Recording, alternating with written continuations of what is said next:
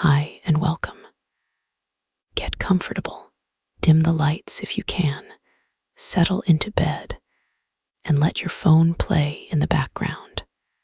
Tonight I'm reading you the complete, unabridged text of Mary Shelley's Frankenstein, the original 1818 edition, read slowly, so you can drift off effortlessly. If you'd like more of these to fall asleep to, go ahead and subscribe now, before you doze off. New readings weekly. It begins with a young explorer's letters home from the edge of the Arctic ice, before he meets a stranger with a terrible story to tell of ambition, of a creature given life, and of everything that followed. This is the whole novel, start to finish, in one telling. Letter 1.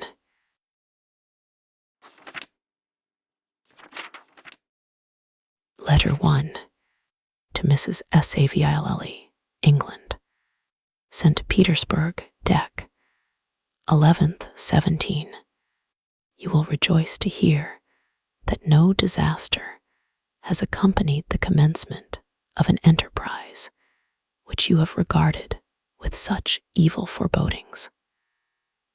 I arrived here yesterday, and my first task is to assure my dear sister of my welfare and increasing confidence in the success of my undertaking.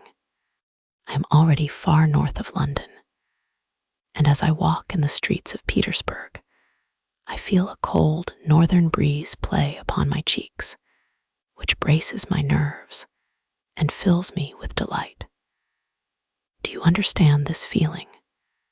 This breeze, which has traveled from the regions towards which I am advancing, gives me a foretaste of those icy climes.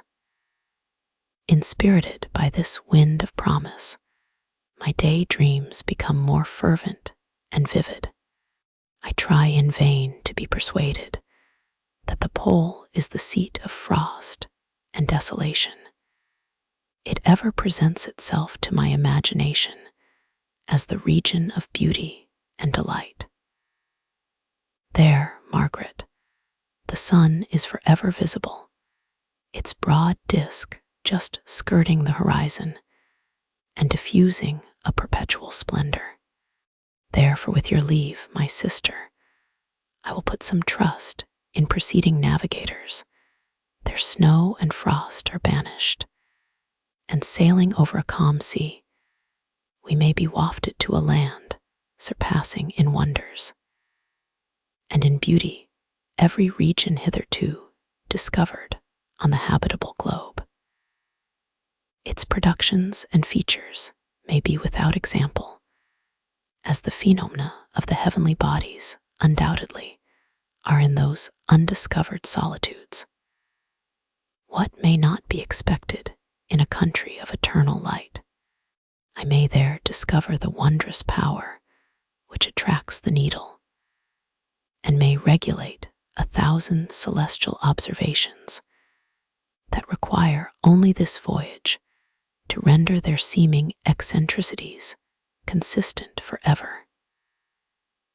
I shall satiate my ardent curiosity with the sight of a part of the world never before visited, and may tread a land never before imprinted by the foot of man. These are my enticements, and they are sufficient to conquer all fear of danger or death, and to induce me to commence this laborious voyage with the joy a child feels when he embarks in a little boat with his holiday mates on an expedition of discovery up his native river. But supposing all these conjectures to be false, you cannot contest the inestimable benefit which I shall confer on all mankind to the last generation, by discovering a passage near the pole to those countries, to reach which at present so many months are requisite.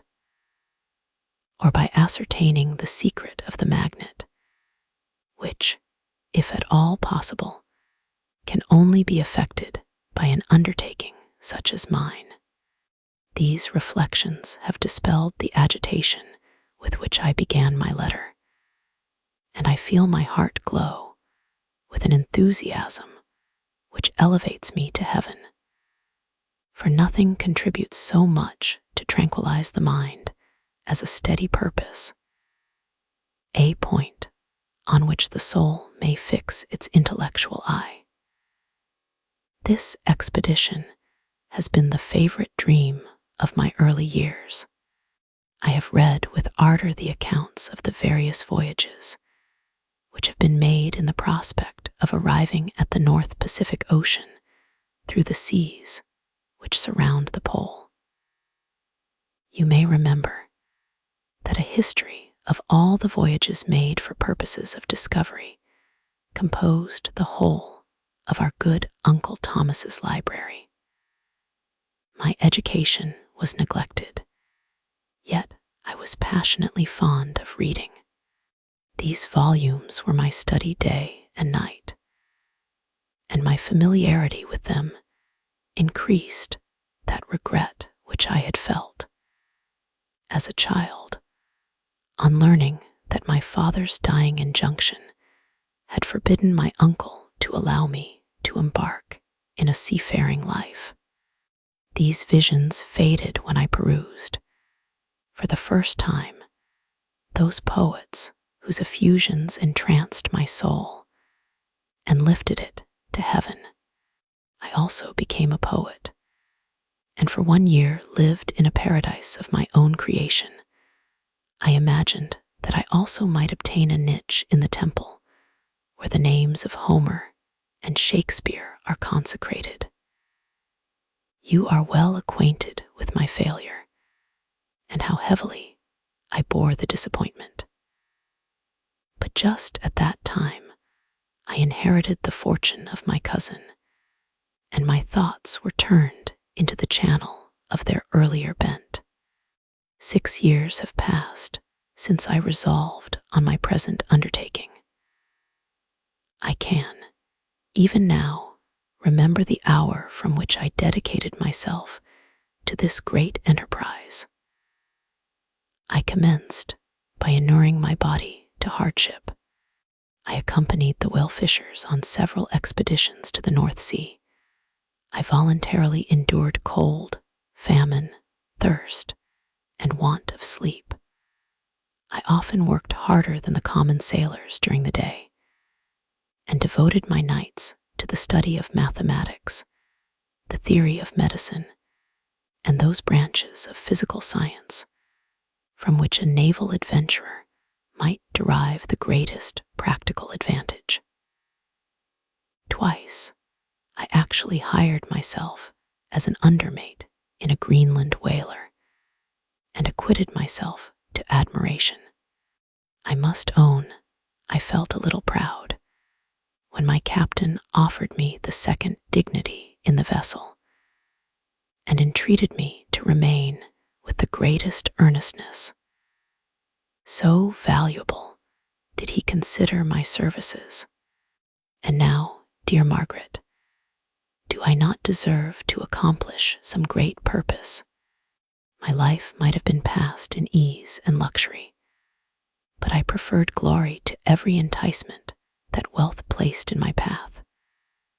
Oh, that some encouraging voice would answer in the affirmative.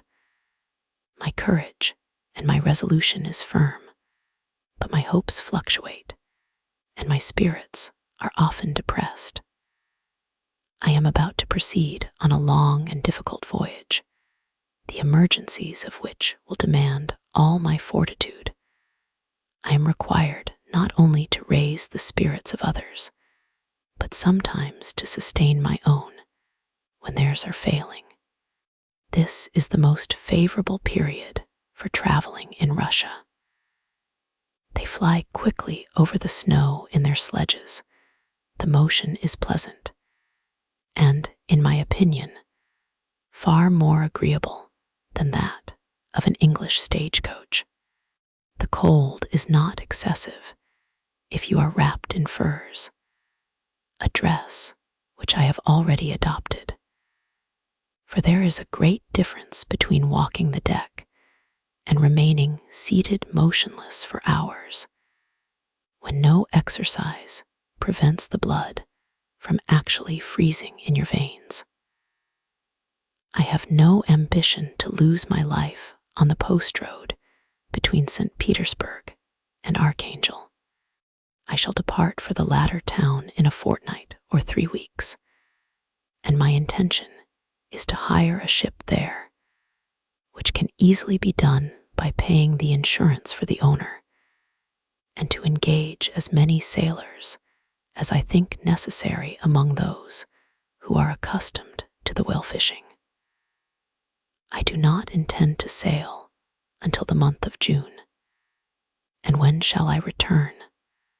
Ah, dear sister, how can I answer this question?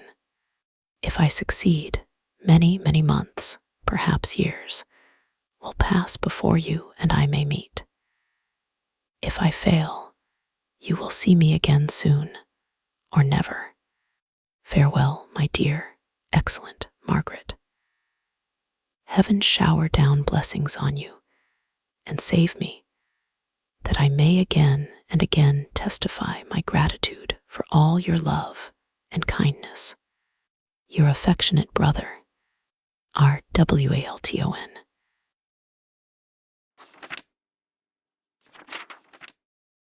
Letter 2 to Mrs. Saville, England. Archangel, 28th March, 17. How slowly the time passes here, encompassed as I am by frost and snow.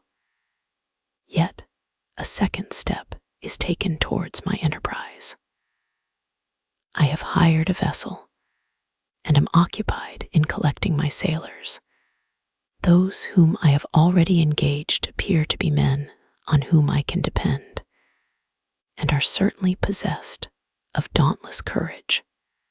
But I have one want which I have never yet been able to satisfy, and the absence of the object of which I now feel as a most severe evil. I have no friend, Margaret.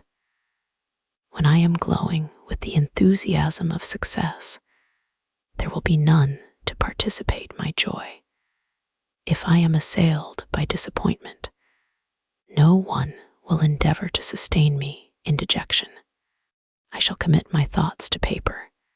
It is true, but that is a poor medium for the communication of feeling. I desire the company of a man who could sympathize with me, whose eyes would reply to mine. You may deem me romantic, my dear sister, but I bitterly feel the want of a friend. I have no one near me, gentle yet courageous, possessed of a cultivated as well as of a capacious mind, whose tastes are like my own, to approve or amend my plans. How would such a friend repair the faults of your poor brother? I am too ardent in execution and too impatient of difficulties. But it is a still greater evil to me that I am self-educated. For the first 14 years of my life, I ran wild on a common and read nothing but our Uncle Thomas's books of voyages. At that age, I became acquainted with the celebrated poets of our own country. But it was only when it had ceased to be in my power to derive its most important benefits from such a conviction that I perceived the necessity of becoming acquainted with more languages than that of my native country. Now I am 28, and am in reality more illiterate than many schoolboys of 15.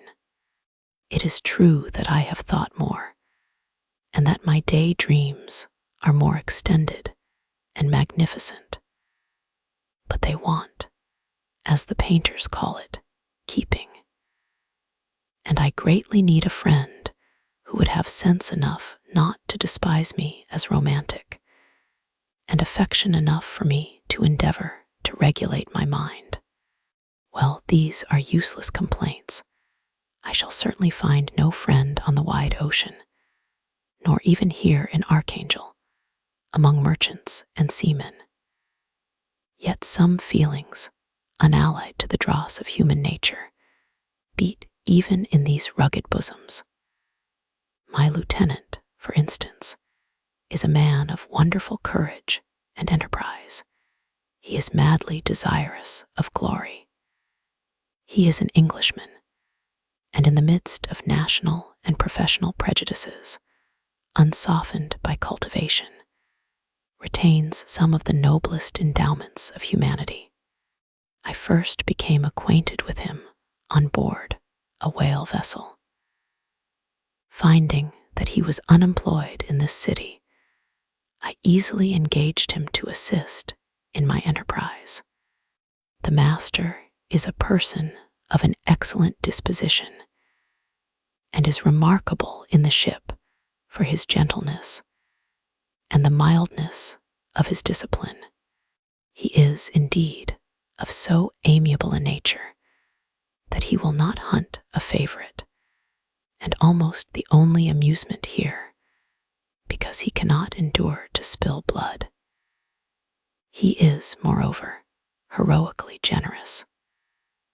Some years ago, he loved a young Russian lady of moderate fortune, and having amassed a considerable sum in prize money, the father of the girl consented to the match. He saw his mistress once before the destined ceremony, but she was bathed in tears, and throwing herself at his feet, entreated him to spare her, confessing at the same time that she loved another, but that he was poor, and that her father would never consent to the union. My generous friend reassured the suppliant, and on being informed of the name of her lover, instantly abandoned his pursuit. He had already bought a farm with his money, on which he had designed to pass the remainder of his life. But he bestowed the whole on his rival, together with the remains of his prize money, to purchase stock, and then himself solicited the young woman's father to consent to her marriage with her lover. But the old man decidedly refused, thinking himself bound in honor to my friend, who, when he found the father inexorable, quitted his country, nor returned until he heard that his former mistress was married according to her inclinations. What a noble fellow, you will exclaim. He is so, but then he has passed all his life on board a vessel, and has scarcely an idea beyond the rope and the shroud.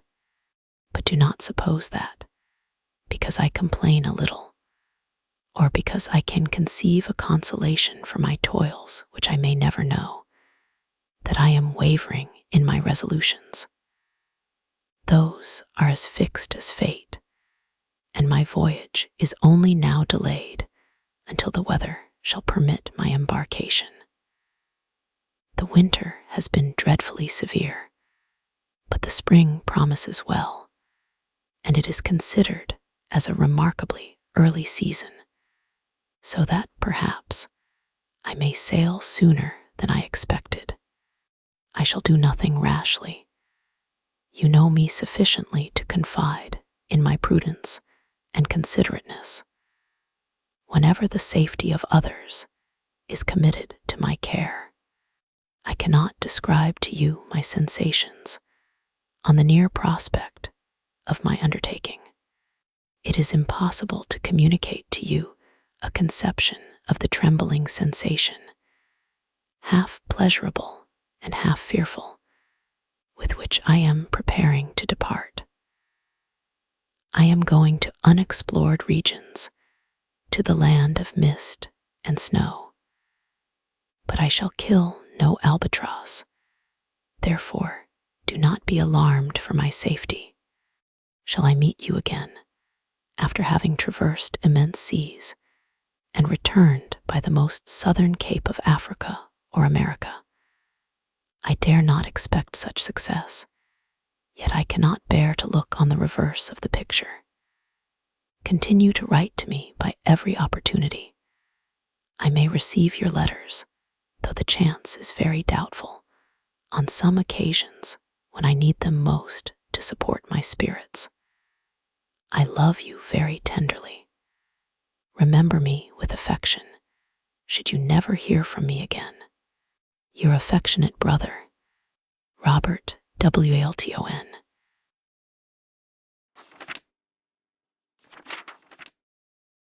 Letter 3 to Mrs. Saville, England, July 7th, 17. My dear sister, I write a few lines in haste to say that I am safe and well advanced on my voyage. This letter will reach England by a merchantman now on its homeward voyage from Archangel, more fortunate than I, who may not see my native land, perhaps, for many years. I am, however, in good spirits.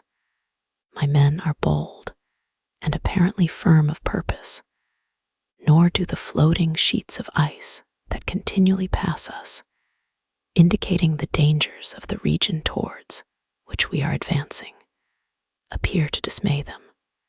We have already reached a very high latitude, but it is the height of summer, and although not so warm as in England, the southern gales, which blow us speedily towards those shores which I so ardently desire to attain, breathe a degree of renovating warmth which I had not expected.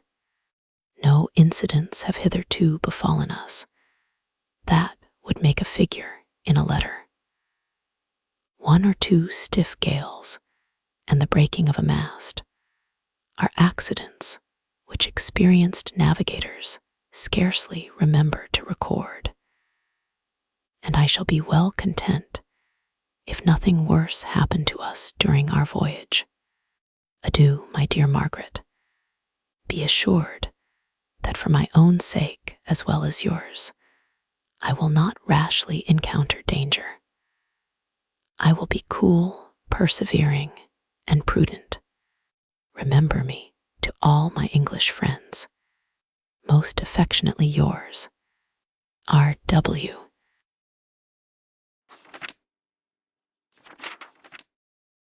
Letter 4 to Mrs. Saville, England, August 5th, 17.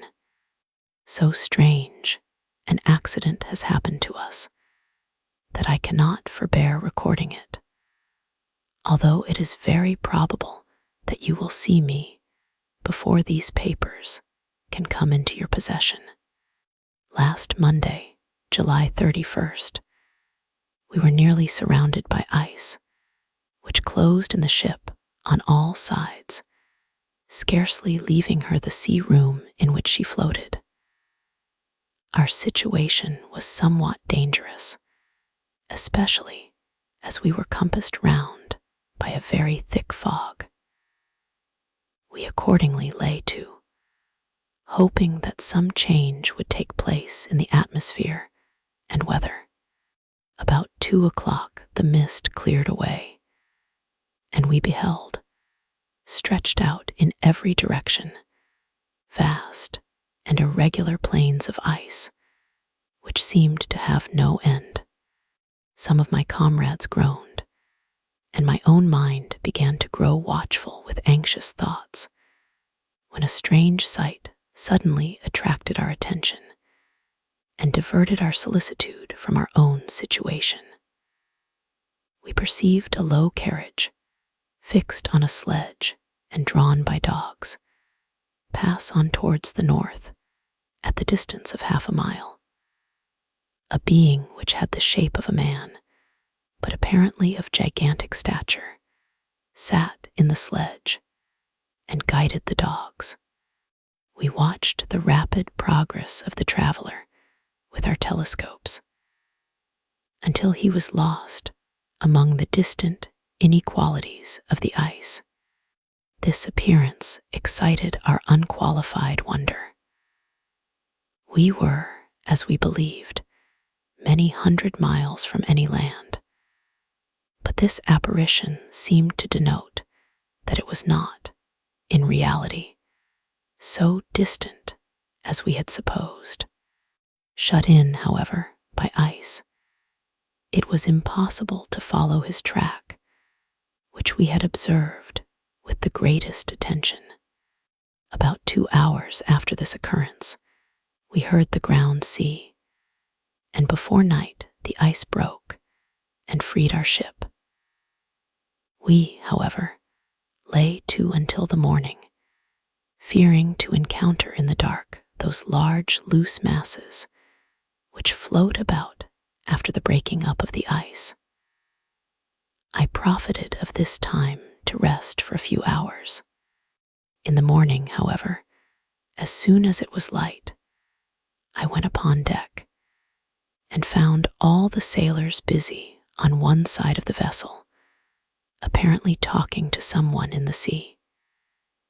It was, in fact, a sledge like that we had seen before, which had drifted towards us in the night on a large fragment of ice. Only one dog remained alive, but there was a human being within it, whom the sailors were persuading to enter the vessel. He was not, as the other travelers seemed to be, a savage inhabitant of some undiscovered island, but an European. When I appeared on deck, the master said, "Here is our captain, and he will not allow you to perish on the open sea." On perceiving me, the stranger addressed me in English, although with a foreign accent. "Before I come on board your vessel," said he, "will you have the kindness to inform me whither you are bound?" You may conceive my astonishment on hearing such a question addressed to me from a man on the brink of destruction, and to whom I should have supposed that my vessel would have been a resource which he would not have exchanged for the most precious wealth the earth can afford. I replied, however, that we were on a voyage of discovery towards the northern pole. Upon hearing this, he appeared satisfied and consented to come on board. Good God, Margaret, if you had seen the man who thus capitulated for his safety, your surprise would have been boundless. His limbs were nearly frozen, and his body dreadfully emaciated by fatigue and suffering. I never saw a man in so wretched a condition. We attempted to carry him into the cabin, but as soon as he had quitted the fresh air, he fainted. We accordingly brought him back to the deck and restored him to animation by rubbing him with brandy and forcing him to swallow a small quantity. As soon as he showed signs of life, we wrapped him up in blankets and placed him near the chimney of the kitchen stove. By slow degrees he recovered and ate a little soup, which restored him wonderfully. 2 days passed in this manner before he was able to speak, and I often feared that his sufferings had deprived him of understanding. When he had in some measure recovered, I removed him to my own cabin and attended on him as much as my duty would permit. I never saw a more interesting creature. His eyes have generally an expression of wildness and even madness, but there are moments when, if anyone performs an act of kindness towards him, or does him any the most trifling service, his whole countenance is lighted up, as it were, with a beam of benevolence and sweetness that I never saw equaled. But he is generally melancholy and despairing, and sometimes he gnashes his teeth, as if impatient of the weight of woes that oppresses him. When my guest was a little recovered, I had great trouble to keep off the men, who wished to ask him 1,000 questions, but I would not allow him to be tormented by their idle curiosity in a state of body and mind, whose restoration evidently depended upon entire repose. Once, however, the lieutenant asked why he had come so far upon the ice in so strange a vehicle. His countenance instantly assumed an aspect of the deepest gloom, and he replied, "To seek one who fled from me." "And did the man whom you pursued travel in the same fashion?" "Yes." "Then I fancy we have seen him, for the day before we picked you up, we saw some dogs drawing a sledge with a man in it across the ice." This aroused the stranger's attention, and he asked a multitude of questions concerning the route which the demon, as he called him, had pursued. Soon after, when he was alone with me, he said, "I have, doubtless, excited your curiosity, as well as that of these good people, but you are too considerate to make inquiries. Certainly, it would indeed be very impertinent and inhuman in me to trouble you with any inquisitiveness of mine, and yet you rescued me from a strange and perilous situation. You have benevolently restored me to life."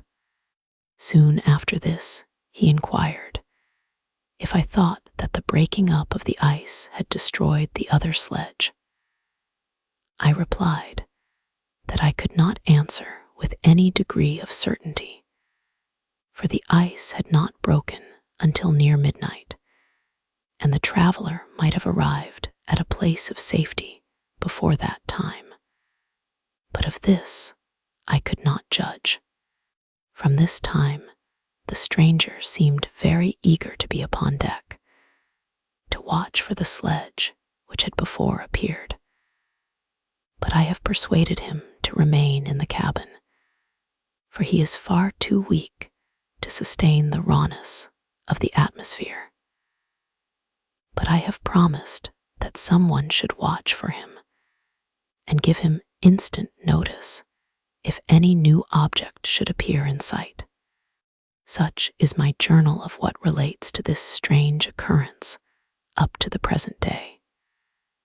The stranger has gradually improved in health, but is very silent and appears uneasy when anyone except myself enters his cabin. Yet his manners are so conciliating and gentle that the sailors are all interested in him, although they have had very little communication with him. For my own part, I begin to love him as a brother, and his constant and deep grief fills me with sympathy and compassion. He must have been a noble creature in his better days, being even now in wreck so attractive and amiable. I said in one of my letters, my dear Margaret, that I should find no friend on the wide ocean. Yet I have found a man who, before his spirit had been broken by misery, I should have been happy to have possessed as the brother of my heart. I shall continue my journal concerning the stranger at intervals, should I have any fresh incidents to record. August 13th, 17. My affection for my guest increases every day. He excites at once my admiration and my pity to an astonishing degree. How can I see so noble a creature destroyed by misery without feeling the most poignant grief? He is so gentle yet so wise. His mind is so cultivated. And when he speaks, although his words are culled with the choicest art, yet they flow with rapidity and unparalleled eloquence. He is now much recovered from his illness and is continually on the deck, apparently watching for the sledge that preceded his own. Yet, although unhappy, he is not so utterly occupied by his own misery, but that he interests himself deeply in the employments of others. He has asked me many questions concerning my design, and I have related my little history frankly to him. He appeared pleased with the confidence and suggested several alterations in my plan, which I shall find exceedingly useful. There is no pedantry in his manner, but all he does appears to spring solely from the interest he instinctively takes in the welfare of those who surround him. He is often overcome by gloom, and then he sits by himself and tries to overcome all that is sullen or unsocial in his humor. These paroxysms pass from him like a cloud from before the sun, though his dejection never leaves him. I have endeavored to win his confidence, and I trust that I have succeeded. One day I mentioned to him the desire I had always felt of finding a friend who might sympathize with me and direct me by his counsel. I said, I did not belong to that class of men who are offended by advice. I am self-educated, and perhaps I hardly rely sufficiently upon my own powers. I wish, therefore, that my companion should be wiser and more experienced than myself, to confirm and support me. Nor have I believed it impossible to find a true friend. I agree with you, replied the stranger, in believing that friendship is not only a desirable, but a possible acquisition. I once had a friend, the most noble of human creatures, and am entitled, therefore, to judge respecting friendship.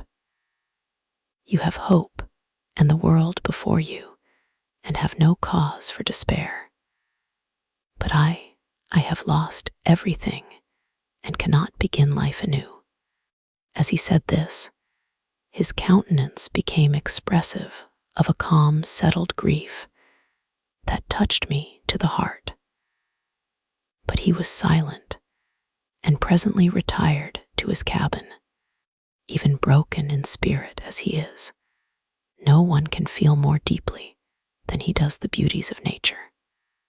The starry sky, the sea, and every sight afforded by these wonderful regions seems still to have the power of elevating his soul from earth. Such a man has a double existence. He may suffer misery and be overwhelmed by disappointments. Yet, when he has retired into himself, he will be like a celestial spirit that has a halo around him, within whose circle no grief or folly ventures. Will you laugh at the enthusiasm I express concerning this divine wanderer? If you do, you must have certainly lost that simplicity which was once your characteristic charm. Yet, if you will, smile at the warmth of my expressions, while I find every day new causes for repeating them. August 19th, 17. Yesterday the stranger said to me, "You may easily perceive, Captain Walton, that I have suffered great and unparalleled misfortunes. I had determined once that the memory of these evils should die with me, but you have won me to alter my determination. You seek for knowledge and wisdom, as I once did, and I ardently hope that the gratification of your wishes may not be a serpent to sting you, as mine has been. I do not know that the relation of my misfortunes will be useful to you. Yet, if you are inclined, listen to my tale. I believe that the strange incidents connected with it will afford a view of nature, which may enlarge your faculties and understanding. You will hear of powers and occurrences, such as you have been accustomed to believe impossible. But I do not doubt that my tale conveys in its series internal evidence of the truth of the events of which it is composed. You may easily conceive that I was much gratified by the offered communication. Yet I could not endure that he should renew his grief by a recital of his misfortunes. I felt the greatest eagerness to hear the promised narrative, partly from curiosity, and partly from a strong desire to ameliorate his fate, if it were in my power. I expressed these feelings in my answer. "I thank you," he replied, "for your sympathy, but it is useless. My fate is nearly fulfilled. I wait but for one event, and then I shall repose in peace. I understand your feeling," continued he, perceiving that I wished to interrupt him. "But you are mistaken, my friend, if thus you will allow me to name you. Nothing can alter my destiny. Listen to my history, and you will perceive how irrevocably it is determined." He then told me that he would commence his narrative the next day when I should be at leisure. This promise drew from me the warmest thanks. I have resolved every night, when I am not engaged, to record, as nearly as possible in his own words, what he has related during the day. If I should be engaged, I will at least make notes. This manuscript will doubtless afford you the greatest pleasure. But to me, who know him, and who hear it from his own lips, with what interest and sympathy shall I read it in some future day? Frankenstein, or the modern Prometheus.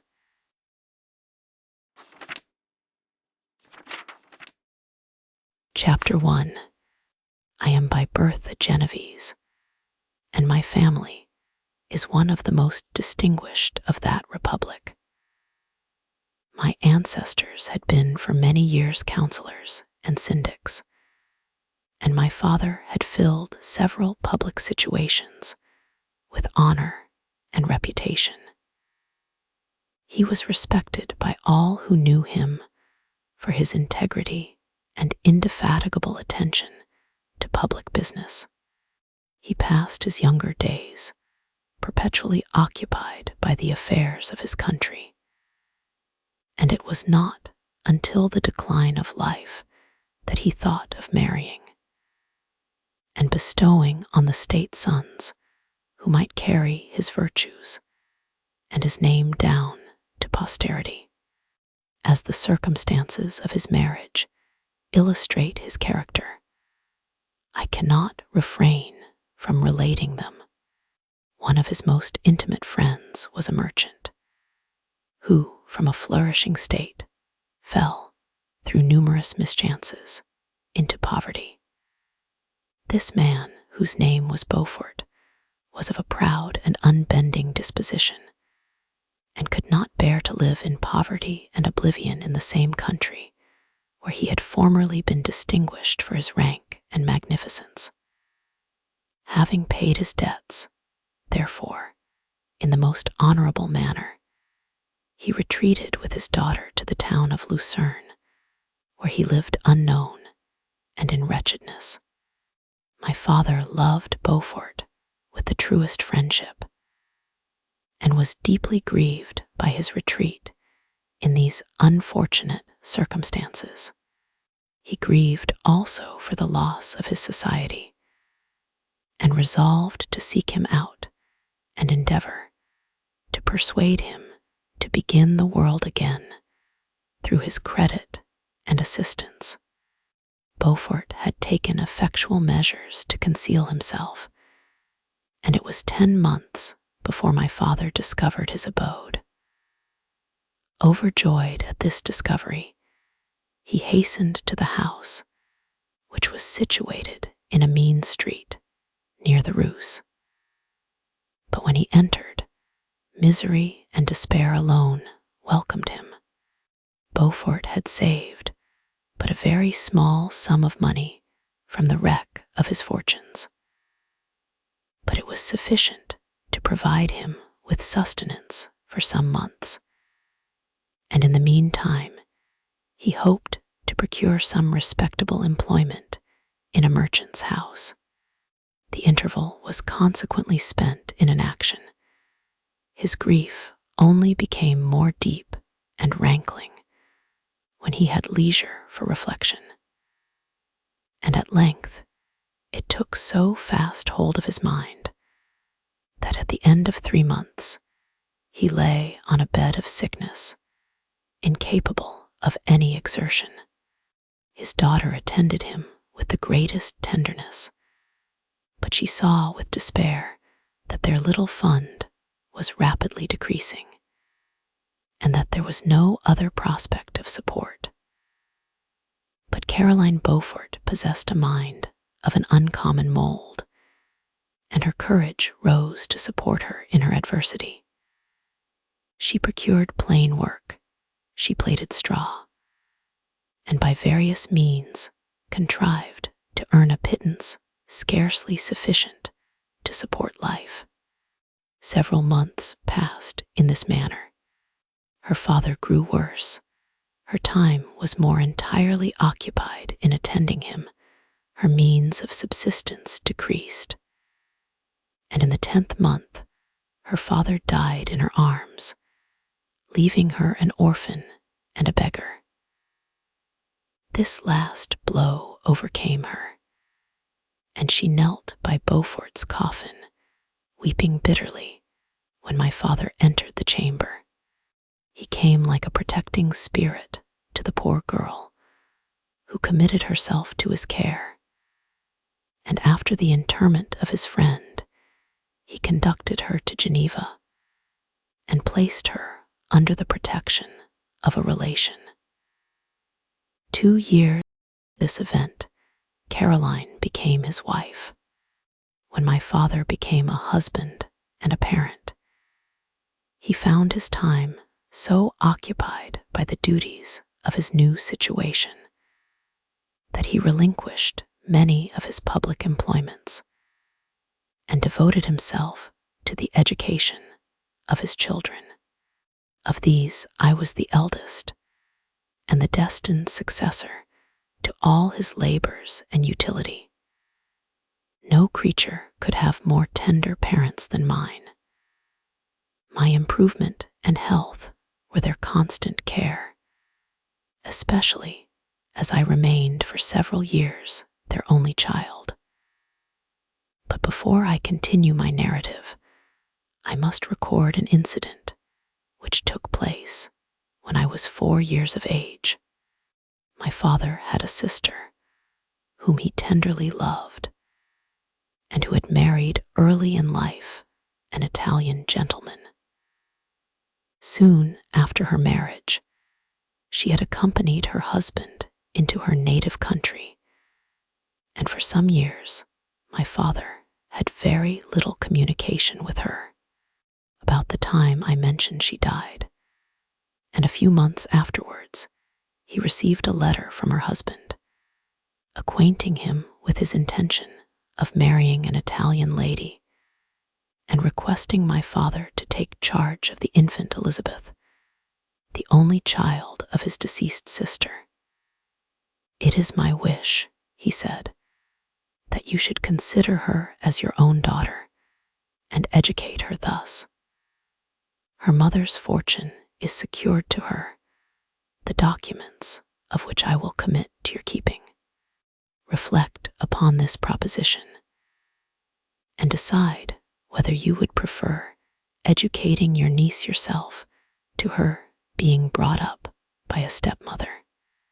My father did not hesitate and immediately went to Italy that he might accompany the little Elizabeth to her future home.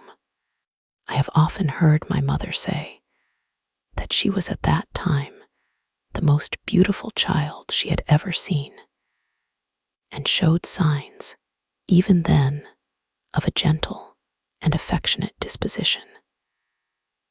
These indications, and a desire to bind as closely as possible the ties of domestic love, determined my mother to consider Elizabeth as my future wife, a design which she never found reason to repent.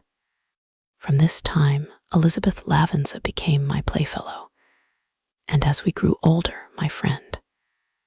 She was docile and good-tempered, yet gay and playful as a summer insect. Although she was lively and animated, her feelings were strong and deep, and her disposition uncommonly affectionate. No one could better enjoy liberty, yet no one could submit with more grace than she did to constraint and caprice. Her imagination was luxuriant, yet her capability of application was great. Her person was the image of her mind. Her hazel eyes, although as lively as a bird's, possessed an attractive softness. Her figure was light and airy, and though capable of enduring great fatigue, she appeared the most fragile creature in the world. While I admired her understanding and fancy, I loved to tend on her, as I should on a favorite animal. And I never saw so much grace both of person and mind, united to so little pretension. Every one adored Elizabeth. If the servants had any request to make, it was always through her intercession. We were strangers to any species of disunion and dispute, for although there was a great dissimilitude in our characters, there was an harmony in that very dissimilitude. I was more calm and philosophical than my companion, yet my temper was not so yielding. My application was of longer endurance, but it was not so severe whilst it endured. I delighted in investigating the facts relative to the actual world. She busied herself in following the aerial creations of the poets. The world was to me a secret, which I desired to discover. To her, it was a vacancy, which she sought to people with imaginations of her own. My brothers were considerably younger than myself, but I had a friend in one of my schoolfellows who compensated for this deficiency. Henry Clerval was the son of a merchant of Geneva, an intimate friend of my father. He was a boy of singular talent and fancy. I remember, when he was 9 years old, he wrote a fairy tale, which was the delight and amazement of all his companions. His favorite study consisted in books of chivalry and romance, and when very young, I can remember that we used to act plays composed by him out of these favorite books, the principal characters of which were Orlando, Robin Hood, Amadis, and St. George. No youth could have passed more happily than mine. My parents were indulgent, and my companions amiable. Our studies were never forced, and by some means we always had an end placed in view, which excited us to ardor in the prosecution of them. It was by this method, and not by emulation, that we were urged to application. Elizabeth was not incited to apply herself to drawing, that her companions might not outstrip her, but through the desire of pleasing her aunt, by the representation of some favorite scene done by her own hand. We learned Latin and English that we might read the writings in those languages, and so far from study being made odious to us through punishment, we loved application, and our amusements would have been the labors of other children. Perhaps we did not read so many books or learn languages so quickly as those who are disciplined according to the ordinary methods. But what we learned was impressed the more deeply on our memories. In this description of our domestic circle, I include Henry Clerval, for he was constantly with us. He went to school with me and generally passed the afternoon at our house. For being an only child and destitute of companions at home, his father was well pleased that he should find associates at our house, and we were never completely happy when Clerval was absent.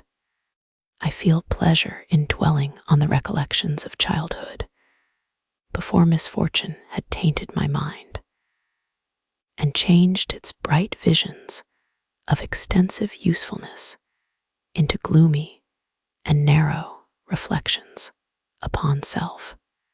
But in drawing the picture of my early days, I must not omit to record those events which led, by insensible steps, to my after tale of misery. For when I would account to myself for the birth of that passion which afterwards ruled my destiny, I find it arise, like a mountain river, from ignoble and almost forgotten sources. But swelling as it proceeded, it became the torrent which, in its course, has swept away all my hopes and joys. Natural philosophy is the genius that has regulated my fate. I desire, therefore, in this narration, to state those facts which led to my predilection for that science. When I was 13 years of age, we all went on a party of pleasure to the baths near Thonon. The inclemency of the weather obliged us to remain a day confined to the inn. In this house, I chanced to find a volume of the works of Cornelius Agrippa. I opened it with apathy. The theory which he attempts to demonstrate, and the wonderful facts which he relates, soon changed this feeling into enthusiasm. A new light seemed to dawn upon my mind, and bounding with joy, I communicated my discovery to my father. I cannot help remarking here the many opportunities instructors possess of directing the attention of their pupils to useful knowledge, which they utterly neglect. My father looked carelessly at the title page of my book and said, "Ah, Cornelius Agrippa, my dear Victor, do not waste your time upon this. It is sad trash." If, instead of this remark, my father had taken the pains to explain to me that the principles of Agrippa had been entirely exploded, and that a modern system of science had been introduced, which possessed much greater powers than the ancient, because the powers of the latter were chimerical, while those of the former were real and practical. Under such circumstances, I should certainly have thrown Agrippa aside, and, with my imagination warmed as it was, should probably have applied myself to the more rational theory of chemistry, which has resulted from modern discoveries. It is even possible that the train of my ideas would never have received the fatal impulse that led to my ruin. But the cursory glance my father had taken of my volume by no means assured me that he was acquainted with its contents, and I continued to read with the greatest avidity. When I returned home, my first care was to procure the whole works of this author, and afterwards of Paracelsus and Albertus Magnus. I read and studied the wild fancies of these writers with delight. They appeared to me treasures known to few beside myself. And although I often wished to communicate these secret stores of knowledge to my father, yet his indefinite censure of my favorite Agrippa always withheld me. I disclosed my discoveries to Elizabeth, therefore, under a promise of strict secrecy. But she did not interest herself in the subject, and I was left by her to pursue my studies alone. It may appear very strange that a disciple of Albertus Magnus should arise in the 18th century, but our family was not scientifical, and I had not attended any of the lectures given at the schools of Geneva. My dreams were therefore undisturbed by reality, and I entered with the greatest diligence into the search of the philosopher's stone and the elixir of life. But the latter obtained my most undivided attention. Wealth was an inferior object, but what glory would attend the discovery if I could banish disease from the human frame and render man invulnerable to any but a violent death. Nor were these my only visions. The raising of ghosts or devils was a promise liberally accorded by my favorite authors, the fulfillment of which I most eagerly sought. And if my incantations were always unsuccessful, I attributed the failure rather to my own inexperience and mistake than to a want of skill or fidelity in my instructors. The natural phenomena that take place every day before our eyes did not escape my examinations.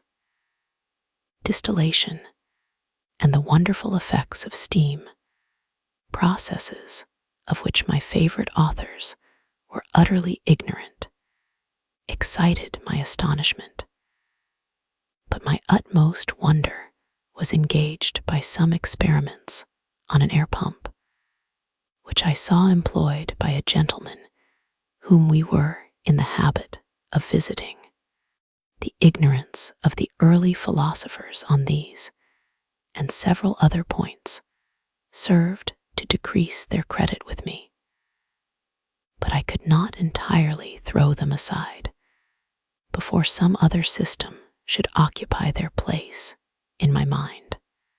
When I was about 15 years old, we had retired to our house near Belrive, when we witnessed a most violent and terrible thunderstorm. It advanced from behind the mountains of Jura, and the thunder burst at once with frightful loudness from various quarters of the heavens. I remained, while the storm lasted, watching its progress with curiosity and delight. As I stood at the door, on a sudden I beheld a stream of fire issue from an old and beautiful oak, which stood about 20 yards from our house. And so soon as the dazzling light vanished, the oak had disappeared, and nothing remained but a blasted stump.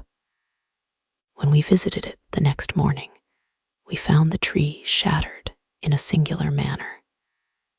It was not splintered by the shock, but entirely reduced to thin ribands of wood. I never beheld anything so utterly destroyed. The catastrophe of this tree excited my extreme astonishment, and I eagerly inquired of my father the nature and origin of thunder and lightning. He replied, "Electricity," describing at the same time the various effects of that power. He constructed a small electrical machine and exhibited a few experiments. He made also a kite with a wire and string, which drew down that fluid from the clouds. This last stroke completed the overthrow of Cornelius Agrippa, Albertus Magnus, and Paracelsus, who had so long reigned the lords of my imagination. But by some fatality, I did not feel inclined to commence the study of any modern system, and this disinclination was influenced by the following circumstance. My father expressed a wish that I should attend a course of lectures upon natural philosophy, to which I cheerfully consented. Some accident prevented my attending these lectures until the course was nearly finished. The lecture, being therefore one of the last, was entirely incomprehensible to me. The professor discoursed with the greatest fluency of potassium and boron, of sulfates and oxides, terms to which I could affix no idea, and I became disgusted with the science of natural philosophy, although I still read Pliny and Buffon with delight, authors, in my estimation, of nearly equal interest and utility. My occupations at this age were principally the mathematics, and most of the branches of study appurtening to that science. I was busily employed in learning languages. Latin was already familiar to me, and I began to read some of the easiest Greek authors without the help of a lexicon. I also perfectly understood English and German. This is the list of my accomplishments at the age of 17. And you may conceive that my hours were fully employed in acquiring and maintaining a knowledge of this various literature. Another task also devolved upon me when I became the instructor of my brothers. Ernest was 6 years younger than myself and was my principal pupil. He had been afflicted with ill health from his infancy, through which Elizabeth and I had been his constant nurses. His disposition was gentle, but he was incapable of any severe application. William, the youngest of our family, was yet an infant, and the most beautiful little fellow in the world. His lively blue eyes, dimpled cheeks, and endearing manners inspired the tenderest affection. Such was our domestic circle, from which care and pain seemed forever banished. My father directed our studies, and my mother partook of our enjoyments. Neither of us possessed the slightest preeminence over the other. The voice of command was never heard amongst us, but mutual affection engaged us all to comply with and obey the slightest desire of each other.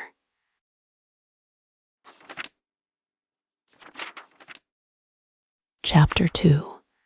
When I had attained the age of 17, my parents resolved that I should become a student at the University of Ingolstadt. I had hitherto attended the schools of Geneva, but my father thought it necessary, for the completion of my education, that I should be made acquainted with other customs than those of my native country. My departure was therefore fixed at an early date, but before the day resolved upon could arrive, the first misfortune of my life occurred, an omen, as it were, of my future misery. Elizabeth had caught the scarlet fever, but her illness was not severe, and she quickly recovered. During her confinement, many arguments had been urged to persuade my mother to refrain from attending upon her.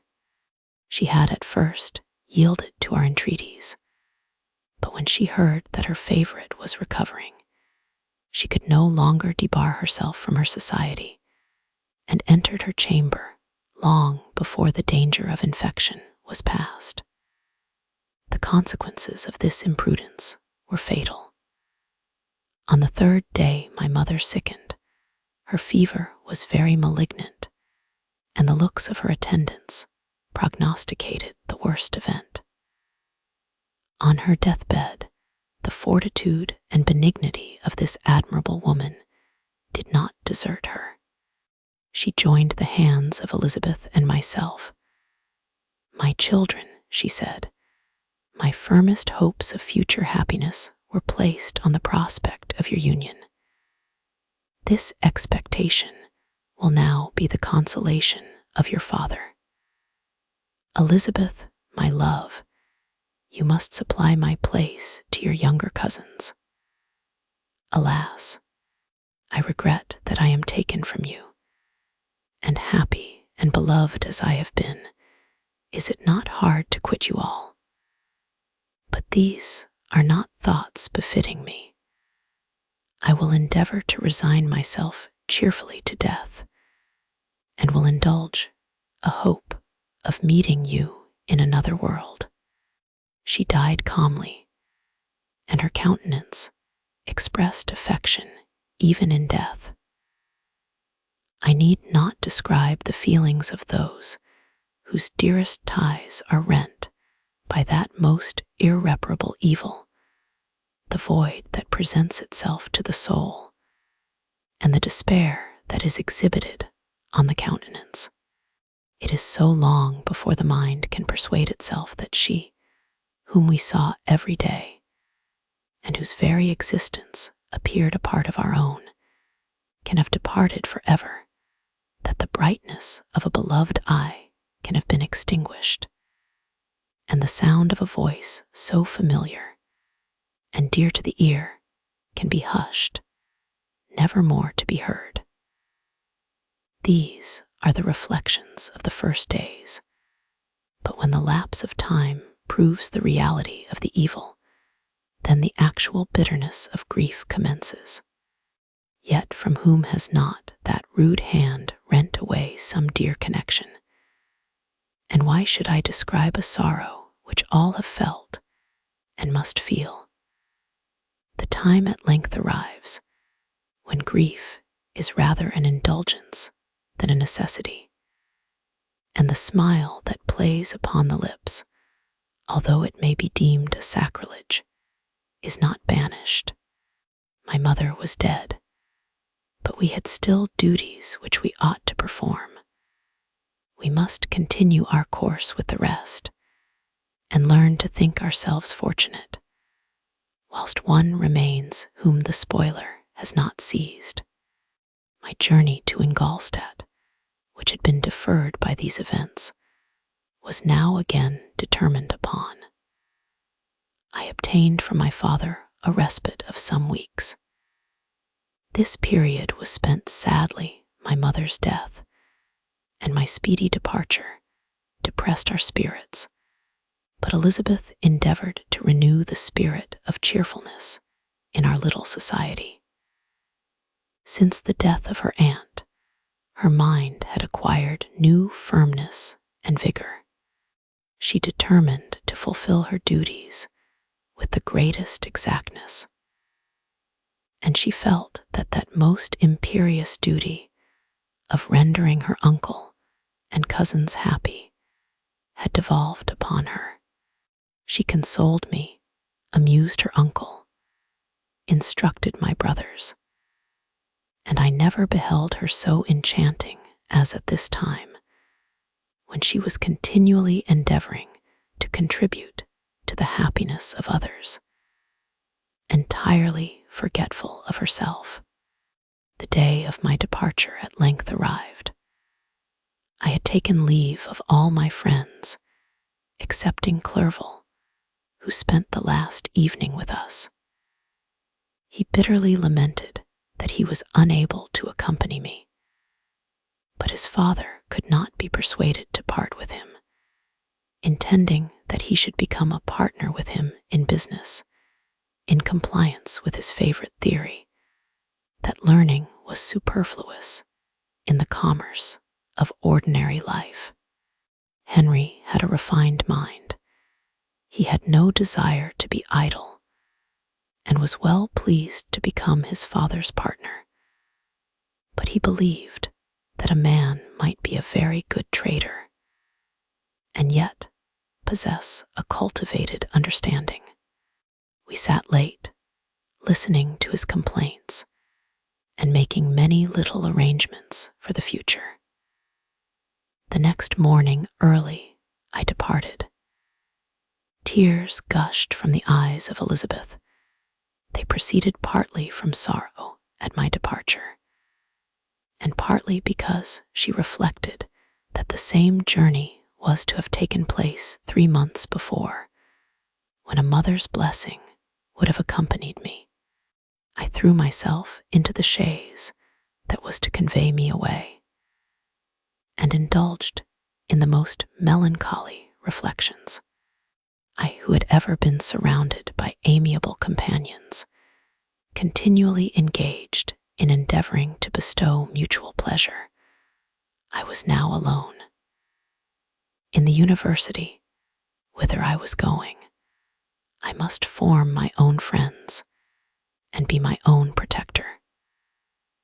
My life had hitherto been remarkably secluded and domestic, and this had given me invincible repugnance to new countenances. I loved my brothers, Elizabeth and Clerval. These were old, familiar faces, but I believed myself totally unfitted for the company of strangers. Such were my reflections as I commenced my journey, but as I proceeded, my spirits and hopes rose. I ardently desired the acquisition of knowledge.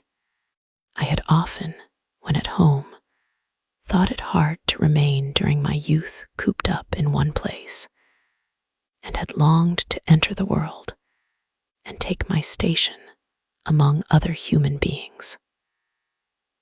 Now my desires were complied with, and it would, indeed, have been folly to repent. I had sufficient leisure for these and many other reflections during my journey to Ingolstadt, which was long and fatiguing. At length, the high white steeple of the town met my eyes. I alighted and was conducted to my solitary apartment to spend the evening as I pleased.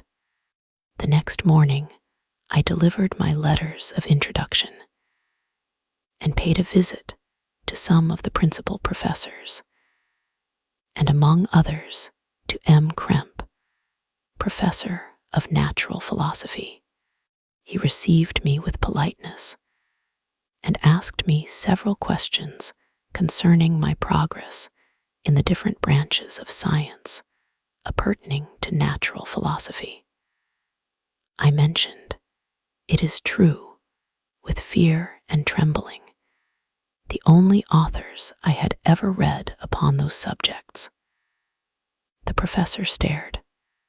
"Have you," he said, "really spent your time in studying such nonsense?" I replied in the affirmative.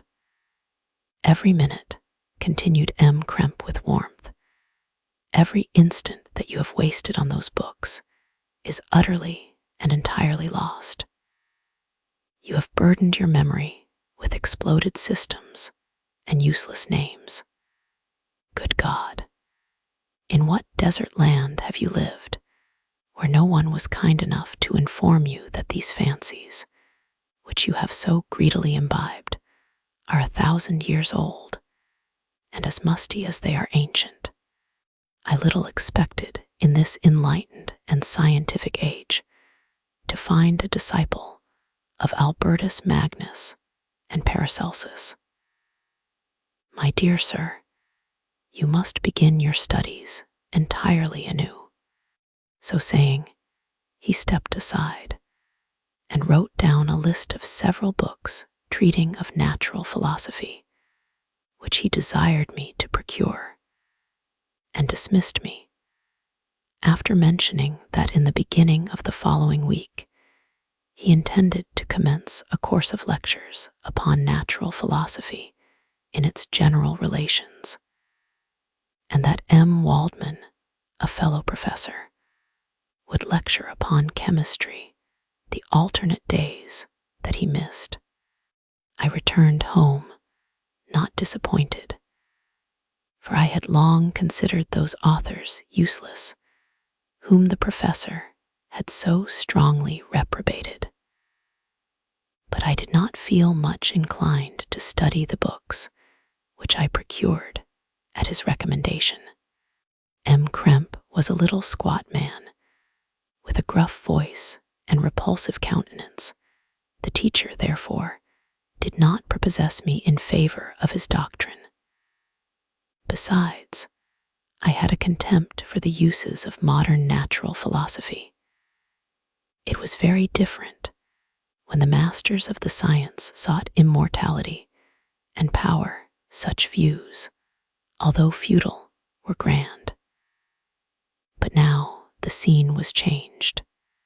The ambition of the inquirer seemed to limit itself to the annihilation of those visions, on which my interest in science was chiefly founded. I was required to exchange chimeras of boundless grandeur for realities of little worth. Such were my reflections during the first 2 or 3 days, spent almost in solitude. But as the ensuing week commenced, I thought of the information which M. Krempe had given me concerning the lectures, and although I could not consent to go and hear that little conceited fellow deliver sentences out of a pulpit, I recollected what he had said of M. Waldman, whom I had never seen, as he had hitherto been out of town. Partly from curiosity and partly from idleness, I went into the lecturing room, which M. Waldman entered shortly after. This professor was very unlike his colleague. He appeared about 50 years of age, but with an aspect expressive of the greatest benevolence. A few gray hairs covered his temples, but those at the back of his head were nearly black. His person was short, but remarkably erect, and his voice the sweetest I had ever heard. He began his lecture by a recapitulation of the history of chemistry and the various improvements made by different men of learning, pronouncing with fervor the names of the most distinguished discoverers. He then took a cursory view of the present state of the science and explained many of its elementary terms. After having made a few preparatory experiments, he concluded with a panegyric upon modern chemistry, the terms of which I shall never forget. The ancient teachers of this science, said he, promised impossibilities and performed nothing. The modern masters promise very little. They know that metals cannot be transmuted and that the elixir of life is a chimera. But these philosophers, whose hands seem only made to dabble in dirt and their eyes to pore over the microscope or crucible, have indeed performed miracles. They penetrate into the recesses of nature and show how she works in her hiding places. They ascend into the heavens. They have discovered how the blood circulates and the nature of the air we breathe. They have acquired new and almost unlimited powers. They can command the thunders of heaven, mimic the earthquake, and even mock the invisible world with its own shadows. I departed highly pleased with the professor and his lecture, and paid him a visit the same evening. His manners in private were even more mild and attractive than in public, for there was a certain dignity in his mien during his lecture, which in his own house was replaced by the greatest affability and kindness. He heard with attention my little narration concerning my studies, and smiled at the names of Cornelius Agrippa and Paracelsus, but without the contempt that M. Krempe had exhibited. He said that these were men to whose indefatigable zeal modern philosophers were indebted for most of the foundations of their knowledge. They had left to us as an easier task to give new names and arrange in connected classifications the facts which they in a great degree had been the instruments of bringing to light. The labors of men of genius, however erroneously directed, scarcely ever fail in ultimately turning to the solid advantage of mankind. I listened to his statement, which was delivered without any presumption or affectation, and then added that his lecture had removed my prejudices against modern chemists, and I, at the same time, requested his advice concerning the books I ought to procure. I am happy, said M. Waldman, to have gained a disciple, and if your application equals your ability, I have no doubt of your success. Chemistry is that branch of natural philosophy in which the greatest improvements have been and may be made. It is on that account that I have made it my peculiar study, but at the same time I have not neglected the other branches of science. A man would make but a very sorry chemist if he attended to that department of human knowledge alone. If your wish is to become really a man of science, and not merely a petty experimentalist, I should advise you to apply to every branch of natural philosophy, including mathematics.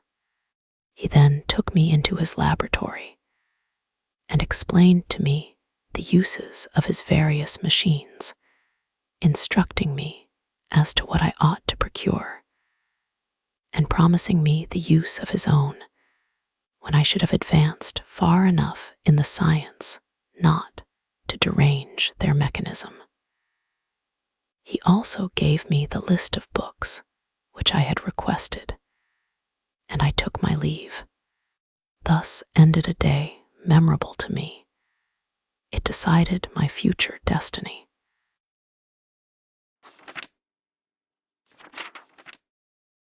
Chapter 3.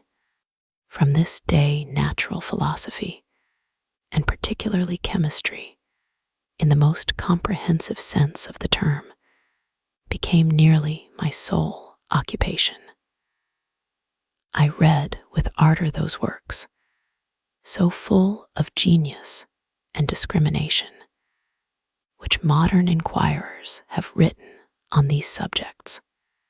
I attended the lectures and cultivated the acquaintance of the men of science of the university, and I found even in M. Krempe a great deal of sound sense and real information, combined, it is true, with a repulsive physiognomy and manners, but not on that account the less valuable. In M. Waldman I found a true friend. His gentleness was never tinged by dogmatism, and his instructions were given with an air of frankness and good nature that banished every idea of pedantry. It was, perhaps, the amiable character of this man that inclined me more to that branch of natural philosophy which he professed, than an intrinsic love for the science itself. But this state of mind had place only in the first steps towards knowledge.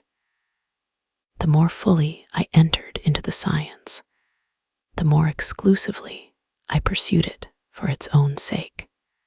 That application, which at first had been a matter of duty and resolution, now became so ardent and eager that the stars often disappeared in the light of morning, whilst I was yet engaged in my laboratory. As I applied so closely, it may be easily conceived that I improved rapidly. My ardor was indeed the astonishment of the students, and my proficiency that of the masters. Professor Kremp often asked me, with a sly smile, how Cornelius Agrippa went on, whilst M. Waldman expressed the most heartfelt exultation in my progress. 2 years passed in this manner, during which I paid no visit to Geneva, but was engaged, heart and soul, in the pursuit of some discoveries which I hoped to make. None but those who have experienced them can conceive of the enticements of science. In other studies, you go as far as others have gone before you, and there is nothing more to know. But in a scientific pursuit, there is continual food for discovery and wonder. A mind of moderate capacity, which closely pursues one study, must infallibly arrive at great proficiency in that study. And I, who continually sought the attainment of one object of pursuit, and was solely wrapped up in this, improved so rapidly that, at the end of 2 years, I made some discoveries in the improvement of some chemical instruments, which procured me great esteem and admiration at the university. When I had arrived at this point, and had become as well acquainted with the theory and practice of natural philosophy as depended on the lessons of any of the professors at Ingolstadt, my residence there being no longer conducive to my improvements, I thought of returning to my friends and my native town, when an incident happened that protracted my stay. One of the phenomena which had peculiarly attracted my attention was the structure of the human frame, and indeed any animal endued with life. Whence, I often asked myself, did the principle of life proceed? It was a bold question, and one which has ever been considered as a mystery. Yet, with how many things are we upon the brink of becoming acquainted, if cowardice or carelessness did not restrain our inquiries. I revolved these circumstances in my mind, and determined thenceforth to apply myself more particularly to those branches of natural philosophy which relate to physiology. Unless I had been animated by an almost supernatural enthusiasm, my application to this study would have been irksome and almost intolerable. To examine the causes of life, we must first have recourse to death. I became acquainted with the science of anatomy, but this was not sufficient. I must also observe the natural decay and corruption of the human body. In my education, my father had taken the greatest precautions that my mind should be impressed with no supernatural horrors. I do not ever remember to have trembled at a tale of superstition, or to have feared the apparition of a spirit.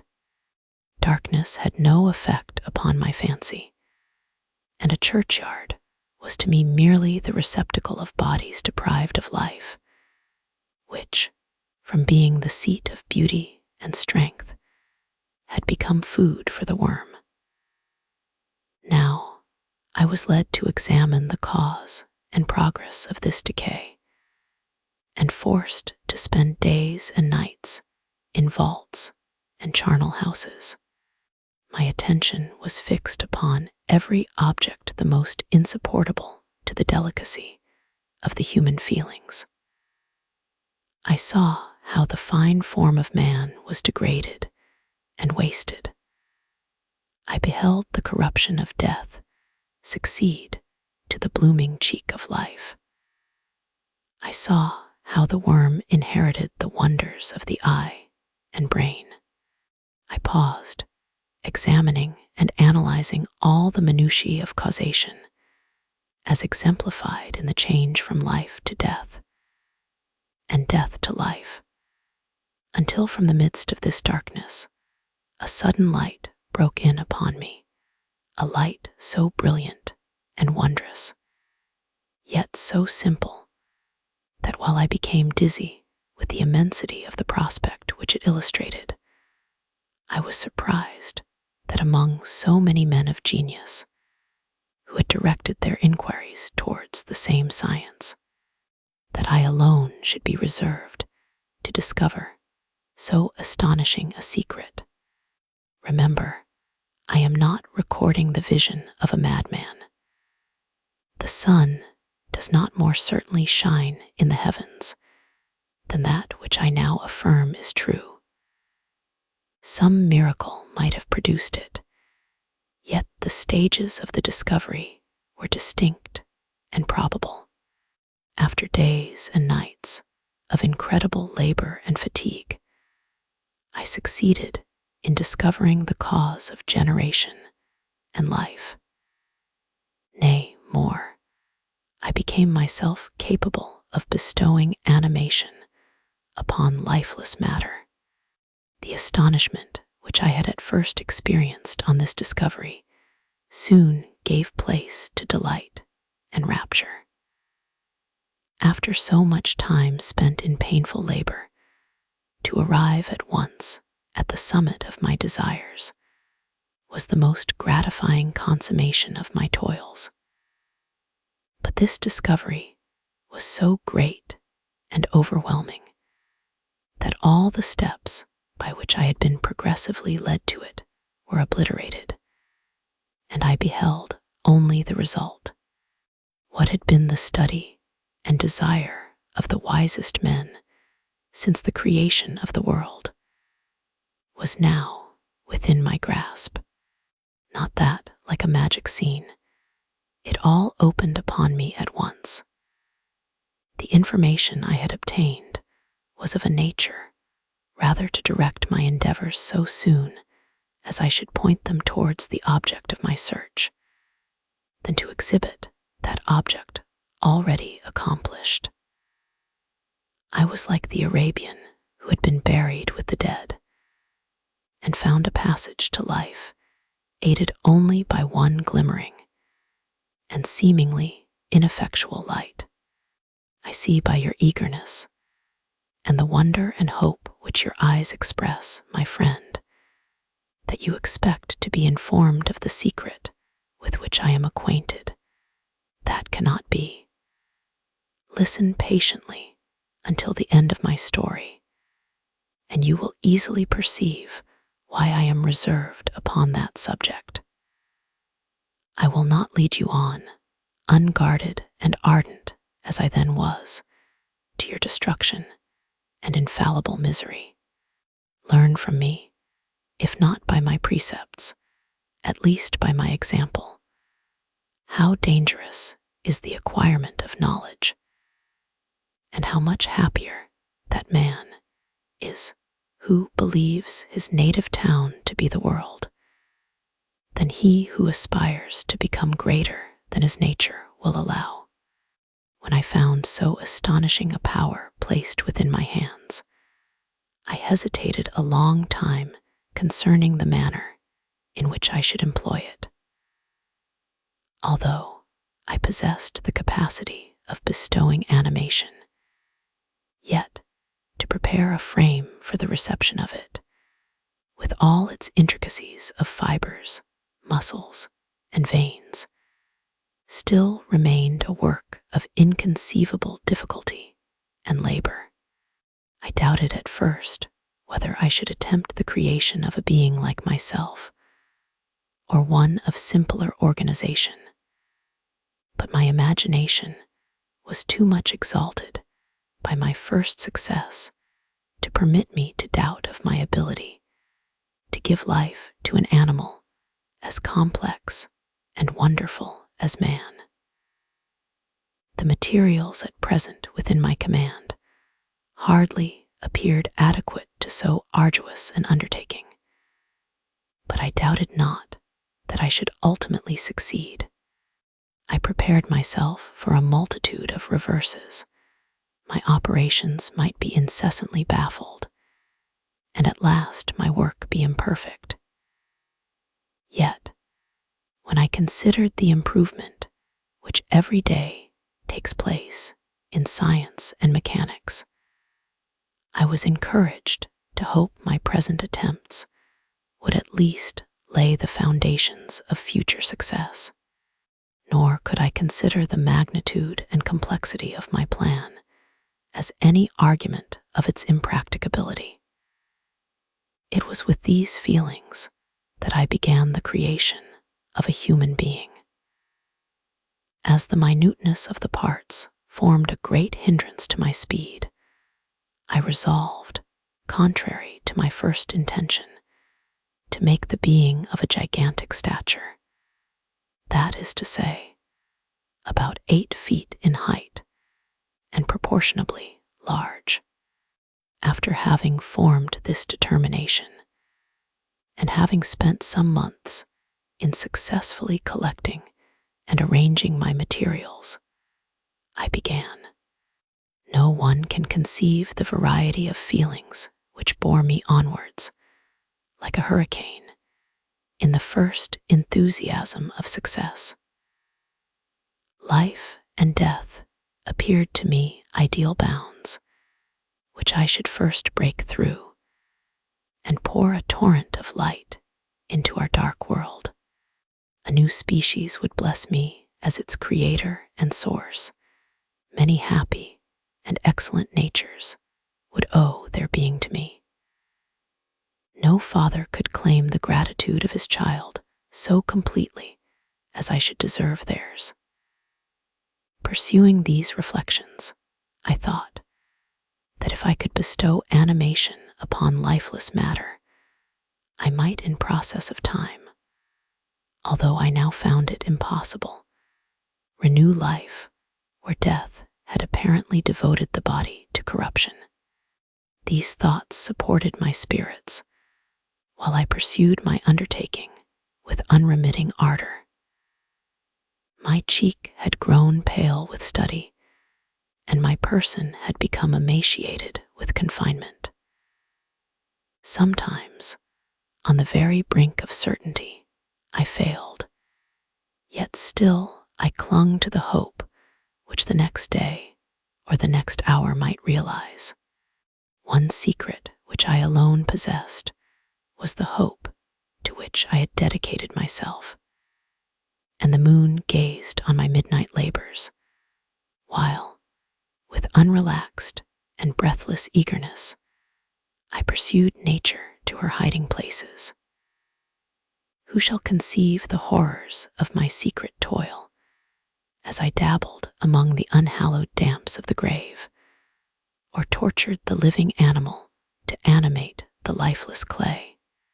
My limbs now tremble, and my eyes swim with the remembrance. But then a resistless and almost frantic impulse urged me forward. I seemed to have lost all soul or sensation, but for this one pursuit. It was indeed but a passing trance that only made me feel with renewed acuteness so soon as, the unnatural stimulus ceasing to operate, I had returned to my old habits. I collected bones from charnel houses and disturbed, with profane fingers, the tremendous secrets of the human frame. In a solitary chamber, or rather cell, at the top of the house, and separated from all the other apartments by a gallery and staircase, I kept my workshop of filthy creation.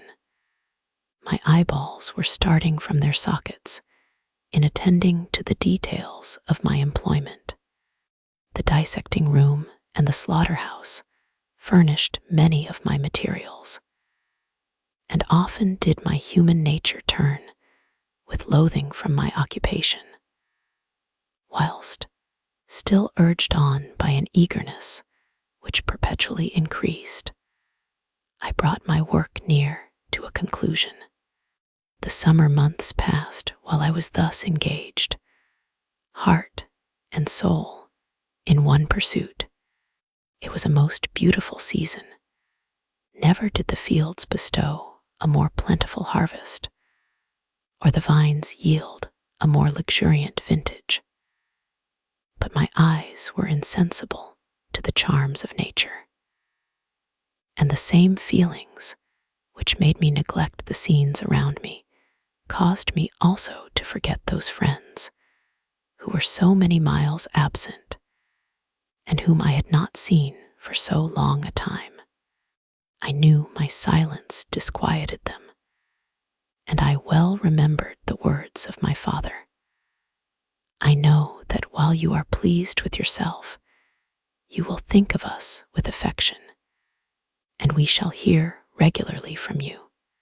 You must pardon me if I regard any interruption in your correspondence as a proof that your other duties are equally neglected. I knew well, therefore, what would be my father's feelings, but I could not tear my thoughts from my employment, loathsome in itself, but which had taken an irresistible hold of my imagination. I wished, as it were, to procrastinate all that related to my feelings of affection, until the great object, which swallowed up every habit of my nature, should be completed. I then thought that my father would be unjust if he ascribed my neglect to vice, or faultiness on my part. But I am now convinced that he was justified in conceiving that I should not be altogether free from blame. A human being in perfection ought always to preserve a calm and peaceful mind, and never to allow passion or a transitory desire to disturb his tranquility. I do not think that the pursuit of knowledge is an exception to this rule.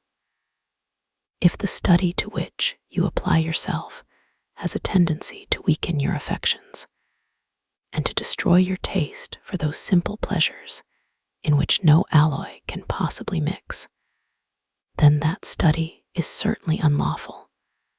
That is to say, not befitting the human mind. If this rule were always observed, if no man allowed any pursuit whatsoever to interfere with the tranquility of his domestic affections, Greece had not been enslaved. Caesar would have spared his country. America would have been discovered more gradually, and the empires of Mexico and Peru had not been destroyed. But I forget that I am moralizing in the most interesting part of my tale, and your looks remind me to proceed.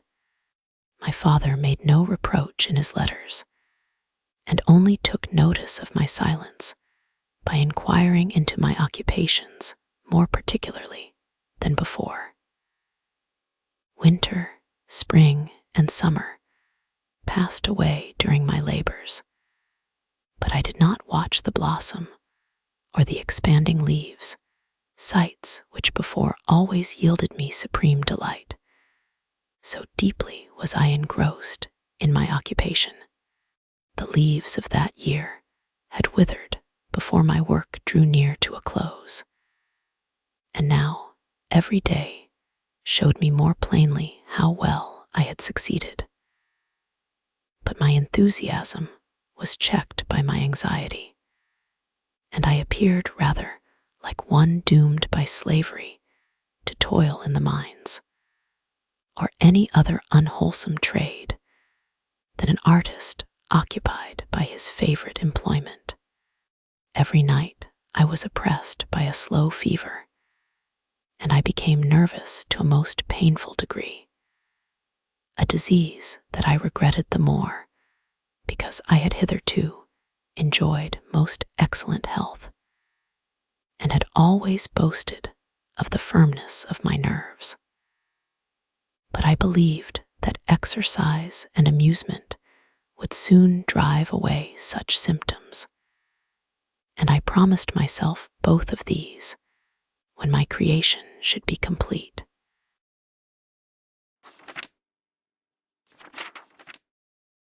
Chapter 4. It was on a dreary night of November that I beheld the accomplishment of my toils. With an anxiety that almost amounted to agony, I collected the instruments of life around me, that I might infuse a spark of being into the lifeless thing that lay at my feet. It was already 1 in the morning. The rain pattered dismally against the panes, and my candle was nearly burnt out, when, by the glimmer of the half-extinguished light, I saw the dull yellow eye of the creature open. It breathed hard, and a convulsive motion agitated its limbs. How can I describe my emotions at this catastrophe, or how delineate the wretch whom, with such infinite pains and care, I had endeavored to form? His limbs were in proportion, and I had selected his features as beautiful. Beautiful, great God! His yellow skin scarcely covered the work of muscles and arteries beneath. His hair was of a lustrous black and flowing, his teeth of a pearly whiteness. But these luxuriances only formed a more horrid contrast with his watery eyes, that seemed almost of the same color as the dun white sockets in which they were set. His shriveled complexion and straight black lips. The different accidents of life are not so changeable as the feelings of human nature. I had worked hard for nearly 2 years for the sole purpose of infusing life into an inanimate body. For this, I had deprived myself of rest and health. I had desired it with an ardor that far exceeded moderation, but now that I had finished, the beauty of the dream vanished, and breathless horror and disgust filled my heart. Unable to endure the aspect of the being I had created, I rushed out of the room and continued a long time traversing my bedchamber, unable to compose my mind to sleep. At length lassitude succeeded to the tumult I had before endured, and I threw myself on the bed in my clothes, endeavoring to seek a few moments of forgetfulness. But it was in vain. I slept indeed, but I was disturbed by the wildest dreams. I thought I saw Elizabeth, in the bloom of health, walking in the streets of Ingolstadt. Delighted and surprised, I embraced her. But as I imprinted the first kiss on her lips, they became livid with the hue of death. her features appeared to change, and I thought that I held the corpse of my dead mother in my arms. A shroud enveloped her form, and I saw the grave worms crawling in the folds of the flannel. I started from my sleep with horror. A cold dew covered my forehead, my teeth chattered, and every limb became convulsed. When, by the dim and yellow light of the moon, as it forced its way through the window shutters, I beheld the wretch, the miserable monster whom I had created. He held up the curtain of the bed, and his eyes, if eyes they may be called, were fixed on me. His jaws opened, and he muttered some inarticulate sounds, while a grin wrinkled his cheeks. He might have spoken, but I did not hear. One hand was stretched out, seemingly to detain me, but I escaped and rushed downstairs. I took refuge in the courtyard belonging to the house which I inhabited, where I remained during the rest of the night, walking up and down in the greatest agitation, listening attentively, catching and fearing each sound as if it were to announce the approach of the demoniacal corpse to which I had so miserably given life. Oh, no mortal could support the horror of that countenance. A mummy again endued with animation could not be so hideous as that wretch. I had gazed on him while unfinished. He was ugly then, but when those muscles and joints were rendered capable of motion, it became a thing such as even Dante could not have conceived. I passed the night wretchedly. Sometimes my pulse beat so quickly and hardly that I felt the palpitation of every artery. At others, I nearly sank to the ground through languor and extreme weakness. Mingled with this horror, I felt the bitterness of disappointment. Dreams that had been my food and pleasant rest for so long a space were now become a hell to me, and the change was so rapid, the overthrow so complete. Morning, dismal and wet, at length dawned, and discovered to my sleepless and aching eyes the church of Ingolstadt, its white steeple and clock, which indicated the 6th hour. The porter opened the gates of the court, which had that night been my asylum, and I issued into the streets, pacing them with quick steps, as if I sought to avoid the wretch whom I feared every turning of the street would present to my view. I did not dare return to the apartment which I inhabited, but felt impelled to hurry on, although wetted by the rain, which poured from a black and comfortless sky. I continued walking in this manner for some time, endeavoring, by bodily exercise, to ease the load that weighed upon my mind. I traversed the streets without any clear conception of where I was or what I was doing.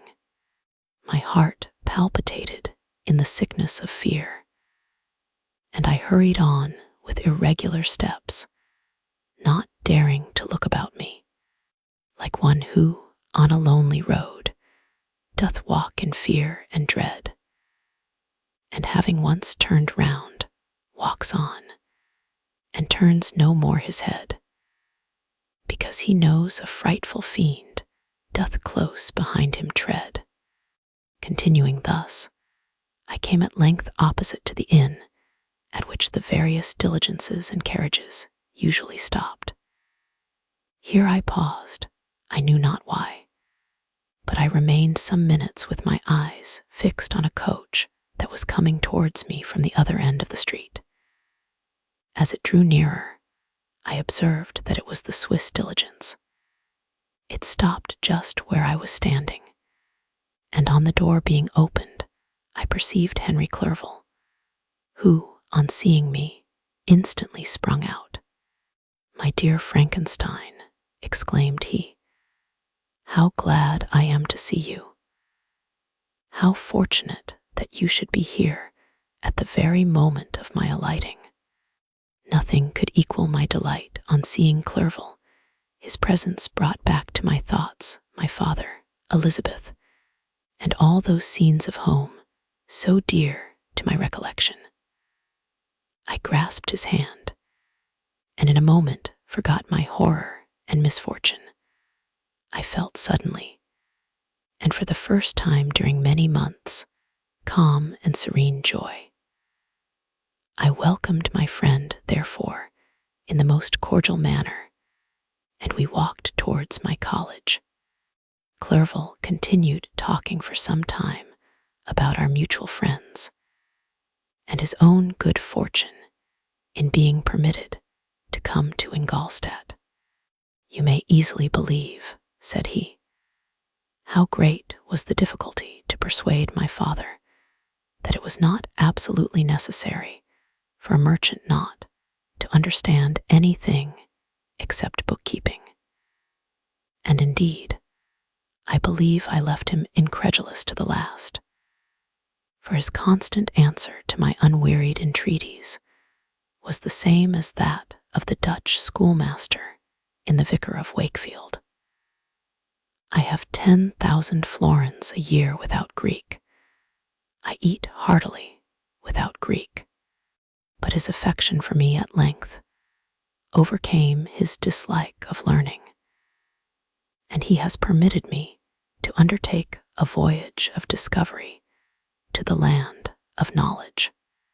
It gives me the greatest delight to see you. But tell me how you left my father, brothers, and Elizabeth." "Very well and very happy, only a little uneasy that they hear from you so seldom. By the by, I mean to lecture you a little upon their account myself. But my dear Frankenstein," continued he, stopping short and gazing full in my face, "I did not before remark how very ill you appear, so thin and pale. You look as if you had been watching for several nights. You have guessed right. I have lately been so deeply engaged in one occupation that I have not allowed myself sufficient rest, as you see. But I sincerely hope, that all these employments are now at an end, and that I am at length free." I trembled excessively. I could not endure to think of, and far less to allude to the occurrences of the preceding night. I walked with a quick pace, and we soon arrived at my college. I then reflected, and the thought made me shiver, that the creature whom I had left in my apartment might still be there, alive, and walking about. I dreaded to behold this monster, but I feared still more that Henry should see him. Entreating him, therefore, to remain a few minutes at the bottom of the stairs, I darted up towards my own room. My hand was already on the lock of the door before I recollected myself. I then paused, and a cold shivering came over me. I threw the door forcibly open, as children are accustomed to do when they expect a spectre to stand in waiting for them on the other side, but nothing appeared. I stepped fearfully in. The apartment was empty, and my bedroom was also freed from its hideous guest. I could hardly believe that so great a good fortune could have befallen me. But when I became assured that my enemy had indeed fled, I clapped my hands for joy and ran down to Clerval. We ascended into my room, and the servant presently brought breakfast, but I was unable to contain myself. It was not joy only that possessed me. I felt my flesh tingle with excess of sensitiveness, and my pulse beat rapidly. I was unable to remain for a single instant in the same place. I jumped over the chairs, clapped my hands, and laughed aloud. Clerval at first attributed my unusual spirits to joy on his arrival, but when he observed me more attentively, he saw a wildness in my eyes for which he could not account, and my loud, unrestrained, heartless laughter frightened and astonished him. "My dear Victor," cried he, "what, for God's sake, is the matter? Do not laugh in that manner. How ill you are! What is the cause of all this?" "Do not ask me," cried I, putting my hands before my eyes, for I thought I saw the dreaded spectre glide into the room. "He can tell. Oh, save me! Save me!" I imagined that the monster seized me. I struggled furiously and fell down in a fit. Poor Clerval! What must have been his feelings? A meeting, which he anticipated with such joy, so strangely turned to bitterness. But I was not the witness of his grief, for I was lifeless and did not recover my senses for a long, long time. This was the commencement of a nervous fever, which confined me for several months. During all that time, Henry was my only nurse. I afterwards learned that, knowing my father's advanced age and unfitness for so long a journey, and how wretched my sickness would make Elizabeth, he spared them this grief by concealing the extent of my disorder. He knew that I could not have a more kind and attentive nurse than himself, and firm in the hope he felt of my recovery, he did not doubt that, instead of doing harm, he performed the kindest action that he could towards them. But I was in reality very ill, and surely nothing but the unbounded and unremitting attentions of my friend could have restored me to life. The form of the monster on whom I had bestowed existence was forever before my eyes, and I raved incessantly concerning him. Doubtless my words surprised Henry. He at first believed them to be the wanderings of my disturbed imagination, but the pertinacity with which I continually recurred to the same subject persuaded him that my disorder indeed owed its origin to some uncommon and terrible event. By very slow degrees, and with frequent relapses that alarmed and grieved my friend, I recovered. I remember the first time I became capable of observing outward objects with any kind of pleasure.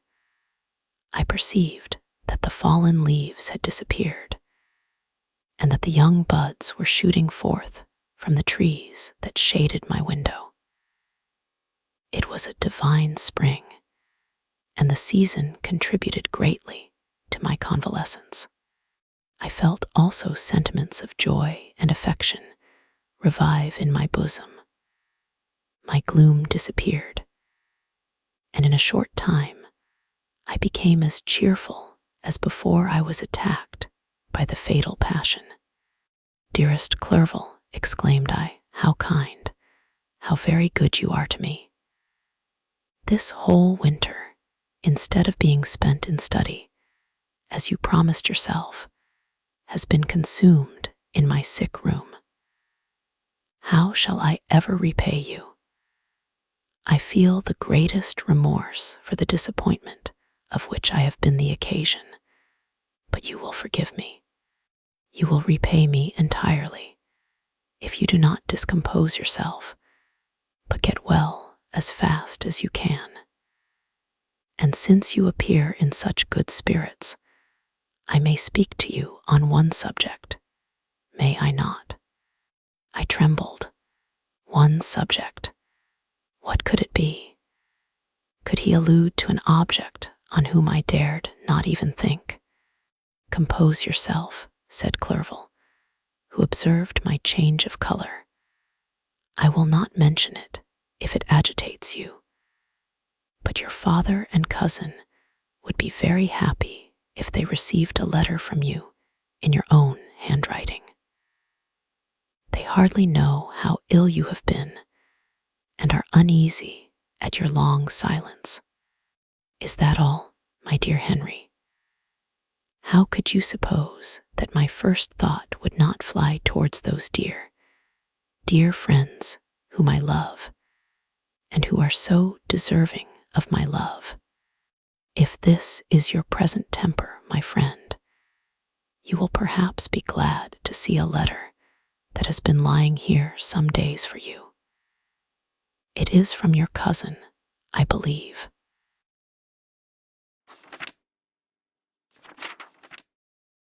Chapter 5. Clerval then put the following letter into my hands. To V. Frankenstein. My dear cousin, I cannot describe to you the uneasiness we have all felt concerning your health. We cannot help imagining that your friend Clerval conceals the extent of your disorder, for it is now several months since we have seen your handwriting, and all this time you have been obliged to dictate your letters to Henry. Surely, Victor, you must have been exceedingly ill, and this makes us all very wretched, as much so nearly as after the death of your dear mother. My uncle was almost persuaded that you were indeed dangerously ill, and could hardly be restrained from undertaking a journey to Ingolstadt. Clerval always writes that you are getting better. I eagerly hope that you will confirm this intelligence soon in your own handwriting, for indeed, Victor, we are all very miserable on this account. Relieve us from this fear, and we shall be the happiest creatures in the world. Your father's health is now so vigorous that he appears 10 years younger since last winter. Ernest also is so much improved that you would hardly know him. He is now nearly 16 and has lost that sickly appearance which he had some years ago. He is grown quite robust and active. My uncle and I conversed a long time last night about what profession Ernest should follow. His constant illness when young has deprived him of the habits of application, and now that he enjoys good health, he is continually in the open air, climbing the hills, or rowing on the lake. I therefore proposed that he should be a farmer, which you know, cousin, is a favorite scheme of mine. A farmer's is a very healthy, happy life, and the least hurtful, or rather the most beneficial profession of any. My uncle had an idea of his being educated as an advocate, that through his interest he might become a judge. But besides that he is not at all fitted for such an occupation, it is certainly more creditable to cultivate the earth for the sustenance of man than to be the confidant, and sometimes the accomplice, of his vices, which is the profession of a lawyer. I said that the employments of a prosperous farmer, if they were not a more honorable, they were at least a happier species of occupation than that of a judge, whose misfortune it was always to meddle with the dark side of human nature. My uncle smiled and said that I ought to be an advocate myself, which put an end to the conversation on that subject.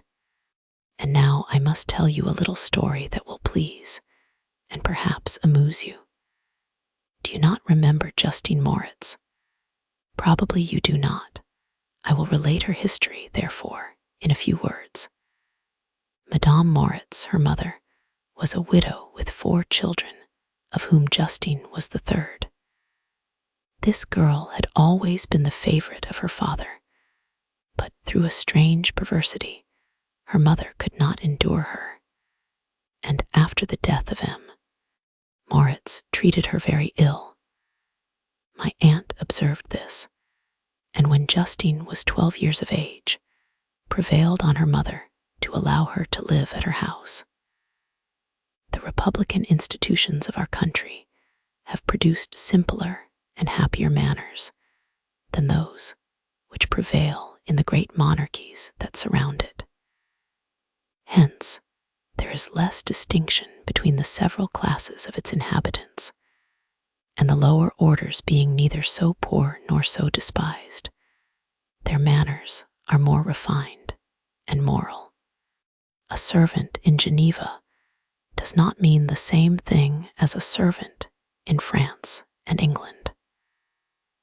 Justine, thus received in our family, learned the duties of a servant, a condition which, in our fortunate country, does not include the idea of ignorance and a sacrifice of the dignity of a human being. After what I have said, I dare say you well remember the heroine of my little tale, for Justine was a great favorite of yours, and I recollect you once remarked that if you were in an ill humor, one glance from Justine could dissipate it, for the same reason that Ariosto gives concerning the beauty of Angelica. She looked so frank-hearted and happy. My aunt conceived a great attachment for her, by which she was induced to give her an education superior to that which she had at first intended. This benefit was fully repaid. Justine was the most grateful little creature in the world. I do not mean that she made any professions. I never heard one pass her lips, but you could see by her eyes that she almost adored her protectress. Although her disposition was gay, and in many respects inconsiderate, yet she paid the greatest attention to every gesture of my aunt. She thought her the model of all excellence, and endeavored to imitate her phraseology and manners, so that even now she often reminds me of her. When my dearest aunt died, everyone was too much occupied in their own grief to notice poor Justine, who had attended her during her illness with the most anxious affection. Poor Justine was very ill, but other trials were reserved for her. One by one, her brothers and sister died, and her mother, with the exception of her neglected daughter, was left childless. The conscience of the woman was troubled. She began to think that the deaths of her favorites was a judgment from heaven to chastise her partiality. She was a Roman Catholic, and I believe her confessor confirmed the idea which she had conceived. Accordingly, a few months after your departure for Ingolstadt, Justine was called home by her repentant mother. Poor girl! She wept when she quitted our house. She was much altered since the death of my aunt. Grief had given softness and a winning mildness to her manners, which had before been remarkable for vivacity. Nor was her residence at her mother's house of a nature to restore her gaiety. The poor woman was very vacillating in her repentance. She sometimes begged Justine to forgive her unkindness, but much oftener accused her of having caused the deaths of her brothers and sister. Perpetual fretting at length threw Madame Moritz into a decline, which at first increased her irritability, but she is now at peace forever. She died on the first approach of cold weather at the beginning of this last winter. Justine has returned to us, and I assure you I love her tenderly. She is very clever and gentle, and extremely pretty. As I mentioned before, her mien and her expressions continually remind me of my dear aunt. I must say also a few words to you, my dear cousin, of little darling William. I wish you could see him. He is very tall of his age, with sweet, laughing blue eyes, dark eyelashes, and curling hair. When he smiles, 2 little dimples appear on each cheek, which are rosy with health. He has already had 1 or 2 little wives, but Louisa Byron is his favorite, a pretty little girl of 5 years of age. Now, dear Victor, I dare say you wish to be indulged in a little gossip concerning the good people of Geneva. The pretty Miss Mansfield has already received the congratulatory visits on her approaching marriage with a young Englishman, John Melbourne, Esq. Her ugly sister Manon married M. Duviat, the rich banker, last autumn. Your favorite schoolfellow, Louis Manoir, has suffered several misfortunes since the departure of Clerval from Geneva, but he has already recovered his spirits and is reported to be on the point of marrying a very lively, pretty Frenchwoman, Madame Tavernier. She is a widow and much older than Manoir, but she is very much admired and a favorite with everybody. I have written myself into good spirits, dear cousin, yet I cannot conclude without again anxiously inquiring concerning your health. Dear Victor, if you are not very ill, write yourself and make your father and all of us happy. Or I cannot bear to think of the other side of the question. My tears already flow. Adieu, my dearest cousin. Elizabeth Lavanzier. Geneva, March 18th, 17. Dear, dear Elizabeth, I exclaimed when I had read her letter, I will write instantly and relieve them from the anxiety they must feel. I wrote, and this exertion greatly fatigued me, but my convalescence had commenced and proceeded regularly. In another fortnight, I was able to leave my chamber. One of my first duties on my recovery was to introduce Clerval to the several professors of the university. In doing this, I underwent a kind of rough usage, ill befitting the wounds that my mind had sustained. Ever since the fatal night, the end of my labors, and the beginning of my misfortunes, I had conceived a violent antipathy even to the name of natural philosophy. When I was otherwise quite restored to health, the sight of a chemical instrument would renew all the agony of my nervous symptoms. Henry saw this and had removed all my apparatus from my view. He had also changed my apartment, for he perceived that I had acquired a dislike for the room which had previously been my laboratory. But these cares of Clerval were made of no avail when I visited the professors. M. Waldman inflicted torture when he praised, with kindness and warmth, the astonishing progress I had made in the sciences. He soon perceived that I disliked the subject, but not guessing the real cause, he attributed my feelings to modesty and changed the subject from my improvement to the science itself, with a desire, as I evidently saw, of drawing me out. What could I do? He meant to please, and he tormented me. I felt as if he had placed carefully, one by one, in my view those instruments which were to be afterwards used in putting me to a slow and cruel death. I writhed under his words, yet dared not exhibit the pain I felt.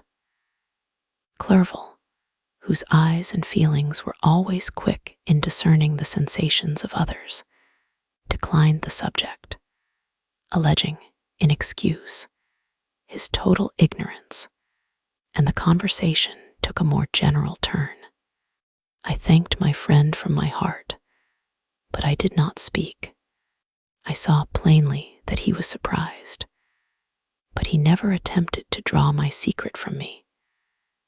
And although I loved him with a mixture of affection and reverence that knew no bounds, yet I could never persuade myself to confide to him that event which was so often present to my recollection, but which I feared the detail to another would only impress more deeply. M. Krempe was not equally docile, and in my condition at that time of almost insupportable sensitiveness, his harsh, blunt encomiums gave me even more pain than the benevolent approbation of M. Waldman. D.N. the fellow, cried he. Why, M. Clerval, I assure you he has outstripped us all. I stare, if you please, but it is nevertheless true.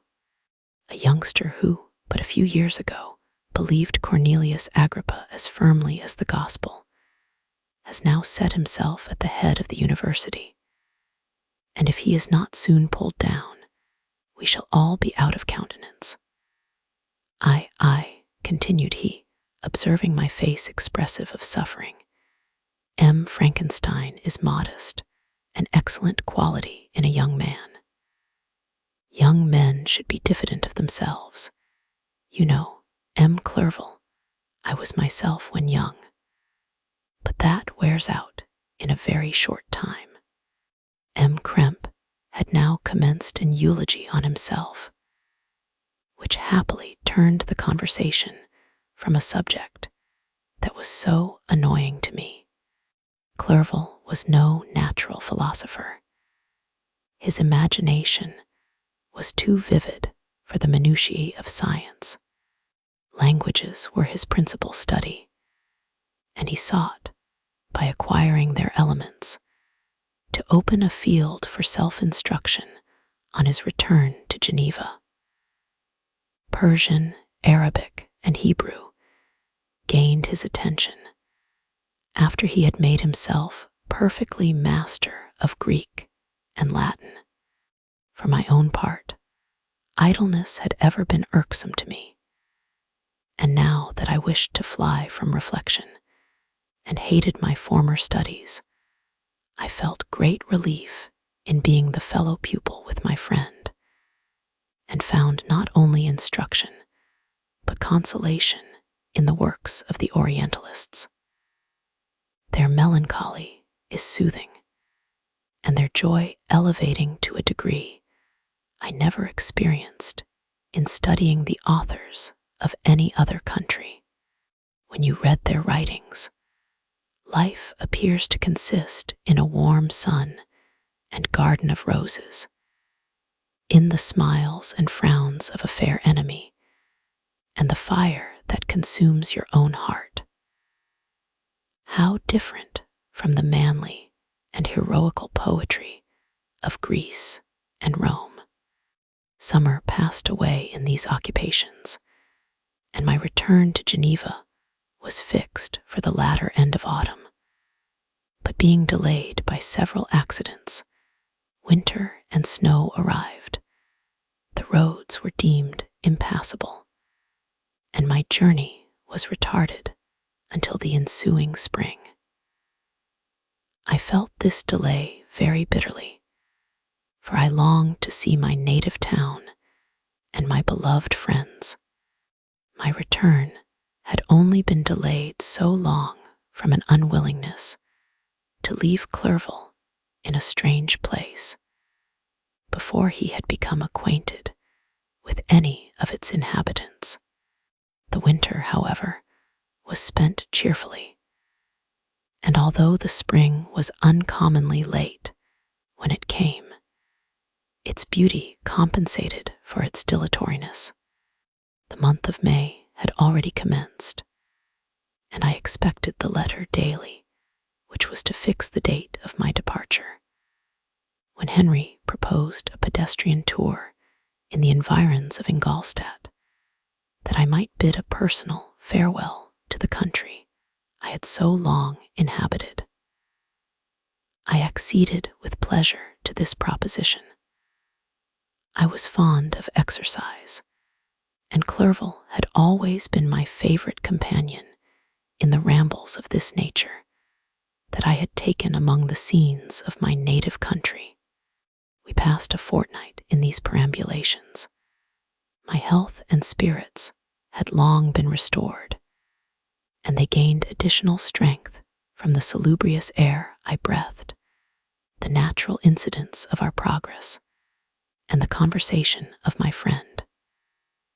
Study had before secluded me from the intercourse of my fellow creatures, and rendered me unsocial, but Clerval called forth the better feelings of my heart. He again taught me to love the aspect of nature and the cheerful faces of children.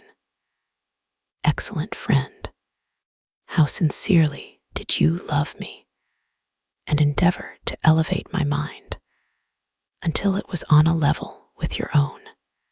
A selfish pursuit had cramped and narrowed me, until your gentleness and affection warmed and opened my senses. I became the same happy creature who, a few years ago, loving and beloved by all, had no sorrow or care. When happy, inanimate nature had the power of bestowing on me the most delightful sensations. A serene sky and verdant fields filled me with ecstasy. The present season was indeed divine. The flowers of spring bloomed in the hedges, while those of summer were already in bud. I was undisturbed by thoughts which during the preceding year had pressed upon me, notwithstanding my endeavors to throw them off with an invincible burden. Henry rejoiced in my gaiety and sincerely sympathized in my feelings. He exerted himself to amuse me, while he expressed the sensations that filled his soul. The resources of his mind on this occasion were truly astonishing. His conversation was full of imagination, and very often, in imitation of the Persian and Arabic writers, he invented tales of wonderful fancy and passion. At other times, he repeated my favorite poems, or drew me out into arguments, which he supported with great ingenuity. We returned to our college on a Sunday afternoon. The peasants were dancing, and everyone we met appeared gay and happy. My own spirits were high, and I bounded along with feelings of unbridled joy and hilarity.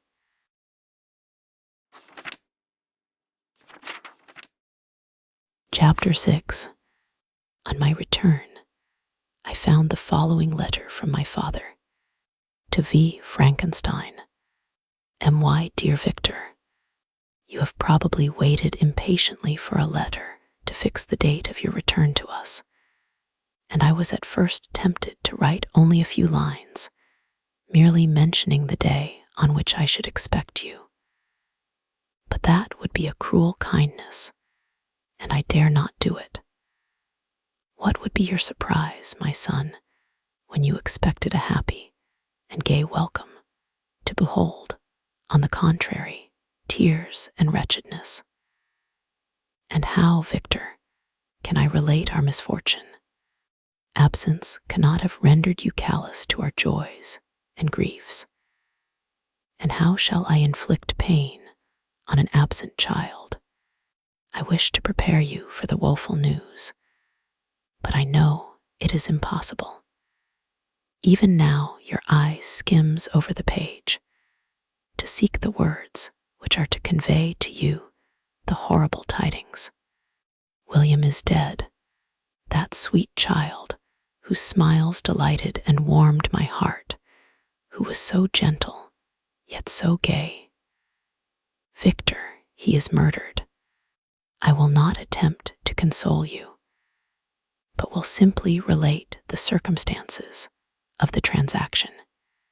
Last Thursday, May 7th, I, my niece, and your 2 brothers went to walk in Plainpalais. The evening was warm and serene, and we prolonged our walk farther than usual. It was already dusk before we thought of returning, and then we discovered that William and Ernest, who had gone on before, were not to be found. We accordingly rested on a seat until they should return. Presently Ernest came and inquired if we had seen his brother. He said that they had been playing together, that William had run away to hide himself, and that he vainly sought for him, and afterwards waited for him a long time, but that he did not return.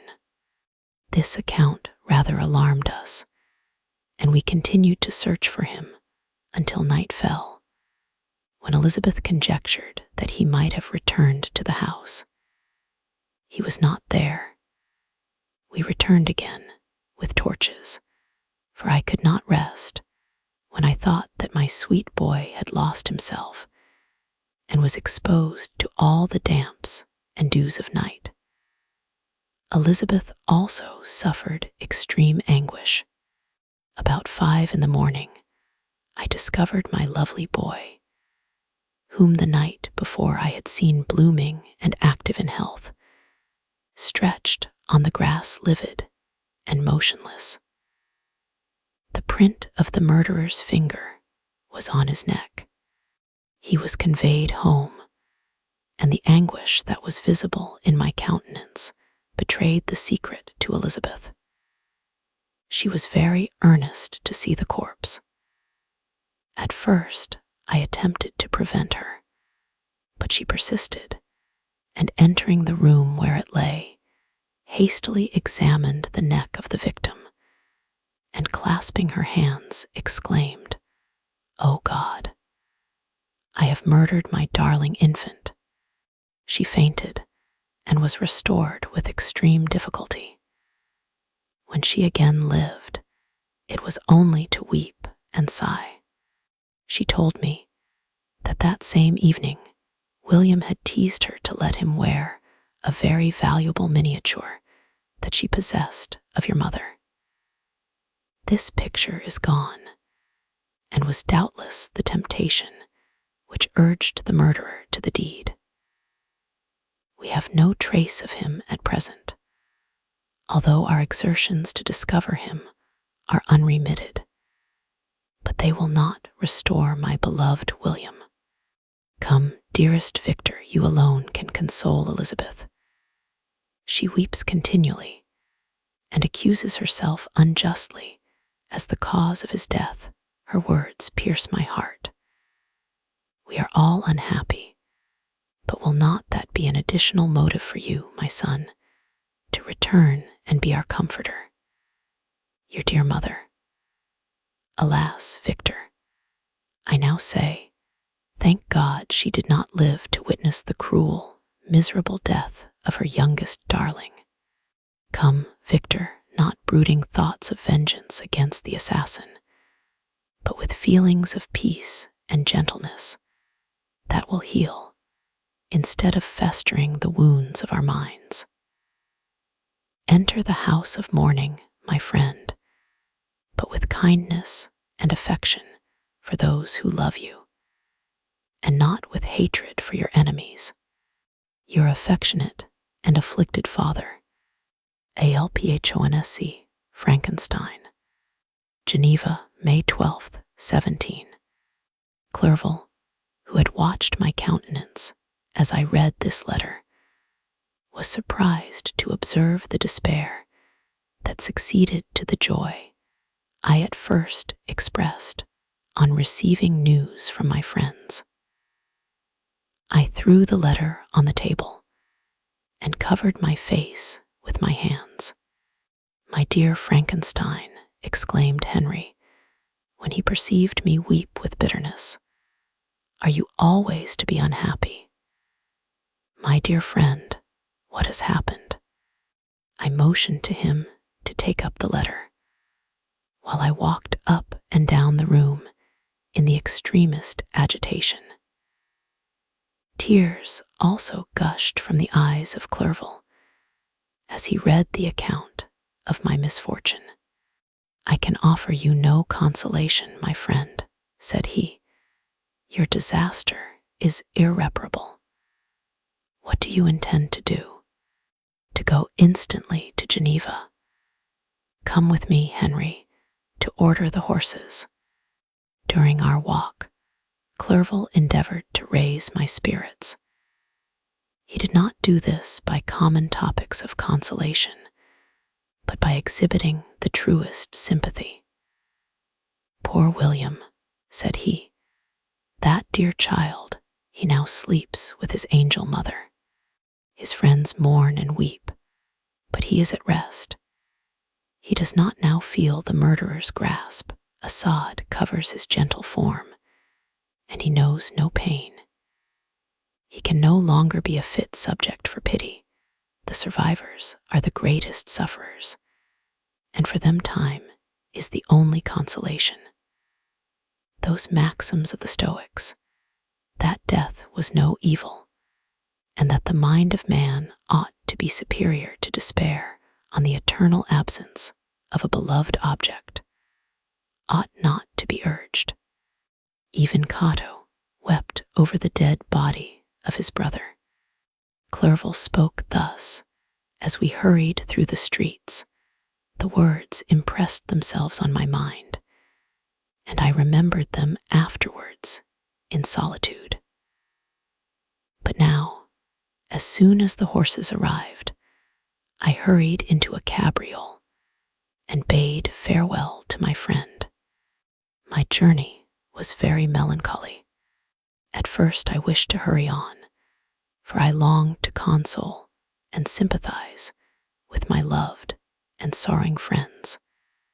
But when I drew near my native town, I slackened my progress. I could hardly sustain the multitude of feelings that crowded into my mind. I passed through scenes familiar to my youth, but which I had not seen for nearly 6 years. How altered everything might be during that time. One sudden and desolating change had taken place, but 1,000 little circumstances might have by degrees worked other alterations, which, although they were done more tranquilly, might not be the less decisive. Fear overcame me. I dared not advance, dreading 1,000 nameless evils that made me tremble, although I was unable to define them. I remained 2 days at Lausanne, in this painful state of mind. I contemplated the lake. The waters were placid, all around was calm, and the snowy mountains, the palaces of nature, were not changed. By degrees, the calm and heavenly scene restored me, and I continued my journey towards Geneva. The road ran by the side of the lake, which became narrower as I approached my native town. I discovered more distinctly the black sides of Jura and the bright summit of Mont Blanc. I wept like a child. Dear mountains, my own beautiful lake, how do you welcome your wanderer? Your summits are clear, the sky and lake are blue and placid. Is this to prognosticate peace, or to mock at my unhappiness? I fear, my friend, that I shall render myself tedious by dwelling on these preliminary circumstances. But they were days of comparative happiness, and I think of them with pleasure. My country, my beloved country, who but a native can tell the delight I took in again, beholding thy streams, thy mountains, and more than all, thy lovely lake. Yet as I drew nearer home, grief and fear again overcame me. Night also closed around, and when I could hardly see the dark mountains, I felt still more gloomily. The picture appeared a vast and dim scene of evil, and I foresaw obscurely that I was destined to become the most wretched of human beings. Alas, I prophesied truly, and failed only in one single circumstance, that in all the misery I imagined and dreaded, I did not conceive the 100th part of the anguish I was destined to endure. It was completely dark when I arrived in the environs of Geneva. The gates of the town were already shut, and I was obliged to pass the night at Secherin, a village half a league to the east of the city.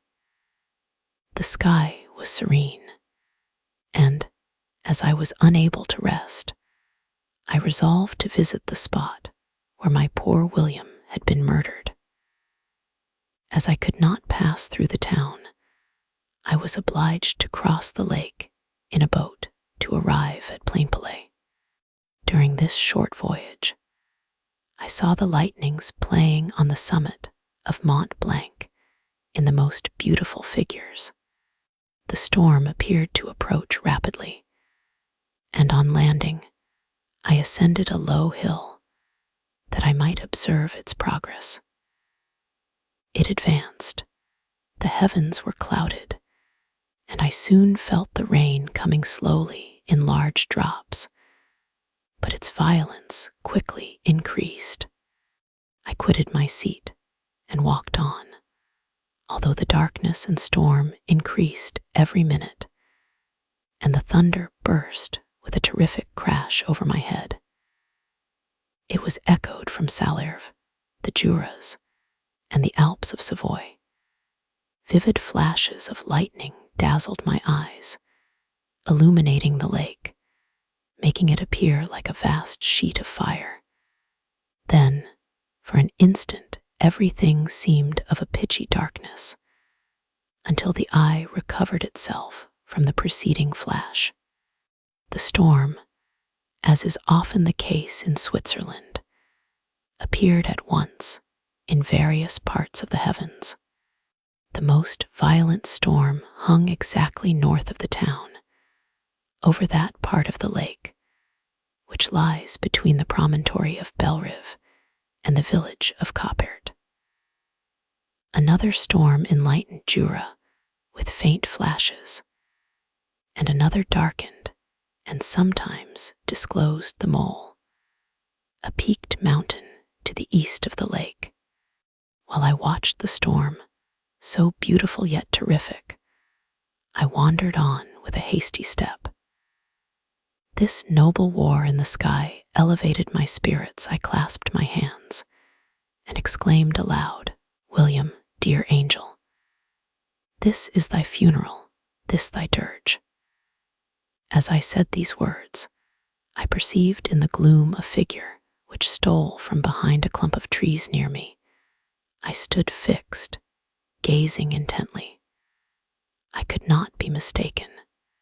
A flash of lightning illuminated the object and discovered its shape plainly to me, its gigantic stature, and the deformity of its aspect, more hideous than belongs to humanity, instantly informed me that it was the wretch, the filthy demon to whom I had given life. What did he there? Could he be? I shuddered at the conception, the murderer of my brother. No sooner did that idea cross my imagination than I became convinced of its truth. My teeth chattered, and I was forced to lean against a tree for support. The figure passed me quickly, and I lost it in the gloom. Nothing in human shape could have destroyed that fair child. He was the murderer. I could not doubt it. The mere presence of the idea was an irresistible proof of the fact. I thought of pursuing the devil, but it would have been in vain, for another flash discovered him to me hanging among the rocks of the nearly perpendicular ascent of Mont Salirve, a hill that bounds Plainpalais on the south. He soon reached the summit and disappeared. I remained motionless. The thunder ceased, but the rain still continued, and the scene was enveloped in an impenetrable darkness. I revolved in my mind the events which I had until now sought to forget. The whole train of my progress towards the creation, the appearance of the work of my own hands alive at my bedside, its departure. 2 years had now nearly elapsed since the night on which he first received life, and was this his first crime? Alas, I had turned loose into the world a depraved wretch, whose delight was in carnage and misery. Had he not murdered my brother, no one can conceive the anguish I suffered during the remainder of the night, which I spent, cold and wet, in the open air. But I did not feel the inconvenience of the weather. My imagination was busy in scenes of evil and despair.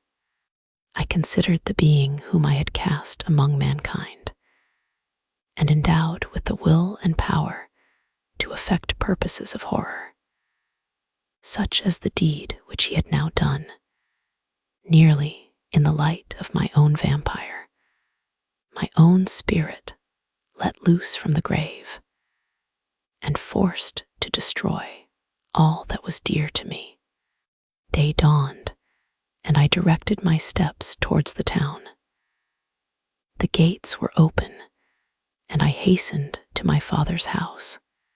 My first thought was to discover what I knew of the murderer, and cause instant pursuit to be made. But I paused when I reflected on the story that I had to tell. A being whom I myself had formed and endued with life had met me at midnight among the precipices of an inaccessible mountain.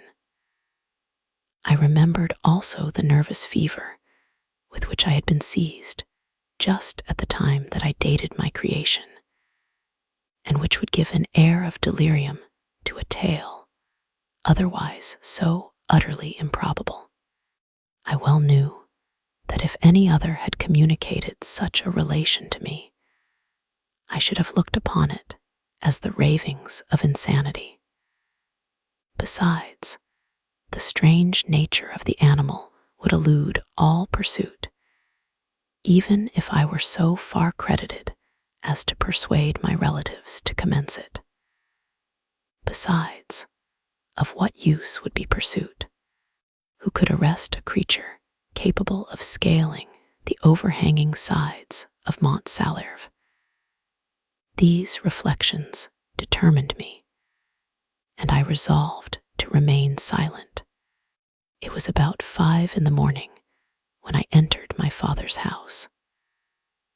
I told the servants not to disturb the family, and went into the library to attend their usual hour of rising.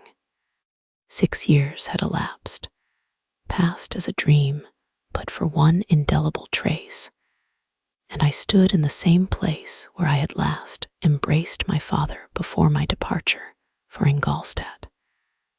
Beloved and respectable parent, he still remained to me. I gazed on the picture of my mother, which stood over the mantelpiece, was an historical subject, painted at my father's desire, and represented Caroline Beaufort in an agony of despair, kneeling by the coffin of her dead father. Her garb was rustic and her cheek pale, but there was an air of dignity and beauty that hardly permitted the sentiment of pity. Below this picture was a miniature of William, and my tears flowed when I looked upon it. While I was thus engaged, Ernest entered. He had heard me arrive and hastened to welcome me. He expressed a sorrowful delight to see me. "Welcome, my dearest Victor," said he. "Ah, I wish you had come 3 months ago, and then you would have found us all joyous and delighted. But we are now unhappy, and I am afraid tears instead of smiles will be your welcome." Our father looked so sorrowful. This dreadful event seems to have revived in his mind his grief on the death of Mamma. Poor Elizabeth also is quite inconsolable. Ernest began to weep as he said these words. "Do not," said I, "welcome me thus. Try to be more calm, that I may not be absolutely miserable the moment I enter my father's house after so long an absence. But tell me, how does my father support his misfortunes? And how is my poor Elizabeth? She indeed requires consolation. She accused herself of having caused the death of my brother, and that made her very wretched. But since the murderer has been discovered, good God, how can that be? Who could attempt to pursue him? It is impossible. One might as well try to overtake the winds, or confine a mountain stream with a straw. I do not know what you mean, but we were all very unhappy when she was discovered. No one would believe it at first, and even now Elizabeth will not be convinced, notwithstanding all the evidence. Indeed, who would credit that Justine Moritz, who was so amiable and fond of all the family, could all at once become so extremely wicked? Justine Moritz, poor girl, is she the accused? But it is wrongfully. Everyone knows that.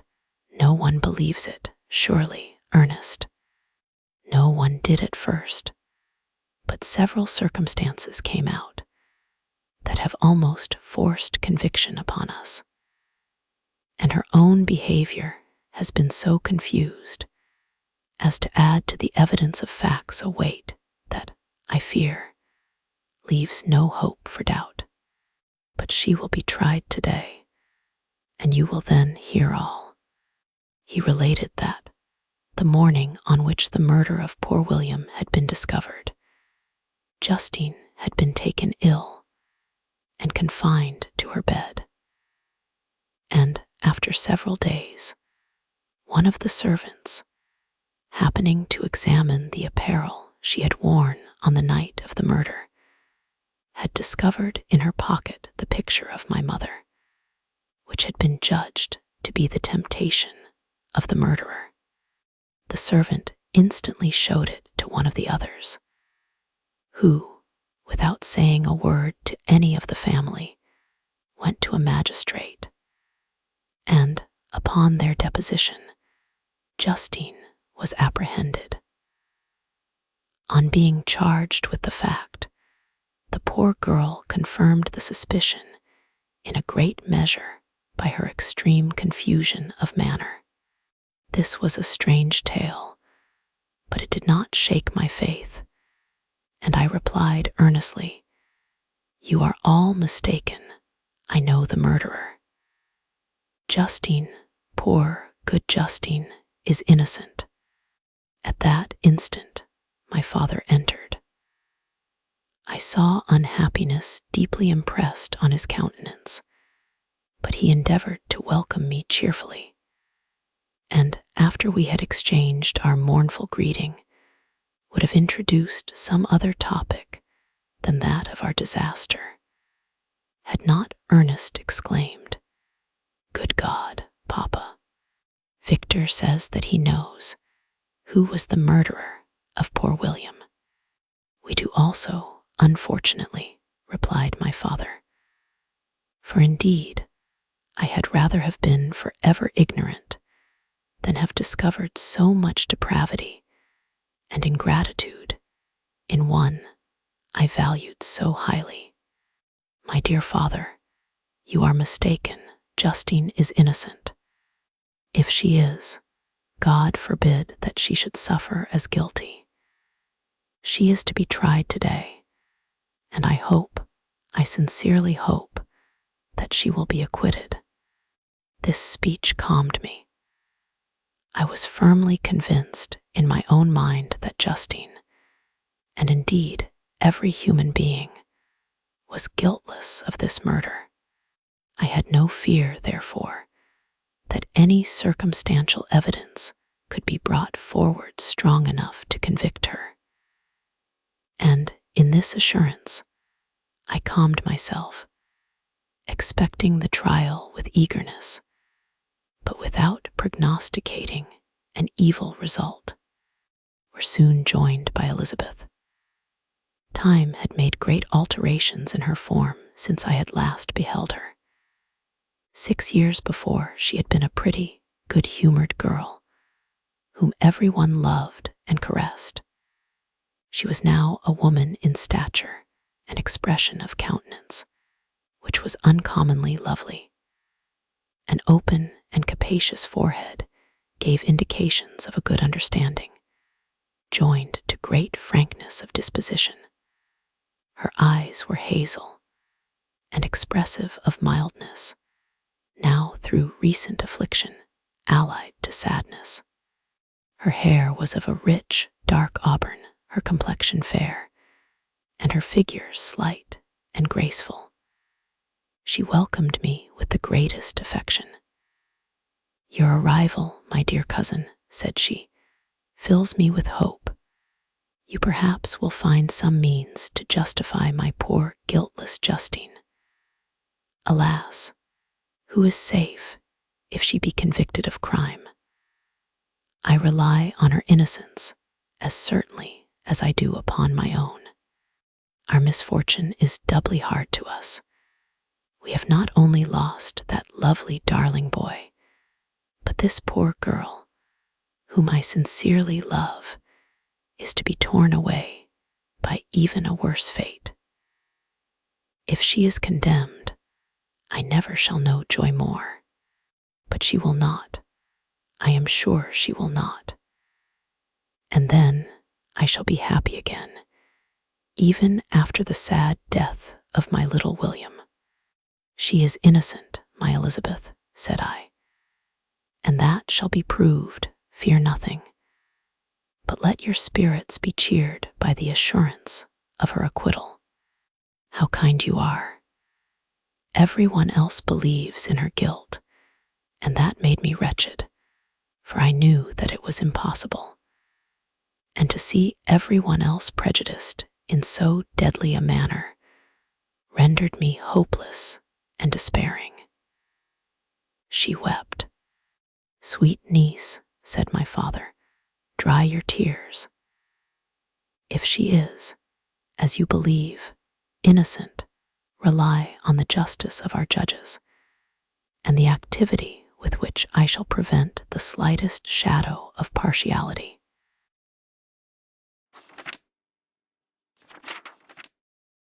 Chapter 7. We passed a few sad hours until 11 o'clock, when the trial was to commence. My father and the rest of the family being obliged to attend as witnesses, I accompanied them to the court. During the whole of this wretched mockery of justice, I suffered living torture. It was to be decided whether the result of my curiosity and lawless devices would cause the death of two of my fellow beings, one a smiling babe, full of innocence and joy, the other far more dreadfully murdered, with every aggravation of infamy that could make the murder memorable in horror. Justine also was a girl of merit, and possessed qualities which promised to render her life happy. Now all was to be obliterated in an ignominious grave, and I the cause. 1,000 times rather would I have confessed myself guilty of the crime ascribed to Justine. But I was absent when it was committed, and such a declaration would have been considered as the ravings of a madman, and would not have exculpated her who suffered through me. The appearance of Justine was calm. She was dressed in mourning, and her countenance, always engaging, was rendered, by the solemnity of her feelings, exquisitely beautiful. Yet she appeared confident in innocence, and did not tremble, although gazed on and execrated by thousands, for all the kindness which her beauty might otherwise have excited was obliterated in the minds of the spectators by the imagination of the enormity she was supposed to have committed. She was tranquil, yet her tranquillity was evidently constrained, and as her confusion had before been adduced as a proof of her guilt, she worked up her mind to an appearance of courage. When she entered the court, she threw her eyes round it, and quickly discovered where we were seated. A tear seemed to dim her eye when she saw us, but she quickly recovered herself, and a look of sorrowful affection seemed to attest her utter guiltlessness.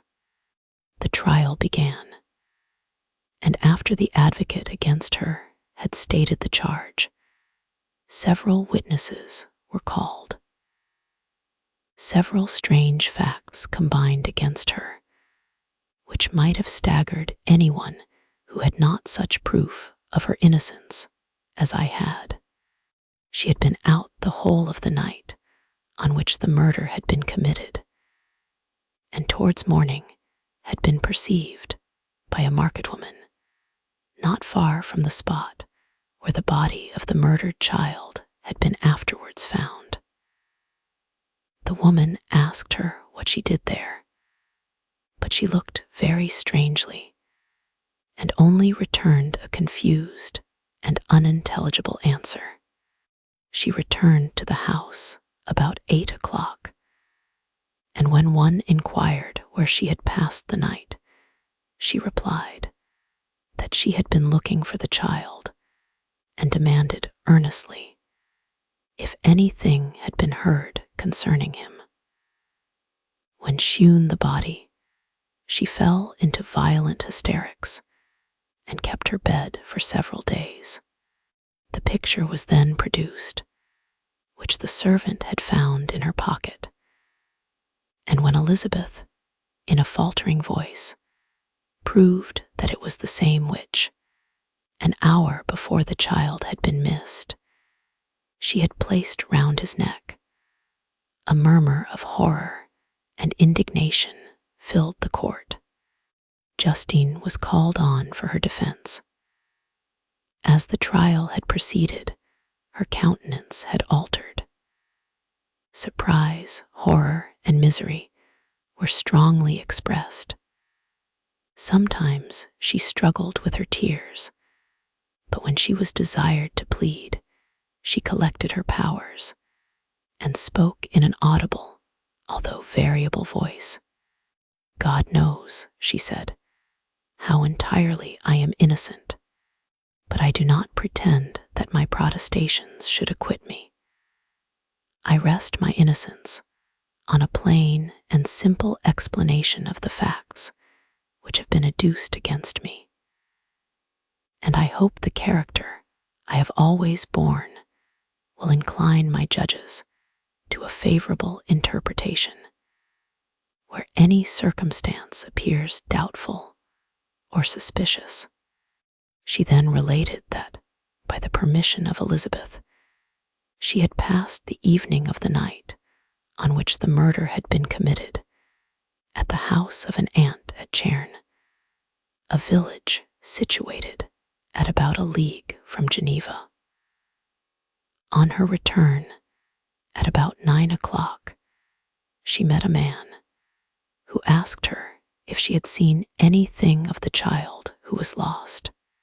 She was alarmed by this account and passed several hours in looking for him when the gates of Geneva were shut, and she was forced to remain several hours of the night in a barn belonging to a cottage, being unwilling to call up the inhabitants to whom she was well known. Unable to rest or sleep, she quitted her asylum early, that she might again endeavor to find my brother. If she had gone near the spot where his body lay, it was without her knowledge. That she had been bewildered when questioned by the market woman was not surprising, since she had passed a sleepless night, and the fate of poor William was yet uncertain. Concerning the picture, she could give no account.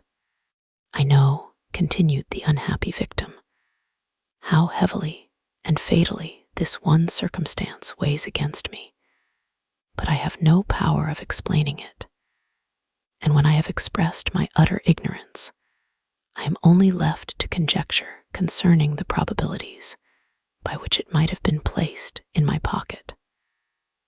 But here also I am checked. I believe that I have no enemy on earth, and none surely would have been so wicked as to destroy me wantonly. Did the murderer place it there, I know of no opportunity afforded him for so doing, or if I had, why should he have stolen the jewel, to part with it again so soon? I commit my cause to the justice of my judges, yet I see no room for hope.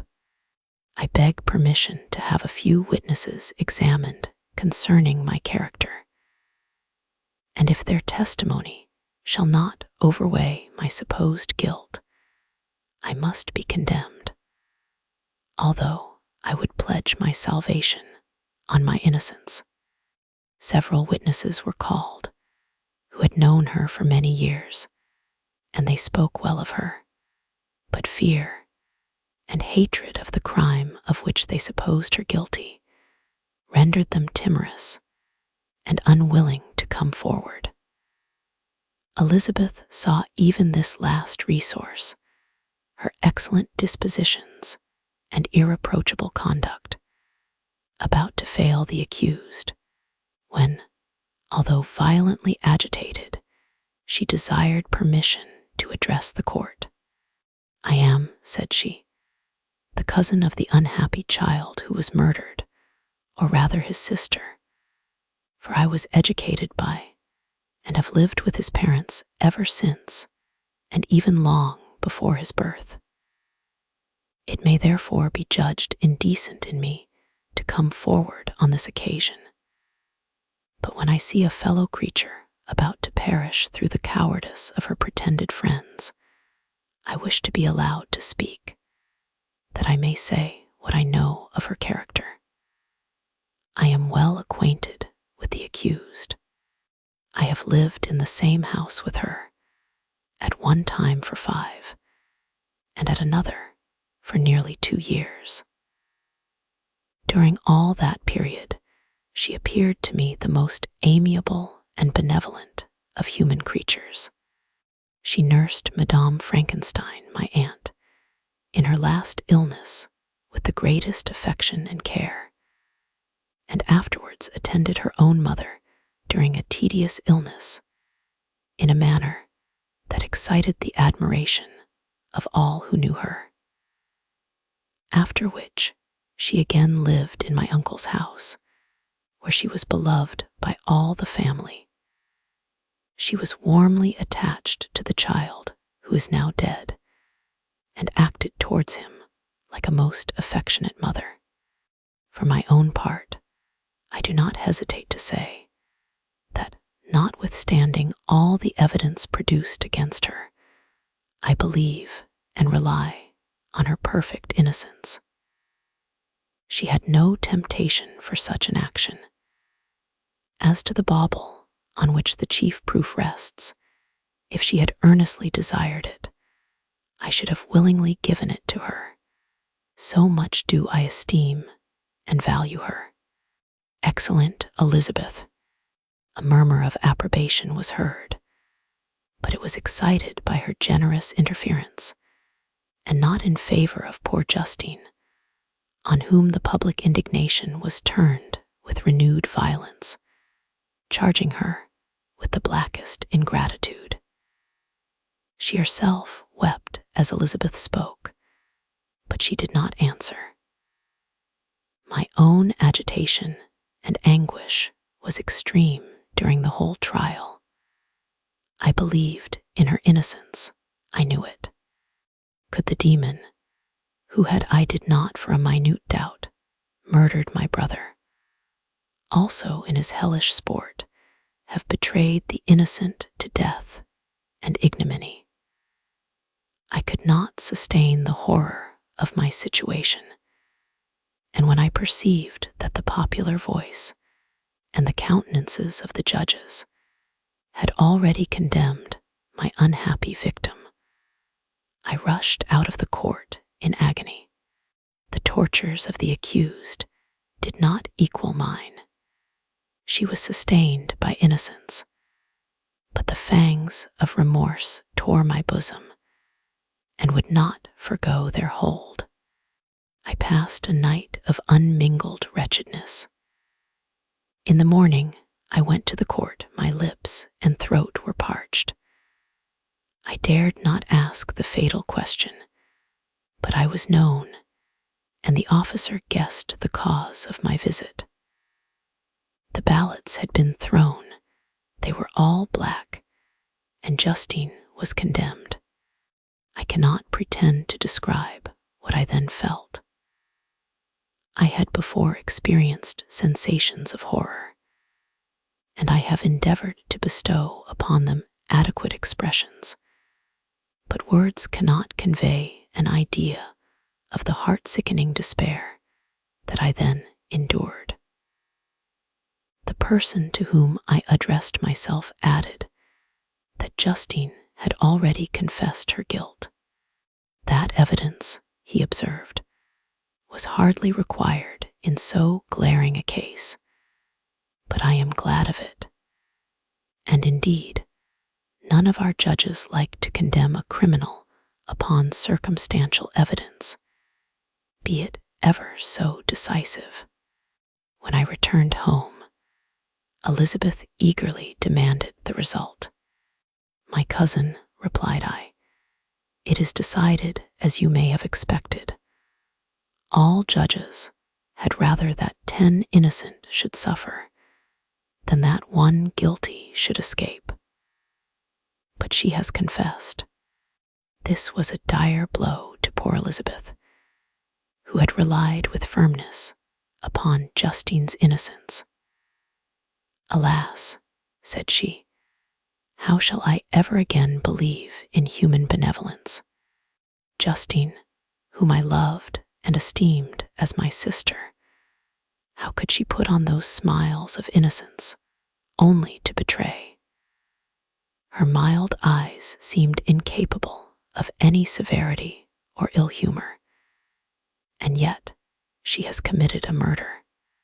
Soon after we heard that the poor victim had expressed a wish to see my cousin. My father wished her not to go, but said that he left it to her own judgment and feelings to decide.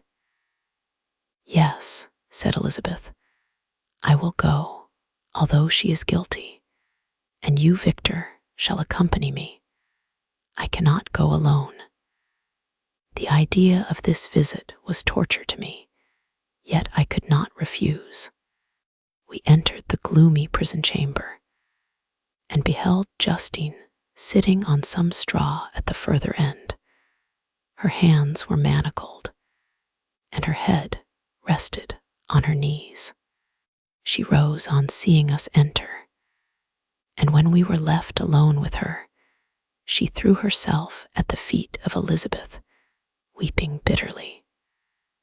My cousin wept also. "Oh, Justine," said she, "why did you rob me of my last consolation? I relied on your innocence, and although I was then very wretched, I was not so miserable as I am now. And do you also believe that I am so very, very wicked? Do you also join with my enemies to crush me?" Her voice was suffocated with sobs. "Rise, my poor girl," said Elizabeth. "Why do you kneel if you are innocent? I am not one of your enemies. I believed you guiltless, notwithstanding every evidence, until I heard that you had yourself declared your guilt. That report, you say, is false, and be assured, dear Justine, that nothing can shake my confidence in you for a moment, but your own confession. I did confess, but I confessed a lie. I confessed that I might obtain absolution, but now that falsehood lies heavier at my heart than all my other sins. The God of heaven forgive me. Ever since I was condemned, my confessor has besieged me, he threatened and menaced, until I almost began to think that I was the monster that he said I was. He threatened excommunication and hell fire in my last moments if I continued obdurate. Dear lady, I had none to support me. All looked on me as a wretch doomed to ignominy and perdition. What could I do? In an evil hour, I subscribed to a lie, and now only am I truly miserable." She paused, weeping, and then continued, "I thought with horror, my sweet lady, that you should believe your Justine, whom your blessed aunt had so highly honored, and whom you loved, was a creature capable of a crime which none but the devil himself could have perpetrated.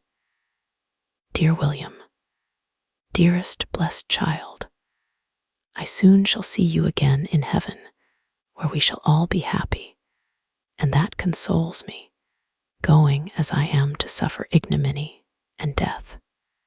Oh, Justine, forgive me for having for one moment distrusted you. Why did you confess? But do not mourn, my dear girl. I will everywhere proclaim your innocence and force belief. Yet you must die, you, my playfellow, my companion, my more than sister. I never can survive so horrible a misfortune. Dear, sweet Elizabeth, do not weep. You ought to raise me with thoughts of a better life, and elevate me from the petty cares of this world of injustice and strife. Do not you, excellent friend, drive me to despair. I will try to comfort you, but this, I fear, is an evil too deep and poignant to admit of consolation, for there is no hope. Yet heaven bless thee, my dearest Justine, with resignation and a confidence elevated beyond this world. Oh, how I hate its shows and mockeries. When one creature is murdered, another is immediately deprived of life in a slow, torturing manner. Then the executioners, their hands yet reeking with the blood of innocence, believe that they have done a great deed. They call this retribution, hateful name. When that word is pronounced, I know greater and more horrid punishments are going to be inflicted than the gloomiest tyrant has ever invented to satiate his utmost revenge. Yet this is not consolation for you, my Justine, unless, indeed, that you may glory in escaping from so miserable a den. Alas, I would I were in peace with my aunt and my lovely William, escaped from a world which is hateful to me, and the visages of men which I abhor. Justine smiled languidly. This, dear lady, is despair, and not resignation. I must not learn the lesson that you would teach me. Talk of something else, something that will bring peace, and not increase of misery. During this conversation, I had retired to a corner of the prison room, where I could conceal the horrid anguish that possessed me. Despair, who dared talk of that? The poor victim, who on the morrow was to pass the dreary boundary between life and death, felt not, as I did, such deep and bitter agony. I gnashed my teeth and ground them together, uttering a groan that came from my inmost soul. Justine started. When she saw who it was, she approached me and said, "Dear sir, you are very kind to visit me. You, I hope, do not believe that I am guilty." I could not answer. "No, Justine," said Elizabeth. "He is more convinced of your innocence than I was, for even when he heard that you had confessed, he did not credit it. I truly thank him. In these last moments, I feel the sincerest gratitude towards those who think of me with kindness. How sweet is the affection of others to such a wretch as I am. It removes more than half my misfortune, and I feel as if I could die in peace, now that my innocence is acknowledged by you, dear lady, and your cousin." Thus the poor sufferer tried to comfort others and herself. She indeed gained the resignation she desired. But I, the true murderer, felt the never-dying worm alive in my bosom, which allowed of no hope or consolation. Elizabeth also wept and was unhappy, but hers also was the misery of innocence, which, like a cloud that passes over the fair moon, for a while hides, but cannot tarnish its brightness. Anguish and despair had penetrated into the core of my heart. I bore a hell within me, which nothing could extinguish. We stayed several hours with Justine, and it was with great difficulty that Elizabeth could tear herself away. "I wish," cried she, "that I were to die with you. I cannot live in this world of misery." Justine assumed an air of cheerfulness, while she with difficulty repressed her bitter tears. She embraced Elizabeth and said, in a voice of half-suppressed emotion, "Farewell, sweet lady, dearest Elizabeth, my beloved and only friend. May heaven in its bounty bless and preserve you. May this be the last misfortune that you will ever suffer. Live and be happy, and make others so." As we returned, Elizabeth said, "You know not, my dear Victor, how much I am relieved, now that I trust in the innocence of this unfortunate girl. I never could again have known peace if I had been deceived in my reliance on her. For the moment that I did believe her guilty, I felt an anguish that I could not have long sustained. Now my heart is lightened. The innocent suffers, but she whom I thought amiable and good has not betrayed the trust I reposed in her, and I am consoled. Amiable cousin, such were your thoughts, mild and gentle as your own dear eyes and voice. But I was a wretch, and none ever conceived of the misery that I then endured. End of VOL. Frankenstein, or the modern Prometheus, in 3 VOLUMES. VOLII. London, printed 4 LACKNGTON. Hughes, HARDING, MAVOR, and Jones, FINSBURY Square. 1818. Did I request thee, Maker, from my clay to mold me man? Did I solicit thee from darkness to promote me? Paradise Lost.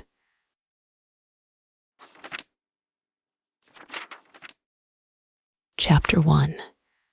Nothing is more painful to the human mind than, after the feelings have been worked up by a quick succession of events, the dead calmness of inaction and certainty which follows, and deprives the soul both of hope and fear. Justine died, she rested, and I was alive. The blood flowed freely in my veins, but a weight of despair and remorse pressed on my heart, which nothing could remove. Sleep fled from my eyes. I wandered like an evil spirit, for I had committed deeds of mischief beyond description horrible, and more, much more, I persuaded myself was yet behind. Yet my heart overflowed with kindness and the love of virtue. I had begun life with benevolent intentions, and thirsted for the moment when I should put them in practice and make myself useful to my fellow beings. Now all was blasted. Instead of that serenity of conscience, which allowed me to look back upon the past with self-satisfaction, and from thence to gather promise of new hopes, I was seized by remorse and the sense of guilt, which hurried me away to a hell of intense tortures, such as no language can describe. This state of mind preyed upon my health, which had entirely recovered from the first shock it had sustained. I shunned the face of man. All sound of joy or complacency was torture to me. Solitude was my only consolation, deep, dark, death-like solitude. My father observed with pain the alteration perceptible in my disposition and habits, and endeavored to reason with me on the folly of giving way to immoderate grief. "Do you think, Victor," said he, "that I do not suffer also? No one could love a child more than I loved your brother." Tears came into his eyes as he spoke. But is it not a duty to the survivors that we should refrain from augmenting their unhappiness by an appearance of immoderate grief? It is also a duty owed to yourself, for excessive sorrow prevents improvement or enjoyment, or even the discharge of daily usefulness, without which no man is fit for society. This advice, although good, was totally inapplicable to my case. I should have been the first to hide my grief and console my friends if remorse had not mingled its bitterness with my other sensations. Now, I could only answer my father with a look of despair and endeavor to hide myself from his view. About this time, we retired to our house at Belrive. This change was particularly agreeable to me.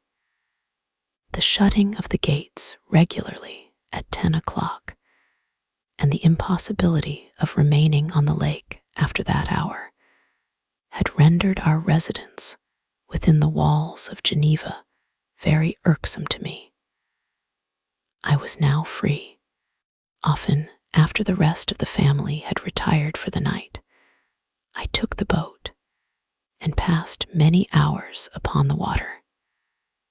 Sometimes, with my sails set, I was carried by the wind, and sometimes, after rowing into the middle of the lake, I left the boat to pursue its own course and gave way to my own miserable reflections. I was often tempted, when all was at peace around me, and I the only unquiet thing that wandered restless in a scene so beautiful and heavenly, if I except some bat, or the frogs, whose harsh and interrupted croaking was heard only when I approached the shore. Often, I say, I was tempted to plunge into the silent lake, that the waters might close over me and my calamities forever. But I was restrained when I thought of the heroic and suffering Elizabeth, whom I tenderly loved, and whose existence was bound up in mine. I thought also of my father and surviving brother. Should I, by my base desertion, leave them exposed and unprotected to the malice of the fiend whom I had let loose among them? At these moments I wept bitterly, and wished that peace would revisit my mind, only that I might afford them consolation and happiness. But that could not be. Remorse extinguished every hope. I had been the author of unalterable evils, and I lived in daily fear lest the monster whom I had created should perpetrate some new wickedness. I had an obscure feeling that all was not over, and that he would still commit some signal crime, which by its enormity should almost efface the recollection of the past. There was always scope for fear, so long as anything I loved remained behind. My abhorrence of this fiend cannot be conceived. When I thought of him, I gnashed my teeth, my eyes became inflamed, and I ardently wished to extinguish that life which I had so thoughtlessly bestowed. When I reflected on his crimes and malice, my hatred and revenge burst all bounds of moderation. I would have made a pilgrimage to the highest peak of the Andes, could I, when there, have precipitated him to their base. I wished to see him again, that I might wreak the utmost extent of anger on his head, and avenge the deaths of William and Justine. Our house was the house of mourning. My father's health was deeply shaken by the horror of the recent events. Elizabeth was sad and desponding. She no longer took delight in her ordinary occupations. All pleasure seemed to her sacrilege toward the dead. Eternal woe and tears, she then thought, was the just tribute she should pay to innocence so blasted and destroyed. She was no longer that happy creature who in earlier youth wandered with me on the banks of the lake and talked with ecstasy of our future prospects. She had become grave and often conversed of the inconstancy of fortune and the instability of human life. When I reflect, my dear cousin, said she, on the miserable death of Justine Moritz, I no longer see the world and its works as they before appeared to me. Before, I looked upon the accounts of vice and injustice that I read in books or heard from others as tales of ancient days or imaginary evils. At least they were remote and more familiar to reason than to the imagination. But now misery has come home, and men appear to me as monsters thirsting for each other's blood. Yet I am certainly unjust. Every body believed that poor girl to be guilty, and if she could have committed the crime for which she suffered, Assuredly, she would have been the most depraved of human creatures. For the sake of a few jewels, to have murdered the son of her benefactor and friend, a child whom she had nursed from its birth, and appeared to love as if it had been her own. I could not consent to the death of any human being, but certainly I should have thought such a creature unfit to remain in the society of men. Yet she was innocent. I know, I feel she was innocent. You are of the same opinion, and that confirms me. Alas, Victor, when falsehood can look so like the truth, who can assure themselves of certain happiness? I feel as if I were walking on the edge of a precipice, towards which thousands are crowding and endeavoring to plunge me into the abyss. William and Justine were assassinated, and the murderer escapes. He walks about the world free and perhaps respected. But even if I were condemned to suffer on the scaffold for the same crimes, I would not change places with such a wretch. I listened to this discourse with the extremest agony. I not indeed, but in effect, was the true murderer. Elizabeth read my anguish in my countenance, and kindly taking my hand said, "My dearest cousin, you must calm yourself. These events have affected me, God knows how deeply, but I am not so wretched as you are. There is an expression of despair, and sometimes of revenge in your countenance, that makes me tremble. Be calm, my dear Victor. I would sacrifice my life to your peace.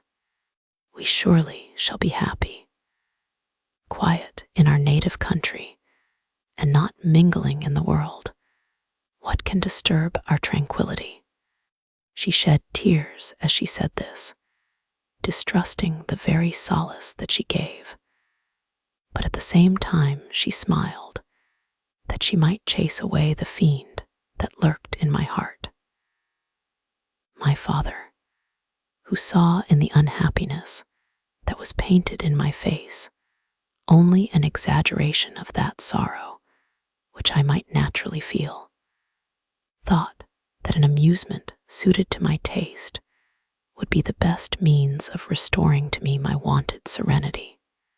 It was from this cause that he had removed to the country, and, induced by the same motive, he now proposed that we should all make an excursion to the valley of Chamonix. I had been there before, but Elizabeth and Ernest never had, and both had often expressed an earnest desire to see the scenery of this place, which had been described to them as so wonderful and sublime. Accordingly, we departed from Geneva on this tour about the middle of the month of August, nearly 2 months after the death of Justine. The weather was uncommonly fine, and if mine had been a sorrow to be chased away by any fleeting circumstance, this excursion would certainly have had the effect intended by my father. As it was, I was somewhat interested in the scene. It sometimes lulled, although it could not extinguish my grief. During the first day, we traveled in a carriage. In the morning, we had seen the mountains at a distance, towards which we gradually advanced. We perceived that the valley through which we wound, and which was formed by the river Arve, whose course we followed, closed in upon us by degrees. And when the sun had set, we beheld immense mountains and precipices overhanging us on every side, and heard the sound of the river raging among rocks, and the dashing of waterfalls around. The next day we pursued our journey upon mules, and as we ascended still higher, the valley assumed a more magnificent and astonishing character.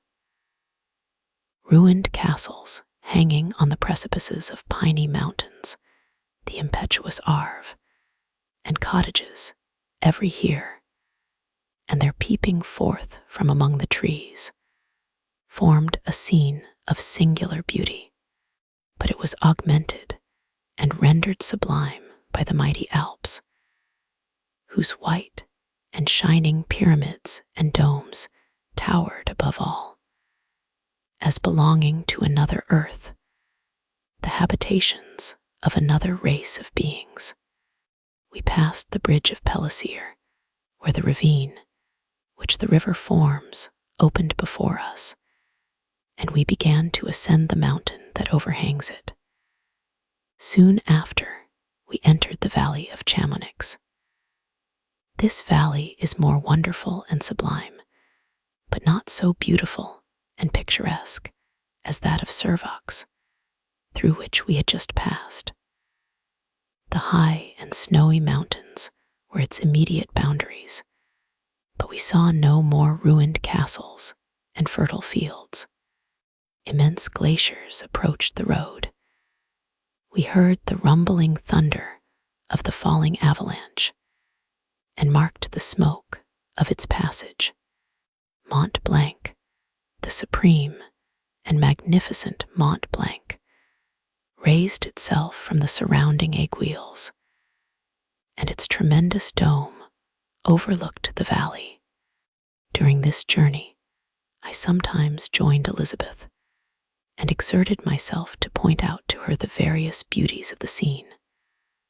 I often suffered my mule to lag behind and indulged in the misery of reflection. At other times, I spurred on the animal before my companions, that I might forget them, the world, and more than all, myself. When at a distance, I alighted and threw myself on the grass, weighed down by horror and despair. At 8 in the evening, I arrived at Chamonix. My father and Elizabeth were very much fatigued. Ernest, who accompanied us, was delighted and in high spirits. The only circumstance that detracted from his pleasure was the south wind and the rain it seemed to promise for the next day. We retired early to our apartments, but not to sleep. At least, I did not. I remained many hours at the window, watching the pallid lightning that played above Mont Blanc, and listening to the rushing of the Arve, which ran below my window.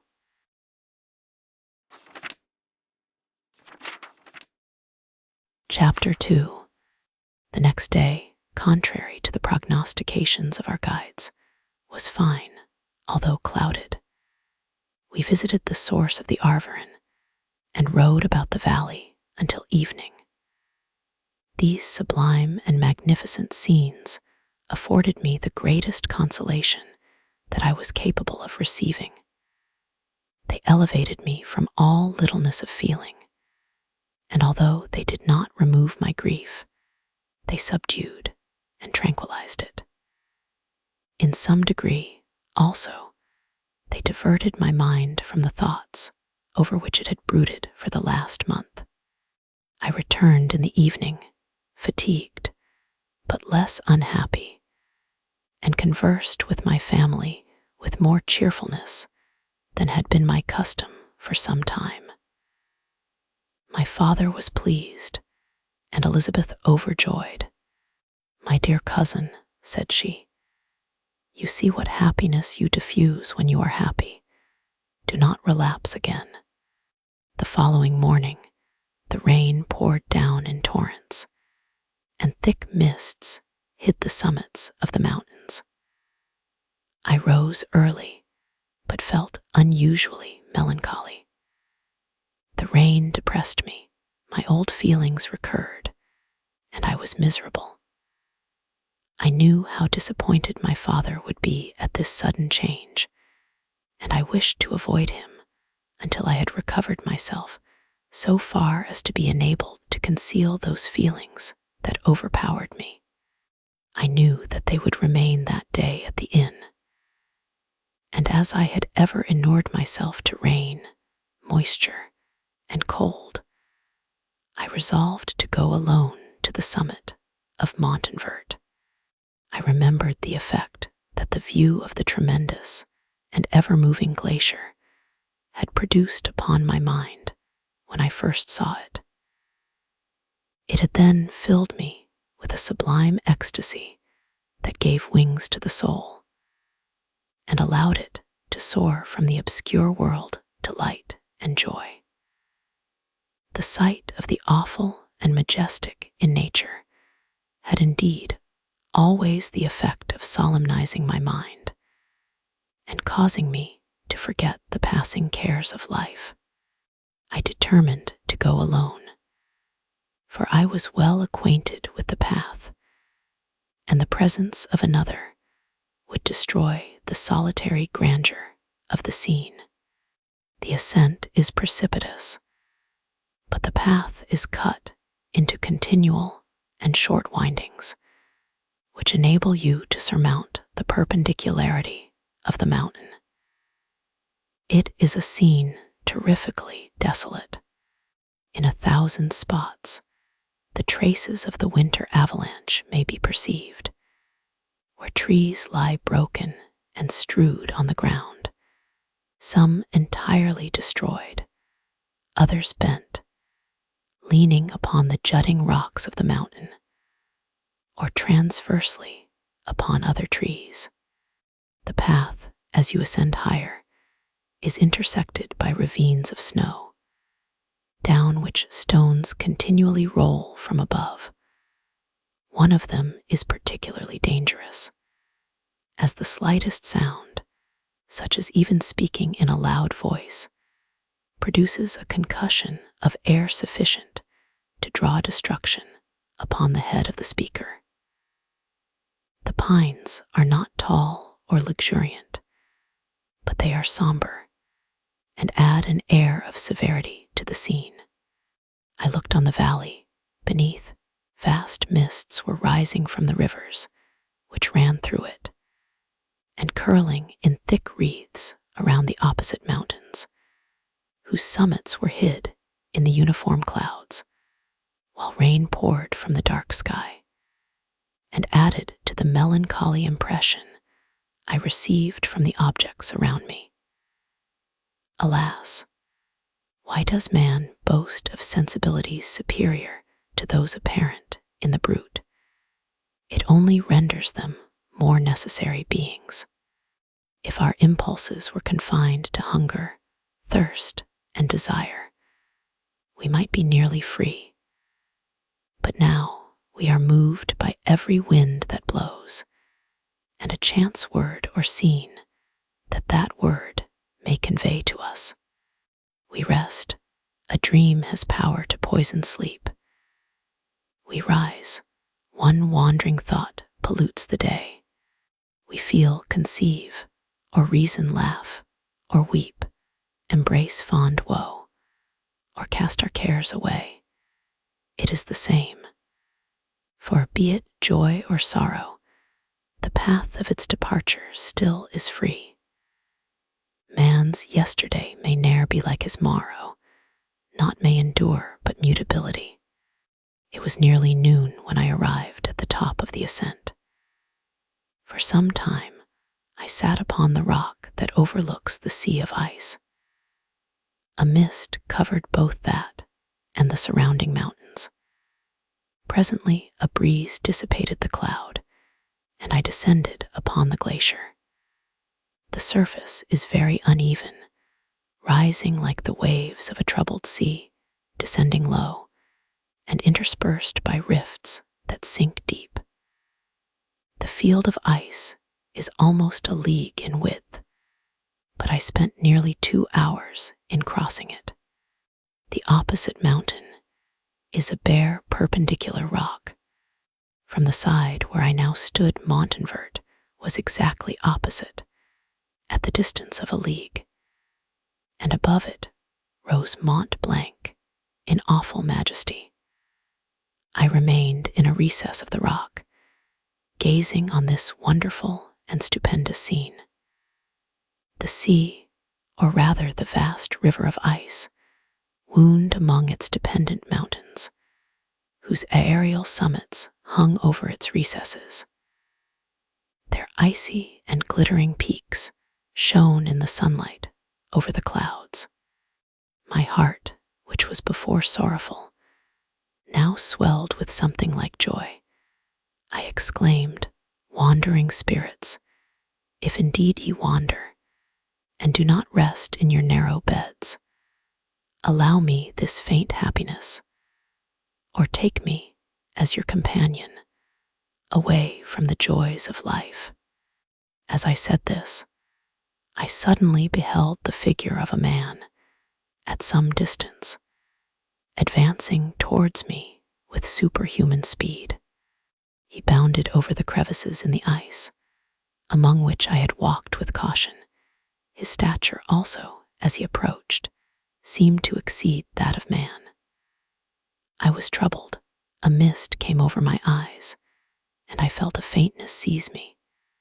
But I was quickly restored by the cold gale of the mountains.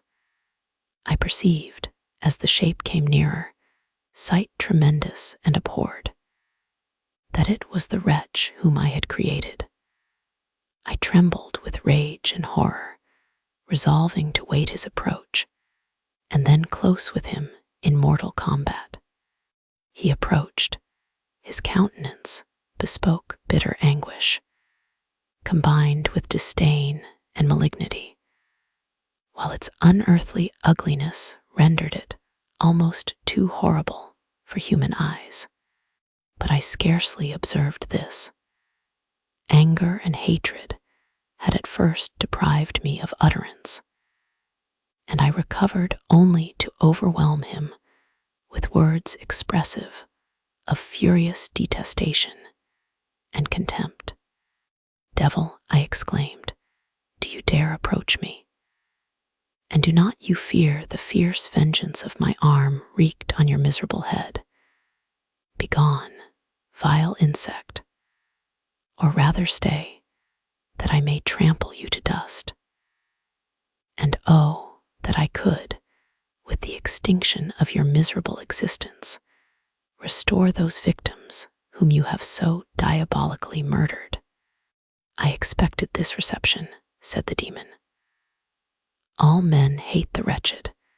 How then must I be hated, who am miserable beyond all living things?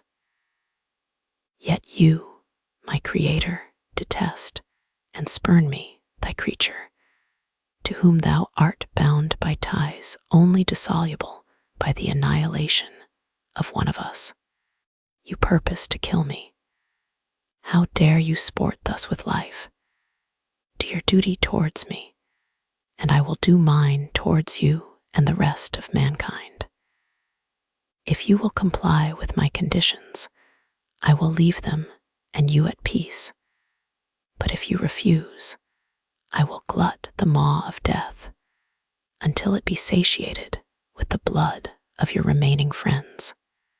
Abhorred monster, fiend that thou art, the tortures of hell are too mild a vengeance for thy crimes. Wretched devil, you reproach me with your creation. Come on then, that I may extinguish the spark which I so negligently bestowed." My rage was without bounds. I sprang on him, impelled by all the feelings which can arm one being against the existence of another. He easily eluded me and said, "Be calm. I entreat you to hear me before you give vent to your hatred on my devoted head. Have I not suffered enough that you seek to increase my misery? Life, although it may only be an accumulation of anguish, is dear to me, and I will defend it. Remember, thou hast made me more powerful than thyself. My height is superior to thine, my joints more supple. But I will not be tempted to to set myself in opposition to thee. I am thy creature, and I will be even mild and docile to my natural Lord and King, if thou wilt also perform thy part, the which thou owest me. O Frankenstein, be not equitable to every other, and trample upon me alone, to whom thy justice, and even thy clemency and affection, is most due. Remember that I am thy creature. I ought to be thy Adam, but I am rather the fallen angel, whom thou drivest from joy for no misdeed. Everywhere I see bliss, from which I alone am irrevocably excluded. I was benevolent and good. Misery made me a fiend. Make me happy, and I shall again be virtuous. Begone, I will not hear you. There can be no community between you and me. We are enemies. Begone, or let us try our strength in a fight, in which one must fall. How can I move thee? Will no entreaties cause thee to turn a favorable eye upon thy creature, who implores thy goodness and compassion? Believe me, Frankenstein, I was benevolent. My soul glowed with love and humanity. But am I not alone, miserably alone? You, my creator, abhor me. What hope can I gather from your fellow creatures, who owe me nothing? They spurn and hate me. The desert mountains and dreary glaciers are my refuge. I have wandered here many days. The caves of ice, which I only do not fear, are a dwelling to me, and the only one which man does not grudge. These bleak skies I hail, for they are kinder to me than your fellow beings.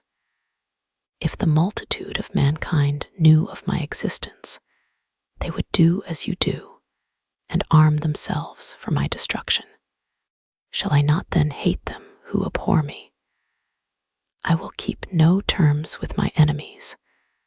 I am miserable, and they shall share my wretchedness. Yet it is in your power to recompense me, and deliver them from an evil which it only remains for you to make so great, that not only you and your family, but thousands of others, shall be swallowed up in the whirlwinds of its rage. Let your compassion be moved, and do not disdain me. Listen to my tale. When you have heard that, abandon or commiserate me, as you shall judge that I deserve. But hear me.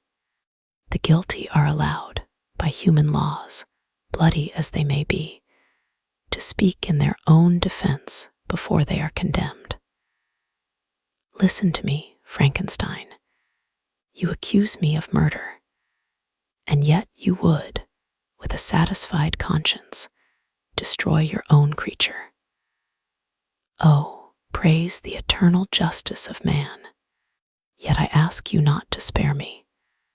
Listen to me, and then, if you can, and if you will, destroy the work of your hands. Why do you call to my remembrance circumstances of which I shudder to reflect, that I have been the miserable origin and author? Cursed be the day, abhorred devil, in which you first saw light. Cursed, although I curse myself, be the hands that formed you. You have made me wretched beyond expression.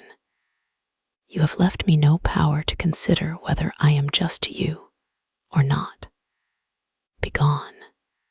Relieve me from the sight of your detested form.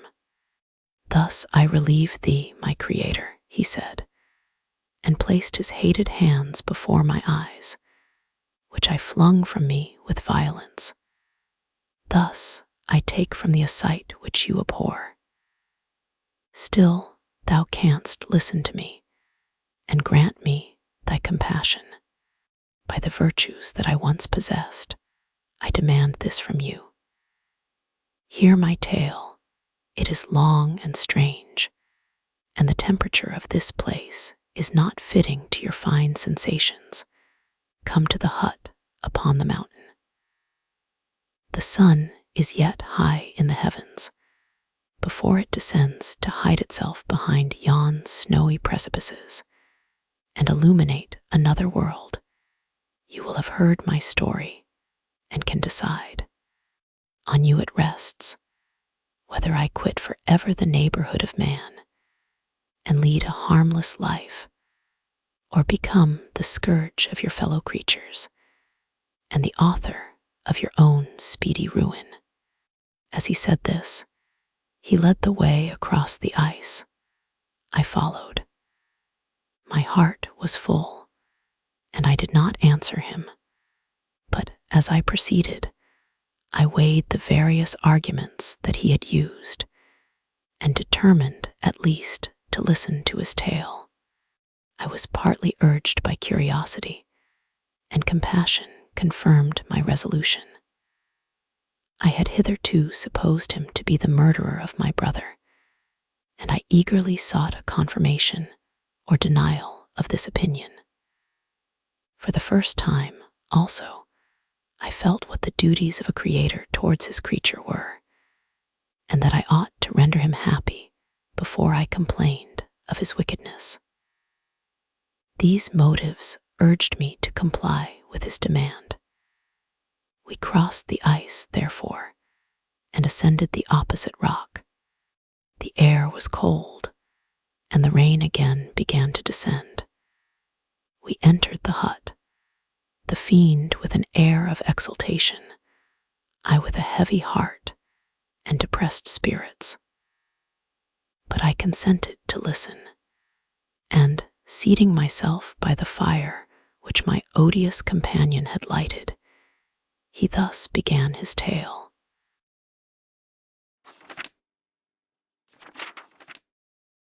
Chapter 3. It is with considerable difficulty that I remember the original era of my being.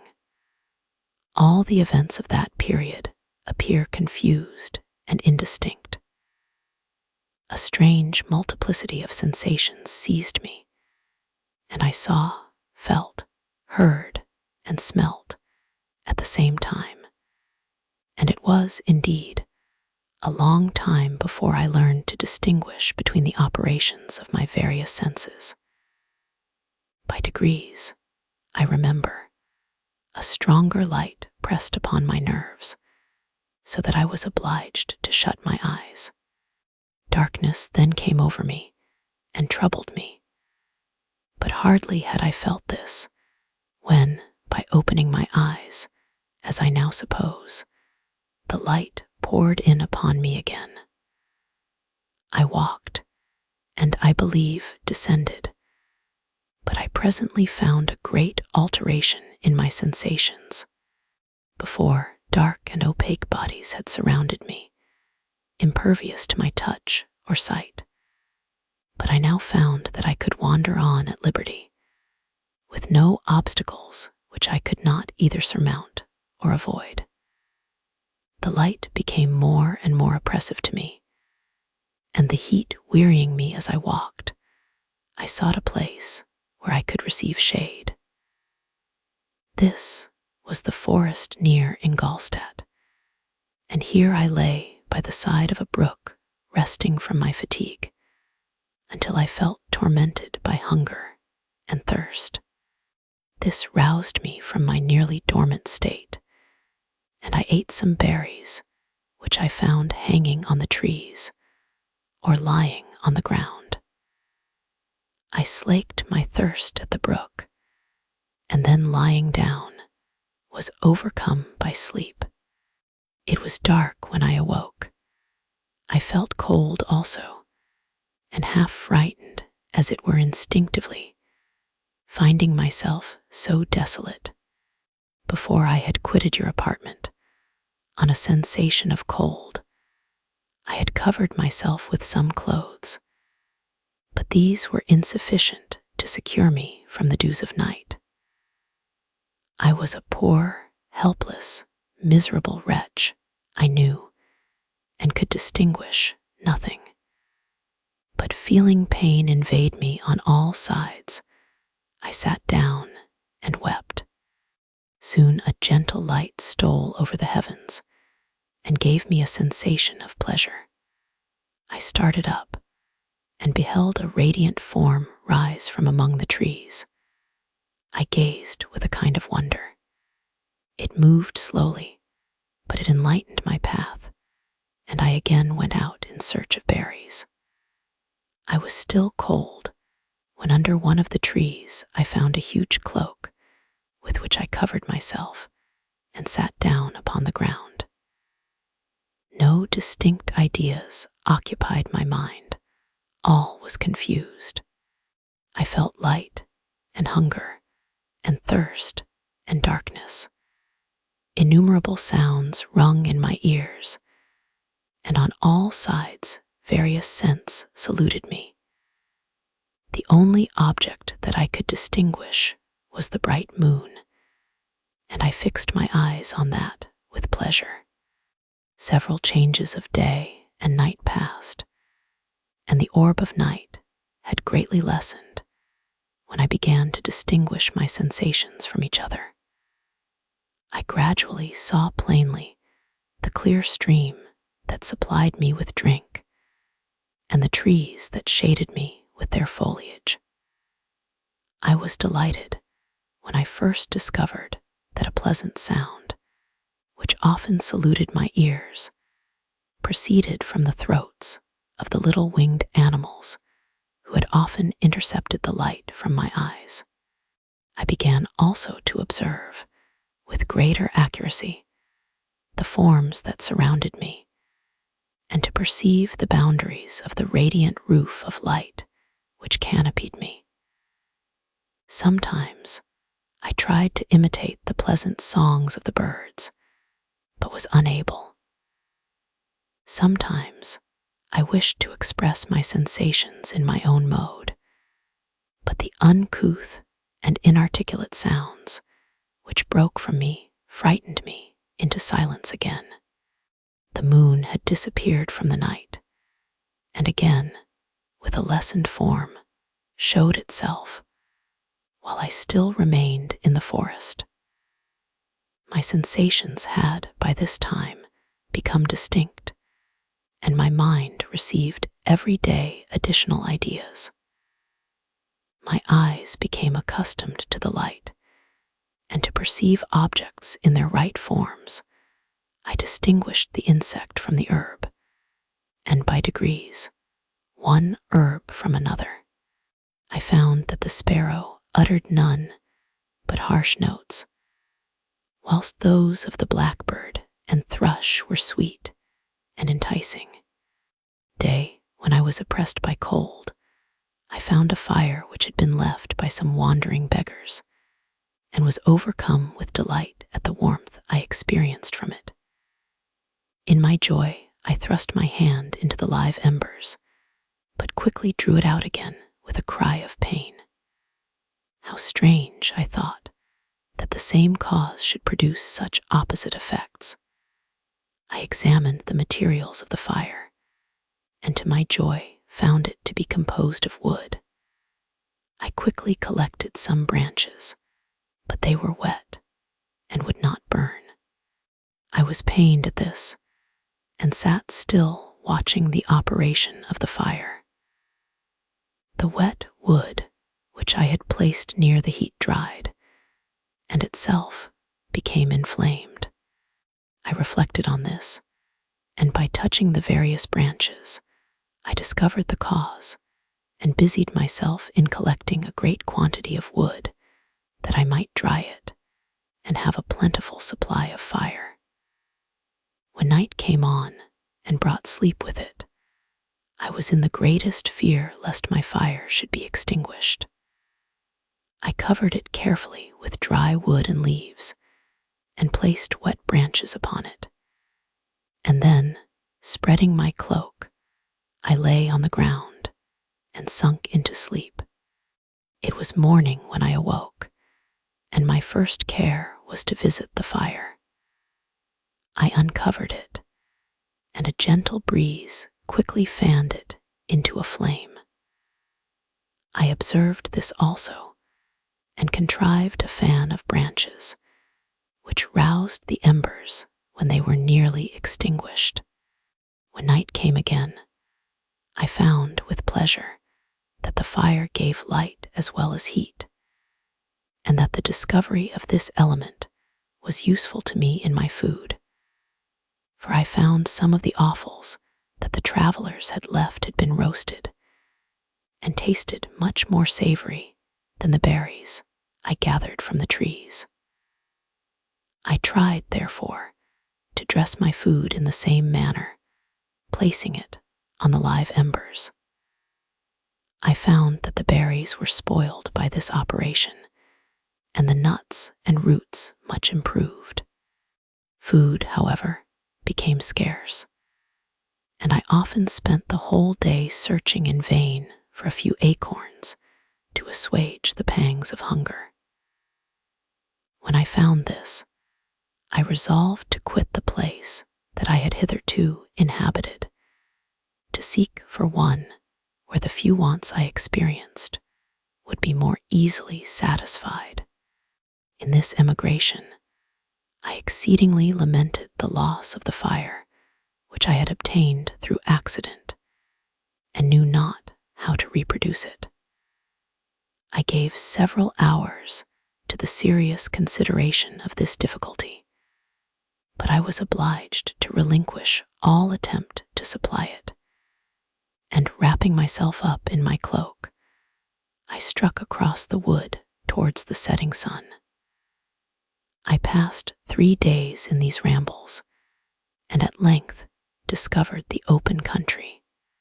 A great fall of snow had taken place the night before, and the fields were of one uniform white. The appearance was disconsolate, and I found my feet chilled by the cold, damp substance that covered the ground. It was about 7 in the morning, and I longed to obtain food and shelter. At length, I perceived a small hut on a rising ground, which had doubtless been built for the convenience of some shepherd. This was a new sight to me, and I examined the structure with great curiosity. Finding the door open, I entered.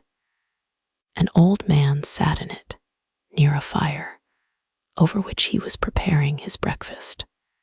He turned on hearing a noise, and perceiving me, shrieked loudly, and quitting the hut, ran across the fields with a speed of which his debilitated form hardly appeared capable.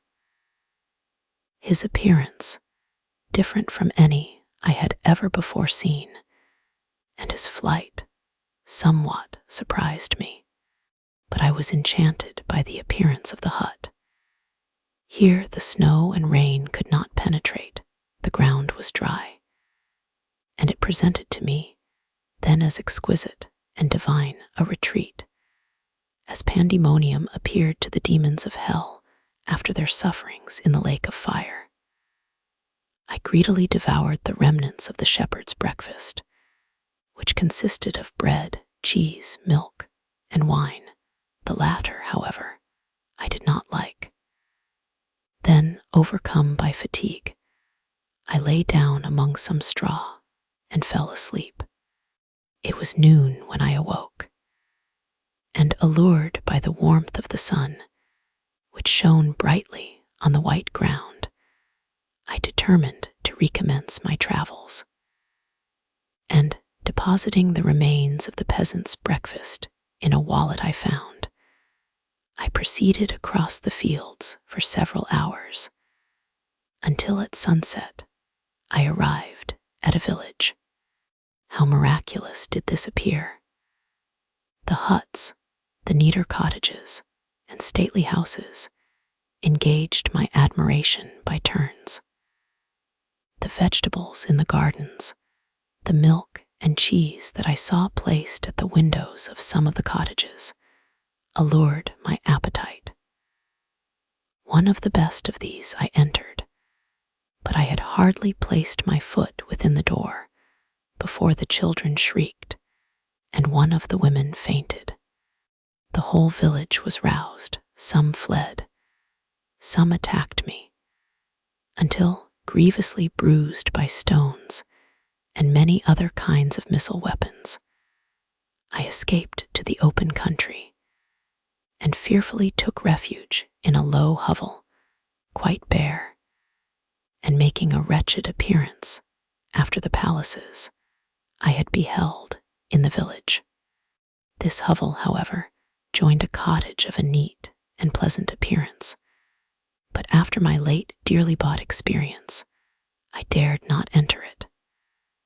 My place of refuge was constructed of wood, but so low that I could with difficulty sit upright in it.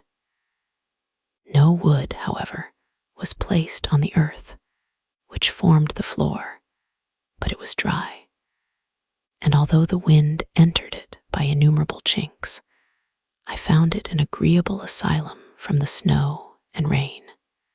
Here then I retreated and lay down, happy to have found a shelter, however miserable, from the inclemency of the season, and still more from the barbarity of man. As soon as morning dawned, I crept from my kennel, that I might view the adjacent cottage and discover if I could remain in the habitation I had found. It was situated against the back of the cottage and surrounded on the sides, which were exposed by a pigsty and a clear pool of water. One part was open, and by that I had crept in, but now I covered every crevice by which I might be perceived with stones and wood, yet in such a manner that I might move them on occasion to pass out. All the light I enjoyed came through the sty, and that was sufficient for me. Having thus arranged my dwelling and carpeted it with clean straw, I retired, for I saw the figure of a man at a distance, and I remembered too well my treatment the night before to trust myself in his power. I had first, however, provided for my sustenance for that day by a loaf of coarse bread, which I purloined, and a cup with which I could drink, more conveniently than from my hand, of the pure water which flowed by my retreat. The floor was a little raised, so that it was kept perfectly dry, and by its vicinity to the chimney of the cottage, it was tolerably warm. Being thus provided, I resolved to reside in this hovel until something should occur which might alter my determination. It was indeed a paradise, compared to the bleak forest, my former residence, the rain-dropping branches, and dank earth. I ate my breakfast with pleasure, and was about to remove a plank to procure myself a little water, when I heard a step, and looking through a small chink, I beheld a young creature, with a pail on her head, passing before my hovel. The girl was young and of gentle demeanor, unlike what I have since found cottagers and farmhouse servants to be. Yet she was meanly dressed, a coarse blue petticoat and a linen jacket being her only garb. Her fair hair was plaited, but not adorned. She looked patient, yet sad.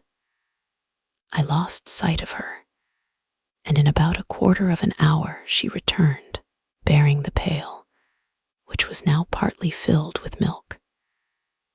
As she walked along, seemingly incommoded by the burden, a young man met her, whose countenance expressed a deeper despondence. Uttering a few sounds with an air of melancholy, he took the pail from her head and bore it to the cottage himself. She followed, and they disappeared. Presently, I saw the young man again, with some tools in his hand, cross the field behind the cottage and the girl was also busied, sometimes in the house and sometimes in the yard. On examining my dwelling, I found that one of the windows of the cottage had formerly occupied a part of it, but the panes had been filled up with wood. In one of these was a small and almost imperceptible chink, through which the eye could just penetrate. Through this crevice, a small room was visible, whitewashed and clean, but very bare of furniture. In one corner, near a small fire, sat an old man, leaning his head on his hands in a disconsolate attitude.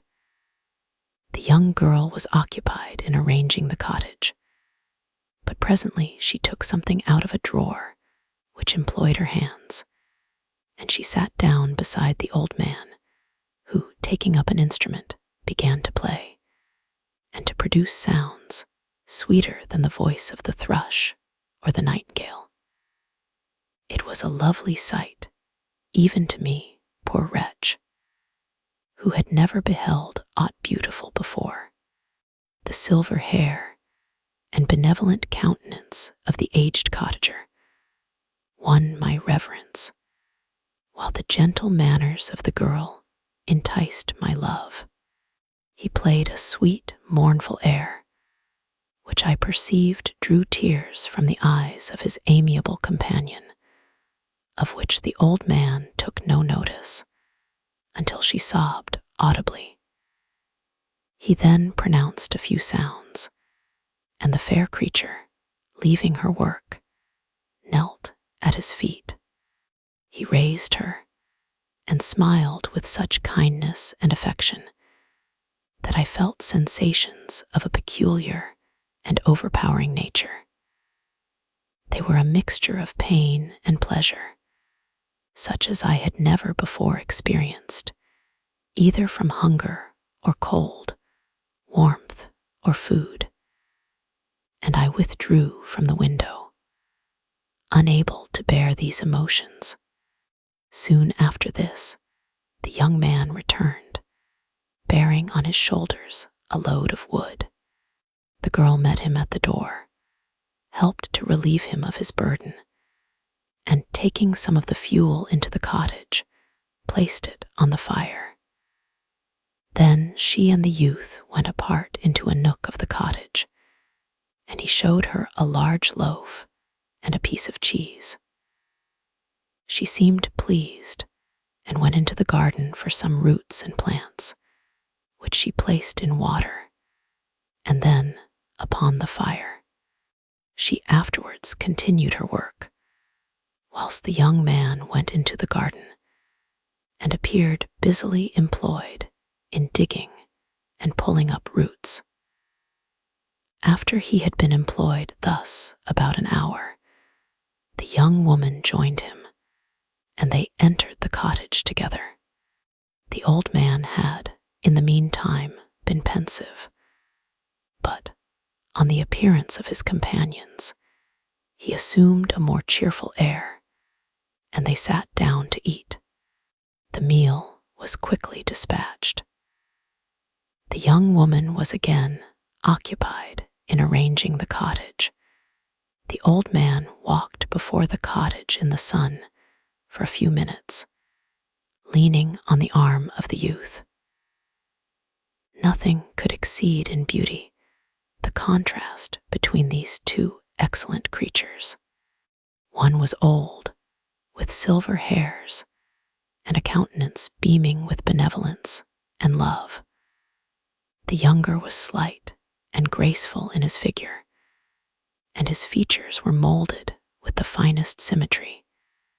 Yet his eyes and attitude expressed the utmost sadness and despondency. The old man returned to the cottage, and the youth, with tools different from those he had used in the morning, directed his steps across the fields.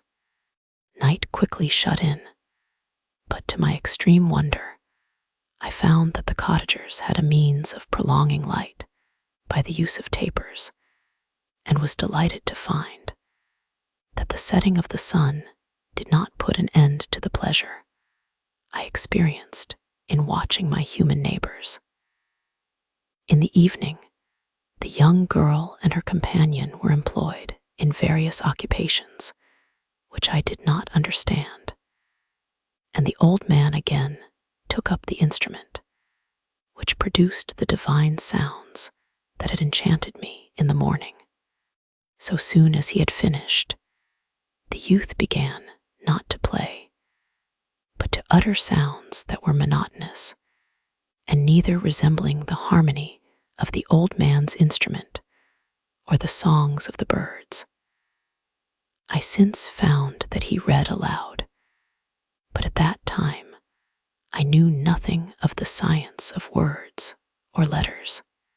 The family, after having been thus occupied for a short time, extinguished their lights and retired, as I conjectured, to rest.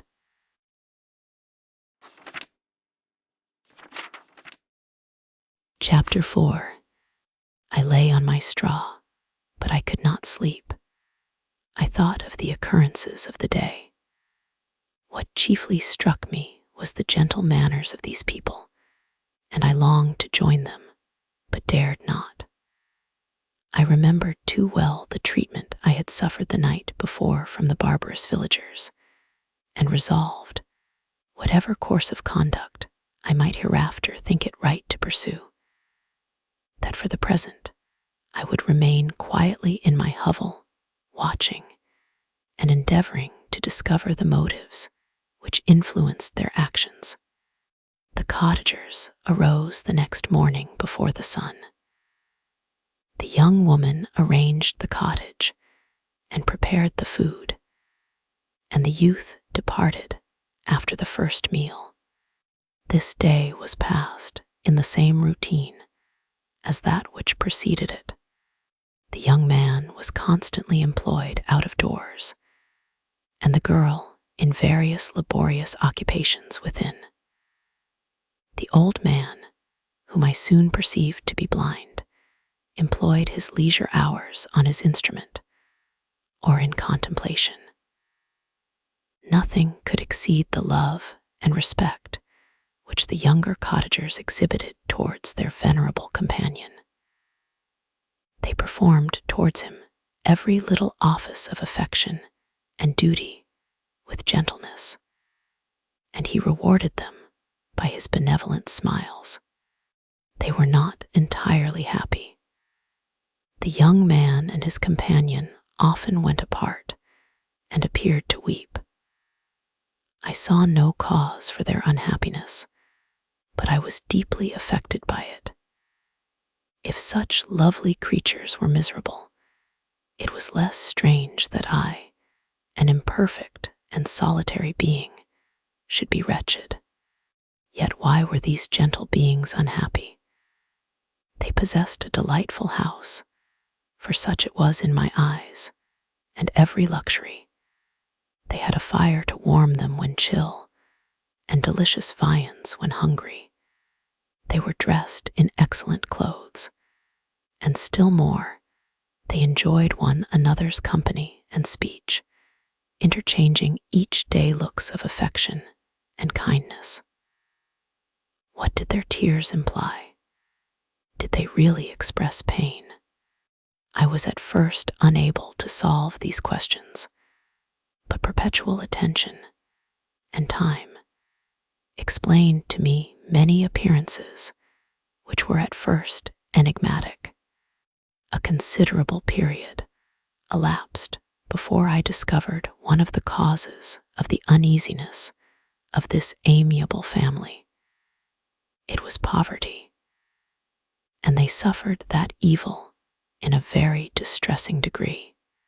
Their nourishment consisted entirely of the vegetables of their garden and the milk of one cow, who gave very little during the winter, when its masters could scarcely procure food to support it. They often, I believe, suffered the pangs of hunger very poignantly, especially the two younger cottagers, for several times they placed food before the old man when they reserved none for themselves. This trait of kindness moved me sensibly. I had been accustomed, during the night, to steal a part of their store for my own consumption. But when I found that in doing this I inflicted pain on the cottagers, I abstained and satisfied myself with berries, nuts, and roots, which I gathered from a neighboring wood. I discovered also another means through which I was enabled to assist their labors. I found that the youth spent a great part of each day in collecting wood for the family fire, and during the night I often took his tools, the use of which I quickly discovered, and brought home firing sufficient for the consumption of several days. I remember the first time that I did this, the young woman, when she opened the door in the morning, appeared greatly astonished on seeing a great pile of wood on the outside. She uttered some words in a loud voice, and the youth joined her, who also expressed surprise. I observed, with pleasure, that he did not go to the forest that day, but spent it in repairing the cottage and cultivating the garden. By degrees, I made a discovery of still greater moment. I found that these people possessed a method of communicating their experience and feelings to one another by articulate sounds. I perceived that the words they spoke sometimes produced pleasure or pain, smiles or sadness, in the minds and countenances of the hearers. This was indeed a godlike science, and I ardently desired to become acquainted with it. But I was baffled in every attempt I made for this purpose.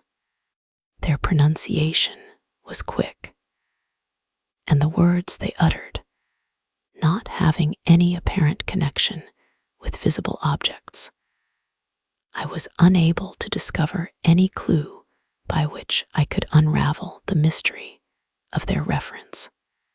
By great application, however, and after having remained during the space of several revolutions of the moon in my hovel, I discovered the names that were given to some of the most familiar objects of discourse. I learned and applied the words fire, milk, bread, and wood. I learned also the names of the cottagers themselves. The youth and his companion had each of them several names, but the old man had only one, which was father. The girl was called sister, or Agatha, and the youth Felix, brother or son. I cannot describe the delight I felt when I learned the ideas appropriated to each of these sounds, and was able to pronounce them. I distinguished several other words, without being able as yet to understand or apply them, such as good, dearest, unhappy. I spent the winter in this manner. The gentle manners and beauty of the cottagers greatly endeared them to me. When they were unhappy, I felt depressed.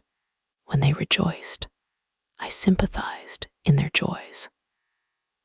I saw few human beings beside them, and if any other happened to enter the cottage, their harsh manners and rude gait only enhanced to me the superior accomplishments of my friends.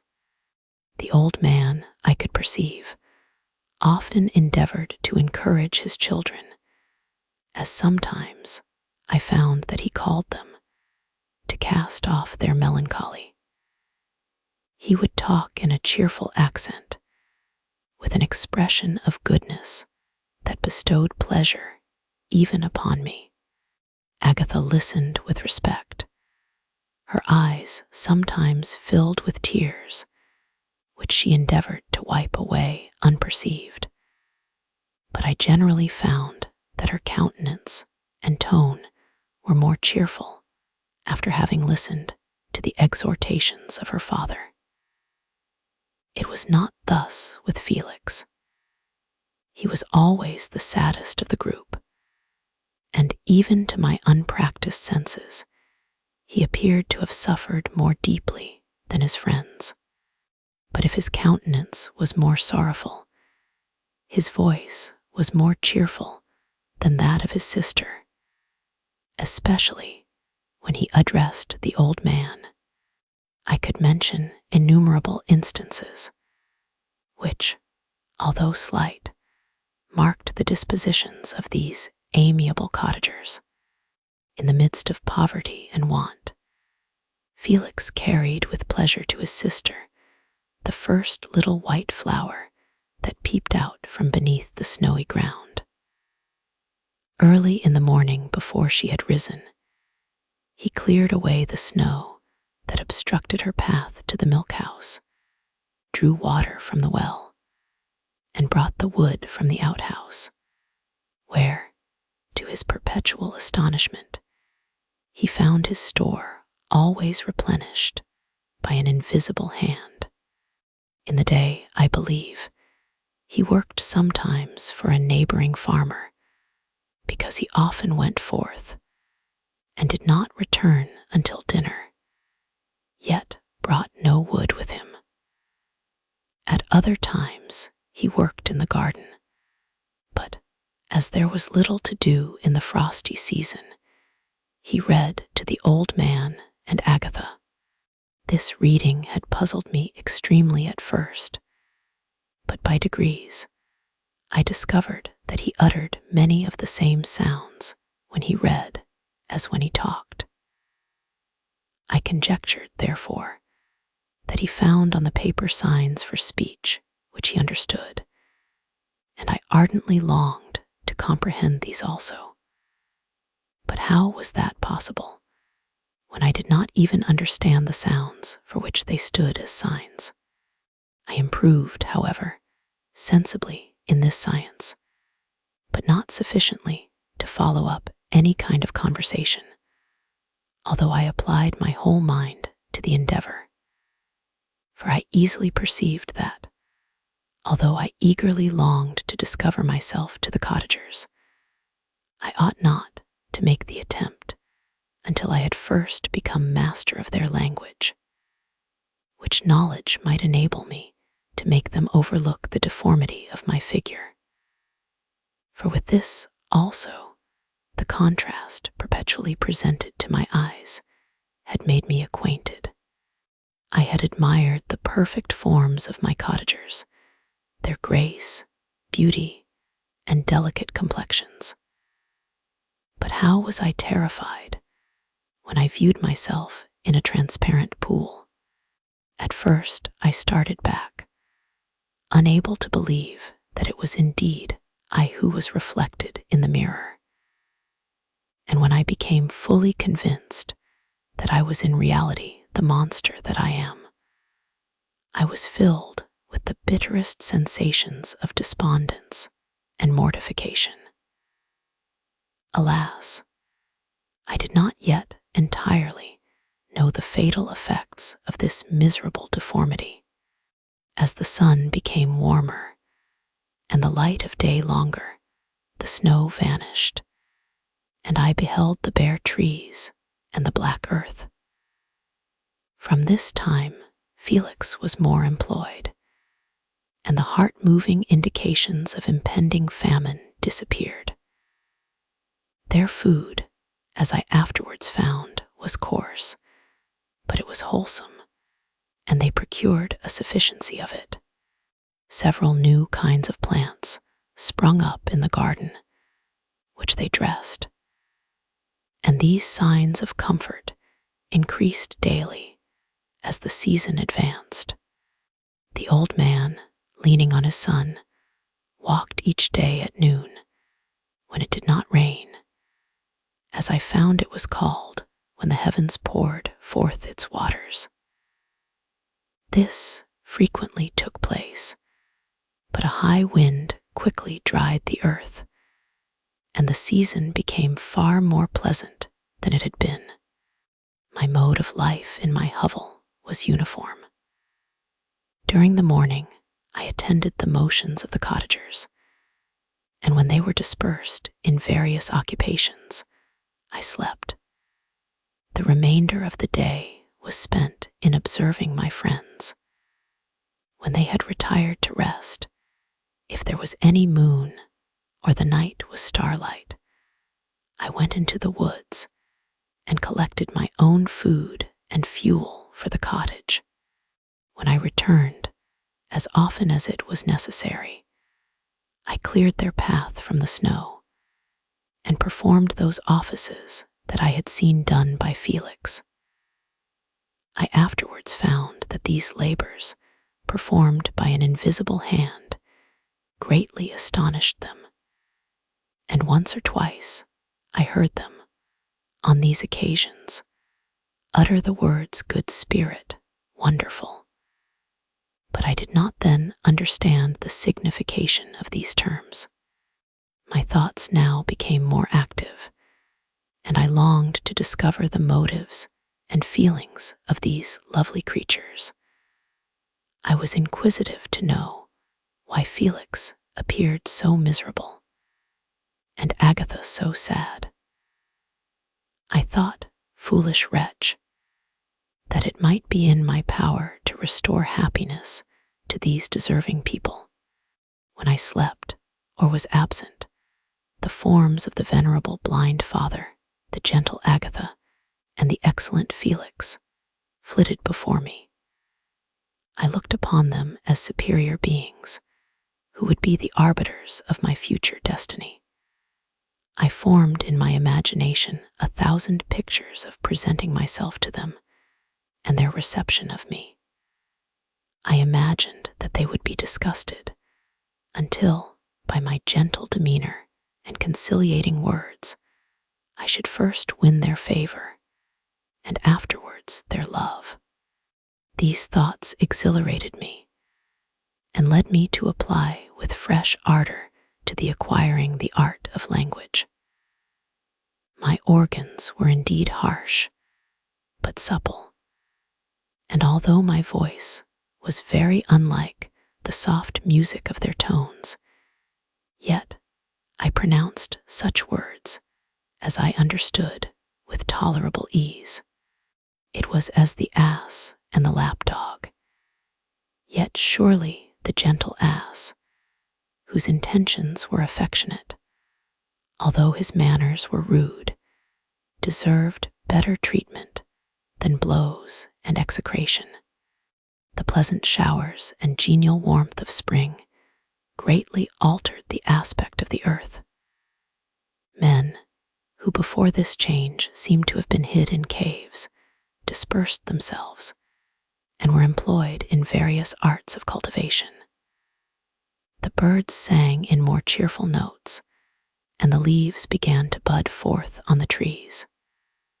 Happy, happy earth, fit habitation for gods, which so short a time before was bleak, damp, and unwholesome.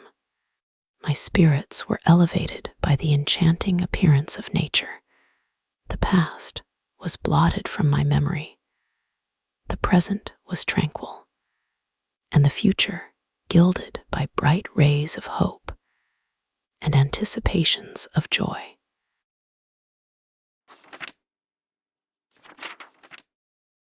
Chapter 5. I now hasten to the more moving part of my story. I shall relate events that impressed me with feelings which, from what I was, have made me what I am.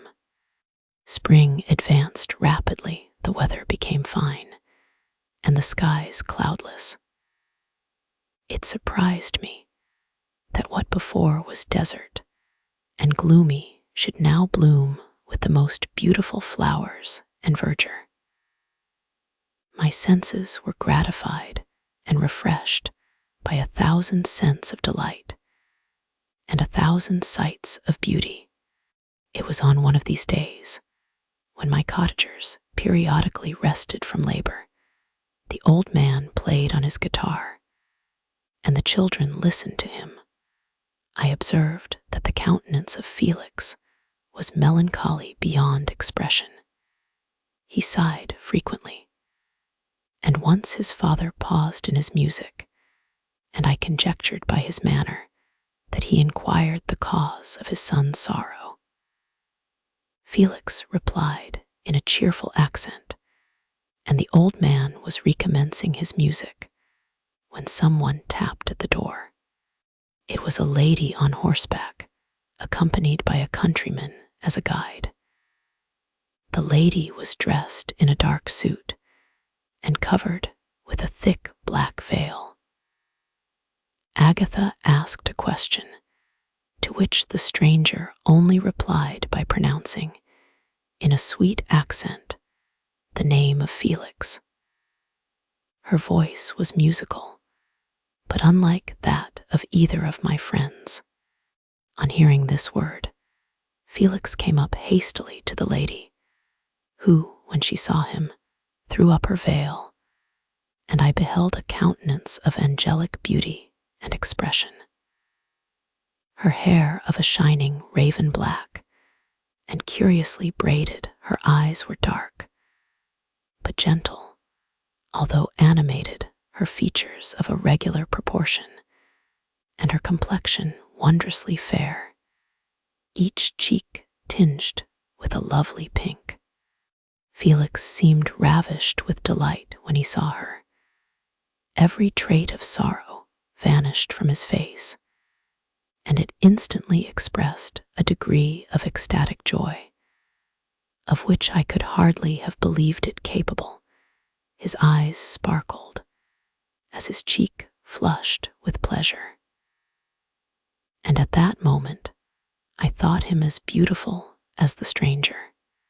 She appeared affected by different feelings.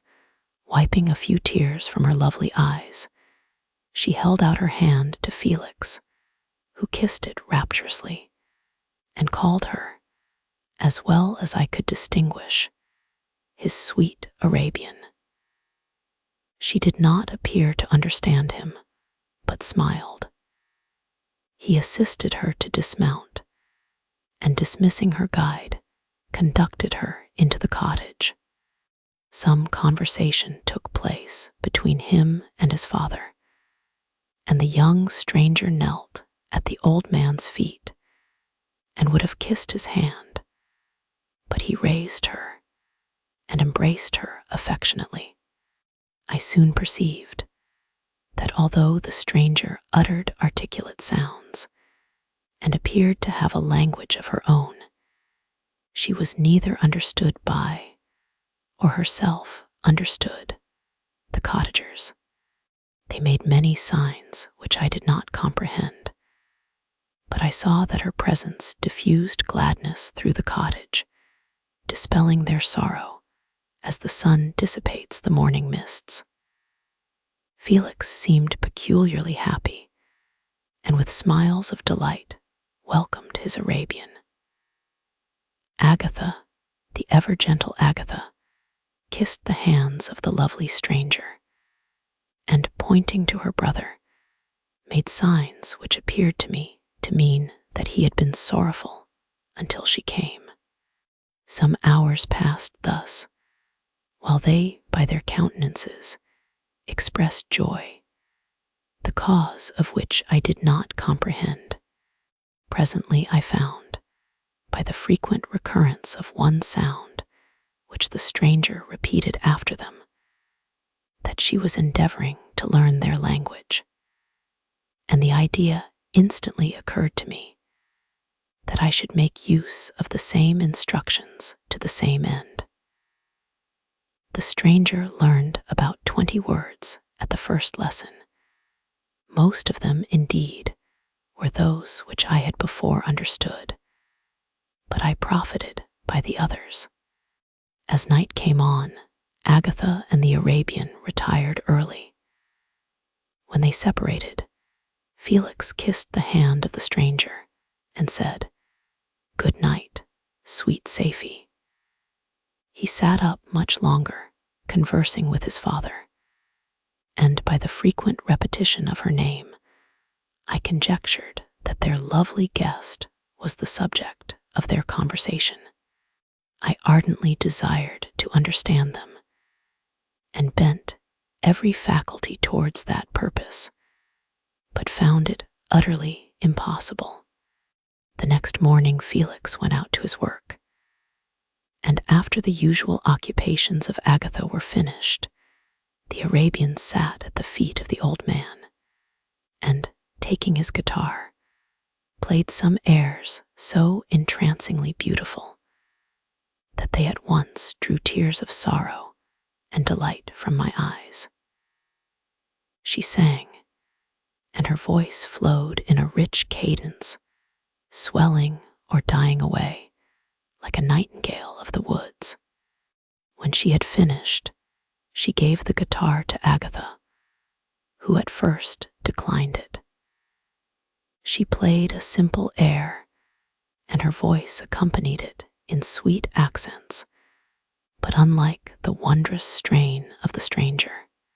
The old man appeared enraptured, and said some words, which Agatha endeavored to explain to Safie, and by which he appeared to wish to express that she bestowed on him the greatest delight by her music.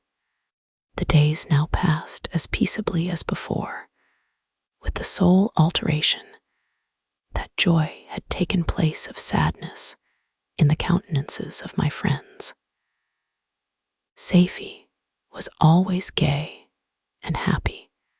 She and I improved rapidly in the knowledge of language, so that in 2 months I began to comprehend most of the words uttered by my protectors. In the meanwhile, also the black ground was covered with herbage, and the green banks interspersed with innumerable flowers, sweet to the scent and the eyes, stars of pale radiance among the moonlight woods. The sun became warmer, the nights clear and balmy, and my nocturnal rambles were an extreme pleasure to me, although they were considerably shortened by the late setting and early rising of the sun, for I never ventured abroad during daylight, fearful of meeting with the same treatment as I had formerly endured in the first village which I entered. My days were spent in close attention, that I might more speedily master the language, and I may boast that I improved more rapidly than the Arabian, who understood very little and conversed in broken accents, whilst I comprehended and could imitate almost every word that was spoken.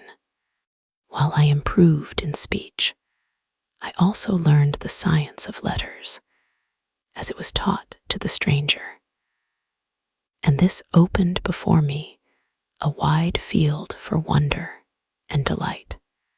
The book from which Felix instructed Safie was Volney's Ruins of Empires. I should not have understood the purport of this book had not Felix, in reading it, given very minute explanations. He had chosen this work, he said, because the declamatory style was framed in imitation of the Eastern authors. Through this work, I obtained a cursory knowledge of history and a view of the several empires at present existing in the world. It gave me an insight into the manners, governments, and religions of the different nations of the earth. I heard of the slothful Asiatics, of the stupendous genius and mental activity of the Grecians, of the wars and wonderful virtue of the early Romans, of their subsequent degeneration, of the decline of that mighty empire, of chivalry, Christianity, and kings. I heard of the discovery of the American hemisphere, and wept with Safie over the hapless fate of its original inhabitants. These wonderful narrations inspired me with strange feelings. Was man, indeed, at once so powerful, so virtuous, and magnificent, yet so vicious and base? He appeared at one time a mere scion of the evil principle, and at another as all that can be conceived of noble and godlike. To be a great and virtuous man appeared the highest honor that can befall a sensitive being. To be base and vicious, as many on record have been, appeared the lowest degradation, a condition more abject than that of the blind mole or harmless worm. For a long time, I could not conceive how one man could go forth to murder his fellow, or even why there were laws and governments. But when I heard details of vice and bloodshed, my wonder ceased, and I turned away with disgust and loathing. Every conversation of the cottagers now opened new wonders to me, while I listened to the instructions which Felix bestowed upon the Arabian. The strange system of human society was explained to me. I heard of the division of property, of immense wealth and squalid poverty, of rank, descent, and noble blood. The words induced me to turn towards myself. I learned that the possessions most esteemed by your fellow creatures were high and unsullied descent united with riches. A man might be respected with only one of these acquisitions, but without either he was considered, except in very rare instances, as a vagabond and a slave, doomed to waste his powers for the profit of the chosen few. And what was I? Of my creation and creator, I was absolutely ignorant. But I knew that I possessed no money, no friends, no kind of property. I was, besides, endowed with a figure hideously deformed and loathsome. I was not even of the same nature as man. I was more agile than they, and could subsist upon coarser diet. I bore the extremes of heat and cold with less injury to my frame. My stature far exceeded theirs. When I looked around, I saw and heard of none like me. Was I then a monster, a blot upon the earth, from which all men fled, and whom all men disowned? I cannot describe to you the agony that these reflections inflicted upon me. I tried to dispel them, but sorrow only increased with knowledge. Oh, that I had forever remained in my native wood, nor known or felt beyond the sensations of hunger, thirst, and heat. Of what a strange nature is knowledge. It clings to the mind when it has once seized on it, like a lichen on the rock. I wished sometimes to shake off all thought and feeling, but I learned that there was but one means to overcome the sensation of pain, and that was death, a state which I feared yet did not understand. I admired virtue and good feelings, and loved the gentle manners and amiable qualities of my cottagers, but I was shut out from intercourse with them, except through means which I obtained by stealth, when I was unseen and unknown, and which rather increased than satisfied the desire I had of becoming one among my fellows. The gentle words of Agatha and the animated smiles of the charming Arabian were not for me. The mild exhortations of the old man and the lively conversation of the loved Felix were not for me. Miserable unhappy wretch. Other lessons were impressed upon me even more deeply. I heard of the difference of sexes, of the birth and growth of children, how the father doted on the smiles of the infant and the lively sallies of the older child, how all the life and cares of the mother were wrapped up in the precious charge, how the mind of youth expanded and gained knowledge of brother, sister, and all the various relationships which bind one human being to another in mutual bonds. But where were my friends and relations? No father had watched my infant days. No mother had blessed me with smiles and caresses. Or if they had, all my past life was now a blot, a blind vacancy in which I distinguished nothing. From my earliest remembrance, I had been as I then was in height and proportion. I had never yet seen a being resembling me, or who claimed any intercourse with me. What was I? The question again recurred, to be answered only with groans. I will soon explain to what these feelings tended, but allow me now to return to the cottagers, whose story excited in me such various feelings of indignation, delight, and wonder, but which all terminated in additional love and reverence for my protectors. For so I loved, in an innocent, half painful self-deceit, to call them.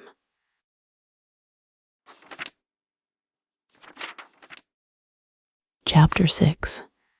Some time elapsed before I learned the history of my friends. It was one which could not fail to impress itself deeply on my mind, unfolding as it did a number of circumstances, each interesting and wonderful to one so utterly inexperienced as I was. The name of the old man was de Lacy. He was descended from a good family in France, where he had lived for many years in affluence, respected by his superiors, and beloved by his equals.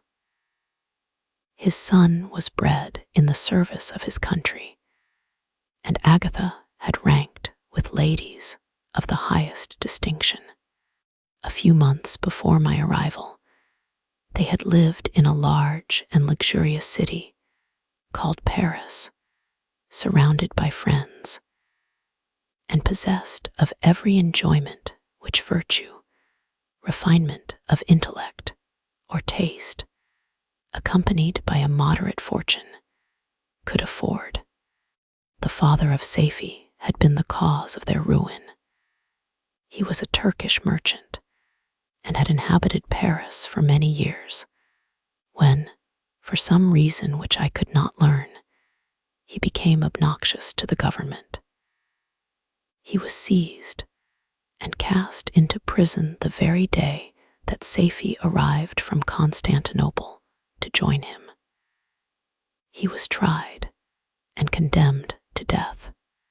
The injustice of his sentence was very flagrant.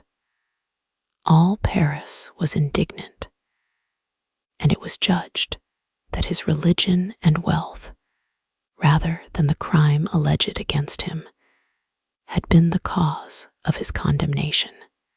Felix had been present at the trial.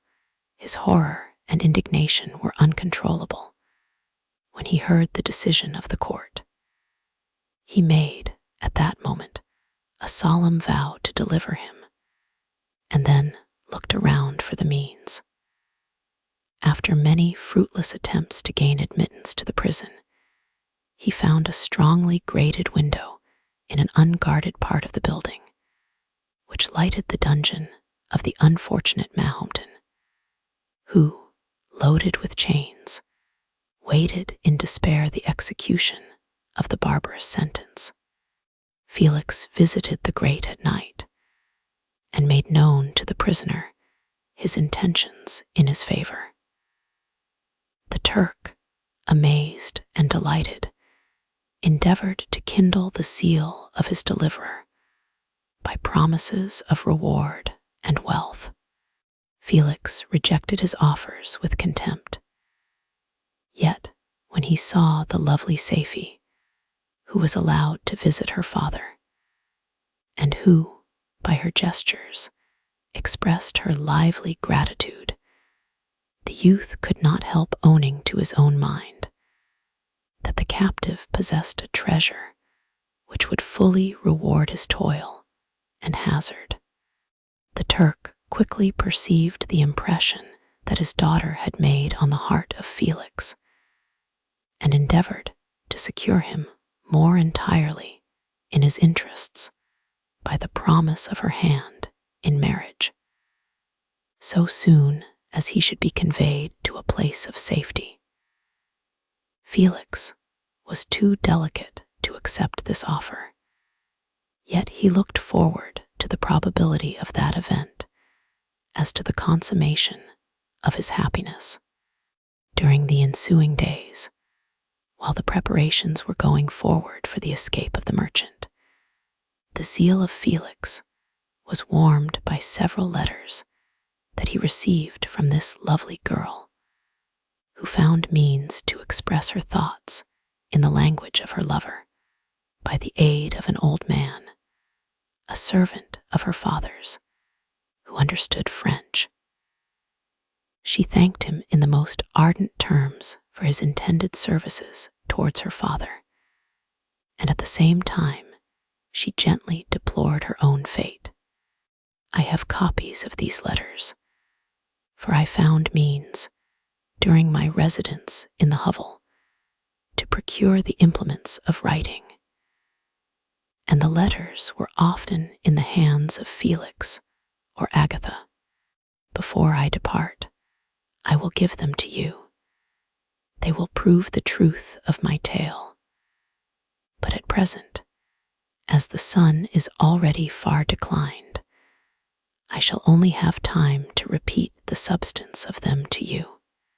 Safie related that her mother was a Christian Arab, seized and made a slave by the Turks, recommended by her beauty. She had won the heart of the father of Safie, who married her. The young girl spoke in high and enthusiastic terms of her mother, who, born in freedom, spurned the bondage to which she was now reduced.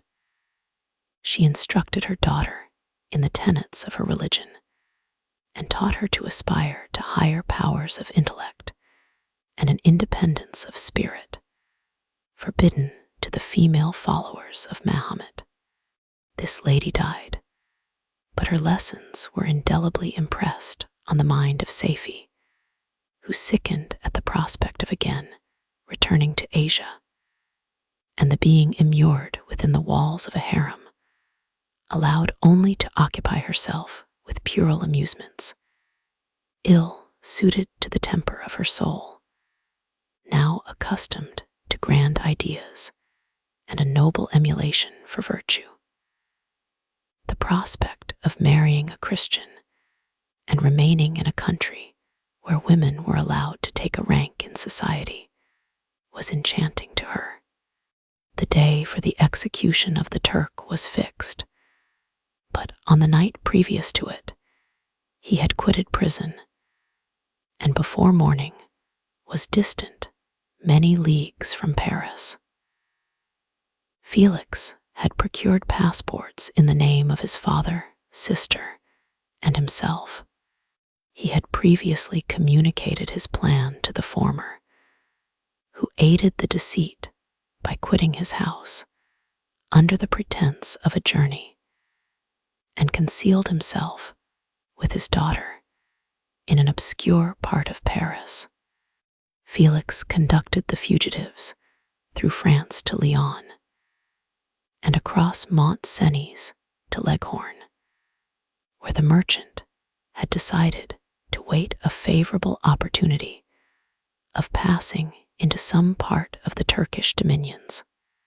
Safie resolved to remain with her father until the moment of his departure, before which time the Turk renewed his promise that she should be united to his deliverer. And Felix remained with them in expectation of that event.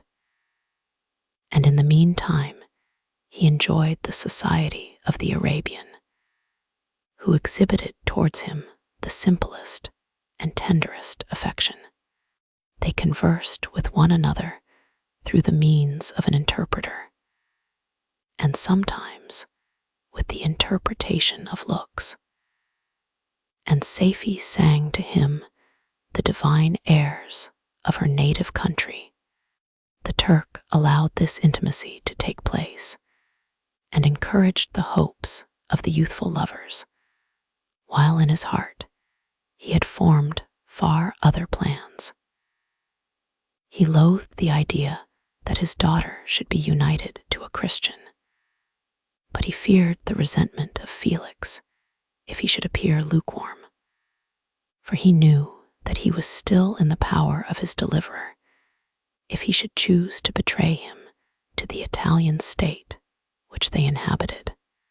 He revolved 1,000 plans by which he should be enabled to prolong the deceit until it might be no longer necessary, and secretly to take his daughter with him when he departed. His plans were greatly facilitated by the news which arrived from Paris.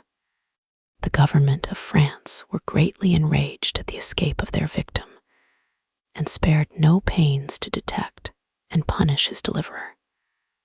The plot of Felix was quickly discovered, and De Lacy and Agatha were thrown into prison. The news reached Felix and roused him from his dream of pleasure. His blind and aged father and his gentle sister lay in a noisome dungeon, while he enjoyed the free air and the society of her whom he loved. This idea was torture to him. He quickly arranged with the Turk that if the latter should find a favorable opportunity for escape before Felix could return to Italy, Safie should remain as a boarder at a convent at Leghorn. And then, quitting the lovely Arabian, he hastened to Paris and delivered himself up to the vengeance of the law, hoping to free De Lacy and Agatha by this proceeding. He did not succeed. They remained confined for 5 months before the trial took place, the result of which deprived them of their fortune and condemned them to a perpetual exile from their native country. They found a miserable asylum in the cottage in Germany, where I discovered them. Felix soon learned that the treacherous Turk, for whom he and his family endured such unheard-of oppression, on discovering that his deliverer was thus reduced to poverty and impotence, became a traitor to good feeling and honor, and had quitted Italy with his daughter, insultingly sending Felix a pittance of money to aid him, as he said, in some plan of future maintenance. Such were the events that preyed on the heart of Felix and rendered him, when I first saw him, the most miserable of his family.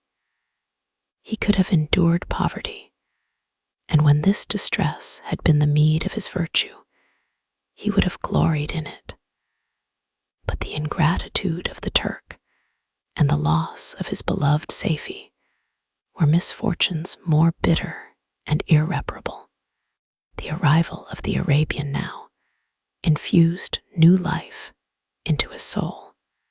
When the news reached Leghorn that Felix was deprived of his wealth and rank, the merchant commanded his daughter to think no more of her lover, but to prepare to return with him to her native country. The generous nature of Safie was outraged by this command. She attempted to expostulate with her father, but he left her angrily, reiterating his tyrannical mandate. A few days after, the Turk entered his daughter's apartment and told her hastily that he had reason to believe that his residence at Leghorn had been divulged, and that he should speedily be delivered up to the French government. He had, consequently, hired a vessel to convey him to Constantinople, for which city he should sail in a few hours. He intended to leave his daughter under the care of a confidential servant, to follow at her leisure with the greater part of his property, which had not yet arrived at Leghorn. When alone, Safie resolved in her own mind the plan of conduct that it would become her to pursue in this emergency. A residence in Turkey was abhorrent to her. Her religion and feelings were alike adverse to it. By some papers of her father's, which fell into her hands, she heard of the exile of her lover, and learnt the name of the spot where he then resided. She hesitated some time, but at length she formed her determination. Taking with her some jewels that belonged to her and a small sum of money, she quitted Italy with an attendant, a native of Leghorn, but who understood the common language of Turkey, and departed for Germany. She arrived in safety at a town about 20 leagues from the cottage of de Lacy, when her attendant fell dangerously ill. Safie nursed her with the most devoted affection, but the poor girl died, and the Arabian was left alone, unacquainted with the language of the country, and utterly ignorant of the customs of the world. She fell, however, into good hands. The Italian had mentioned the name of the spot for which they were bound, and after her death, the woman of the house in which they had lived took care that Safie should arrive in safety at the cottage of her lover.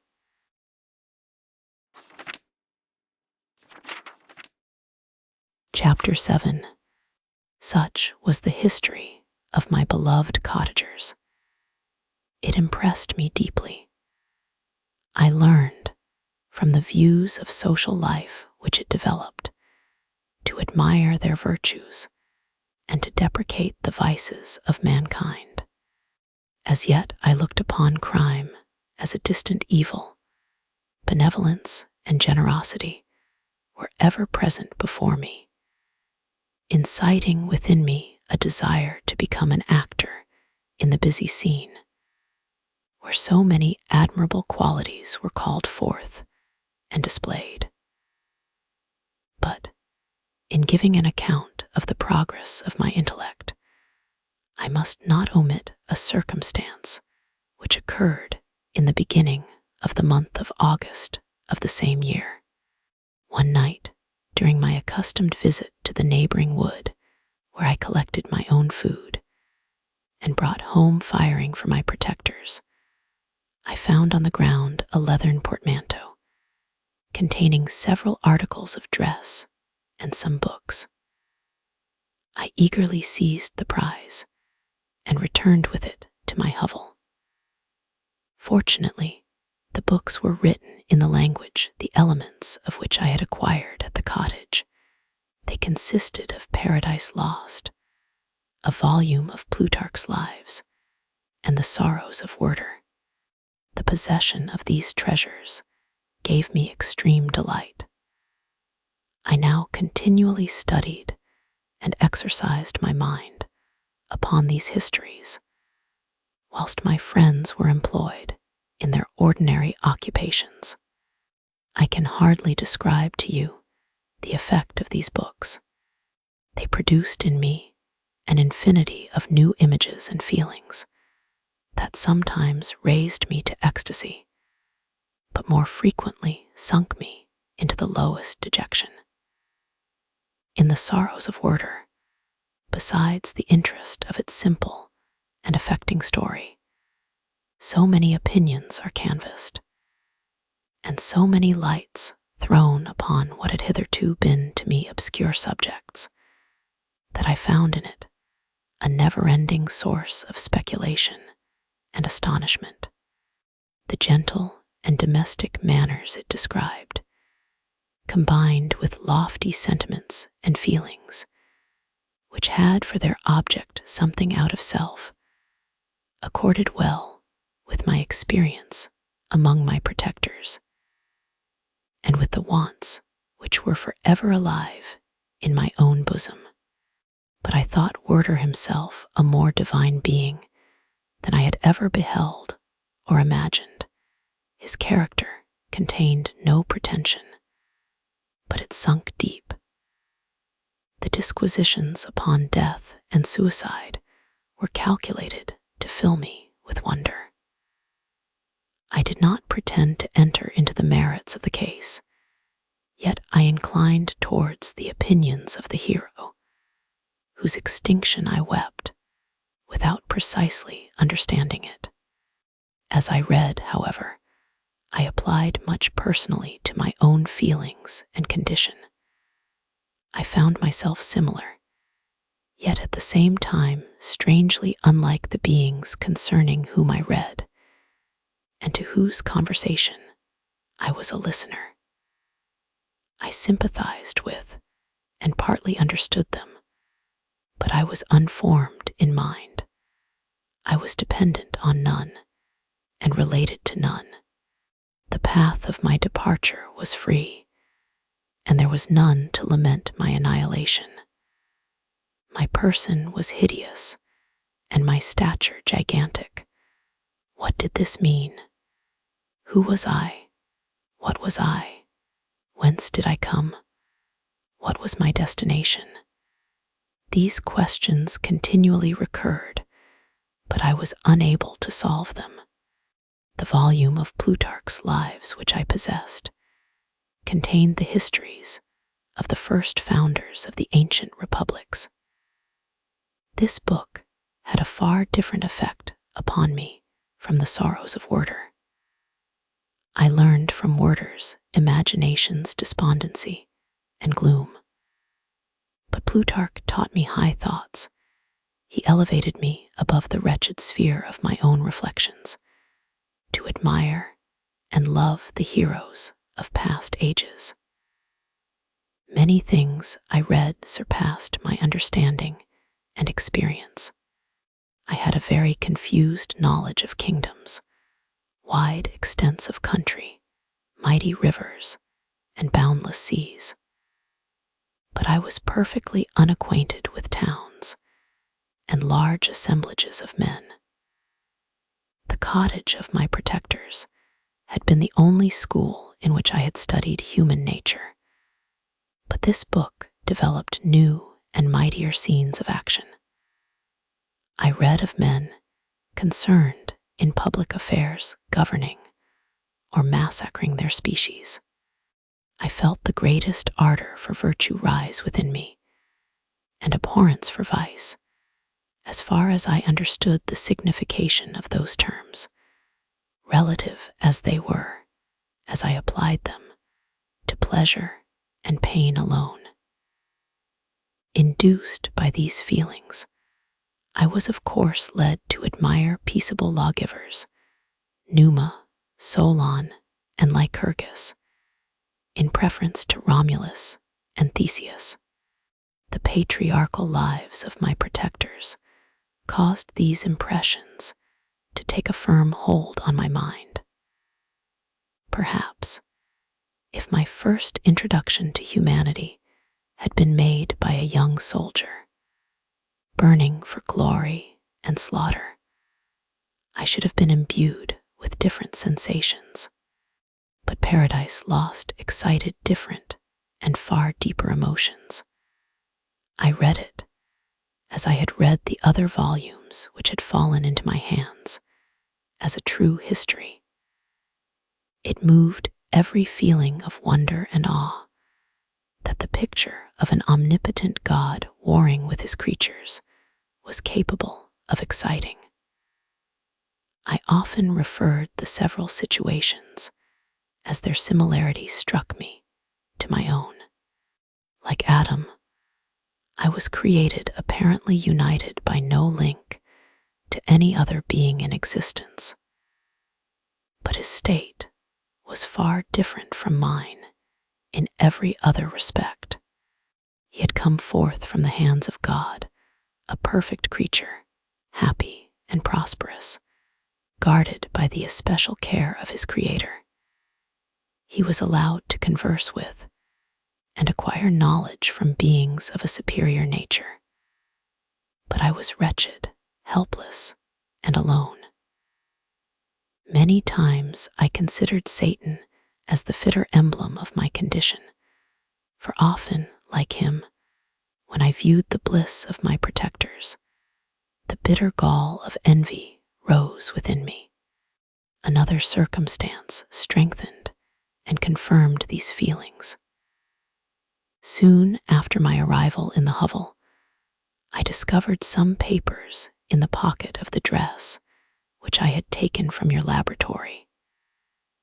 At first, I had neglected them, but now that I was able to decipher the characters in which they were written, I began to study them with diligence.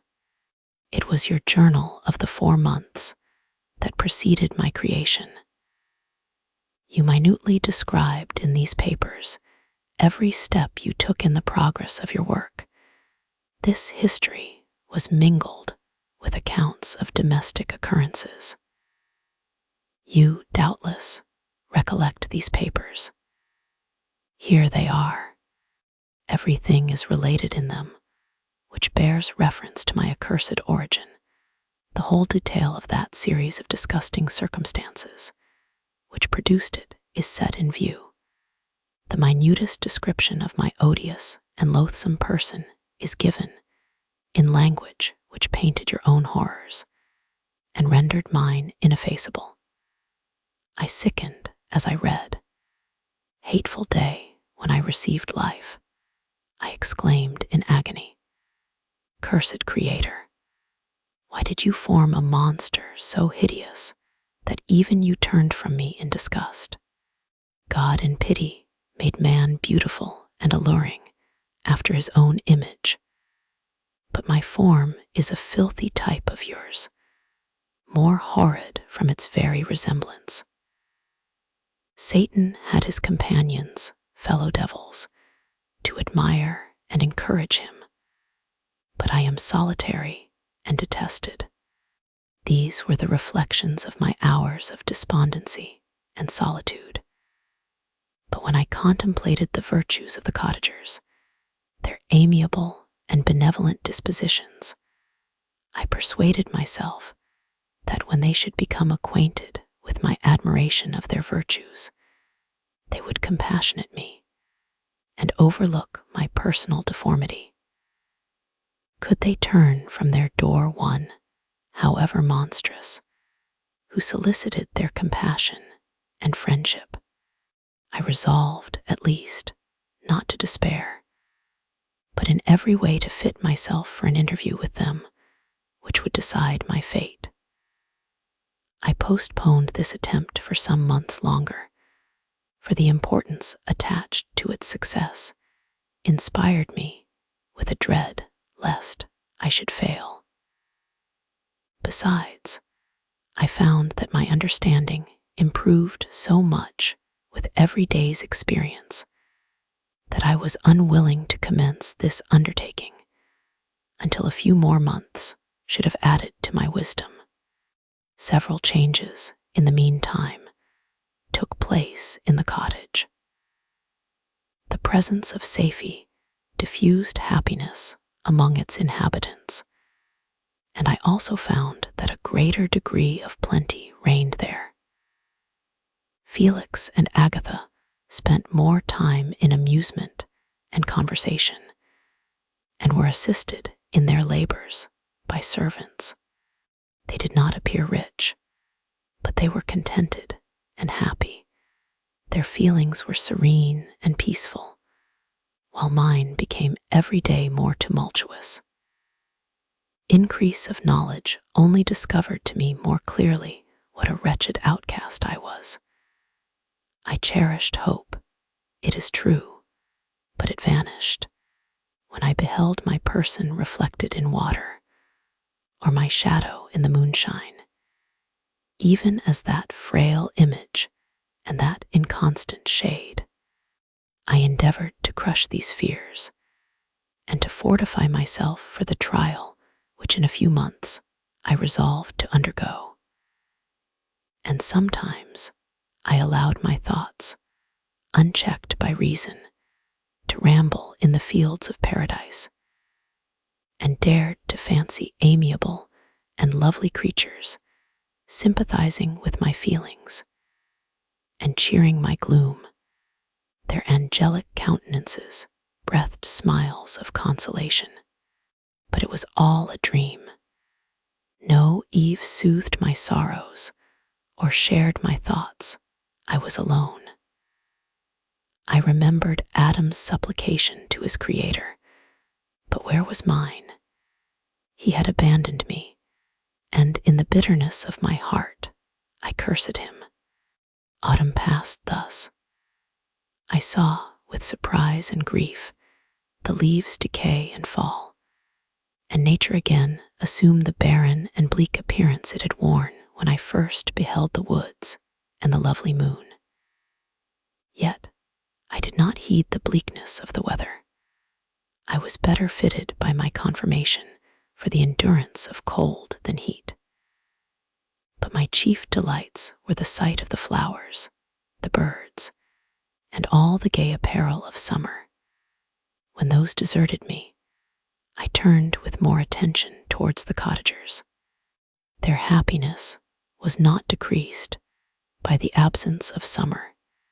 They loved and sympathized with one another, and their joys, depending on each other, were not interrupted by the casualties that took place around them. The more I saw of them, the greater became my desire to claim their protection and kindness. My heart yearned to be known and loved by these amiable creatures. To see their sweet looks turned towards me with affection was the utmost limit of my ambition. I dared not think that they would turn them from me with disdain and horror. The poor that stopped at their door were never driven away. I asked, it is true, for greater treasures than a little food or rest. I required kindness and sympathy, but I did not believe myself utterly unworthy of it. The winter advanced, and an entire revolution of the seasons had taken place since I awoke into life. My attention at this time was solely directed towards my plan of introducing myself into the cottage of my protectors. I revolved many projects, but that on which I finally fixed was to enter the dwelling when the blind old man should be alone. I had sagacity enough to discover that the unnatural hideousness of my person was the chief object of horror with those who had formerly beheld me. My voice, although harsh, had nothing terrible in it. I thought, therefore, that if, in the absence of his children, I could gain the goodwill and mediation of the old De Lacy, I might, by his means, be tolerated by my younger protectors. One day, when the sun shone on the red leaves that strewed the ground and diffused cheerfulness, although it denied warmth, Safie, Agatha, and Felix departed on a long country walk, and the old man, at his own desire, was left alone in the cottage. When his children had departed, he took up his guitar and played several mournful but sweet airs, more sweet and mournful than I had ever heard him play before. At first his countenance was illuminated with pleasure, but as he continued, thoughtfulness and sadness succeeded. At length, laying aside the instrument, he sat absorbed in reflection. My heart beat quick. This was the hour and moment of trial, which would decide my hopes or realize my fears. The servants were gone to a neighboring fair. All was silent in and around the cottage. It was an excellent opportunity. Yet, when I proceeded to execute my plan, my limbs failed me, and I sunk to the ground. Again I rose, and, exerting all the firmness of which I was master, removed the planks which I had placed before my hovel to conceal my retreat. The fresh air revived me, and with renewed determination, I approached the door of their cottage. I knocked. "Who is there?" said the old man. "Come in." I entered. "Pardon this intrusion," said I. "I am a traveler in want of a little rest. You would greatly oblige me if you would allow me to remain a few minutes before the fire."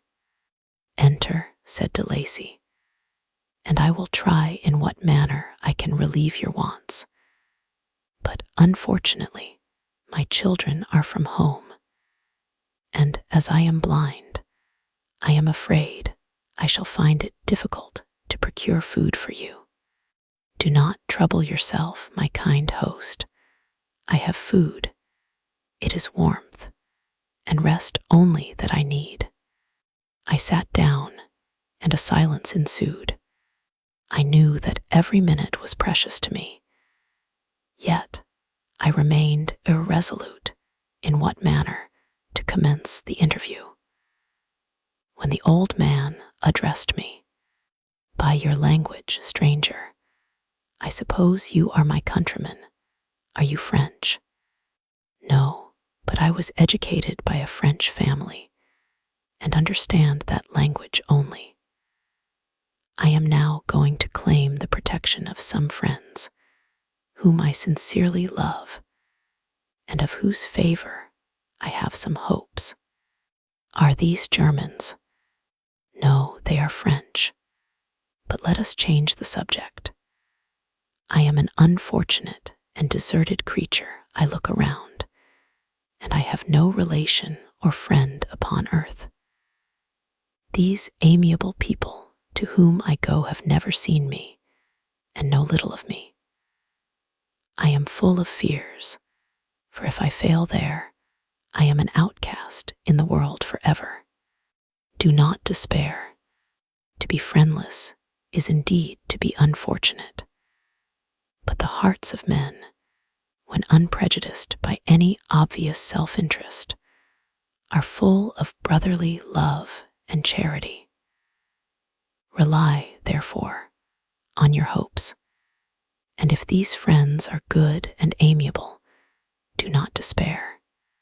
They are kind, they are the most excellent creatures in the world, but unfortunately, they are prejudiced against me. I have good dispositions.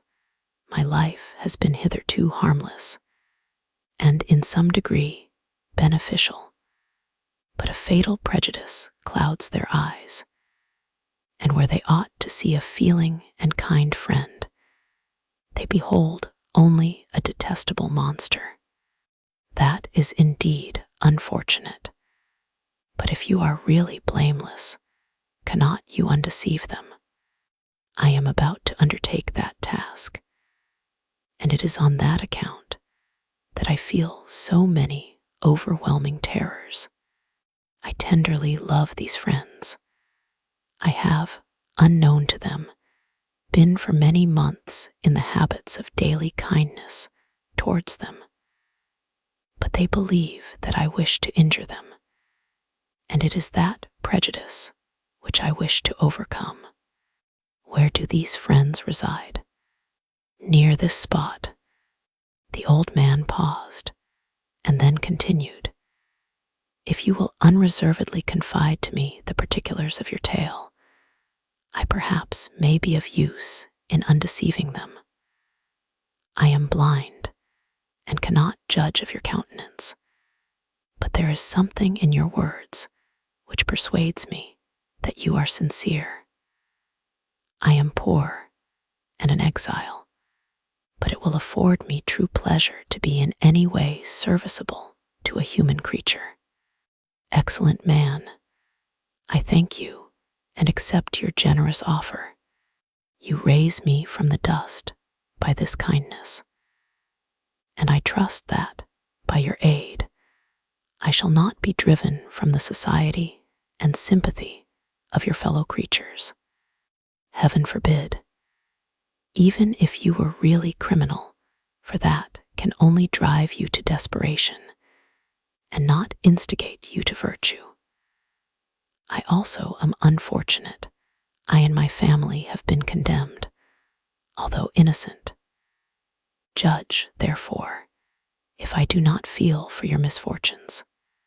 How can I thank you, my best and only benefactor?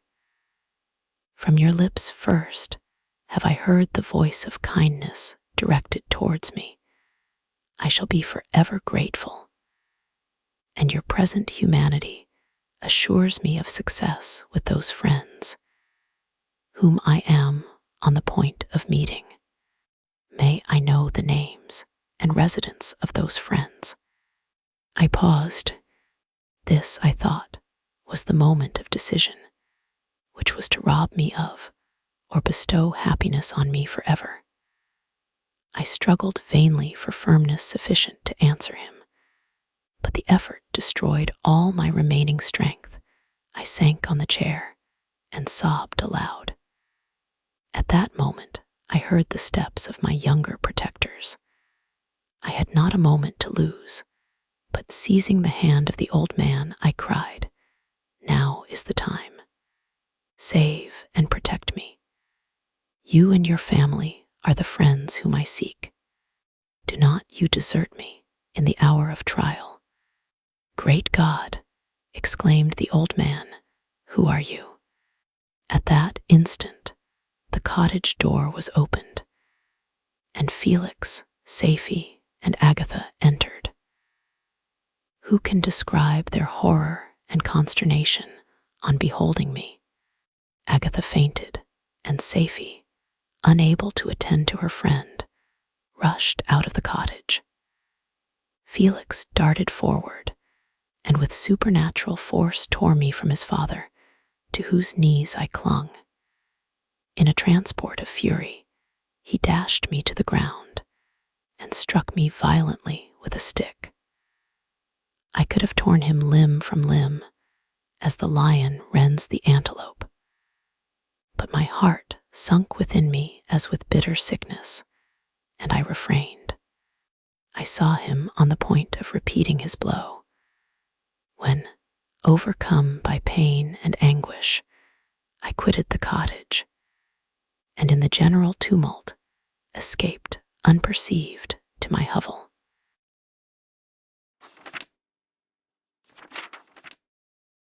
Chapter 8. Cursed, cursed Creator. Why did I live? Why, in that instant, did I not extinguish the spark of existence which you had so wantonly bestowed? I know not. Despair had not yet taken possession of me. My feelings were those of rage and revenge.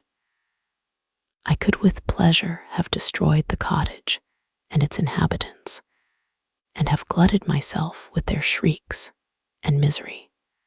When night came, I quitted my retreat and wandered in the wood, and now, no longer restrained by the fear of discovery, I gave vent to my anguish in fearful howlings.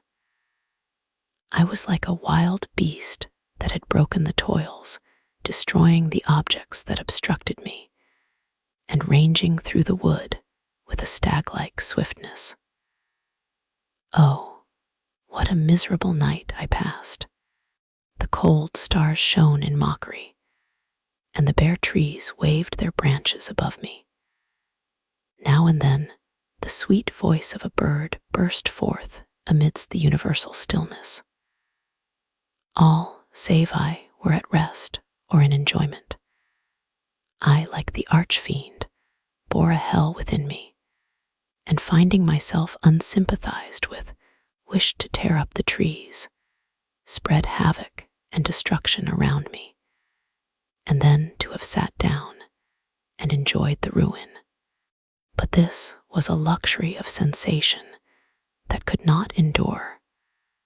I became fatigued with excess of bodily exertion, and sank on the damp grass in the sick impotence of despair.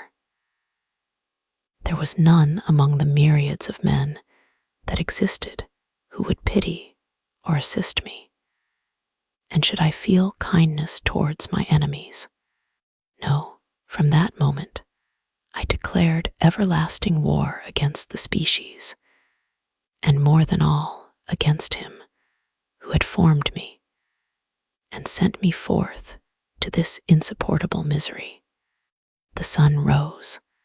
I heard the voices of men, and knew that it was impossible to return to my retreat during that day.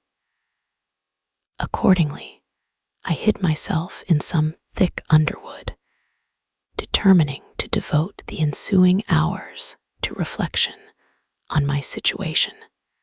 The pleasant sunshine and the pure air of day restored me to some degree of tranquility. And when I considered what had passed at the cottage, I could not help believing that I had been too hasty in my conclusions. I had certainly acted imprudently. It was apparent that my conversation had interested the father in my behalf, and I was a fool in having exposed my person to the horror of his children. I ought to have familiarized the old De Lacy to me, and by degrees have discovered myself to the rest of his family, when they should have been prepared for my approach. But I did not believe my errors to be irretrievable, and, after much consideration, I resolved to return to the cottage, seek the old man, and by my representations win him to my party. These thoughts calmed me, and in the afternoon I sank into a profound sleep. But the fever of my blood did not allow me to be visited by peaceful dreams. The horrible scene of the preceding day was forever acting before my eyes. The females were flying, and the enraged Felix tearing me from his father's feet. I awoke exhausted, and finding that it was already night, I crept forth from my hiding place and went in search of food. When my hunger was appeased, I directed my steps towards the well-known path that conducted to the cottage. All there was at peace. I crept into my hovel and remained in silent expectation of the accustomed hour when the family arose. That hour passed. The sun mounted high in the heavens, but the cottagers did not appear. I trembled violently, apprehending some dreadful misfortune. The inside of the cottage was dark, and I heard no motion. I cannot describe the agony of this suspense. Presently 2 countrymen passed by, but pausing near the cottage, they entered into conversation, using violent gesticulations. But I did not understand what they said, as they spoke the language of the country, which differed from that of my protectors. Soon after, however, Felix approached with another man. I was surprised, as I knew that he had not quitted the cottage that morning, and waited anxiously to discover, from his discourse, the meaning of these unusual appearances. "Do you consider," said his companion to him, "that you will be obliged to pay 3 months' rent and to lose the produce of your garden? I do not wish to take any unfair advantage, and I beg therefore that you will take some days to consider of your determination." "It is utterly useless," replied Felix. "We can never again inhabit your cottage. The life of my father is in the greatest danger, owing to the dreadful circumstance that I have related. My wife and my sister will never recover their horror. I entreat you not to reason with me any more. Take possession of your tenement and let me fly from this place." Felix trembled violently as he said this. He and his companion entered the cottage, in which they remained for a few minutes, and then departed. I never saw any of the family of de Lacy more. I continued for the remainder of the day in my hovel, in a state of utter and stupid despair. My protectors had departed, and had broken the only link that held me to the world. For the first time, the feelings of revenge and hatred filled my bosom, and I did not strive to control them, but allowing myself to be borne away by the stream, I bent my mind towards injury and death. When I thought of my friends, of the mild voice of de Lacy, the gentle eyes of Agatha, and the exquisite beauty of the Arabian, these thoughts vanished, and a gush of tears somewhat soothed me. But again, when I reflected that they had spurned and deserted me, anger returned, a rage of anger, and, unable to injure anything human, I turned my fury towards inanimate objects. As night advanced, I placed a variety of combustibles around the cottage, and, after having destroyed every vestige of cultivation in the garden, I waited with forced impatience until the moon had sunk to commence my operations. As the night advanced, a fierce wind arose from the woods and quickly dispersed the clouds that had loitered in the heavens. The blast tore along like a mighty avalanche and produced a kind of insanity in my spirits that burst all bounds of reason and reflection. I lighted the dry branch of a tree and danced with fury around the devoted cottage, my eyes still fixed on the western horizon, the edge of which the moon nearly touched. A part of its orb was at length hid, and I waved my brand it sunk, and with a loud scream I fired the straw and heath and bushes which I had collected. The wind fanned the fire, and the cottage was quickly enveloped by the flames, which clung to it and licked it with their forked and destroying tongues. As soon as I was convinced that no assistance could save any part of the habitation, I quitted the scene and sought for refuge in the woods. And now, with the world before me, whither should I bend my steps? I resolved to fly far from the scene of my misfortunes, but to me, hated and despised, every country must be equally horrible. At length, the thought of you crossed my mind. I learned from your papers that you were my father, my creator. And to whom could I apply with more fitness than to him who had given me life? Among the lessons that Felix had bestowed upon Safie, geography had not been omitted. I had learned from these the relative situations of the different countries of the earth. You had mentioned Geneva as the name of your native town, and towards this place I resolved to proceed. But how was I to direct myself? I knew that I must travel in a southwesterly direction to reach my destination, but the sun was my only guide. I did not know the names of the towns that I was to pass through, nor could I ask information from a single human being, but I did not despair. From you only could I hope for succor, although towards you I felt no sentiment but that of hatred. Unfeeling, heartless creator, you had endowed me with perceptions and passions, and then cast me abroad an object for the scorn and horror of mankind. But on you only had I any claim for pity and redress, and from you I determined to seek that justice which I vainly attempted to gain from any other being that wore the human form. My travels were long, and the sufferings I endured intense. It was late in autumn when I quitted the district where I had so long resided. I traveled only at night, fearful of encountering the visage of a human being.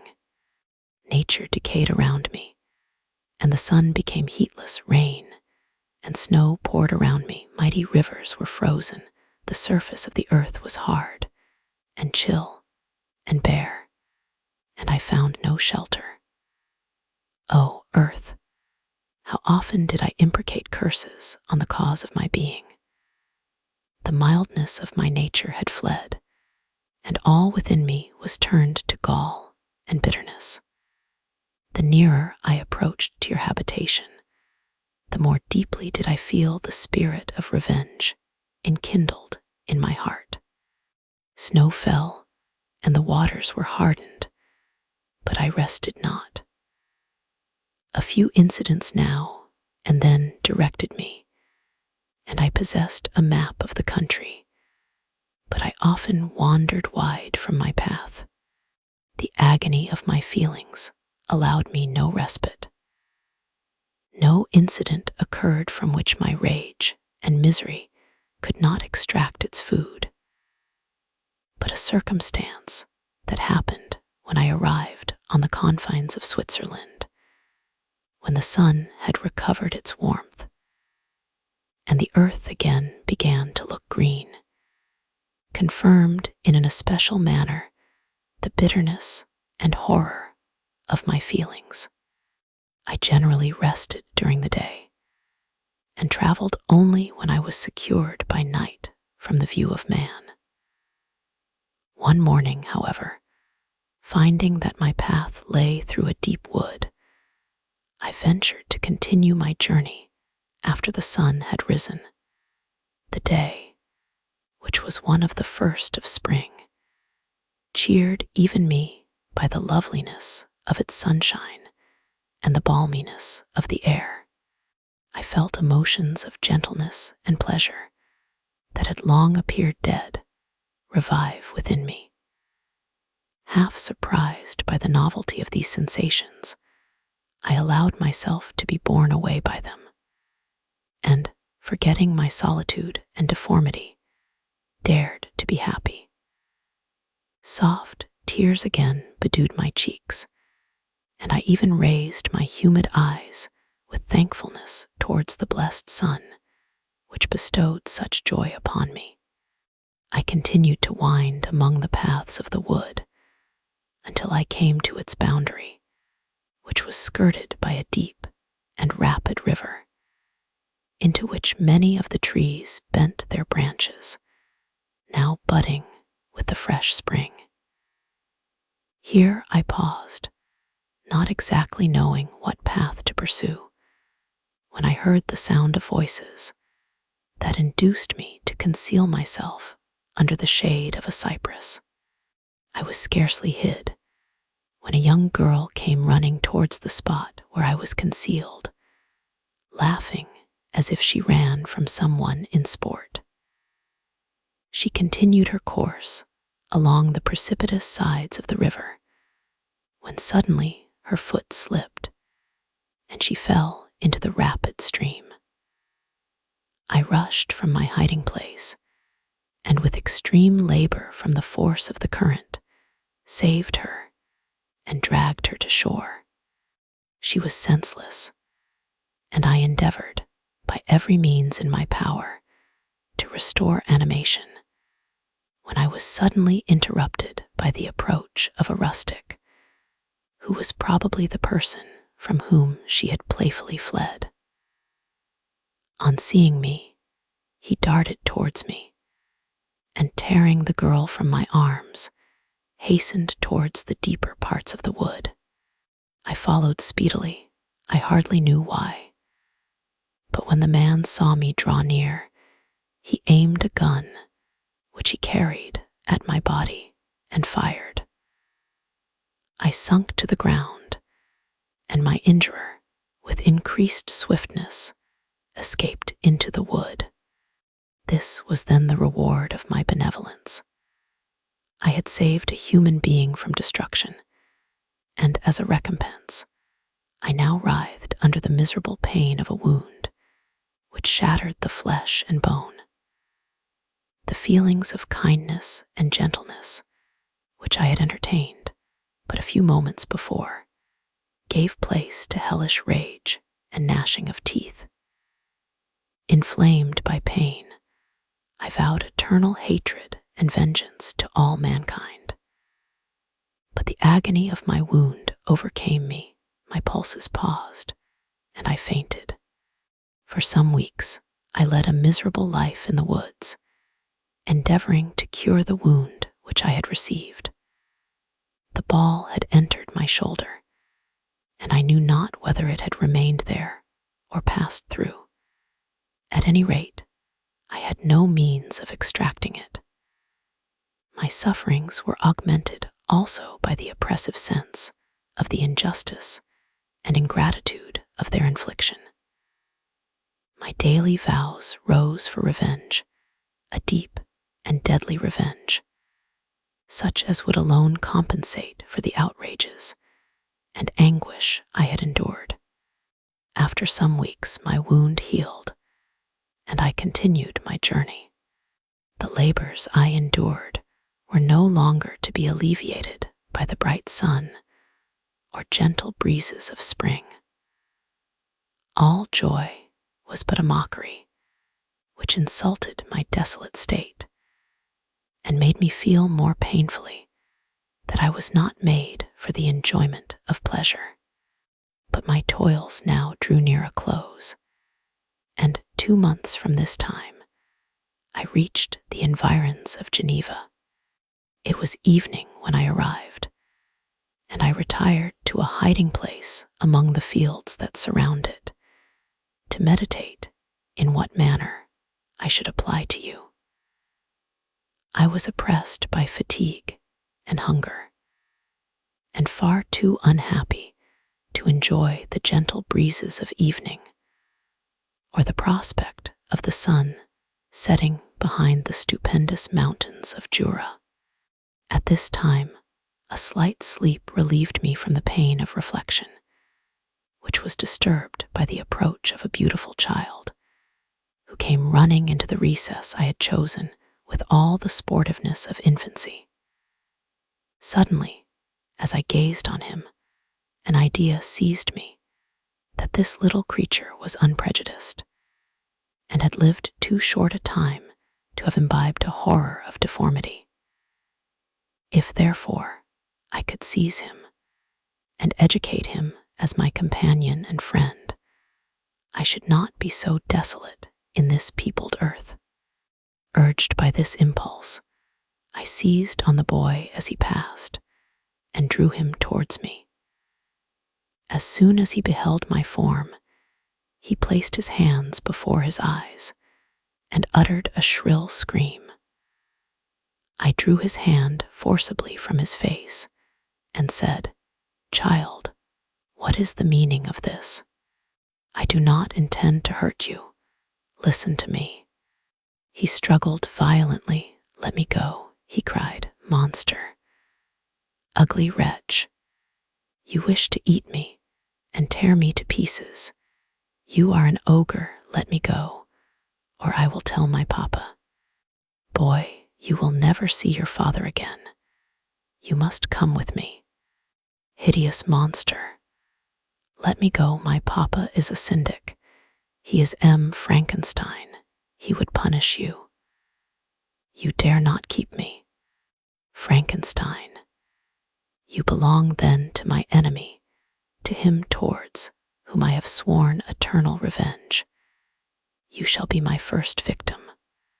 The child still struggled and loaded me with epithets which carried despair to my heart.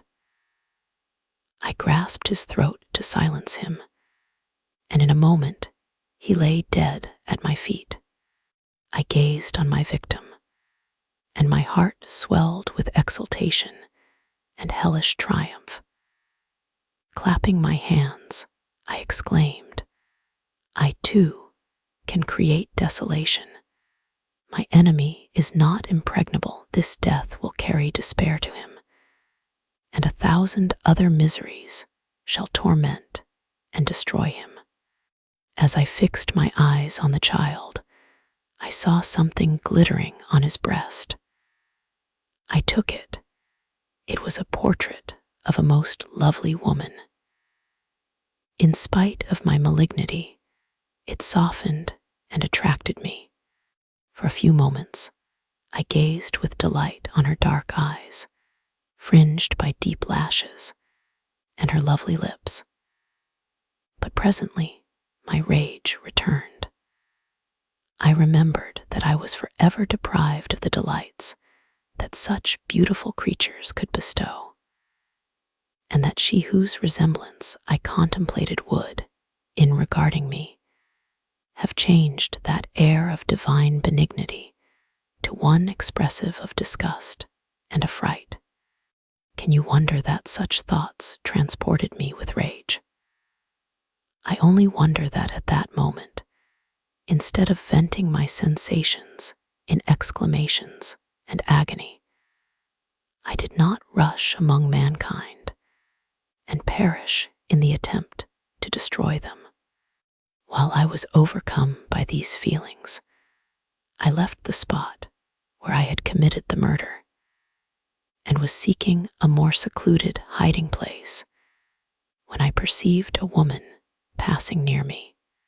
She was young, not indeed so beautiful as her whose portrait I held, but of an agreeable aspect and blooming in the loveliness of youth and health. Here, I thought, is one of those whose smiles are bestowed on all but me. She shall not escape. Thanks to the lessons of Felix and the sanguinary laws of man, I have learned how to work mischief. I approached her unperceived and placed the portrait securely in one of the folds of her dress.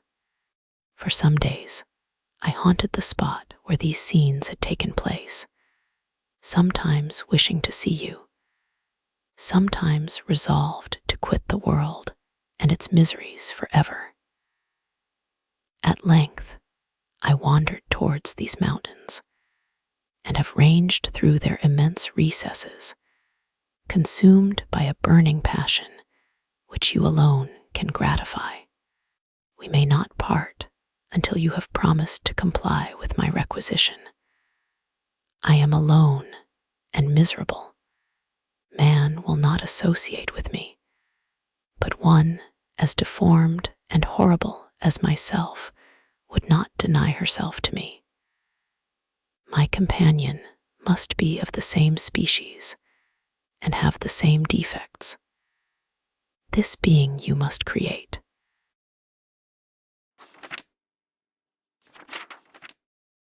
Chapter 9. The being finished speaking and fixed his looks upon me in expectation of a reply. But I was bewildered, perplexed, and unable to arrange my ideas sufficiently to understand the full extent of his proposition. He continued, "You must create a female for me, with whom I can live in the interchange of those sympathies necessary for my being. This you alone can do, and I demand it of you as a right which you must not refuse."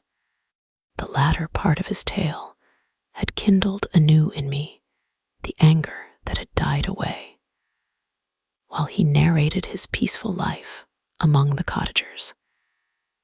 And as he said this, I could no longer suppress the rage that burned within me. "I do refuse it," I replied, "and no torture shall ever extort a consent from me.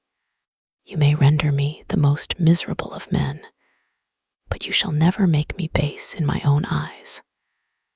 Shall I create another like yourself, whose joint wickedness might desolate the world? Begone. I have answered you. You may torture me, but I will never consent." "You are in the wrong," replied the fiend, "and instead of threatening, I am content to reason with you. I am malicious because I am miserable. Am I not shunned and hated by all mankind? You, my creator, would tear me to pieces and triumph, remember that, and tell me why I should pity man more than he pities me. You would not call it murder if you could precipitate me into one of those ice rifts and destroy my frame, the work of your own hands. Shall I respect man when he contemns me? Let him live with me in the interchange of kindness, and instead of injury, I would bestow every benefit upon him with tears of gratitude at his acceptance. But that cannot be. The human senses are insurmountable barriers to our union. Yet mine shall not be the submission of abject slavery. I will revenge my injuries. If I cannot inspire love, I will cause fear, and chiefly towards you, my archenemy, because my Creator, do I swear inextinguishable hatred. Have a care. I will work at your destruction, nor finish until I desolate your heart, so that you curse the hour of your birth." A fiendish rage animated him as he said this. His face was wrinkled into contortions too horrible for human eyes to behold. But presently he calmed himself and proceeded, "I intended to reason. This passion is detrimental to me, for you do not reflect that you are the cause of its excess. If any being felt emotions of benevolence towards me, I should return them 100 and 100-fold. For that one creature's sake, I would make peace with the whole kind. But I now indulge in dreams of bliss that cannot be realized.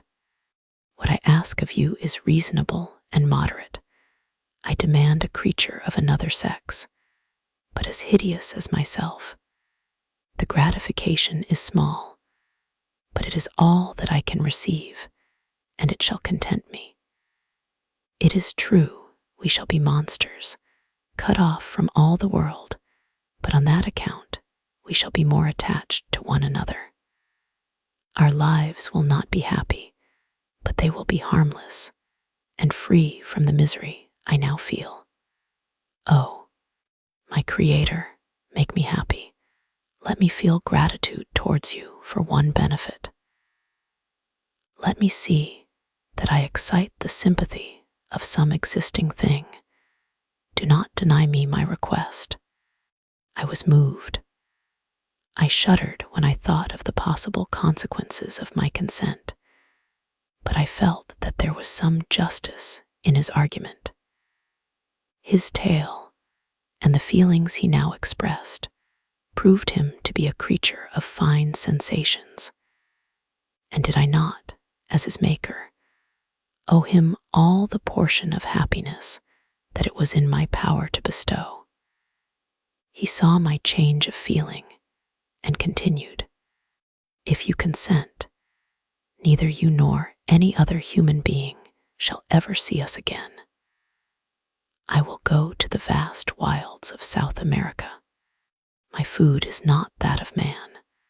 I do not destroy the lamb and the kid to glut my appetite. Acorns and berries afford me sufficient nourishment. My companion will be of the same nature as myself and will be content with the same fare. We shall make our bed of dried leaves. The sun will shine on us as on man and will ripen our food. The picture I present to you is peaceful and human, and you must feel that you could deny it only in the wantonness of power and cruelty. Pitiless as you have been towards me, I now see compassion in your eyes. Let me seize the favorable moment and persuade you to promise what I so ardently desire. You propose, replied I, to fly from the habitations of man, to dwell in those wilds where the beasts of the field will be your only companions. How can you, who long for the love and sympathy of man, persevere in this exile?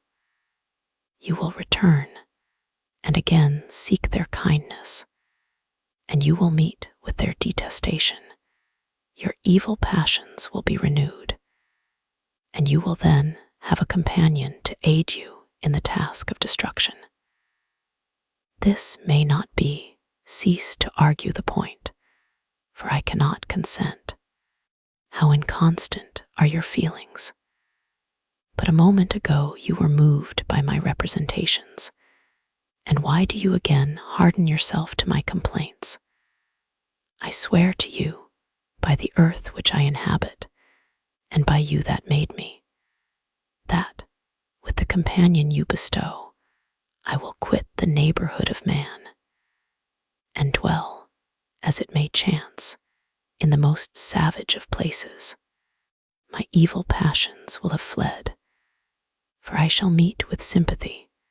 My life will flow quietly away, and in my dying moments, I shall not curse my Maker.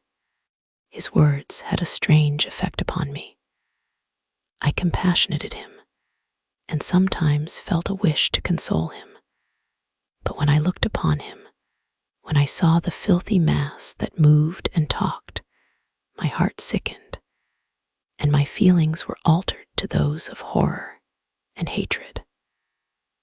I tried to stifle these sensations. I thought that as I could not sympathize with him, I had no right to withhold from him the small portion of happiness which was yet in my power to bestow. You swear, I said, to be harmless, but have you not already shewn a degree of malice that should reasonably make me distrust you? May not even this be a feint that will increase your triumph by affording a wider scope for your revenge? How is this? I thought I had moved your compassion, and yet you still refuse to bestow on me the only benefit that can soften my heart and render me harmless. If I have no ties and no affections, hatred and vice must be my portion. The love of another will destroy the cause of my crimes, and I shall become a thing of whose existence everyone will be ignorant. My vices are the children of a forced solitude that I abhor, and my virtues will necessarily arise when I live in communion with an equal.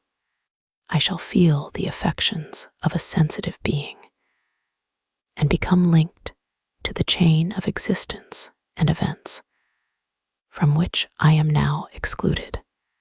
I paused some time to reflect on all he had related and the various arguments which he had employed. I thought of the promise of virtues which he had displayed on the opening of his existence, and the subsequent blight of all kindly feeling by the loathing and scorn which his protectors had manifested towards him. His power and threats were not omitted in my calculations. A creature who could exist in the ice caves of the glaciers and hide himself from pursuit among the ridges of inaccessible precipices was a being possessing faculties it would be vain to cope with. After a long pause of reflection, I concluded that the justice due both to him and my fellow creatures demanded of me that I should comply with his request. Turning to him, therefore, I said, "I consent to your demand, on your solemn oath to quit Europe forever, and every other place in the neighborhood of man, as soon as I shall deliver into your hands a female who will accompany you in your exile." "I swear," he cried, "by the sun and by the blue sky of heaven, that if you grant my prayer, while they exist, you shall never behold me again. Depart to your home and commence your labors.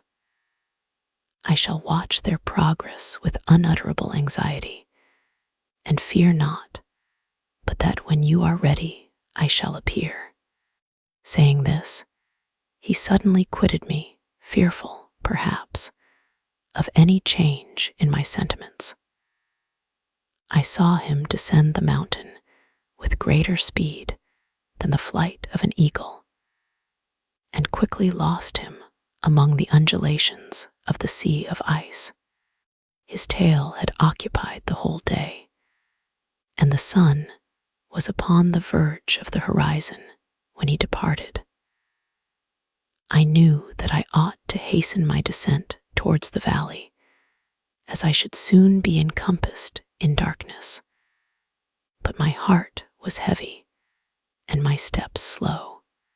The labor of winding among the little paths of the mountains, and fixing my feet firmly as I advanced, perplexed me, occupied as I was by the emotions which the occurrences of the day had produced. Night was far advanced when I came to the halfway resting place and seated myself beside the fountain. The stars shone at intervals. As the clouds passed from over them, the dark pines rose before me, and every here and there a broken tree lay on the ground.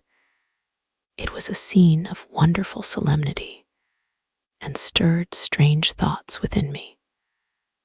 I wept bitterly, and clasping my hands in agony, I exclaimed, "Oh, stars and clouds and winds, ye are all about to mock me. If ye really pity me, crush sensation and memory, let me become as naught. But if not, depart, depart, and leave me in darkness."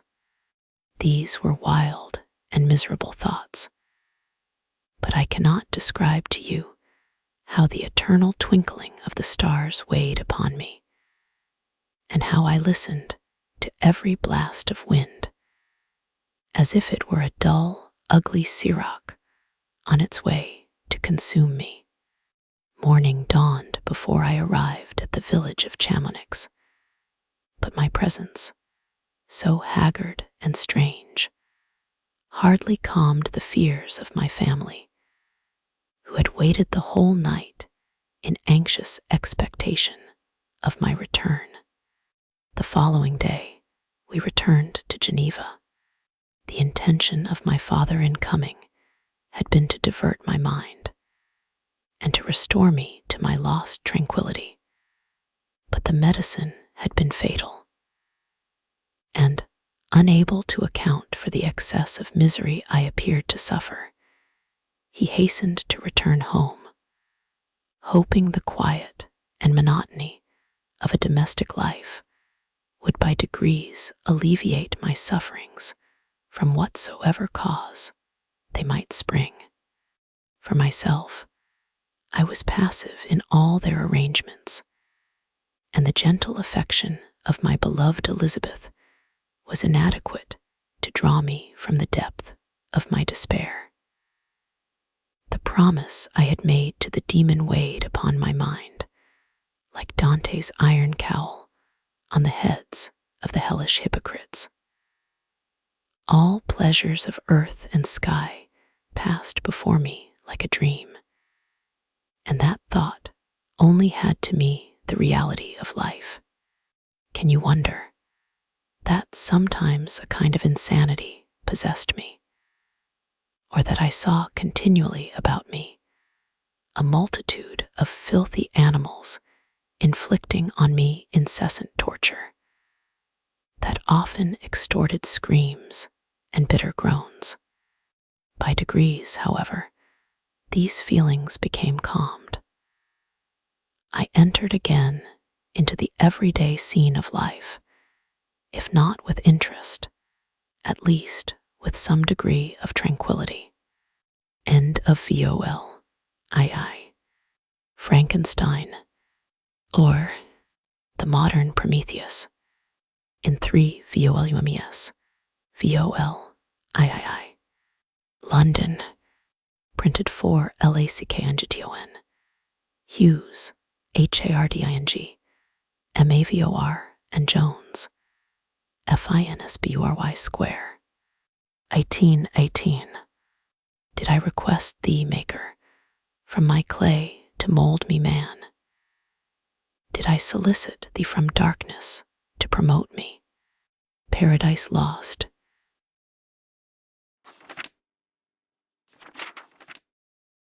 Chapter 1.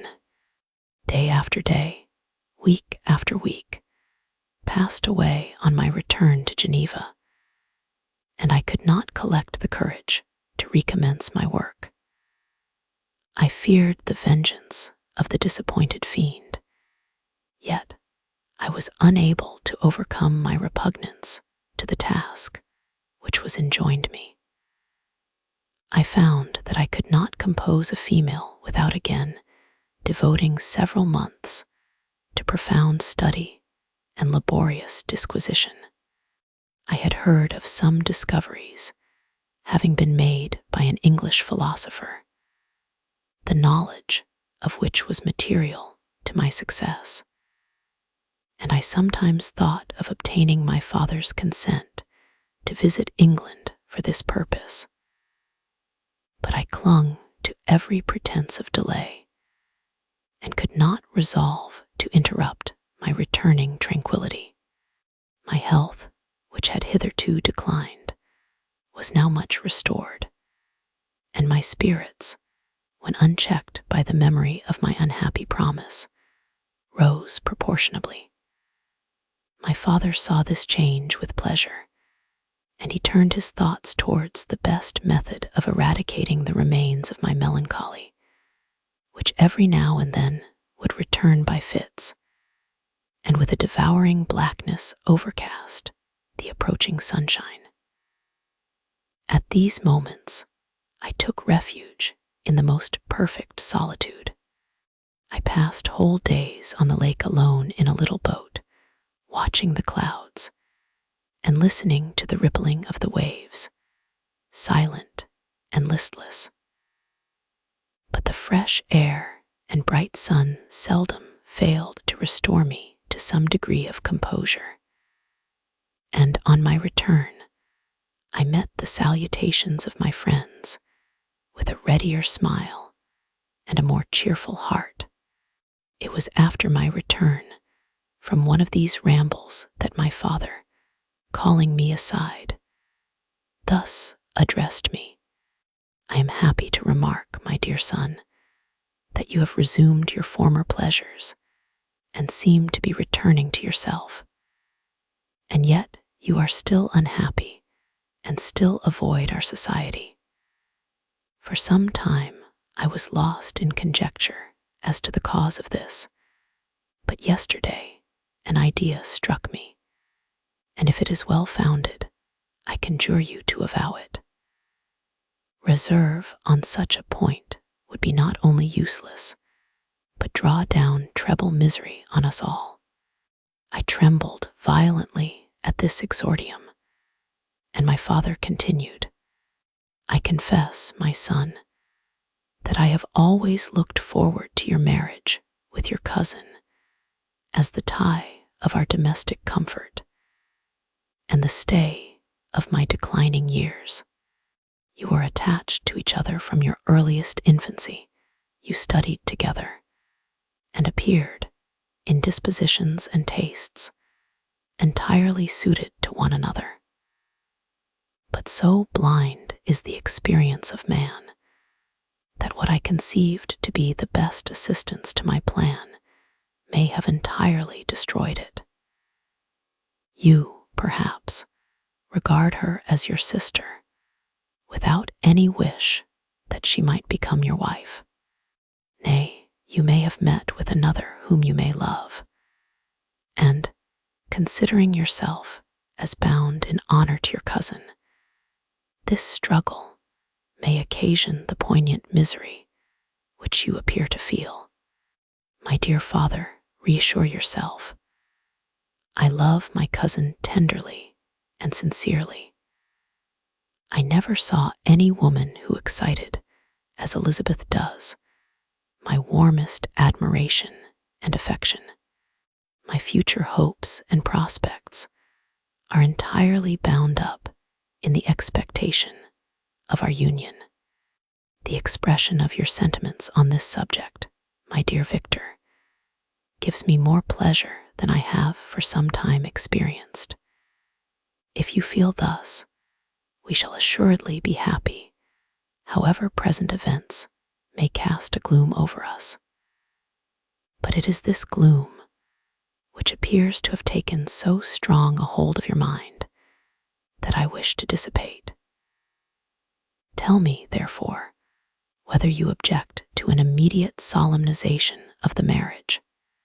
We have been unfortunate, and recent events have drawn us from that everyday tranquility befitting my years and infirmities. You are younger, yet I do not suppose, possessed as you are of a competent fortune, that an early marriage would at all interfere with any future plans of honor and utility that you may have formed. Do not suppose, however, that I wish to dictate happiness to you, or that a delay on your part would cause me any serious uneasiness. Interpret my words with candor, and answer me, I conjure you, with confidence and sincerity. I listened to my father in silence, and remained for some time incapable of offering any reply.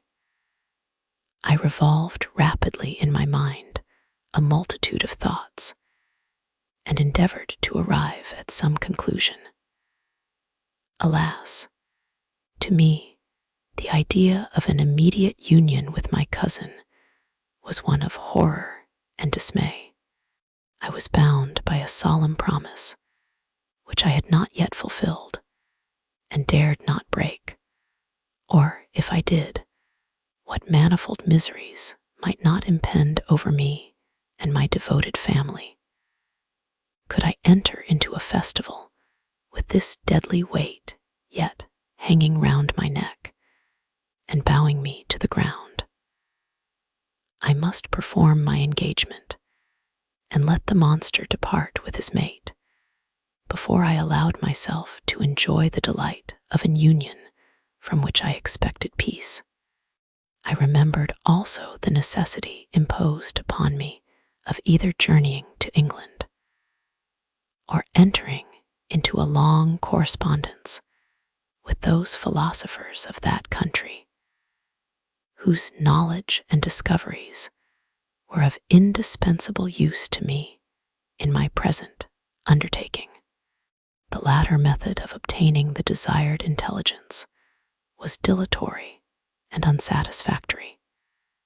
Besides, any variation was agreeable to me, and I was delighted with the idea of spending a year or two in change of scene and variety of occupation, in absence from my family, during which period some event might happen which would restore me to them in peace and happiness. My promise might be fulfilled, and the monster have departed, or some accident might occur to destroy him and put an end to my slavery forever. These feelings dictated my answer to my father. I expressed a wish to visit England, but concealing the true reasons of this request, I clothed my desires under the guise of wishing to travel and see the world before I sat down for life within the walls of my native town. I urged my entreaty with earnestness, and my father was easily induced to comply, for a more indulgent and less dictatorial parent did not exist upon earth. Our plan was soon arranged. I should travel to Strasbourg, where Clerval would join me. Some short time would be spent in the towns of Holland, and our principal stay would be in England. We should return by France, and it was agreed that the tour should occupy the space of 2 years. My father pleased himself with the reflection that my union with Elizabeth should take place immediately on my return to Geneva. "These 2 years," said he, "will pass swiftly, and it will be the last delay that will oppose itself to your happiness. And indeed, I earnestly desire that period to arrive when we shall all be united, and neither hopes or fears arise to disturb our domestic calm." "I am content," I replied, "with your arrangement. By that time we shall both have become wiser, and I hope happier than we at present are." I sighed, but my father kindly forbore to question me further concerning the cause of my dejection. He hoped that new scenes and the amusement of traveling would restore my tranquility. I now made arrangements for my journey, but one feeling haunted me, which filled me with fear and agitation. During my absence, I should leave my friends unconscious of the existence of their enemy, and unprotected from his attacks, exasperated as he might be by my departure. But he had promised to follow me wherever I might go, and would he not accompany me to England? This imagination was dreadful in itself, but soothing, inasmuch as it supposed the safety of my friends. I was agonized with the idea of the possibility that the reverse of this might happen, but through the whole period during which I was the slave of my creature, I allowed myself to be governed by the impulses of the moment, and my present sensations strongly intimated that the fiend would follow me and exempt my family from the danger of his machinations. It was in the latter end of August that I departed to pass 2 years of exile.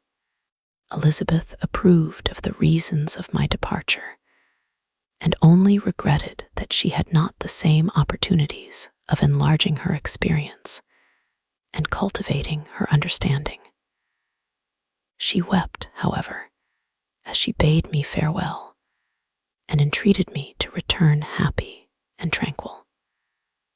"We all," said she, "depend upon you, and if you are miserable, what must be our feelings?" I threw myself into the carriage that was to convey me away, hardly knowing whither I was going, and careless of what was passing around. I remembered only, and it was with a bitter anguish that I reflected on it, to order that my chemical instruments should be packed to go with me. For I resolved to fulfill my promise while abroad, and return, if possible, a free man. Filled with dreary imaginations, I passed through many beautiful and majestic scenes, but my eyes were fixed and unobserving. I could only think of the bourne of my travels and the work which was to occupy me whilst they endured. After some days spent in listless indolence, during which I traversed many leagues, I arrived at Strasbourg, where I waited 2 days for Clerval. He came. Alas, how great was the contrast between us! He was alive to every new scene, joyful when he saw the beauties of the setting sun, and more happy when he beheld it rise and recommence a new day. He pointed out to me the shifting colors of the landscape and the appearances of the sky. "This is what it is to live," he cried. "Now I enjoy existence. But you, my dear Frankenstein, wherefore are you desponding and sorrowful?" In truth, I was occupied by gloomy thoughts, and neither saw the descent of the evening star, nor the golden sunrise reflected in the Rhine. And you, my friend, would be far more amused with the journal of Clerval, who observed the scenery with an eye of feeling and delight, than to listen to my reflections. I, a miserable wretch, haunted by a curse that shut up every avenue to enjoyment. We had agreed to descend the Rhine in a boat from Strasbourg to Rotterdam, whence we might take shipping for London. During this voyage, we passed by many willowy islands and saw several beautiful towns. We stayed a day at Mannheim, and on the 5th from our departure from Strasbourg, arrived at Mayence. The course of the Rhine below Mayence becomes much more picturesque. The river descends rapidly and winds between hills, not high, but steep and of beautiful forms. We saw many ruined castles standing on the edges of precipices, surrounded by black woods, high and inaccessible. This part of the Rhine, indeed, presents a singularly variegated landscape. In one spot, you view rugged hills, ruined castles overlooking tremendous precipices, with the dark Rhine rushing beneath. And on the sudden turn of a promontory, flourishing vineyards, with green sloping banks, and a meandering river, and populous towns, occupy the scene. We traveled at the time of the vintage, and heard the song of the laborers as we glided down the stream. Even I, depressed in mind, and my spirits continually agitated by gloomy feelings, even I was pleased. I lay at the bottom of the boat, and as I gazed on the cloudless blue sky, I seemed to drink in a tranquility to which I had long been a stranger. And if these were my sensations, who can describe those of Henry? He felt as if he had been transported to fairyland, and enjoyed a happiness seldom tasted by man. "I have seen," he said, "the most beautiful scenes of my own country. I have visited the lakes of Lucerne and Uri, where the snowy mountains descend almost perpendicularly to the water, casting black and impenetrable shades, which would cause a gloomy and mournful appearance, were it not for the most verdant islands that relieve the eye by their gay appearance. I have seen this lake agitated by a tempest, when the wind tore up whirlwinds of water, and gave you an idea of what the waterspout must be on the great ocean, and the waves dash with fury the base of the mountain, where the priest and his mistress were overwhelmed by an avalanche. and where their dying voices are still said to be heard amid the pauses of the nightly wind. I have seen the mountains of La Vallée and the Pays de Vaud, but this country, Victor, pleases me more than all those wonders. The mountains of Switzerland are more majestic and strange, but there is a charm in the banks of this divine river that I never before saw equaled. Look at that castle which overhangs yon precipice, and that also on the island, almost concealed amongst the foliage of those lovely trees, and now that group of laborers coming from among their vines, and that village half hid in the recess of the mountain. Oh, surely the spirit that inhabits and guards this place has a soul more in harmony with man than those who pile the glacier or retire to the inaccessible peaks of the mountains of our own country. Clerval, beloved friend, even now it delights me to record your words and to dwell on the praise of which you are so eminently deserving. He was a being formed in the very poetry of nature. His wild and enthusiastic imagination was chastened by the sensibility of his heart. His soul overflowed with ardent affections, and his friendship was of that devoted and wondrous nature that the worldly minded teach us to look for only in the imagination. But even human sympathies were not sufficient to satisfy his eager mind. The scenery of external nature, which others regard only with admiration, he loved with ardor. The sounding cataract haunted him like a passion. The tall rock, the mountain, and the deep and gloomy wood, their colors and their forms, were then to him an appetite, a feeling, and a love that had no need of a remoter charm, by thought supplied, or any interest unborrowed from the eye. And where does he now exist? Is this gentle and lovely being lost forever? Has this mind so replete with ideas, imaginations fanciful and magnificent, which formed a world whose existence depended on the life of its creator, has this mind perished? Does it now only exist in my memory? No, it is not thus. Your form so divinely wrought and beaming with beauty has decayed, but your spirit still visits and consoles your unhappy friend. Pardon this gush of sorrow.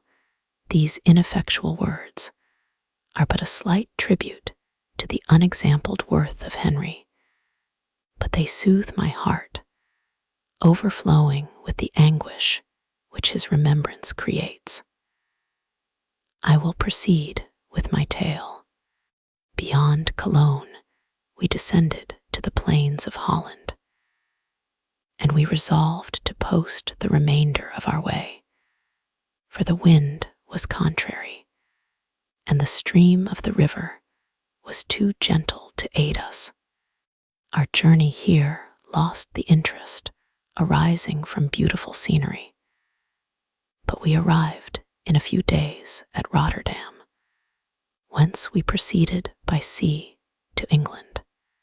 It was on a clear morning in the latter days of December that I first saw the white cliffs of Britain.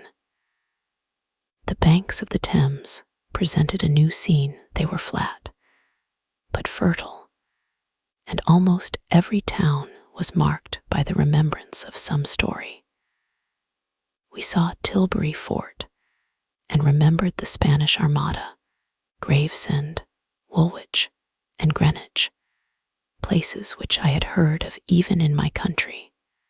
At length, we saw the numerous steeples of London, St. Paul's towering above all, and the tower famed in English history.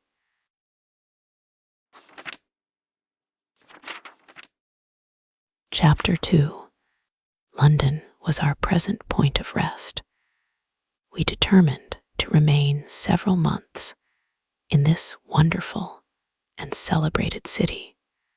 Clerval desired the intercourse of the men of genius and talent who flourished at this time.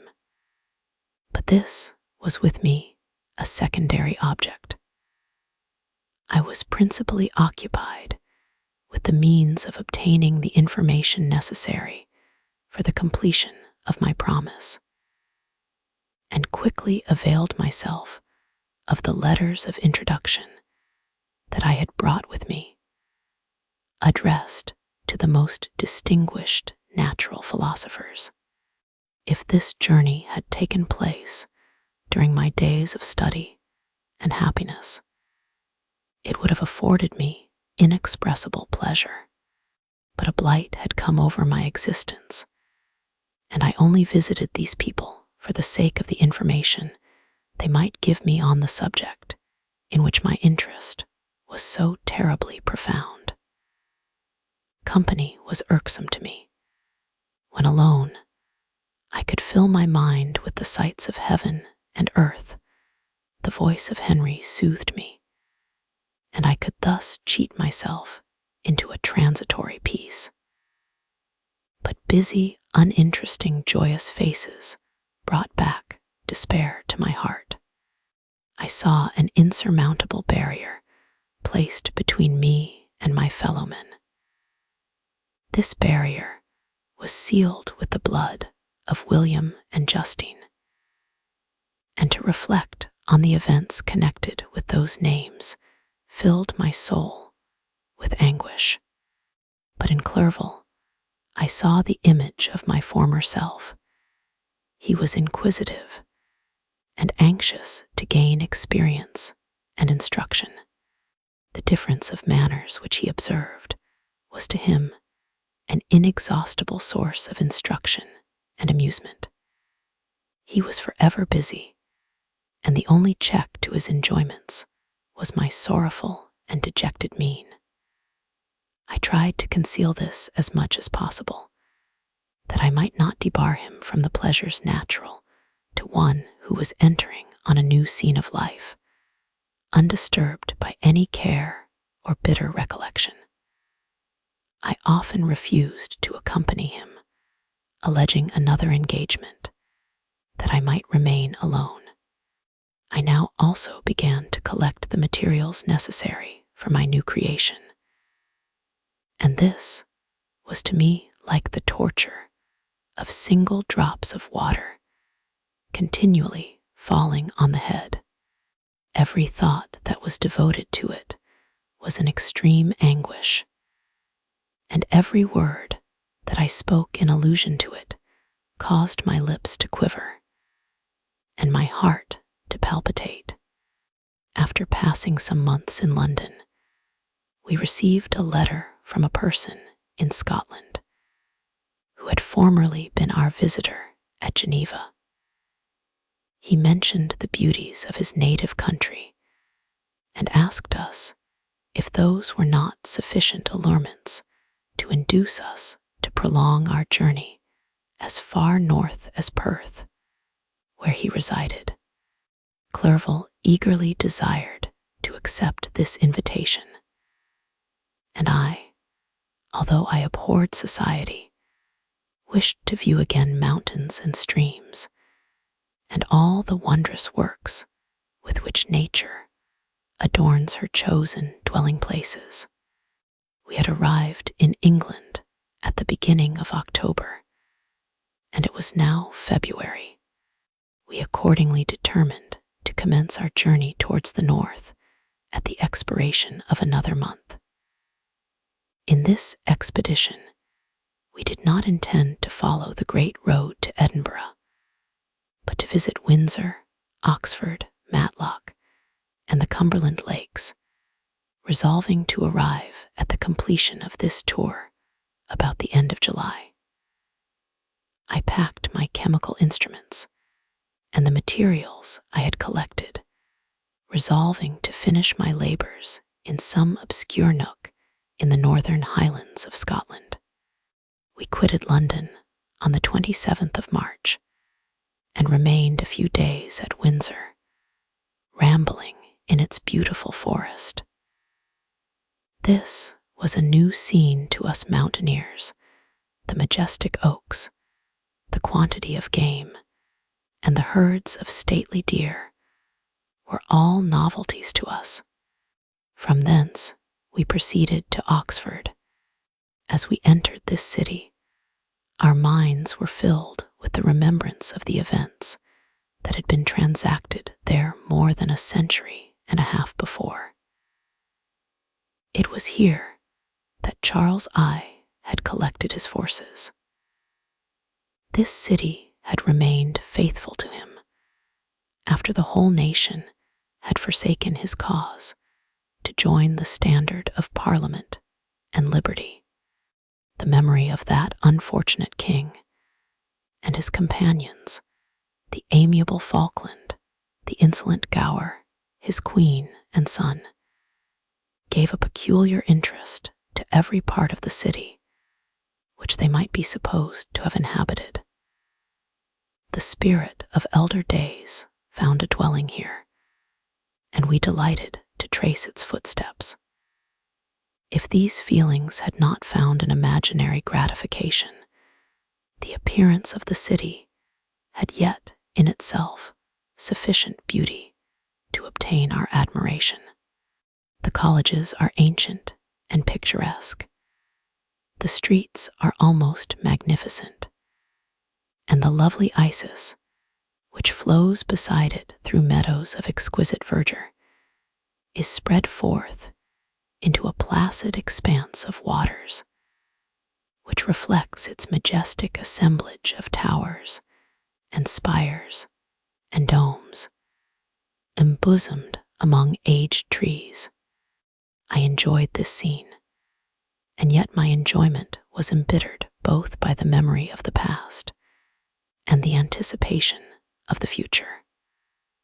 I was formed for peaceful happiness.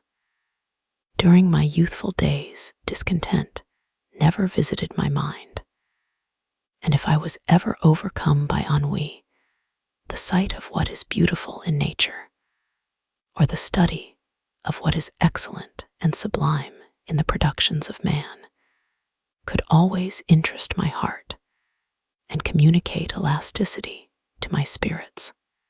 But I am a blasted tree. The bolt has entered my soul, and I felt then that I should survive to exhibit what I shall soon cease to be, a miserable spectacle of wrecked humanity, pitiable to others and abhorrent to myself. We passed a considerable period at Oxford, rambling among its environs and endeavoring to identify every spot which might relate to the most animating epoch of English history. Our little voyages of discovery were often prolonged by the successive objects that presented themselves. We visited the tomb of the illustrious Hampden and the field on which that patriot fell. For a moment, my soul was elevated from its debasing and miserable fears to contemplate the divine ideas of liberty and self-sacrifice, of which these sites were the monuments and the remembrancers. For an instant, I dared to shake off my chains and look around me with a free and lofty spirit. But the iron had eaten into my flesh, and I sank again, trembling and hopeless, into my miserable self. We left Oxford with regret and proceeded to Matlock, which was our next place of rest. The country in the neighborhood of this village resembled, to a greater degree, the scenery of Switzerland. But everything is on a lower scale, and the green hills want the crown of distant white Alps, which always attend on the piny mountains of my native country. We visited the wondrous cave and the little cabinets of natural history, where the curiosities are disposed in the same manner as in the collections at Servox and Chamonix. The latter name made me tremble when pronounced by Henry, and I hastened to quit Matlock, with which that terrible scene was thus associated. From Derby, still journeying northward, we passed 2 months in Cumberland and Westmoreland. I could now almost fancy myself among the Swiss mountains. The little patches of snow which yet lingered on the northern sides of the mountains, the lakes, and the dashing of the rocky streams were all familiar and dear sights to me. Here also we made some acquaintances who almost contrived to cheat me into happiness. The delight of Clerval was proportionably greater than mine. His mind expanded in the company of men of talent, and he found in his own nature greater capacities and resources than he could have imagined himself to have possessed while he associated with his inferiors. I could pass my life here, said he to me, and among these mountains I should scarcely regret Switzerland and the Rhine. But he found that a traveler's life is one that includes much pain amidst its enjoyments. His feelings are forever on the stretch, and when he begins to sink into repose, he finds himself obliged to quit that on which he rests in pleasure for something new, which again engages his attention, and which also he forsakes for other novelties. We had scarcely visited the various lakes of Cumberland and Westmoreland, and conceived an affection for some of the inhabitants, when the period of our appointment with our Scotch friend approached, and we left them to travel on. For my own part, I was not sorry. I had now neglected my promise for some time, and I feared the effects of the demon's disappointment. He might remain in Switzerland and wreak his vengeance on my relatives. This idea pursued me and tormented me at every moment from which I might otherwise have snatched repose and peace. I waited for my letters with feverish impatience. If they were delayed, I was miserable and overcome by 1,000 fears, and when they arrived, and I saw the superscription of Elizabeth or my father, I hardly dared to read and ascertain my fate. Sometimes I thought that the fiend followed me, and might expedite my remissness by murdering my companion. When these thoughts possessed me, I would not quit Henry for a moment, but followed him as his shadow to protect him from the fancied rage of his destroyer. I felt as if I had committed some great crime, the consciousness of which haunted me. I was guiltless, but I had indeed drawn down a horrible curse upon my head, as mortal as that of crime. I visited Edinburgh with languid eyes and mind, and yet that city might have interested the most unfortunate being. Clerval did not like it so well as Oxford, for the antiquity of the latter city was more pleasing to him. But the beauty and regularity of the new town of Edinburgh, its romantic castle, and its environs, the most delightful in the world, Arthur's Seat, St. Bernard-s Well, and the Pentland Hills, compensated him for the change, and filled him with cheerfulness and admiration. But I was impatient to arrive at the termination of my journey. We left Edinburgh in a week, passing through Coupar, St. Andrews, and along the banks of the Tay to Perth, where our friend expected us. but I was in no mood to laugh and talk with strangers, or enter into their feelings or plans with the good humor expected from a guest. And accordingly, I told Clerval that I wished to make the tour of Scotland alone. "Do you," said I, "enjoy yourself, and let this be our rendezvous. I may be absent a month or two, but do not interfere with my motions, I entreat you. Leave me to peace and solitude for a short time, and when I return, I hope it will be with a lighter heart, more congenial to your own temper." Henry wished to dissuade me, but seeing me bent on this plan, ceased to remonstrate. He entreated me to write often. "I had rather be with you," he said, "in your solitary rambles, than with these Scotch people, whom I do not know. Hasten then, my dear friend, to return, that I may again feel myself somewhat at home, which I cannot do in your absence." Having parted from my friend, I determined to visit some remote spot of Scotland and finish my work in solitude. I did not doubt but that the monster followed me and would discover himself to me when I should have finished, that he might receive his companion. With this resolution, I traversed the northern highlands and fixed on one of the remotest of the Orkneys as the scene labors.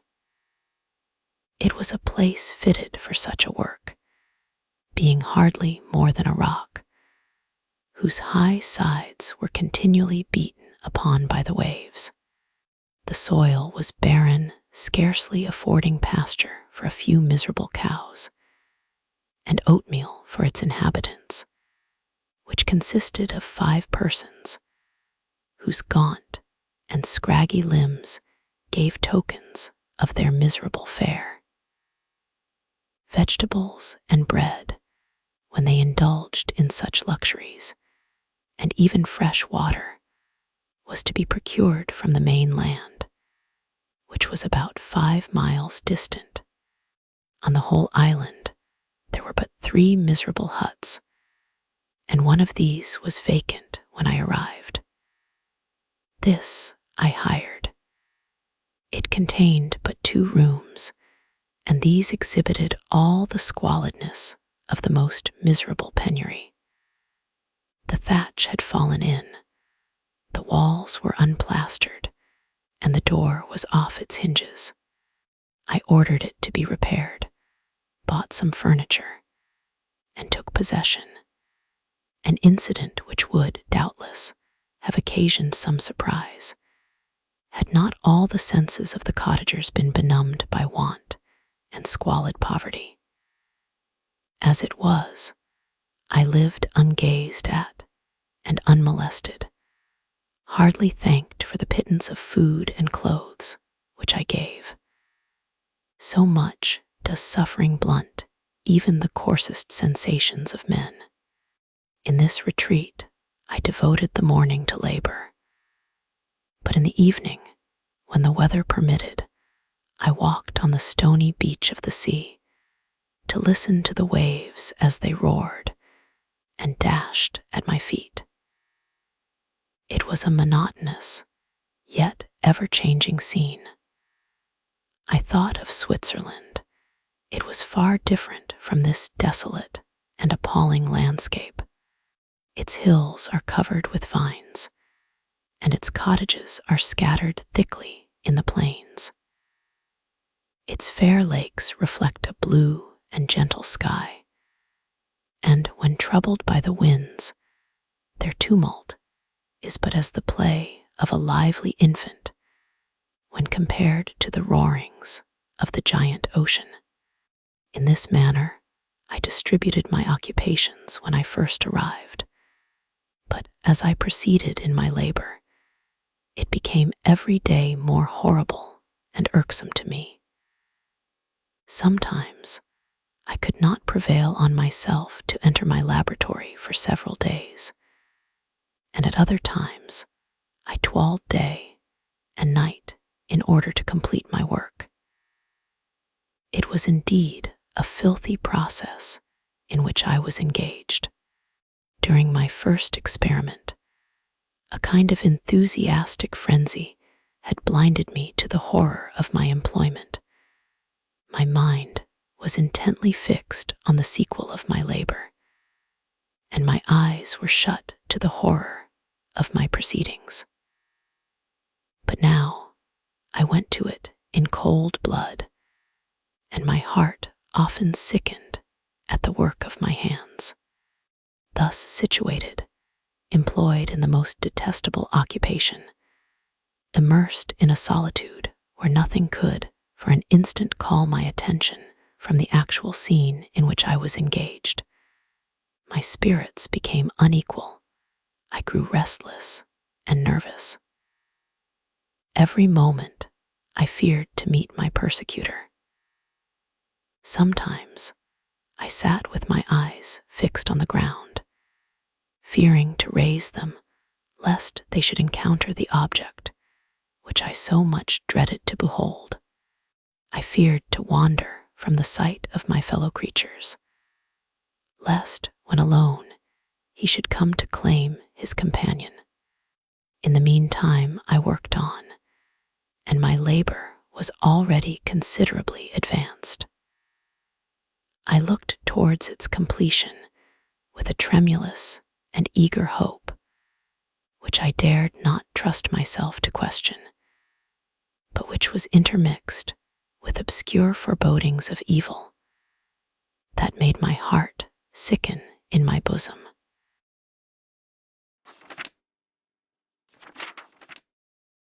Chapter 3. I sat one evening in my laboratory. The sun had set, and the moon was just rising from the sea. I had not sufficient light for my employment, and I remained idle, in a pause of consideration of whether I should leave my labor for the night, or hasten its conclusion by an unremitting attention to it. As I sat, a train of reflection occurred to me, which led me to consider the effects of what I was now doing. 3 years before I was engaged in the same manner, and had created a fiend whose unparalleled barbarity had desolated my heart, and filled it forever with the bitterest remorse. I was now about to form another being, of whose dispositions I was alike ignorant. She might become 10,000 times more malignant than her mate, and delight, for its own sake, in murder and wretchedness. He had sworn to quit the neighborhood of man and hide himself in deserts, but she had not, and she, who in all probability was to become a thinking and reasoning animal, might refuse to comply with a compact made before her creation. They might even hate each other. The creature who already lived loathed his own deformity, and might he not conceive a greater abhorrence for it when it came before his eyes in the female form? She also might turn with disgust from him to the superior beauty of man. She might quit him, and he be again alone, exasperated by the fresh provocation of being deserted by one of his own species. Even if they were to leave Europe and inhabit the deserts of the New World, yet one of the first results of those sympathies for which the demon thirsted would be children, and a race of devils would be propagated upon the earth, who might make the very existence of the species of man a condition precarious and full of terror. Had I a right, for my own benefit, to inflict this curse upon everlasting generations? I had before been moved by the sophisms of the being I had created. I had been struck senseless by his fiendish threats. But now, for the first time, the wickedness of my promise burst upon me. I shuddered to think that future ages might curse me as their pest, whose selfishness had not hesitated to buy its own peace at the price, perhaps, of the existence of the whole human race. I trembled, and my heart failed within me when, on looking up, I saw, by the light of the moon, the demon at the casement. A ghastly grin wrinkled his lips as he gazed on me, where I sat fulfilling the task which he had allotted to me. Yes, he had followed me in my travels. He had loitered in forests, hid himself in caves, or taken refuge in wide and desert heaths.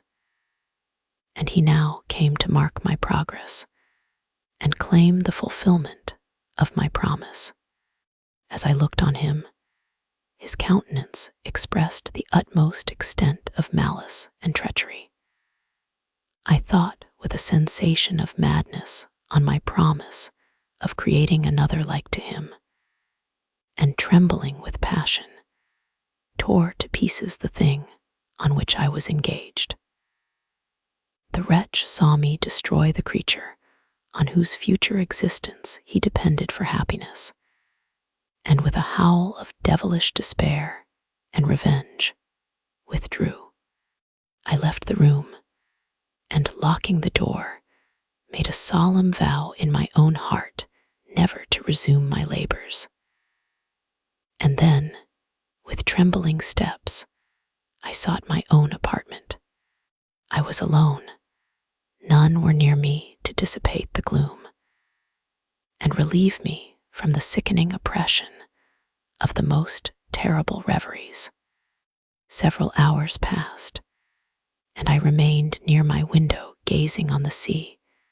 It was almost motionless, for the winds were hushed, and all nature reposed under the eye of the quiet moon. A few fishing vessels alone specked the water, and now and then the gentle breeze wafted the sound of voices as the fishermen called to one another. I felt the silence, although I was hardly conscious of its extreme profundity, until my ear was suddenly arrested by the paddling of oars near the shore, and a person landed close to my house. In a few minutes after, I heard the creaking of my door, as if someone endeavored to open it softly. I trembled from head to foot. I felt a presentiment of who it was, and wished to rouse one of the peasants who dwelt in a cottage not far from mine. But I was overcome by the sensation of helplessness, so often felt in frightful dreams, when you in vain endeavor to fly from an impending danger, and was rooted to the spot. Presently I heard the sound of footsteps along the passage. The door opened, and the wretch whom I dreaded appeared. Shutting the door, he approached me and said, in a smothered voice, "You have destroyed the work which you began. What is it that you intend? Do you dare to break your promise? I have endured toil and misery. I left Switzerland with you. I crept along the shores of the Rhine, among its willow islands, and over the summits of its hills. I have dwelt many months in the heaths of England and among the deserts of Scotland. I have endured incalculable fatigue and cold and hunger. Do you dare destroy my hopes? Begone. I do break my promise. Never will I create another like yourself, equal in deformity and wickedness. Slave, I before reasoned with you, but you have proved yourself unworthy of my condescension. Remember that I have power. You believe yourself miserable, but I can make you so wretched that the light of day will be hateful to you. You are my creator, but I am your master. Obey. The hour of my weakness is past, and the period of your power is arrived. Your threats cannot move me to do an act of wickedness, but they confirm me in a resolution of not creating you a companion in vice. Shall I, in cool blood, set loose upon the earth a demon whose delight is in death and wretchedness? Begone. I am firm, and your words will only exasperate my rage. The monster saw my determination in my face and gnashed his teeth in the impotence of anger. Shall each man, cried he, find a wife for his bosom, and each beast have his mate, and I be alone? I had feelings of affection, and they were requited by detestation and scorn. Man, you may hate, but beware. Your hours will pass in dread and misery, and soon the bolt will fall which must ravish from you your happiness forever. Are you to be happy while I grovel in the intensity of my wretchedness? You can blast my other passions, but revenge remains, revenge. Henceforth dearer than light or food. I may die, but first you, my tyrant and tormentor, shall curse the sun that gazes on your misery. Beware, for I am fearless and therefore powerful. I will watch with the wiliness of a snake, that I may sting with its venom. Man, you shall repent of the injuries you inflict. Devil, cease, and do not poison the air with these sounds of malice. I have declared my resolution to you, and I am no coward to bend beneath words. Leave me, I am inexorable. It is well. I go, but remember, I shall be with you on your wedding night. I started forward and exclaimed, Villain, before you sign my death warrant, be sure that you are yourself safe. I would have seized him, but he eluded me and quitted the house with precipitation. In a few moments, I saw him in his boat, which shot across the waters with an arrowy swiftness, and was soon lost amidst the waves. All was again silent, but his words rung in my ears. I burned with rage to pursue the murderer of my peace and precipitate him into the ocean.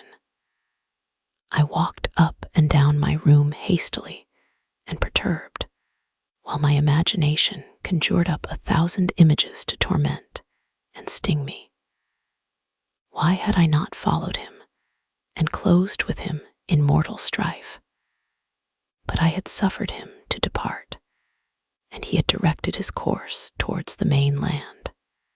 I shuddered to think who might be the next victim sacrificed to his insatiate revenge. And then I thought again of his words, I will be with you on your wedding night. That then was the period fixed for the fulfillment of my destiny. In that hour I should die, and at once satisfy and extinguish his malice. The prospect did not move me to fear. Yet, when I thought of my beloved Elizabeth, of her tears and endless sorrow, when she should find her lover so barbarously snatched from her, tears, the first I had shed for many months, streamed from my eyes, and I resolved not to fall before my enemy without a bitter struggle. The night passed away, and the sun rose from the ocean. My feelings became calmer, if it may be called calmness, when the violence of rage sinks into the depths of despair. I left the house, the horrid scene of the last night's contention, and walked on the beach of the sea, which I almost regarded as an insuperable barrier between me and my fellow creatures. Nay, a wish that such should prove the fact stole across me. I desired that I might pass my life on that barren rock, wearily, it is true, but uninterrupted by any sudden shock of misery. If I returned, it was to be sacrificed, or to see those whom I most loved die under the grasp of a demon whom I had myself created. I walked about the isle like a restless spectre, separated from all it loved, and miserable in the separation. When it became noon, and the sun rose higher, I lay down on the grass and was overpowered by a deep sleep. I had been awake the whole of the preceding night. My nerves were agitated, and my eyes inflamed by watching and misery. The sleep into which I now sunk refreshed me, and when I awoke, I again felt as if I belonged to a race of human beings like myself, and I began to reflect upon what had passed with greater composure. Yet still the words of the fiend rung in my ears like a death knell. They appeared like a dream, yet distinct and oppressive as a reality. The sun had far descended, and I still sat on the shore, satisfying my appetite, which had become ravenous, with an oaten cake, when I saw a fishing boat land close to me, and one of the men brought me a packet. It contained letters from Geneva, and one from Clerval, entreating me to join him. He said that nearly a year had elapsed since we had quitted Switzerland, and France was yet unvisited. He entreated me, therefore, to leave my solitary isle, and meet him at Perth in a week from that time, when we might arrange the plan of our future proceedings. This letter, in a degree, recalled me to life, and I determined to quit my island at the expiration of 2 days. Yet before I departed, there was a task to perform, on which I shuddered to reflect.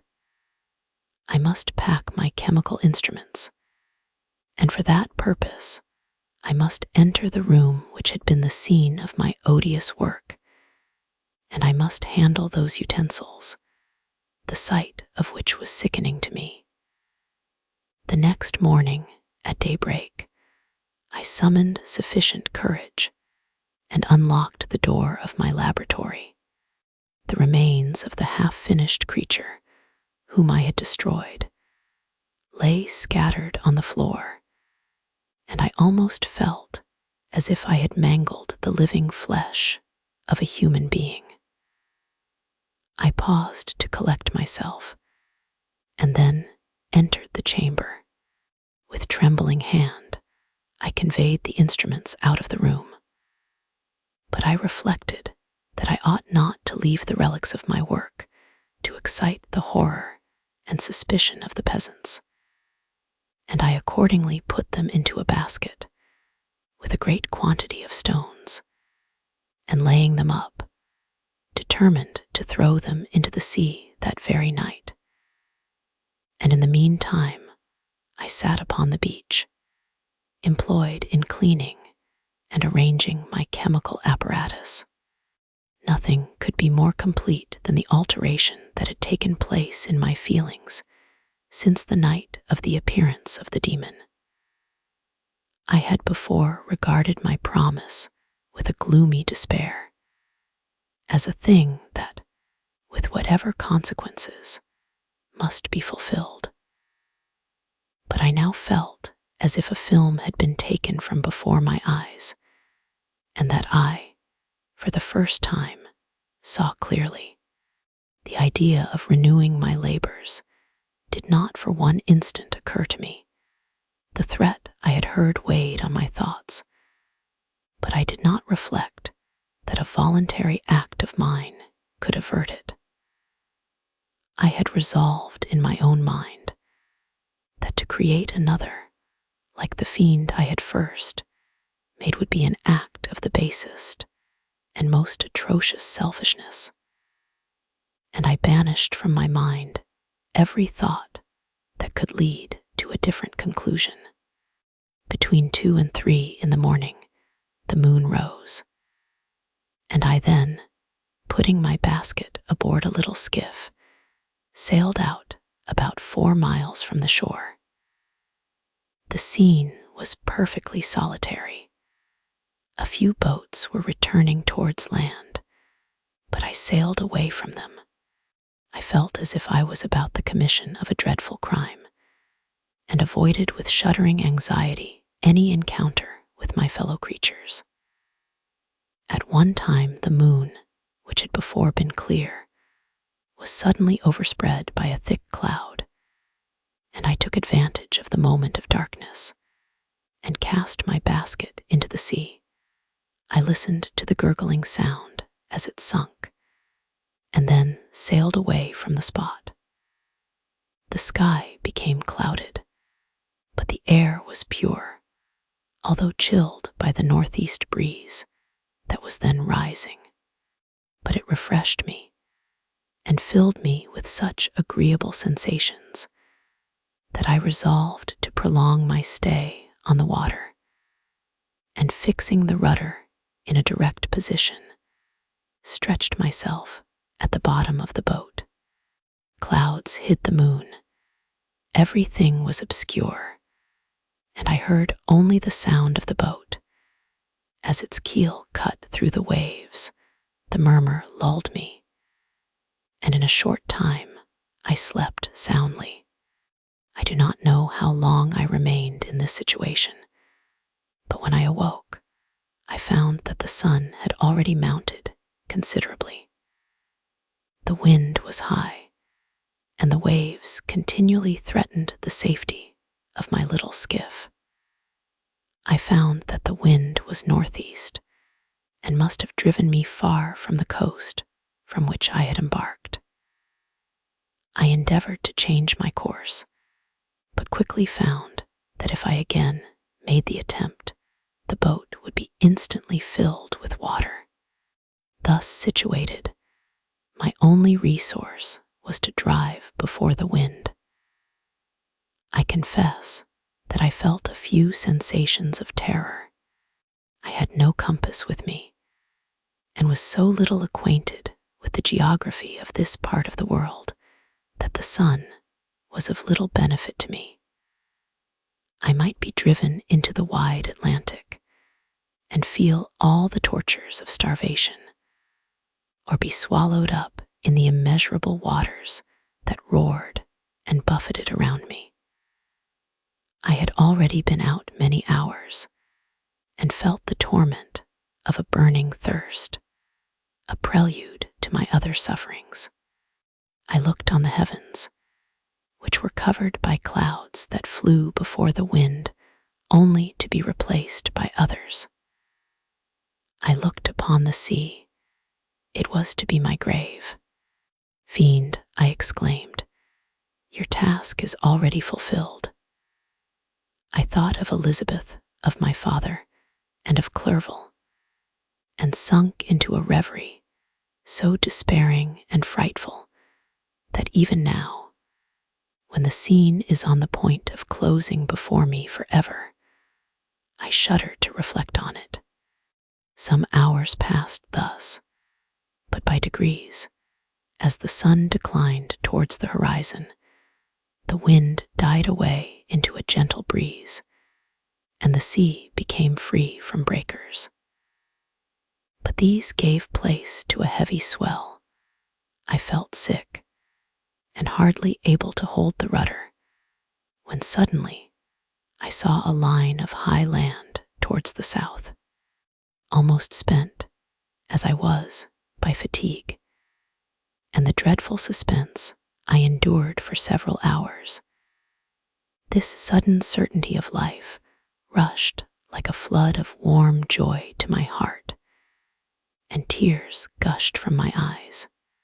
How mutable are our feelings, and how strange is that clinging love we have of life, even in the excess of misery. I constructed another sail with a part of my dress, and eagerly steered my course towards the land. It had a wild and rocky appearance, but as I approached nearer, I easily perceived the traces of cultivation. I saw vessels near the shore, and found myself suddenly transported back to the neighborhood of civilized man. I eagerly traced the windings of the land, and hailed a steeple which I at length saw issuing from behind a small promontory. As I was in a state of extreme debility, I resolved to sail directly towards the town as a place where I could most easily procure nourishment. Fortunately, I had money with me. As I turned the promontory, I perceived a small, neat town and a good harbor, which I entered, my heart bounding with joy at my unexpected escape. As I was occupied in fixing the boat and arranging the sails, several people crowded towards the spot. They seemed very much surprised at my appearance, but instead of offering me any assistance, whispered together with gestures that at any other time might have produced in me a slight sensation of alarm. As it was, I merely remarked that they spoke English, and I therefore addressed them in that language. "My good friends," said I, "will you be so kind as to tell me the name of this town and inform me where I am?" "You will know that soon enough," replied a man with a gruff voice. "Maybe you are come to a place that will not prove much to your taste, but you will not be consulted as to your quarters, I promise you." I was exceedingly surprised on receiving so rude an answer from a stranger, and I was also disconcerted on perceiving the frowning and angry countenances of his companions. "Why do you answer me so roughly?" I replied. "Surely it is not the custom of Englishmen to receive strangers so inhospitably." "I do not know," said the man, "what the custom of the English may be, but it is the custom of the Irish to hate villains." While this strange dialogue continued, I perceived the crowd rapidly increase. Their faces expressed a mixture of curiosity and anger, which annoyed, and in some degree alarmed me. I inquired the way to the inn, but no one replied. I then moved forward, and a murmuring sound arose from the crowd as they followed and surrounded me, when an ill-looking man approaching tapped me on the shoulder and said, "Come, sir, you must follow me to Mr. Kerwin S. to give an account of yourself." "Who is Mr. Kerwin? Why am I to give an account of myself? Is not this a free country?"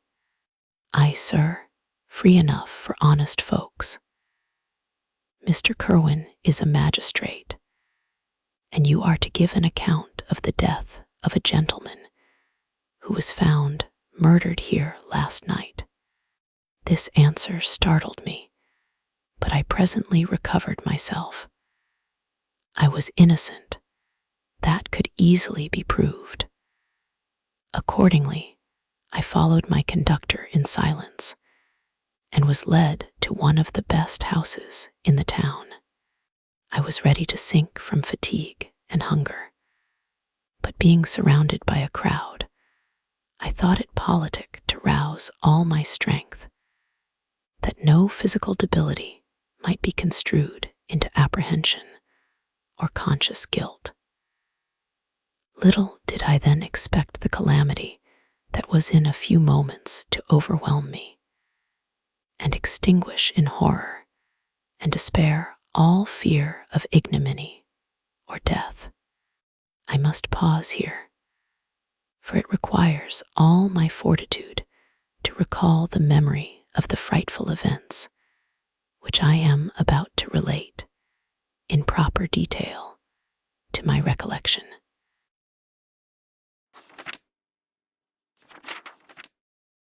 Chapter 4. I was soon introduced into the presence of the magistrate, an old benevolent man with calm and mild manners. He looked upon me, however, with some degree of severity, and then, turning towards my conductors, he asked who appeared as witnesses on this occasion. About half a dozen men came forward, and one being selected by the magistrate, he deposed that he had been out fishing the night before with his son and brother-in-law, Daniel Nugent, when about 10 o'clock they observed a strong northerly blast rising, and they accordingly put in for port. It was a very dark night, as the moon had not yet risen. They did not land at the harbor, but, as they had been accustomed, at a creek about 2 miles below. He walked on first, carrying a part of the fishing tackle, and his companions followed him at some distance. As he was proceeding along the sands, he struck his foot against something and fell all his length on the ground. His companions came up to assist him, and by the light of their lantern, they found that he had fallen on the body of a man who was to all appearance dead. Their first supposition was that it was the corpse of some person who had been drowned and was thrown on shore by the waves. But upon examination, they found that the clothes were not wet, and even that the body was not then cold. They instantly carried it to the cottage of an old woman near the spot, and endeavored, but in vain, to restore it to life. He appeared to be a handsome young man, about 25 years of age. He had apparently been strangled, for there was no sign of any violence except the black mark of fingers on his neck. The first part of this deposition did not in the least interest me, but when the mark of the fingers was mentioned, I remembered the murder of my brother, and felt myself extremely agitated. My limbs trembled, and a mist came over my eyes, which obliged me to lean on a chair for support. The magistrate observed me with a keen eye, and of course drew an unfavorable augury from my manner. The son confirmed his father's account. But when Daniel Nugent was called, he swore positively that, just before the fall of his companion, he saw a boat, with a single man in it, at a short distance from the shore. And as far as he could judge by the light of a few stars, it was the same boat in which I had just landed. A woman deposed that she lived near the beach and was standing at the door of her cottage, waiting for the return of the fishermen, about an hour before she heard of the discovery of the body, when she saw a boat, with only one man in it, push off from that part of the shore where the corpse was afterwards found. Another woman confirmed the account of the fishermen having brought the body into her house. It was not cold. They put it into a bed and rubbed it, and Daniel went to the town for an apothecary. But life was quite gone. Several other men were examined concerning my landing, and they agreed that, with the strong north wind that had arisen during the night, it was very probable that I had beaten about for many hours and had been obliged to return nearly to the same spot from which I had departed. Besides, they observed that it appeared that I had brought the body from another place, and it was likely that, as I did not appear to know the shore, I might have put into the harbor ignorant of the distance of the town from the place where I had deposited the corpse. Mr. Kerwin, on hearing this evidence, desired that I should be taken into the room where the body lay for interment, that it might be observed what effect the sight of it would produce upon me. This idea was probably suggested by the extreme agitation I had exhibited when the mode of the murder had been described. I was accordingly conducted by the magistrate and several other persons to the inn. I could not help being struck by the strange coincidences that had taken place during this eventful night. But knowing that I had been conversing with several persons in the island I had inhabited about the time that the body had been found, I was perfectly tranquil as to the consequences of the affair. I entered the room where the corpse lay and was led up to the coffin. How can I describe my sensations on beholding it? I feel yet parched with horror, nor can I reflect on that terrible moment without shuddering and agony that faintly reminds me of the anguish of the recognition.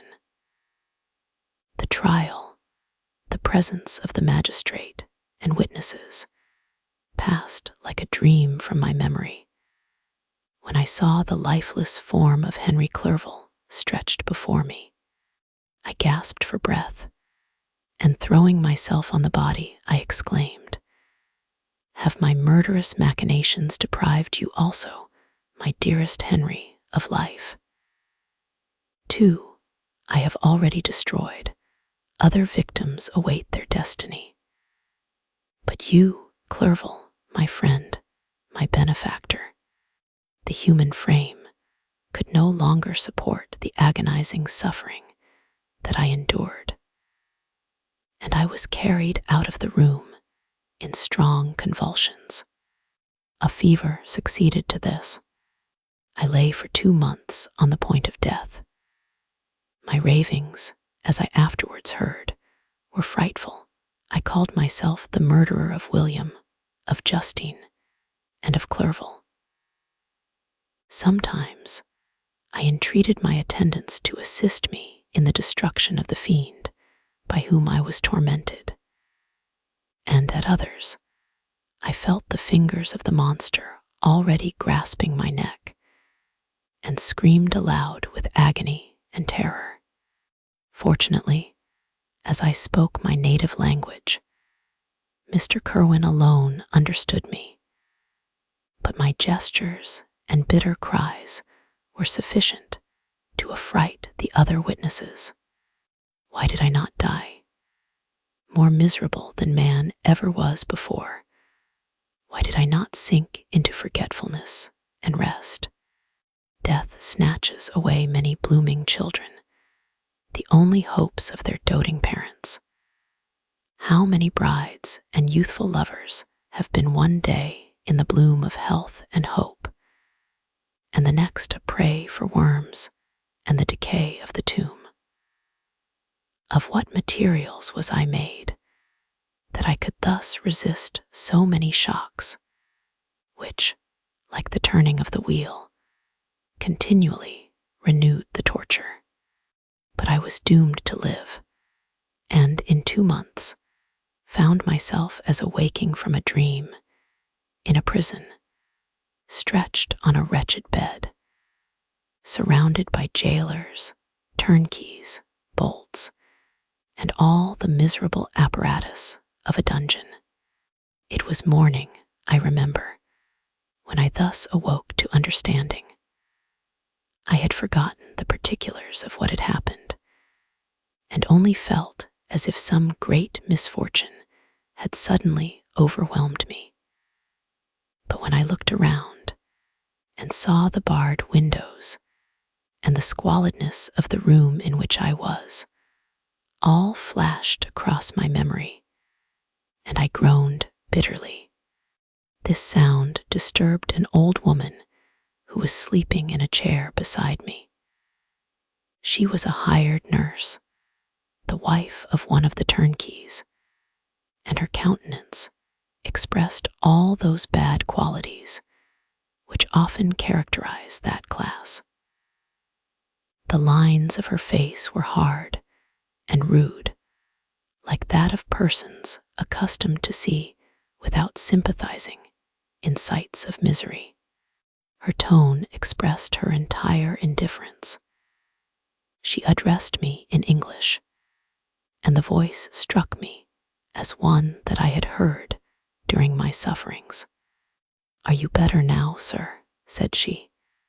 I replied in the same language, with a feeble voice. "I believe I am.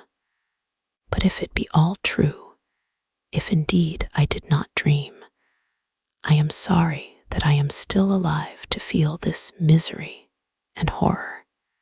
"For that matter," replied the old woman, "if you mean about the gentleman you murdered, I believe that it were better for you if you were dead, for I fancy it will go hard with you. But you will be hung when the next sessions come on. However, that's none of my business. I am sent to nurse you and get you well. I do my duty with a safe conscience. It were well if everybody did the same." I turned with loathing from the woman who could utter so unfeeling a speech to a person just saved, on the very edge of death. But I felt languid and unable to reflect on all that had passed. The whole series of my life appeared to me as a dream. I sometimes doubted if indeed it were all true, for it never presented itself to my mind with the force of reality. As the images that floated before me became more distinct, I grew feverish. A darkness pressed around me. No one was near me who soothed me with the gentle voice of love. No dear hand supported me.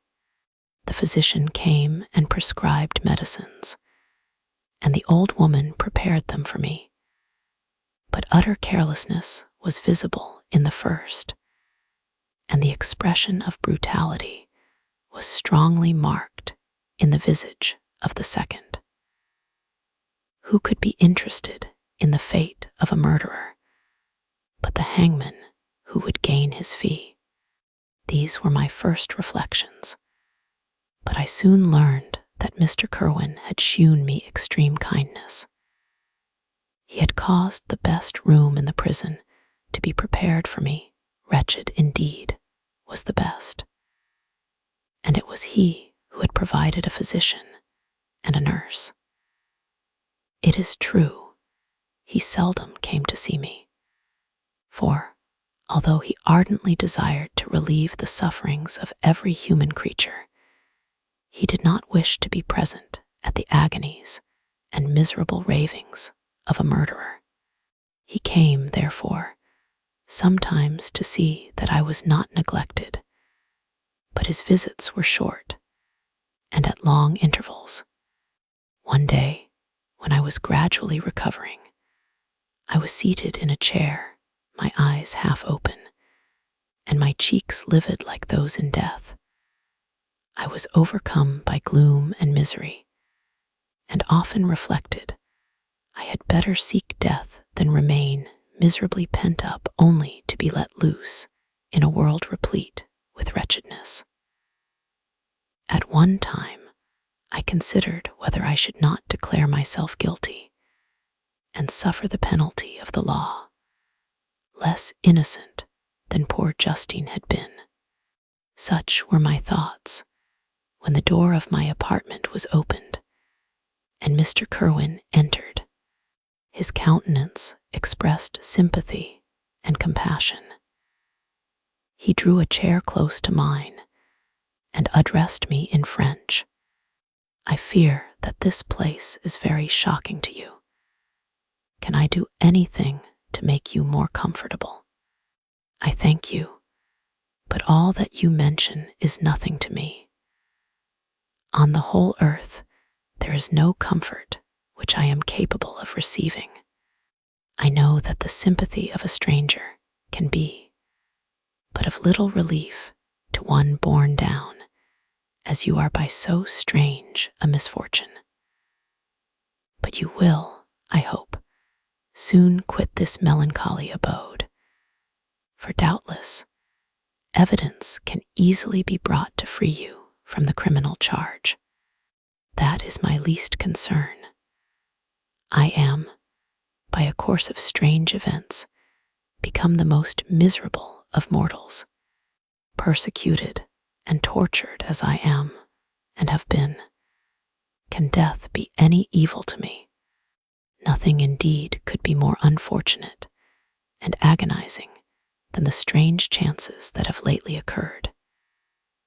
You were thrown by some surprising accident on this shore, renowned for its hospitality, seized immediately and charged with murder.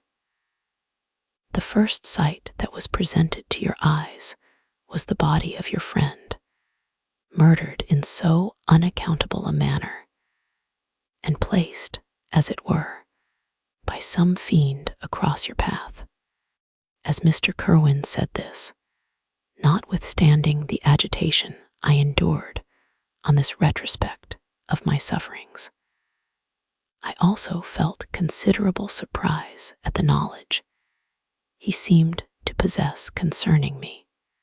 I suppose some astonishment was exhibited in my countenance, for Mr. Kerwin hastened to say, it was not until a day or two after your illness that I thought of examining your dress, that I might discover some trace by which I could send to your relations an account of your misfortune and illness. I found several letters, and among others, one which I discovered from its commencement to be from your father. I instantly wrote to Geneva. Nearly 2 months have elapsed since the departure of my letter. But you are ill. Even now you tremble. You are unfit for agitation of any kind. This suspense is 1,000 times worse than the most horrible event. Tell me what new scene of death has been acted, and whose murder I am now to lament. Your family is perfectly well, said Mr. Kerwin, with gentleness, and someone, a friend, is come to visit you. I know not by what chain of thought the idea presented itself, but it instantly darted into my mind that the murderer had come to mock at my misery and taunt me with the death of Clerval as a new incitement for me to comply with his hellish desires. I put my hand before my eyes and cried out in agony, "Oh, take him away. I cannot see him, for God's sake. Do not let him enter." Mr. Kerwin regarded me with a troubled countenance. He could not help regarding my exclamation as a presumption of my guilt, and said, in rather a severe tone. I should have thought, young man, that the presence of your father would have been welcome, instead of inspiring such violent repugnance.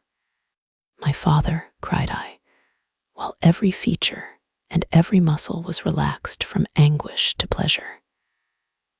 Is my father indeed come? How kind, how very kind. But where is he? Why does he not hasten to me? My change of manner surprised and pleased the magistrate. Perhaps he thought that my former exclamation was a momentary return of delirium. And now he instantly resumed his former benevolence.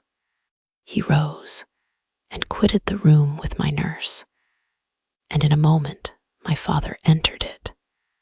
Nothing at this moment could have given me greater pleasure than the arrival of my father. I stretched out my hand to him and cried, "Are you then safe?" And Elizabeth and Ernest. My father calmed me with assurances of their welfare, and endeavored, by dwelling on these subjects, so interesting to my heart, to raise my desponding spirits. But he soon felt that a prison cannot be the abode of cheerfulness. "What a place is this that you inhabit, my son," said he, looking mournfully at the barred windows and wretched appearance of the room. "You traveled to seek happiness, but a fatality seems to pursue you. And poor Clerval, the name of my unfortunate and murdered friend, was an agitation too great to be endured in my weak state." I shed tears. "Alas, yes, my father," replied I. "Some destiny of the most horrible kind hangs over me, and I must live to fulfill it. Or surely I should have died on the coffin of Henry." We were not allowed to converse for any length of time, for the precarious state of my health rendered every precaution necessary that could ensure tranquility. Mr. Kerwin came in and insisted that my strength should not be exhausted by too much exertion. But the appearance of my father was to me like that of my good angel, and I gradually recovered my health.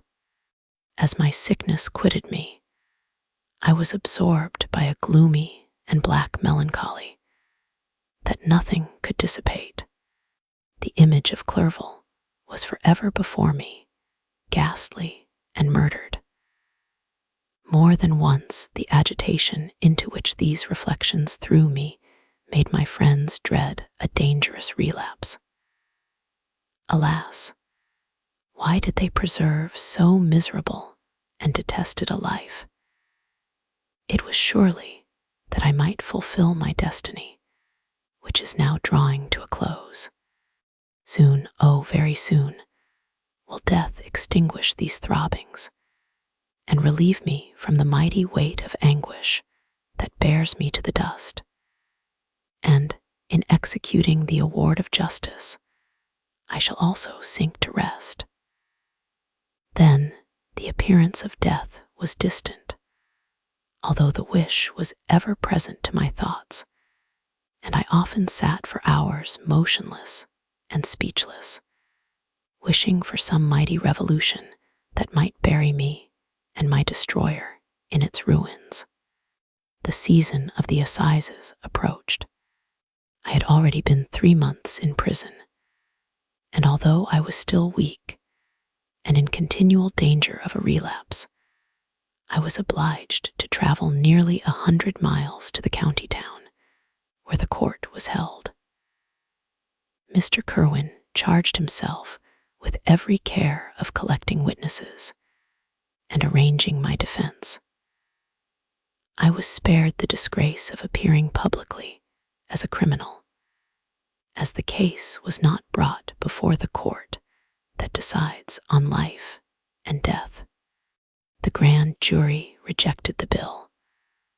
On its being proved that I was on the Orkney Islands at the hour, the body of my friend was found, and a fortnight after my removal, I was liberated from prison.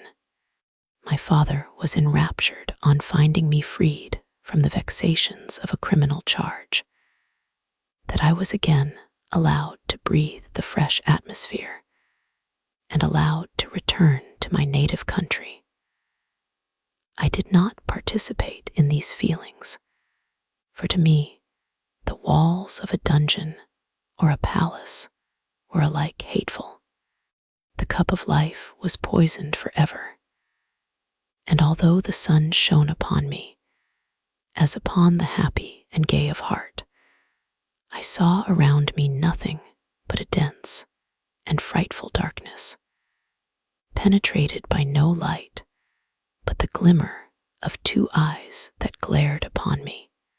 Sometimes they were the expressive eyes of Henry, languishing in death, the dark orbs nearly covered by the lids, and the long black lashes that fringed them. Sometimes it was the watery, clouded eyes of the monster, as I first saw them in my chamber at Ingolstadt. My father tried to awaken in me the feelings of affection.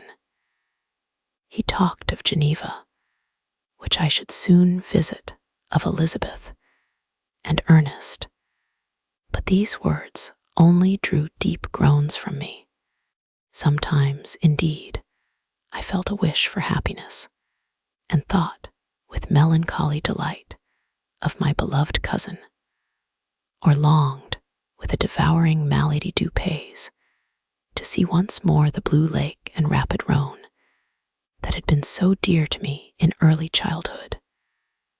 But my general state of feeling was a torpor, in which a prison was as welcome a residence as the divinest scene in nature, and these fits were seldom interrupted, but by paroxysms of anguish and despair. At these moments, I often endeavored to put an end to the existence I loathed, and it required unceasing attendance and vigilance to restrain me from committing some dreadful act of violence. I remember, as I quitted the prison, I heard one of the men say, "He may be innocent of the murder, but he has certainly a bad conscience." These words struck me. A bad conscience. Yes, surely I had one. William, Justine, and Clerval had died through my infernal machinations, and whose death, cried I, is to finish the tragedy. Ah, my father, do not remain in this wretched country. Take me where I may forget myself, my existence, and all the world. My father easily acceded to my desire, and, after having taken leave of Mr. Kirwin, we hastened to Dublin. I felt as if I was relieved from a heavy weight when the packet sailed with a fair wind from Ireland, and I had quitted forever the country which had been to me the scene of so much misery. It was midnight. My father slept in the cabin, and I lay on the deck, looking at the stars and listening to the dashing of the waves. I hailed the darkness that shut Ireland from my sight, and my pulse beat with a feverish joy when I reflected that I should soon see Geneva. The past appeared to me in the light of a frightful dream, yet the vessel in which I was, the wind that blew me from the detested shore of Ireland, and the sea which surrounded me, told me too forcibly that I was deceived by no vision, and that Clerval, my friend and dearest companion, had fallen a victim to me and the monster of my creation. I repassed, in my memory, my whole life, my quiet happiness, while residing with my family in Geneva, the death of my mother, and my departure for Ingolstadt. I remembered shuddering at the mad enthusiasm that hurried me on to the creation of my hideous enemy, and I called to mind the night during which he first lived. I was unable to pursue the train of thought. 1,000 feelings pressed upon me, and I wept bitterly. Ever since my recovery from the fever, I had been in the custom of taking every night a small quantity of laudanum, for it was by means of this drug only that I was enabled to gain the rest necessary for the preservation of life. Oppressed by the recollection of my various misfortunes, I now took a double dose and soon slept profoundly. But sleep did not afford me respite from thought and misery. My dreams presented 1,000 objects that scared me. Towards morning, I was possessed by a kind of nightmare. I felt the fiend's grasp in my neck and could not free myself from it. Groans and cries rung in my ears. My father, who was watching over me, perceiving my restlessness, awoke me and pointed to the port of Holyhead, which we were now entering.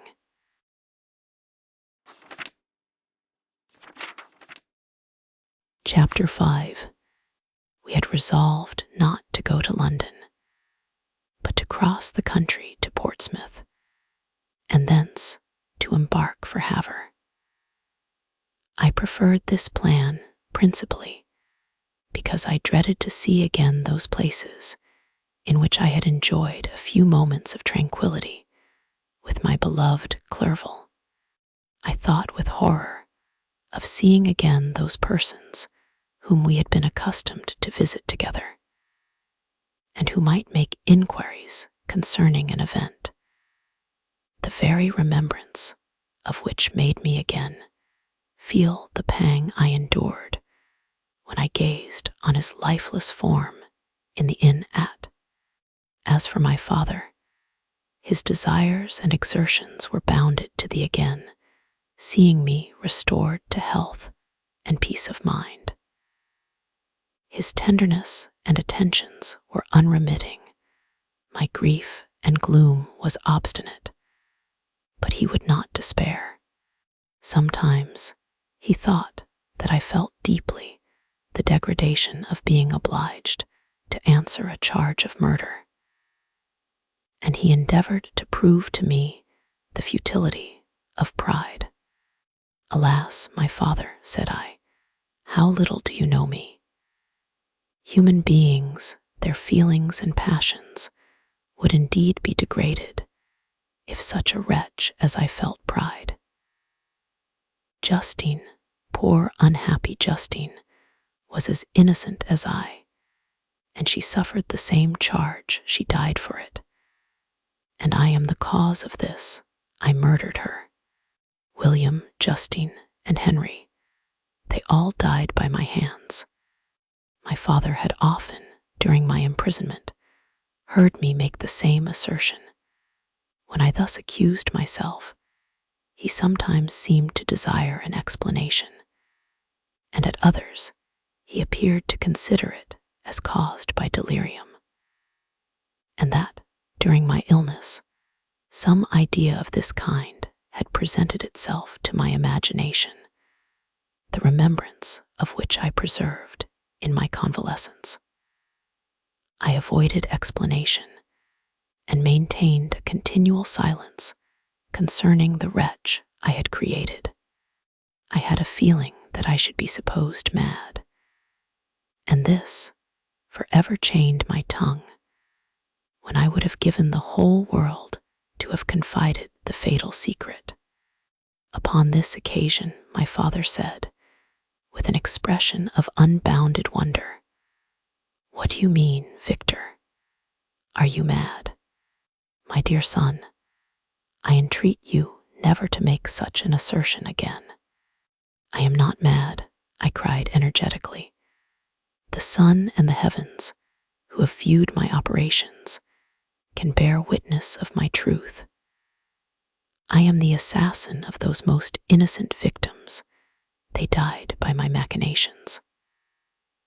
1,000 times would I have shed my own blood, drop by drop, to have saved their lives. But I could not, my father. Indeed, I could not sacrifice the whole human race. The conclusion of this speech convinced my father that my ideas were deranged, and he instantly changed the subject of our conversation and endeavored to alter the course of my thoughts.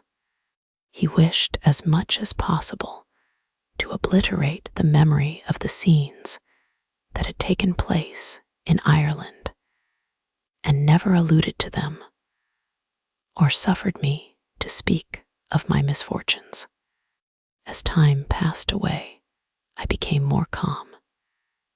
Misery had her dwelling in my heart, but I no longer talked in the same incoherent manner of my own crimes. Sufficient for me was the consciousness of them.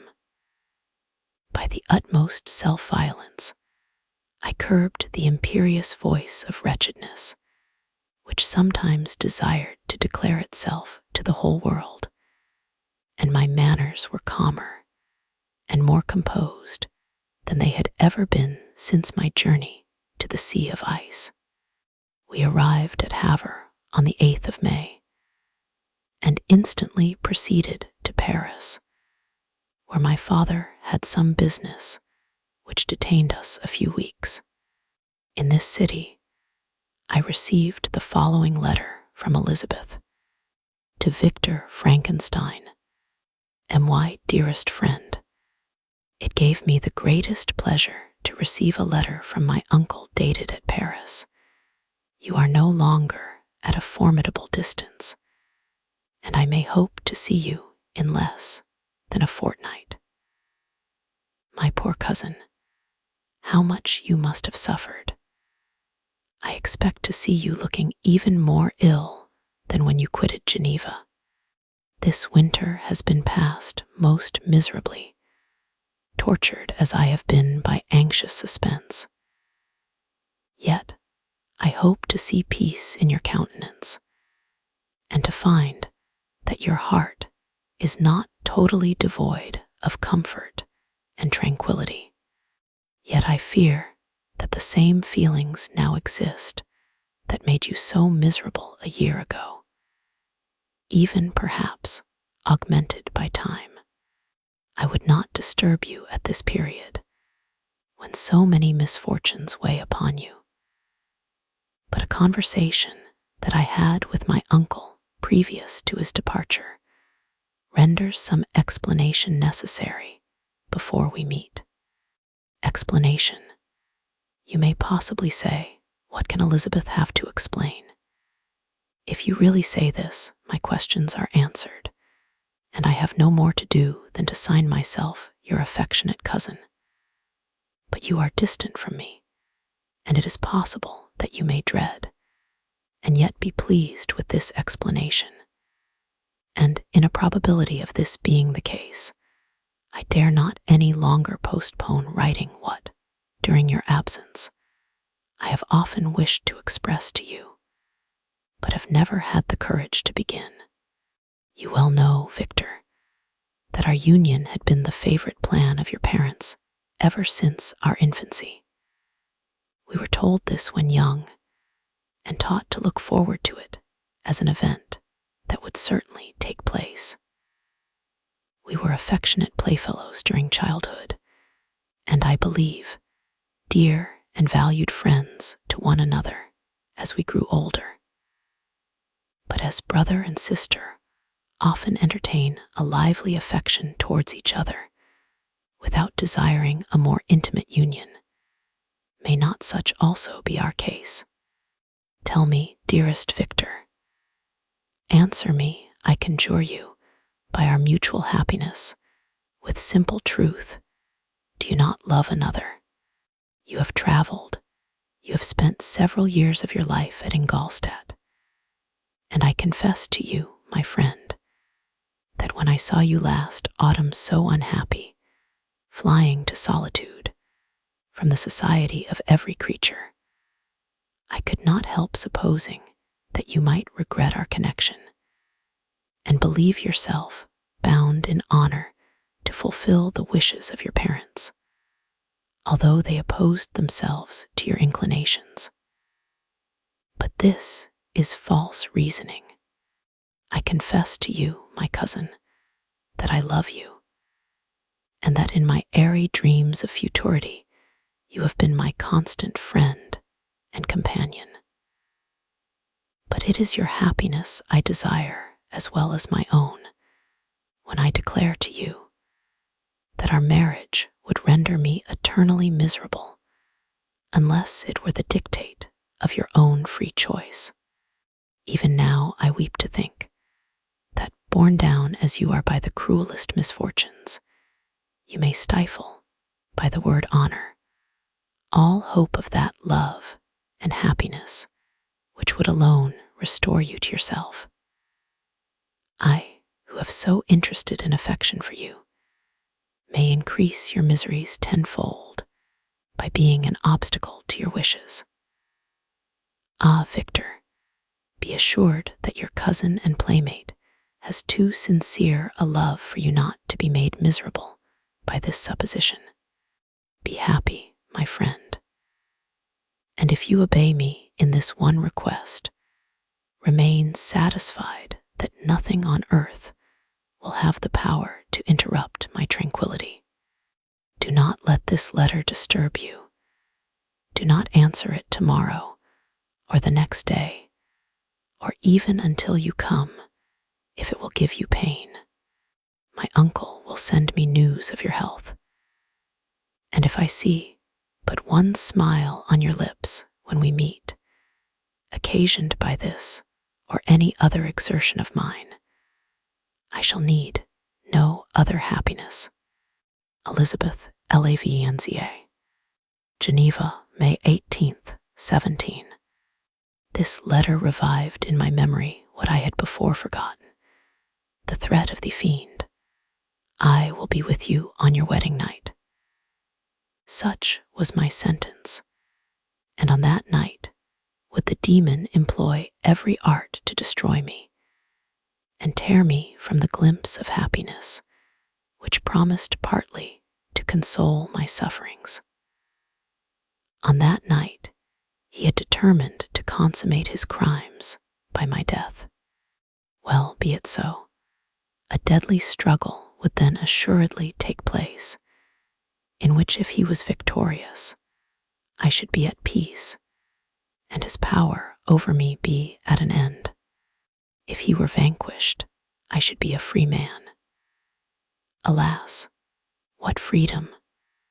Such as the peasant enjoys when his family have been massacred before his eyes, his cottage burnt, his lands laid waste, and he is turned adrift, homeless, penniless, and alone, but free. Such would be my liberty, except that in my Elizabeth I possessed a treasure, alas, balanced by those horrors of remorse and guilt, which would pursue me until death. Sweet and beloved Elizabeth, I read and reread her letter, and some softened feelings stole into my heart and dared to whisper paradisiacal dreams of love and joy. But the apple was already eaten, and the angel's arm bared to drive me from all hope. Yet I would die to make her happy. If the monster executed his threat, death was inevitable. Yet, again, I considered whether my marriage would hasten my fate. My destruction might indeed arrive a few months sooner, but if my torturer should suspect that I postponed it, influenced by his menaces, he would surely find other, and perhaps more dreadful means of revenge. He had vowed to be with me on my wedding night, Yet he did not consider that threat as binding him to peace in the meantime. For, as if to show me that he was not yet satiated with blood, he had murdered Clerval immediately after the enunciation of his threats. I resolved, therefore, that if my immediate union with my cousin would conduce either to hers or my father's happiness, my adversary's designs against my life should not retard it a single hour. In this state of mind, I wrote to Elizabeth. My letter was calm and affectionate. I fear, my beloved girl, I said, little happiness remains for us on earth, yet all that I may one day enjoy is concentred in you. Chase away your idle fears. To you alone do I consecrate my life and my endeavors for contentment. I have one secret, Elizabeth, a dreadful one when revealed to you. It will chill your frame with horror. And then, far from being surprised at my misery, you will only wonder that I survive what I have endured. I will confide this tale of misery and terror to you the day after our marriage shall take place. For, my sweet cousin, there must be perfect confidence between us. But until then, I conjure you, do not mention or allude to it. This I most earnestly entreat, and I know you will comply. In about a week after the arrival of Elizabeth's letter, we returned to Geneva. My cousin welcomed me with warm affection, yet tears were in her eyes as she beheld my emaciated frame and feverish cheeks. I saw a change in her also. She was thinner and had lost much of that heavenly vivacity that had before charmed me, but her gentleness and soft looks of compassion made her a more fit companion for one blasted and miserable as I was. The tranquility which I now enjoyed did not endure. Memory brought madness with it, and when I thought on what had passed, a real insanity possessed me. Sometimes I was furious and burnt with rage, sometimes low and despondent. I neither spoke or looked, but sat motionless, bewildered by the multitude of miseries that overcame me. Elizabeth alone had the power to draw me from these fits. Her gentle voice would soothe me when transported by passion, and inspire me with human feelings when sunk in torpor. She wept with me, and for me. When reason returned, she would remonstrate, and endeavor to inspire me with resignation. Ah, it is well for the unfortunate to be resigned, but for the guilty there is no peace.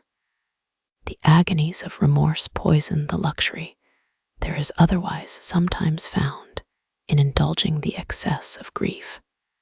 Soon after my arrival, my father spoke of my immediate marriage with my cousin. I remained silent. Have you, then, some other attachment? None on earth. I love Elizabeth and look forward to our union with delight. Let the day, therefore, be fixed, and on it I will consecrate myself in life or death to the happiness of my cousin. My dear Victor, do not speak thus. Heavy misfortunes have befallen us, but let us only cling closer to what remains and transfer our love for those whom we have lost to those who yet live. Our circle will be small, but bound close by the ties of affection and mutual misfortune. And when time shall have softened your despair, new and dear objects of care will be born to replace those of whom we have been so cruelly deprived. Such were the lessons of my father, but to me the remembrance of the threat returned.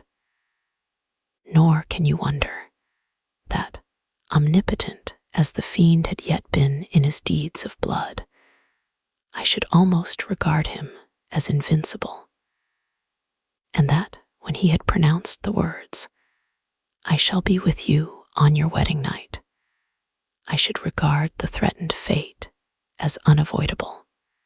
But death was no evil to me if the loss of Elizabeth were balanced with it, and I therefore, with a contented and even cheerful countenance, agreed with my father that if my cousin would consent, the ceremony should take place in 10 days, and thus put, as I imagined, the seal to my fate. Great God, if for one instant I had thought what might be the hellish intention of my fiendish adversary, I would rather have banished myself forever from my native country and wandered a friendless outcast over the earth than have consented to this miserable marriage. But, as if possessed of magic powers, the monster had blinded me to his real intentions, and when I thought that I prepared only my own death, I hastened that of a far dearer victim. As the period fixed for our marriage drew nearer, whether from cowardice or a prophetic feeling, I felt my heart sink within me. But I concealed my feelings by an appearance of hilarity that brought smiles and joy to the countenance of my father, but hardly deceived the ever-watchful and nicer eye of Elizabeth. She looked forward to our union with placid contentment, not unmingled with a little fear, which past misfortunes had impressed, that what now appeared certain and tangible happiness might soon dissipate into an airy dream and leave no trace but deep and everlasting regret. Preparations were made for the event, congratulatory visits were received, and all wore a smiling appearance. I shut up, as well as I could, in my own heart the anxiety that preyed there, and entered with seeming earnestness into the plans of my father, although they might only serve as the decorations of my tragedy.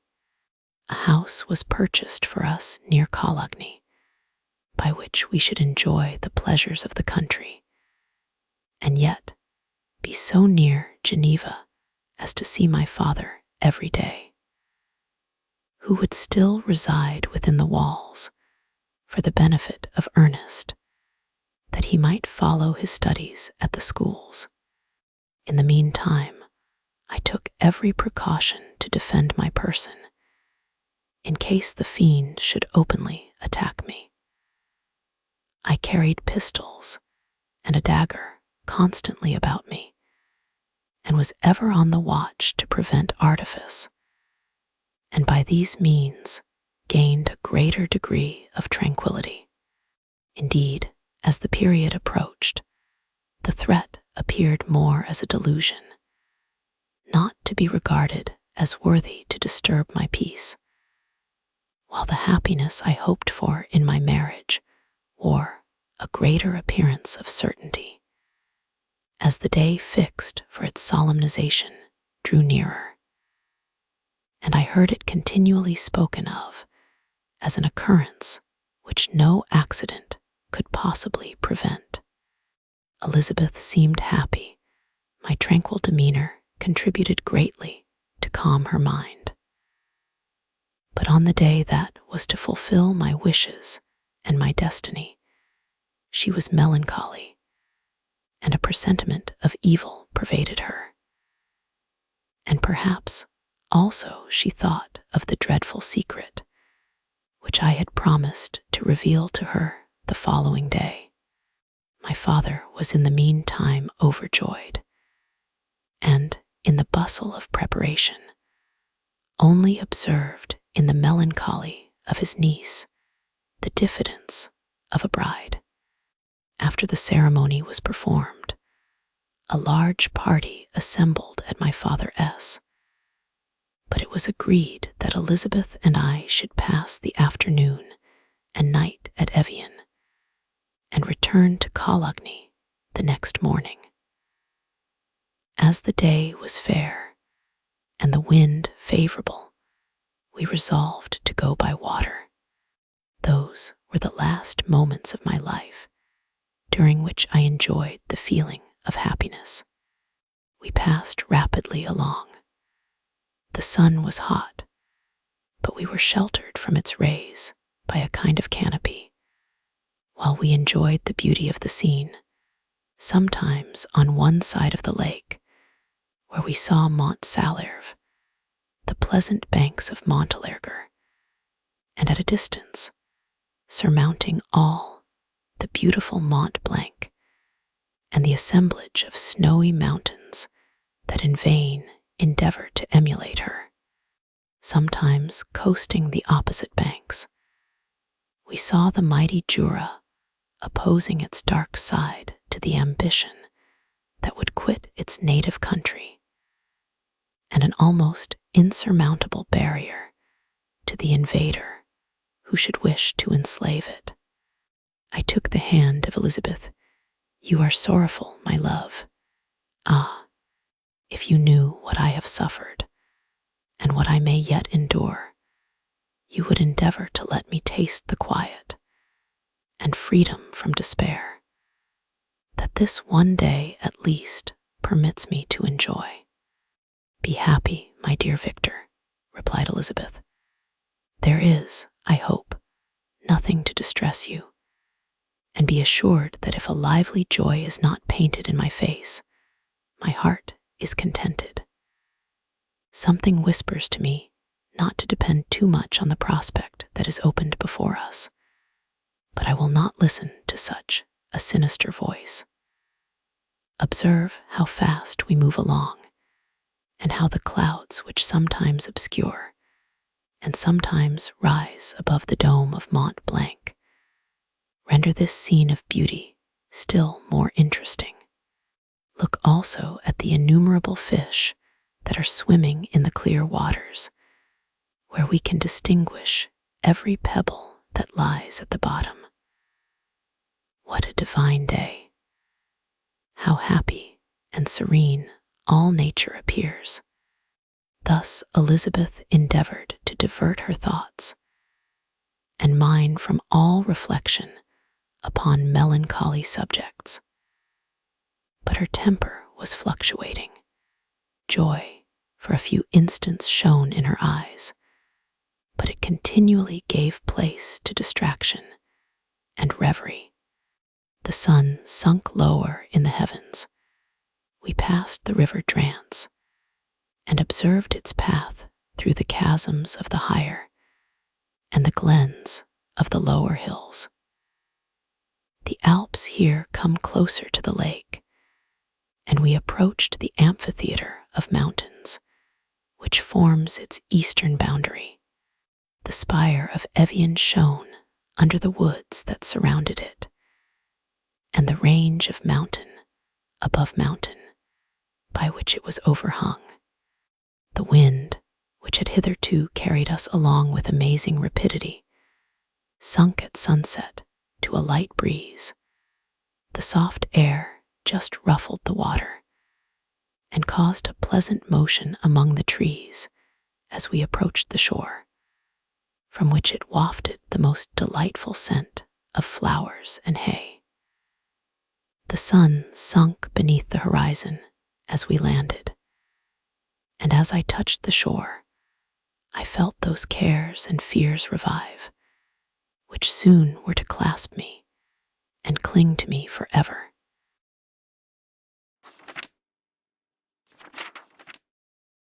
Chapter 6. It was 8 o'clock when we landed. We walked for a short time on the shore, enjoying the transitory light, and then retired to the inn and contemplated the lovely scene of waters and mountains, obscured in darkness, yet still displaying their black outlines. The wind, which had fallen in the south, now rose with great violence in the west. The moon had reached her summit in the heavens and was beginning to descend. The clouds swept across it swifter than the flight of the vulture and dimmed her rays, while the lake reflected the scene of the busy heavens, rendered still busier by the restless waves that were beginning to rise. Suddenly, a heavy storm of rain descended. I had been calm during the day, but so soon as night obscured the shapes of objects, 1,000 fears arose in my mind. I was anxious and watchful, while my right hand grasped a pistol which was hidden in my bosom. Every sound terrified me, but I resolved that I would sell my life dearly and not relax the impending conflict until my own life, or that of my adversary, were extinguished. Elizabeth observed my agitation for some time in timid and fearful silence. At length she said, "What is it that agitates you, my dear Victor? What is it you fear?" "Oh, peace, peace, my love," replied I, "this night, and all will be safe. But this night is dreadful, very dreadful." I passed an hour in this state of mind, when suddenly I reflected how dreadful the combat, which I momentarily expected, would be to my wife, and I earnestly entreated her to retire, resolving not to join her until I had obtained some knowledge as to the situation of my enemy. She left me, and I continued some time walking up and down the passages of the house and inspecting every corner that might afford a retreat to my adversary. But I discovered no trace of him, and was beginning to conjecture that some fortunate chance had intervened to prevent the execution of his menaces, when suddenly I heard a shrill and dreadful scream. It came from the room into which Elizabeth had retired. As I heard it, the whole truth rushed into my mind. My arms dropped. The motion of every muscle and fiber was suspended. I could feel the blood trickling in my veins and tingling in the extremities of my limbs. This state lasted but for an instant. The scream was repeated, and I rushed into the room. Great God, why did I not then expire? Why am I here to relate the destruction of the best hope and the purest creature of earth? She was there, lifeless and inanimate, thrown across the bed, her head hanging down, and her pale and distorted features half covered by her hair. Everywhere I turn I see the same figure, her bloodless arms and relaxed form flung by the murderer on its bridal bier. Could I behold this and live? Alas, life is obstinate and clings closest where it is most hated. For a moment only did I lose recollection. I fainted. When I recovered, I found myself surrounded by the people of the inn. Their countenances expressed a breathless terror, but the horror of others appeared only as a mockery, a shadow of the feelings that oppressed me. I escaped from them to the room where lay the body of Elizabeth, my love, my wife, so lately living, so dear, so worthy.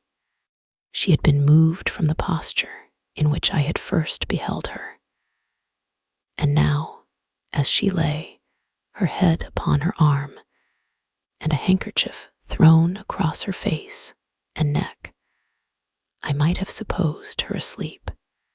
I rushed towards her and embraced her with ardor, but the deathly languor and coldness of the limbs told me that what I now held in my arms had ceased to be the Elizabeth whom I had loved and cherished. The murderous mark of the fiend's grasp was on her neck, and the breath had ceased to issue from her lips. While I still hung over her in the agony of despair, I happened to look up. The windows of the room had before been darkened, and I felt a kind of panic on seeing the pale yellow light of the moon illuminate the chamber. The shutters had been thrown back, and with a sensation of horror not to be described, I saw at the open window a figure the most hideous and abhorred. A grin was on the face of the monster.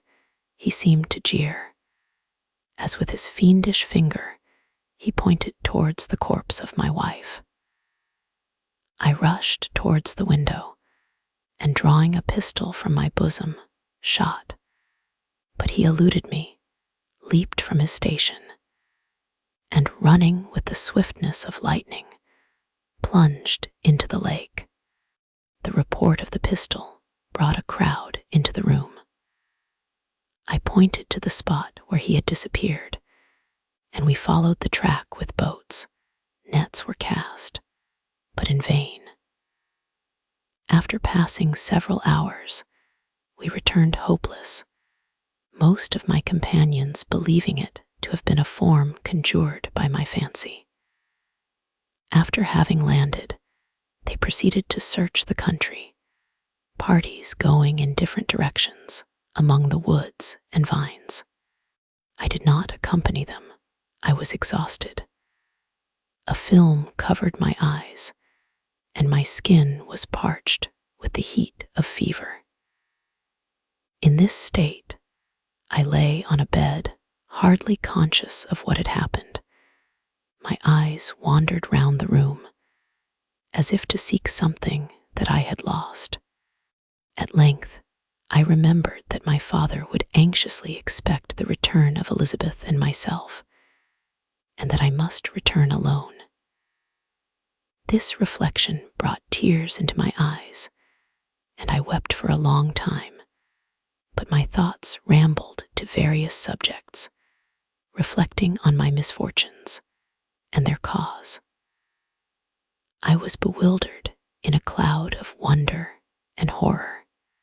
The death of William, the execution of Justine, the murder of Clerval, and lastly of my wife. Even at that moment, I knew not that my only remaining friends were safe from the malignity of the fiend. My father, even now, might be writhing under his grasp, and Ernest might be dead at his feet. This idea made me shudder and recalled me to action. I started up and resolved to return to Geneva with all possible speed. There were no horses to be procured, and I must return by the lake, but the wind was unfavorable, and the rain fell in torrents. However, it was hardly morning, and I might reasonably hope to arrive by night. I hired men to row, and took an oar myself, for I had always experienced relief from mental torment in bodily exercise, but the overflowing misery I now felt, and the excessive agitation that I endured, rendered me incapable of any exertion. I threw down the oar, and leaning my head upon my hands, gave way to every gloomy idea that arose.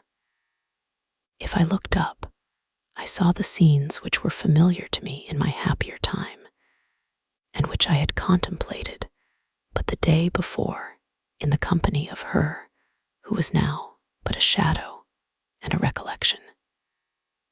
Tears streamed from my eyes. The rain had ceased for a moment, and I saw the fish play in the waters as they had done a few hours before. They had then been observed by Elizabeth. Nothing is so painful to the human mind as a great and sudden change. The sun might shine, or the clouds might lure, but nothing could appear to me as it had done the day before. A fiend had snatched from me every hope of future happiness.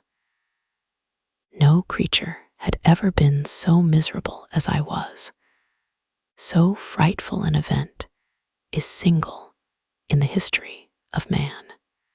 But why should I dwell upon the incidents that followed this last overwhelming event? Mine has been a tale of horrors. I have reached their acme, and what I must now relate can but be tedious to you.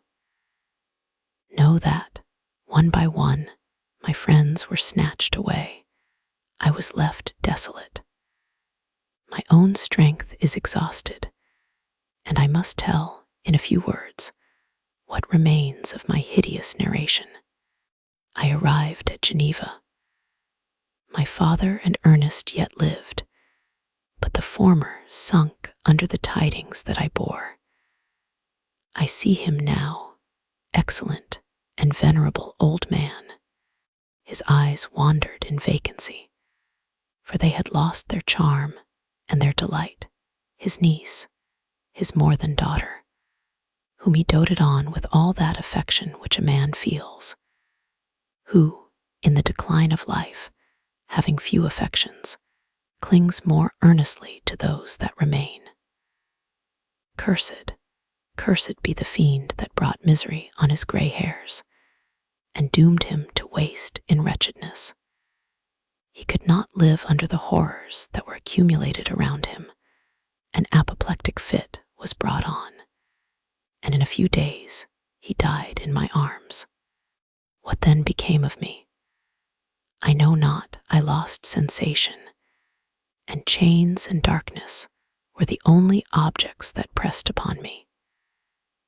Sometimes, indeed, I dreamt that I wandered in flowery meadows and pleasant vales with the friends of my youth, but awoke and found myself in a dungeon. Melancholy followed, but by degrees I gained a clear conception of my miseries and situation, and was then released from my prison. For they had called me mad, and during many months, as I understood, a solitary cell had been my habitation. But liberty had been a useless gift to me, had I not, as I awakened to reason, at the same time awakened to revenge. As the memory of past misfortunes pressed upon me, I began to reflect on their cause, the monster whom I had created, the miserable demon whom I had sent abroad into the world for my destruction. I was possessed by a maddening rage when I thought of him, and desired and ardently prayed that I might have him within my grasp to wreak a great and signal revenge on his cursed head. Nor did my hate long confine itself to useless wishes. I began to reflect on the best means of securing him, and for this purpose, about a month after my release, I repaired to a criminal judge in the town and told him that I had an accusation to make, that I knew the destroyer of my family, and that I required him to exert his whole authority for the apprehension of the murderer. The magistrate listened to me with attention and kindness. "Be assured, sir," said he, "no pains or exertions on my part shall be spared to discover the villain." "I thank you," replied I. "Listen, therefore, to the deposition that I have to make. It is indeed a tale so strange that I should fear you would not credit it, were there not something in truth which, however wonderful, forces conviction. The story is too connected to be mistaken for a dream, and I have no motive for falsehood. My manner, as I thus addressed him, was impressive, but calm. I had formed in my own heart a resolution to pursue my destroyer to death, and this purpose quieted my agony and provisionally reconciled me to life. I now related my history briefly, but with firmness and precision, marking the dates with accuracy and never deviating into invective or exclamation. The magistrate appeared at first perfectly incredulous, but as I continued, he became more attentive and interested.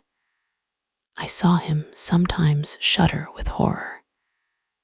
At others, a lively surprise, unmingled with disbelief, was painted on his countenance. When I had concluded my narration, I said, "This is the being whom I accuse, and for whose detection and punishment I call upon you to exert your whole power. It is your duty as a magistrate, and I believe and hope that your feelings as a man will not revolt from the execution of those functions on this occasion." This address caused a considerable change in the physiognomy of my auditor. He had heard my story with that half kind of belief that is given to a tale of spirits and supernatural events. But when he was called upon to act officially in consequence, the whole tide of his incredulity returned. He, however, answered mildly, "I would willingly afford you every aid in your pursuit, but the creature of whom you speak appears to have powers which would put all my exertions to defiance. Who can follow an animal which can traverse the sea of ice and inhabit caves and dens where no man would venture to intrude? Besides, some months have elapsed since the commission of his crimes, and no one can conjecture to what place he has wandered, or what region he may now inhabit. I do not doubt that he hovers near the spot which I inhabit, and if he has indeed taken refuge in the Alps, he may be hunted like the chamois and destroyed as a beast of prey. But I perceive your thoughts. You do not credit my narrative, and do not intend to pursue my enemy with the punishment which is his desert." As I spoke, rage sparkled in my eyes. The magistrate was intimidated. "You are mistaken," said he. "I will exert myself, and if it is in my power to seize the monster, be assured that he shall suffer punishment proportionate to his crimes.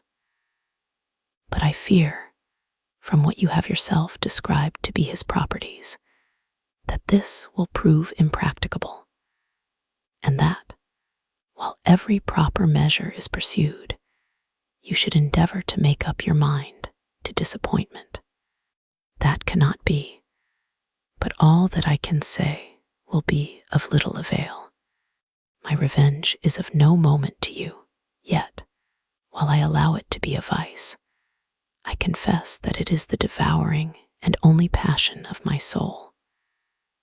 My rage is unspeakable when I reflect that the murderer, whom I have turned loose upon society, still exists. You refuse my just demand. I have but one resource, and I devote myself, either in my life or death, to his destruction." I trembled with excess of agitation as I said this. There was a frenzy in my manner, and something, I doubt not, of that haughty fierceness which the martyrs of old are said to have possessed. But to a Genevan magistrate, whose mind was occupied by far other ideas than those of devotion and heroism, This elevation of mind had much the appearance of madness. He endeavored to soothe me as a nurse does a child, and reverted to my tale as the effects of delirium. Man, I cried, how ignorant art thou in thy pride of wisdom. Cease, you know not what it is you say. I broke from the house, angry and disturbed, and retired to meditate on some other mode of action.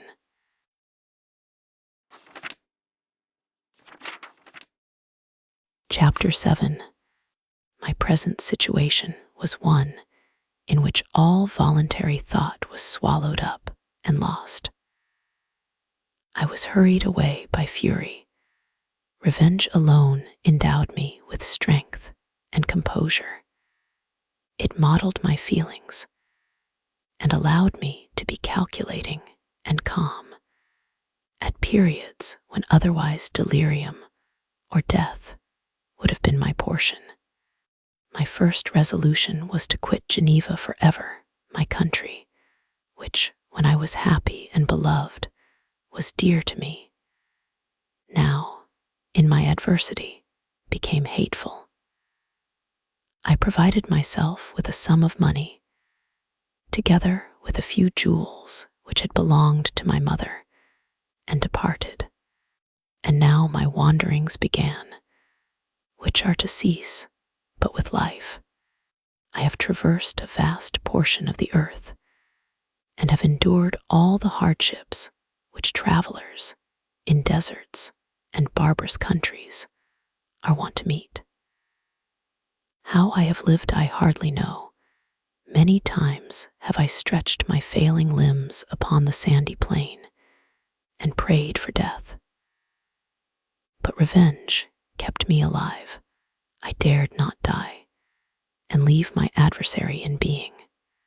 When I quitted Geneva, my first labor was to gain some clue by which I might trace the steps of my fiendish enemy. But my plan was unsettled, and I wandered many hours around the confines of the town, uncertain what path I should pursue. As night approached, I found myself at the entrance of the cemetery where William, Elizabeth, and my father reposed. I entered it and approached the tomb which marked their graves. Everything was silent, except the leaves of the trees, which were gently agitated by the wind. The night was nearly dark, and the scene would have been solemn and affecting even to an uninterested observer. The spirits of the departed seemed to flit around and to cast a shadow, which was felt but seen not, around the head of the mourner. The deep grief which this scene had at first excited quickly gave way to rage and despair. They were dead, and I lived.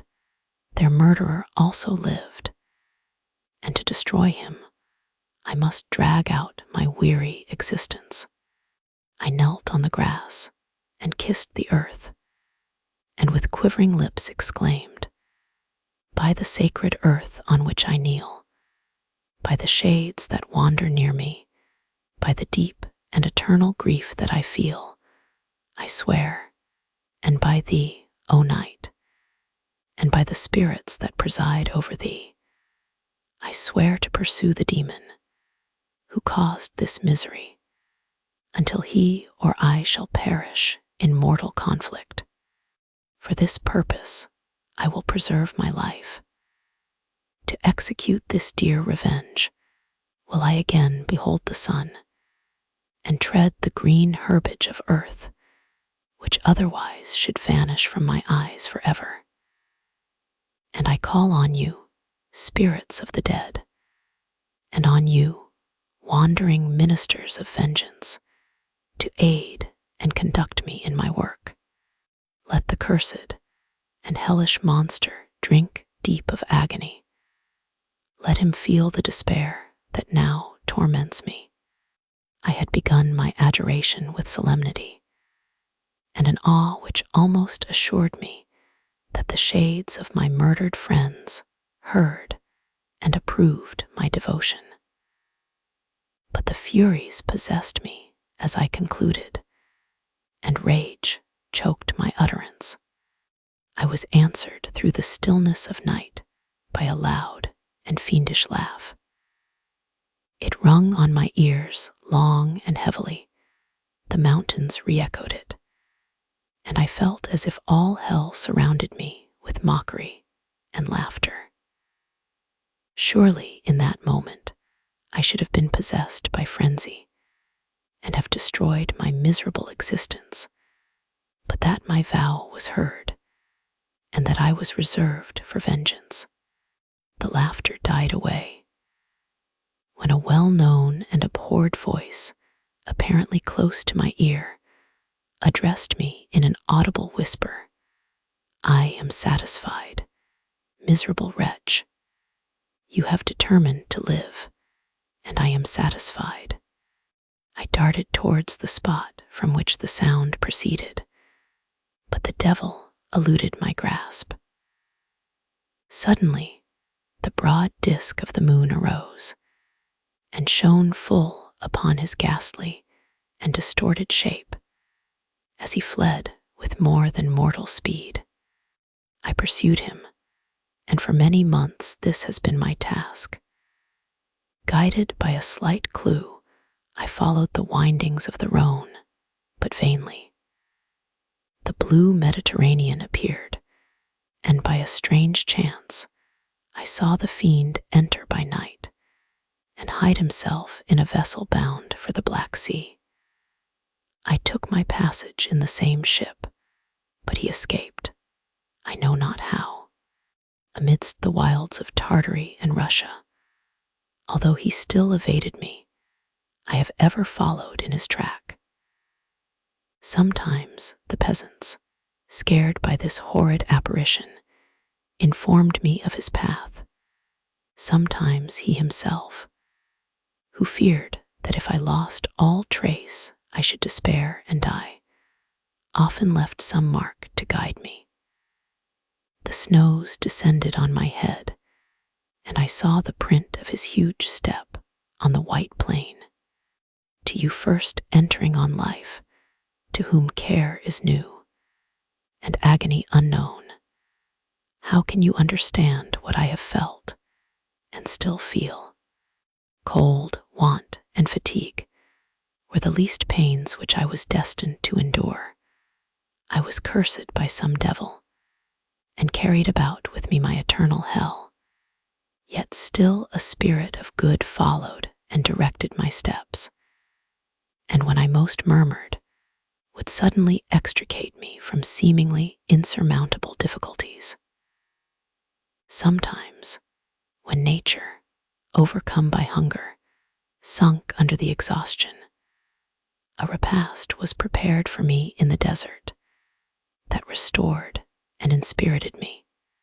The fare was indeed coarse, such as the peasants of the country ate, but I may not doubt that it was set there by the spirits that I had invoked to aid me. Often, when all was dry, the heavens cloudless, and I was parched by thirst, a slight cloud would bedim the sky, shed the few drops that revived me, and vanish. I followed, when I could, the courses of the rivers, but the demon generally avoided these, as it was here that the population of the country chiefly collected. In other places, human beings were seldom seen, and I generally subsisted on the wild animals that crossed my path. I had money with me, and gained the friendship of the villagers by distributing it, or bringing with me some food that I had killed, which, after taking a small part, I always presented to those who had provided me with fire and utensils for cooking. My life, as it passed thus, was indeed hateful to me, and it was during sleep alone that I could taste joy. O blessed sleep! Often, when most miserable, I sank to repose, and my dreams lulled me even to rapture. The spirits that guarded me had provided these moments, or rather hours, of happiness, that I might retain strength to fulfill my pilgrimage. Deprived of this respite, I should have sunk under my hardships. During the day, I was sustained and inspirited by the hope of night. For in sleep, I saw my friends, my wife, and my beloved country. Again, I saw the benevolent countenance of my father, heard the silver tones of my Elizabeth's voice, and beheld Clerval enjoying health and youth. Often, when wearied by a toilsome march, I persuaded myself that I was dreaming until night should come, and that I should then enjoy reality in the arms of my dearest friends. What agonizing fondness did I feel for them? How did I cling to their dear forms, as sometimes they haunted even my waking hours, and persuade myself that they still lived. At such moments vengeance, that burned within me, died in my heart, and I pursued my path towards the destruction of the demon, more as a task enjoined by heaven, as the mechanical impulse of some power of which I was unconscious, than as the ardent desire of my soul. What his feelings were whom I pursued, I cannot know. Sometimes, indeed, he left marks in writing on the barks of the trees, or cut in stone, that guided me and instigated my fury. My reign is not yet over. These words were legible in one of these inscriptions. You live, and my power is complete. Follow me. I seek the everlasting ices of the north, where you will feel the misery of cold and frost, to which I am impassive. You will find near this place, if you follow not too tardily, a dead hare eat and be refreshed. Come on, my enemy, we have yet to wrestle for our lives, but many hard and miserable hours must you endure until that period shall arrive. Scoffing devil, again do I vow vengeance, again do I devote thee, miserable fiend, to torture and death. Never will I omit my search until he or I perish. And then with what ecstasy shall I join my Elizabeth, and those who even now prepare for me the reward of my tedious toil and horrible pilgrimage. As I still pursued my journey to the northward, the snows thickened, and the cold increased in a degree almost too severe to support. The peasants were shut up in their hovels, and only a few of the most hardy ventured forth to seize the animals whom starvation had forced from their hiding places to seek for prey. The rivers were covered with ice, and no fish could be procured, and thus I was cut off from my chief article of maintenance.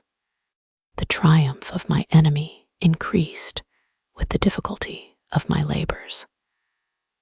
One inscription that he left was in these words: prepare, your toils only begin. Wrap yourself in furs and provide food, for we shall soon enter upon a journey where your sufferings will satisfy my everlasting hatred. My courage and perseverance were invigorated by these scoffing words. I resolved not to fail in my purpose, and calling on heaven to support me, I continued with unabated fervor to traverse immense deserts until the ocean appeared at a distance and formed the utmost boundary of the horizon. Oh, How unlike it was to the blue seas of the south. Covered with ice, it was only to be distinguished from land by its superior wildness and ruggedness. The Greeks wept for joy when they beheld the Mediterranean from the hills of Asia, and hailed with rapture the boundary of their toils. I did not weep, but I knelt down, and with a full heart thanked my guiding spirit for conducting me in safety to the place where I hoped, notwithstanding my adversary's jibe, to meet and grapple with him. Some weeks before this period, I had procured a sledge and dogs, and thus traversed the snows with inconceivable speed. I know not whether the fiend possessed the same advantages, but I found that, as before I had daily lost ground in the pursuit, I now gained on him, so much so, that when I first saw the ocean, he was but 1 day's journey in advance, and I hoped to intercept him before he should reach the beach. With new courage, therefore, I pressed on, and in 2 days arrived at a wretched hamlet on the seashore. I inquired of the inhabitants concerning the fiend, and gained accurate information. A gigantic monster, they said, had arrived the night before, armed with a gun and many pistols, putting to flight the inhabitants of a solitary cottage through fear of his terrific appearance. He had carried off their store of winter food, and placing it in a sledge, to draw which he had seized on a numerous drove of trained dogs, he had harnessed them, and the same night, to the joy of the horror-struck villagers, had pursued his journey across the sea in a direction that led to no land. And they conjectured that he must speedily be destroyed by the breaking of the ice, or frozen by the eternal frosts. On hearing this information, I suffered a temporary access of despair. He had escaped me, and I must commence a destructive and almost endless journey across the mountainous ices of the ocean, amidst cold that few of the inhabitants could long endure, and which I, the native of a genial and sunny climate, could not hope to survive. Yet at the idea that the fiend should live and be triumphant, my rage and vengeance returned, and like a mighty tide, overwhelmed every other feeling. After a slight repose, during which the spirits of the dead hovered round and instigated me to toil and revenge, I prepared for my journey. I exchanged my land sledge for one fashioned for the inequalities of the frozen ocean, and, purchasing a plentiful stock of provisions, I departed from land. I cannot guess how many days have passed since then, but I have endured misery, which nothing but the eternal sentiment of a just retribution burning within my heart could have enabled me to support. Immense and rugged mountains of ice often barred up my passage, and I often heard the thunder of the ground sea, which threatened my destruction. But again the frost came and made the paths of the sea secure. By the quantity of provision which I had consumed, I should guess that I had passed 3 weeks in this journey, and the continual protraction of hope, returning back upon the heart, often wrung bitter drops of despondency and grief from my eyes. Despair had indeed almost secured her prey, and I should soon have sunk beneath this misery, when once, after the poor animals that carried me had with incredible toil gained the summit of a sloping ice mountain, and one sinking under his fatigue died, I viewed the expanse before me with anguish, when suddenly my eye caught a dark speck upon the dusky plain. I strained my sight to discover what it could be, and uttered a wild cry of ecstasy when I distinguished a sledge and the distorted proportions of a well-known form within. Oh, with what a burning gush did hope revisit my heart. Warm tears filled my eyes, which I hastily wiped away, that they might not intercept the view I had of the demon. But still, my sight was dimmed by the burning drops, until, giving way to the emotions that oppressed me, I wept aloud. But this was not the time for delay. I disencumbered the dogs of their dead companion, gave them a plentiful portion of food, and after an hour's rest, which was absolutely necessary, and yet which was bitterly irksome to me, I continued my route. The sledge was still visible, nor did I again lose sight of it, except at the moments when for a short time some ice rock concealed it with its intervening crags.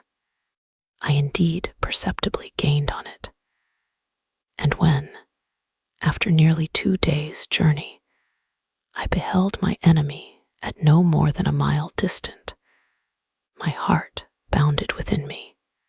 But now, when I appeared almost within grasp of my enemy, my hopes were suddenly extinguished, and I lost all trace of him more utterly than I had ever done before. A ground sea was heard the thunder of its progress, as the waters rolled and swelled beneath me, became every moment more ominous and terrific. I pressed on, but in vain. The wind arose, the sea roared, and, as with the mighty shock of an earthquake, it split and cracked with a tremendous and overwhelming sound. The work was soon finished. In a few minutes, a tumultuous sea rolled between me and my enemy, and I was left drifting on a scattered piece of ice that was continually lessening, and thus preparing for me a hideous death. In this manner, many appalling hours passed. Several of my dogs died, and I myself was about to sink under the accumulation of distress, when I saw your vessel riding at anchor and holding forth to me hopes of succor and life. I had no conception that vessels ever came so far north, and was astounded at the sight. I quickly destroyed part of my sledge to construct oars, and by these means was enabled, with infinite fatigue, to move my ice raft in the direction of your ship. I had determined, if you were going southward, still to trust myself to the mercy of the seas, rather than abandon my purpose. I hoped to induce you to grant me a boat with which I could still pursue my enemy, but your direction was northward. You took me on board when my vigor was exhausted, and I should soon have sunk under my multiplied hardships into a death, which I still dread, for my task is unfulfilled. Oh, when will my guiding spirit, in conducting me to the demon, allow me the rest I so much desire, or must I die, and he yet live? If I do, swear to me, Walton, that he shall not escape, that you will seek him, and satisfy my vengeance in his death. Yet, do I dare ask you to undertake my pilgrimage, to endure the hardships that I have undergone?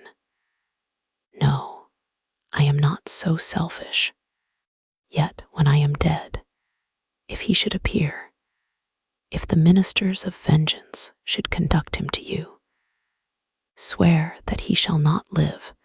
Swear that he shall not triumph over my accumulated woes, and live to make another such a wretch as I am. He is eloquent and persuasive, and once his words had even power over my heart. But trust him not. His soul is as hellish as his form, full of treachery and fiend-like malice.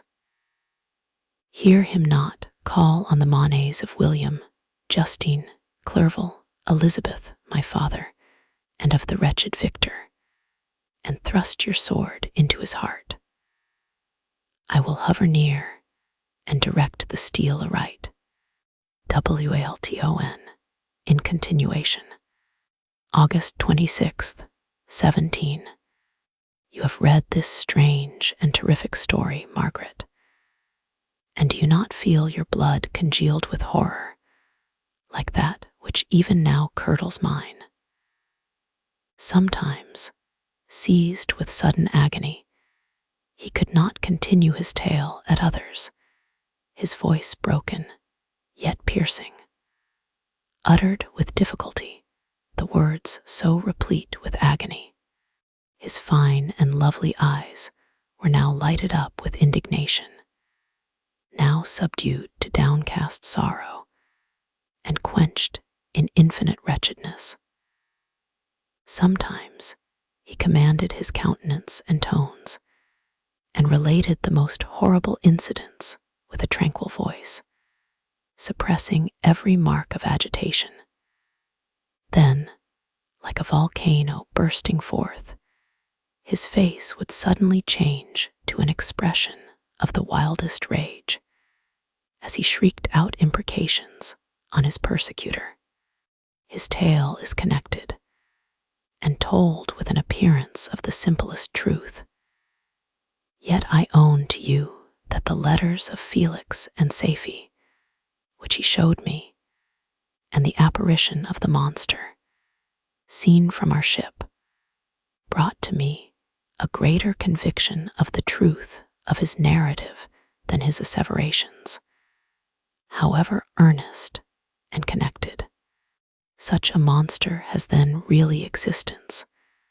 I cannot doubt it, yet I am lost in surprise and admiration. Sometimes I endeavored to gain from Frankenstein the particulars of his creature's formation, but on this point he was impenetrable. "Are you mad, my friend?" said he, "or whither does your senseless curiosity lead you? Would you also create for yourself and the world a demoniacal enemy? Or to what do your questions tend? Peace, peace. Learn my miseries, and do not seek to increase your own." Frankenstein discovered that I made notes concerning his history. He asked to see them, and then himself corrected and augmented them in many places, but principally in giving the life and spirit to the conversations he held with his enemy. "Since you have preserved my narration," said he, "I would not that a mutilated one should go down to posterity. Thus has a week passed away, while I have listened to the strangest tale that ever imagination formed. My thoughts and every feeling of my soul have been drunk up by the interest for my guest, which this tale and his own elevated and gentle manners have created. I wish to soothe him, yet can I counsel one so infinitely miserable, so destitute of every hope of consolation, to live? Oh no, the only joy that he can now know will be when he composes his shattered feelings to peace and death. Yet he enjoys one comfort, the offspring of solitude and delirium. He believes that when in dreams he holds converse with his friends, and derives from that communion consolation for his miseries, or excitements to his vengeance, that they are not the creations of his fancy, but the real beings who visit him from the regions of a remote world. This faith gives a solemnity to his reveries that render them to me almost as imposing and interesting as truth. Our conversations are not always confined to his own history and misfortunes. On every point of general literature, he displays unbounded knowledge and a quick and piercing apprehension. His eloquence is forcible and touching, nor can I hear him when he relates a pathetic incident or endeavors to move the passions of pity or love without tears. What a glorious creature must he have been in the days of his prosperity, when he is thus noble and godlike in ruin. He seems to feel his own worth and the greatness of his fall. When younger, said he, I felt as if I were destined for some great enterprise. My feelings are profound, but I possessed a coolness of judgment that fitted me for illustrious achievements. This sentiment of the worth of my nature supported me when others would have been oppressed, for I deemed it criminal to throw away in useless grief those talents that might be useful to my fellow creatures. When I reflected on the work I had completed, no less a one than the creation of a sensitive and rational animal, I could not rank myself with the herd of common projectors. But this feeling, which supported me in the commencement of my career, now serves only to plunge me lower in the dust. All my speculations and hopes are as nothing, and like the archangel who aspired to omnipotence, I am chained in an eternal hell. My imagination was vivid, yet my powers of analysis and application were intense. By the union of these qualities, I conceived the idea and executed the creation of a man. Even now, I cannot recollect, without passion, my reveries while the work was incomplete.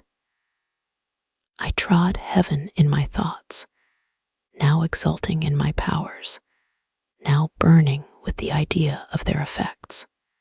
From my infancy, I was imbued with high hopes and a lofty ambition. But how am I sunk?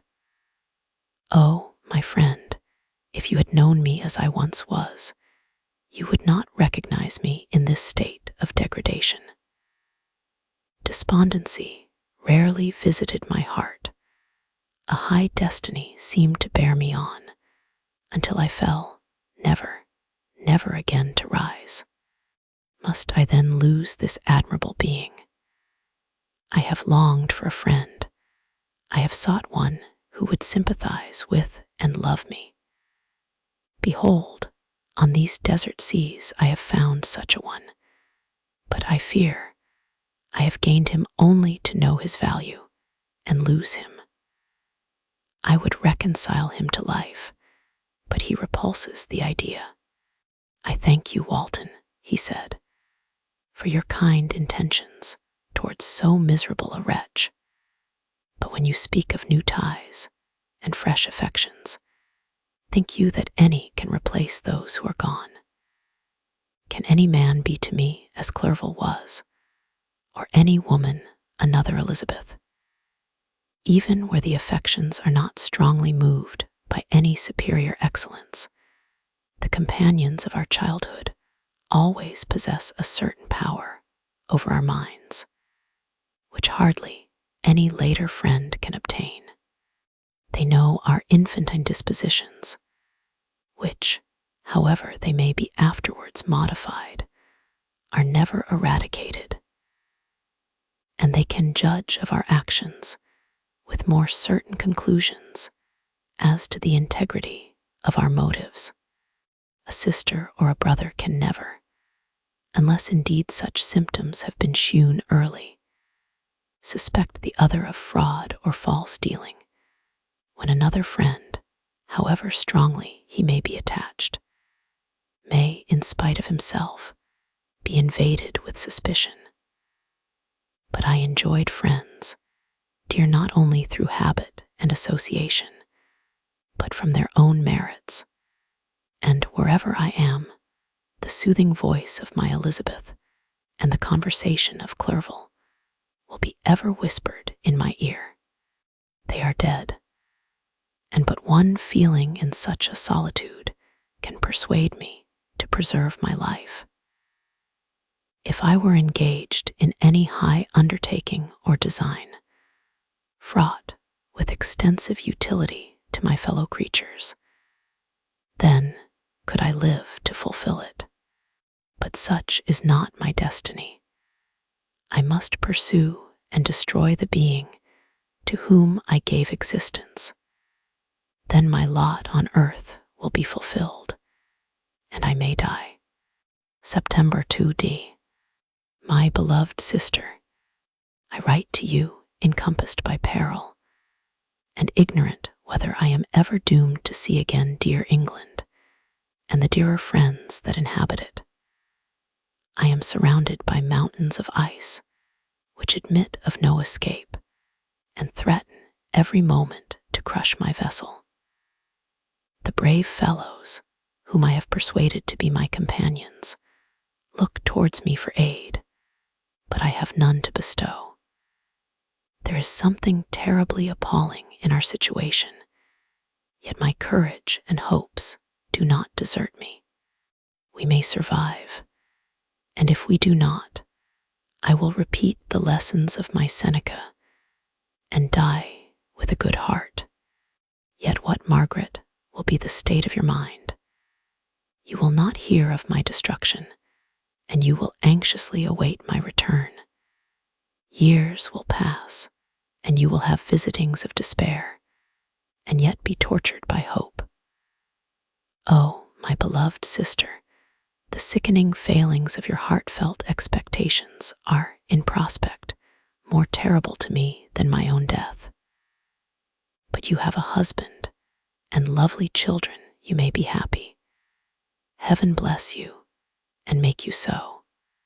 My unfortunate guest regards me with the tenderest compassion. He endeavors to fill me with hope and talks as if life were a possession which he valued.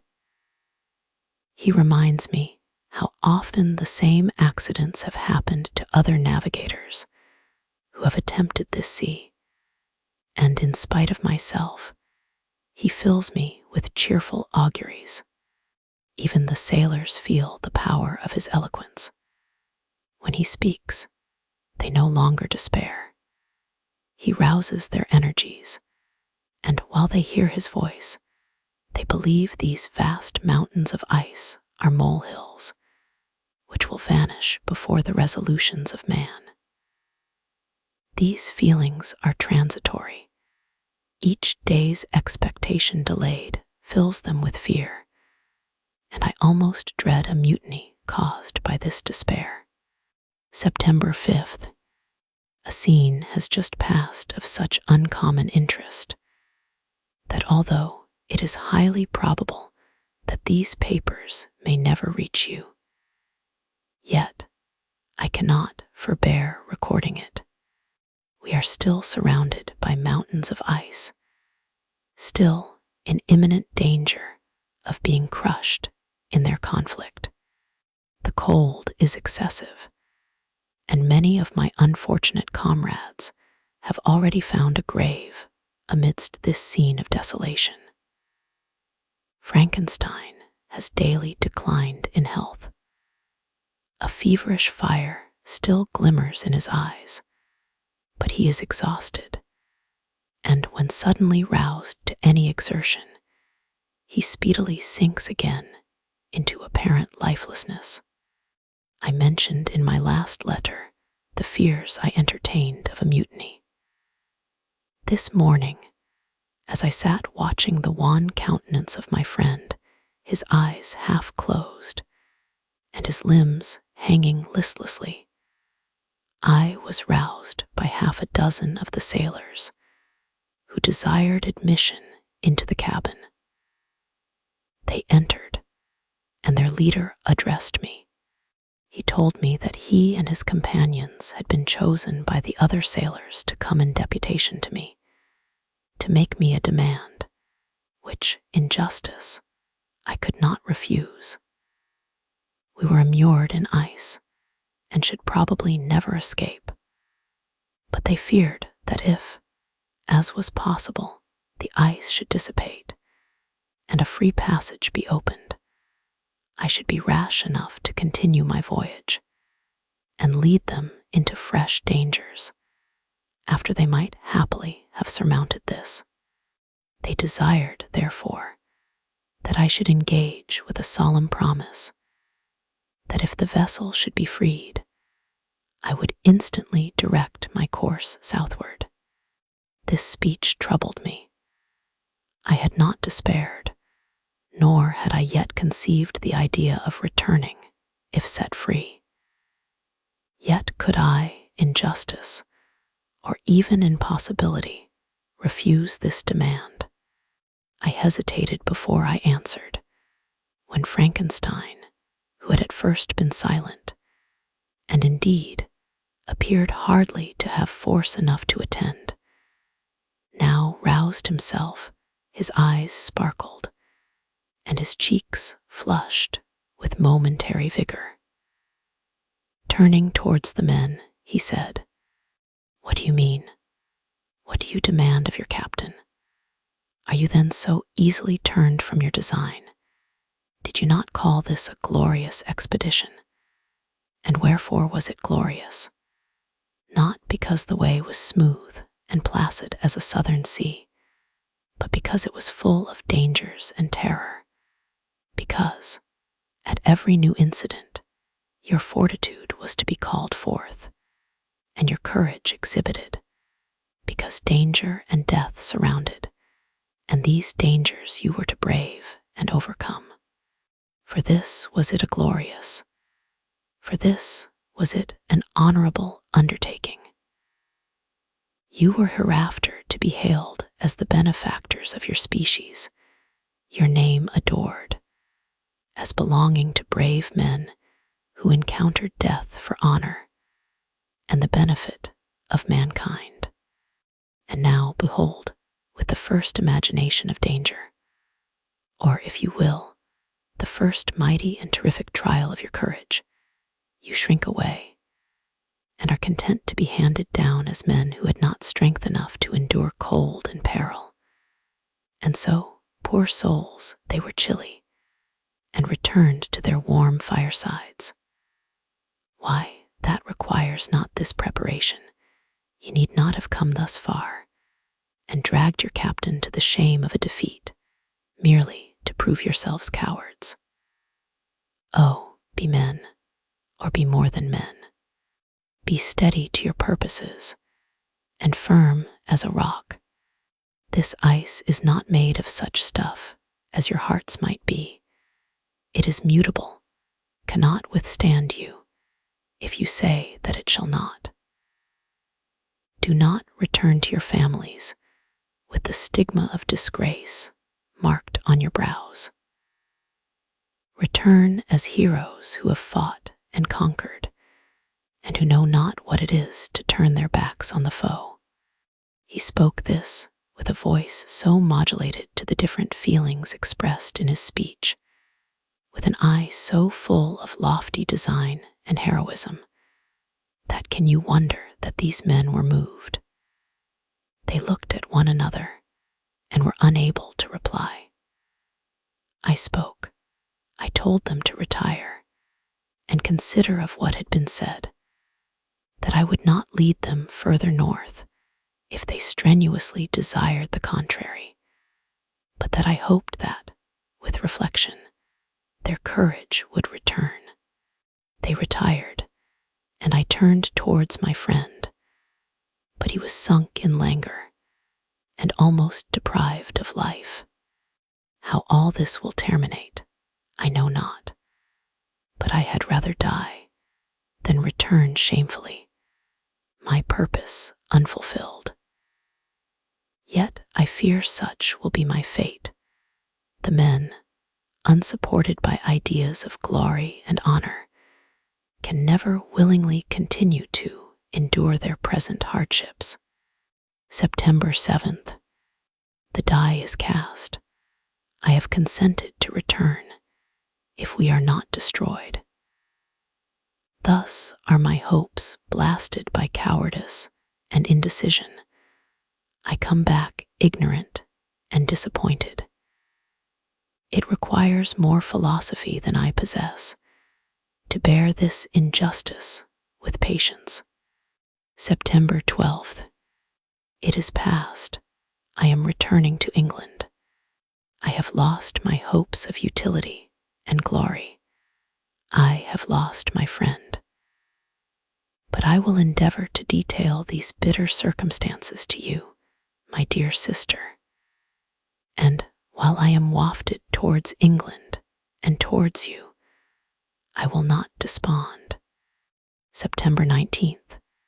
The ice began to move, and roarings like thunder were heard at a distance, as the islands split and cracked in every direction.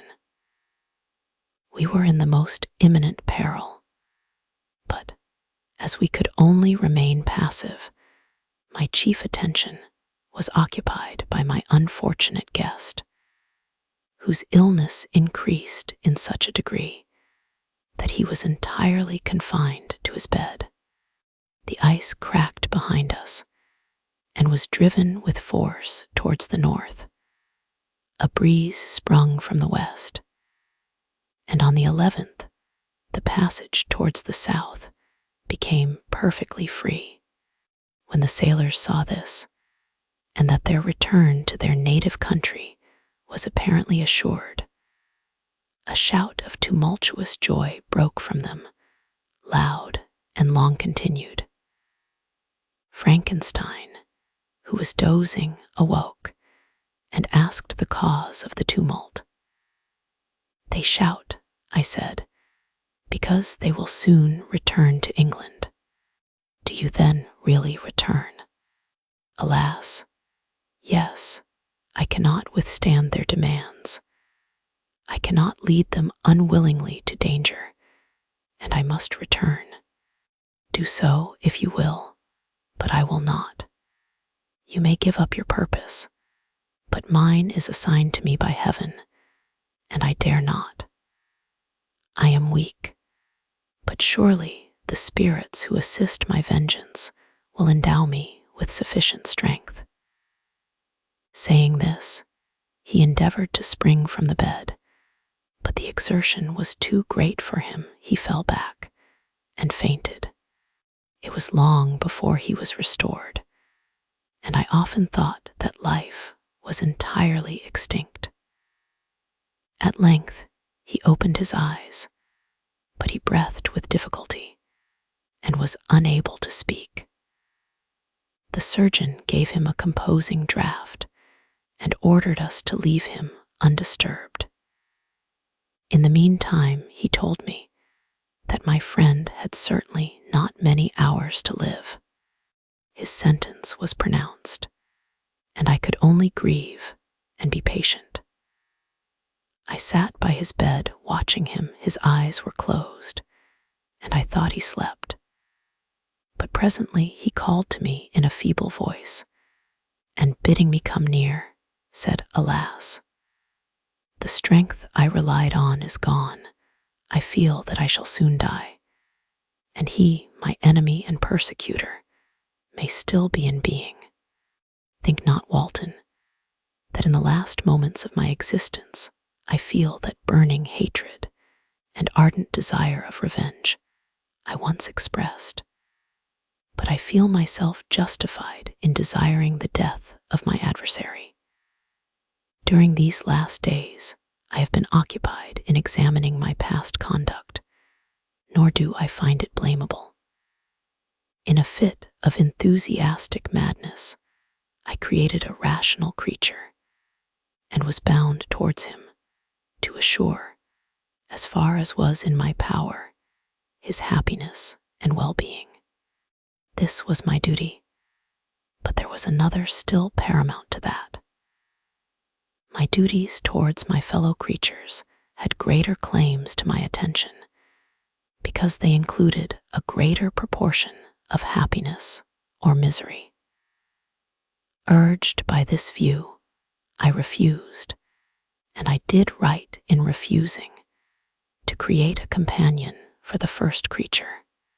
He showed unparalleled malignity and selfishness in evil. He destroyed my friends. He devoted to destruction beings who possessed exquisite sensations, happiness, and wisdom. Nor do I know where this thirst for vengeance may end. Miserable himself, that he may render no other wretched, he ought to die. The task of his destruction was mine, but I have failed. When actuated by selfish and vicious motives, I asked you to undertake my unfinished work. And I renew this request now, when I am only induced by reason and virtue. Yet I cannot ask you to renounce your country and friends to fulfill this task. And now that you are returning to England, you will have little chance of meeting with him.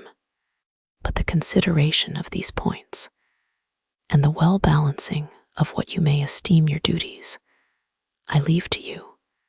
My judgment and ideas are already disturbed by the near approach of death. I dare not ask you to do what I think right, for I may still be misled by passion. That he should live to be an instrument of mischief disturbs me in other respects. This hour, when I momentarily expect my release, is the only happy one which I have enjoyed for several years. The forms of the beloved dead flit before me, and I hasten to their arms. Farewell, Walton. Seek happiness in tranquility, and avoid ambition, even if it be only the apparently innocent one of distinguishing yourself in science and discoveries. Yet, why do I say this? I have myself been blasted in these hopes. Yet another may succeed. His voice became fainter as he spoke, and at length, exhausted by his effort, he sunk into silence. About half an hour afterwards, he attempted again to speak, but was unable. He pressed my hand feebly, and his eyes closed forever, while the irradiation of a gentle smile passed away from his lips. Margaret, what comment can I make on the untimely extinction of this glorious spirit? What can I say that will enable you to understand the depth of my sorrow? All that I should express would be inadequate and feeble. My tears flow, my mind is overshadowed by a cloud of disappointment. But I journey towards England, and I may there find consolation. I am interrupted. What do these sounds portend? It is midnight, the breeze blows fairly, and the watch on deck scarcely stir. Again, there is a sound as of a human voice, but hoarser. It comes from the cabin where the remains of Frankenstein still lie. I must arise and examine. Good night, my sister. Great God, what a scene has just taken place. I am yet dizzy with the remembrance of it. I hardly know whether I shall have the power to detail it, yet the tale which I have recorded would be incomplete without this final and wonderful catastrophe. I entered the cabin, where lay the remains of my ill-fated and admirable friend. Over him hung a form which I cannot find words to describe, gigantic in stature. yet uncouth and distorted in its proportions. As he hung over the coffin, his face was concealed by long locks of ragged hair, but one vast hand was extended, in color and apparent texture like that of a mummy. When he heard the sound of my approach, he ceased to utter exclamations of grief and horror and sprung towards the window. Never did I behold a vision so horrible as his face, of such loathsome, yet appalling hideousness. I shut my eyes involuntarily and endeavored to recollect what were my duties with regard to this destroyer. I called on him to stay.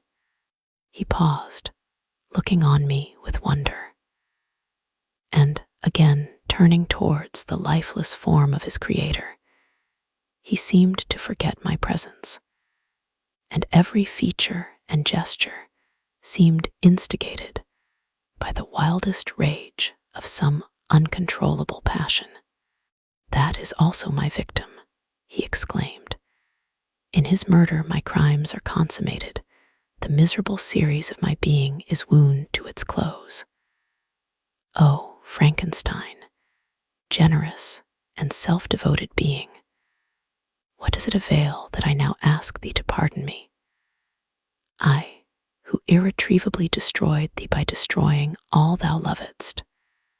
Alas, he is cold, he may not answer me." His voice seemed suffocated, and my first impulses, which had suggested to me the duty of obeying the dying request of my friend in destroying his enemy, were now suspended by a mixture of curiosity and compassion. I approached this tremendous being. I dared not again raise my looks upon his face. There was something so scaring and unearthly in his ugliness.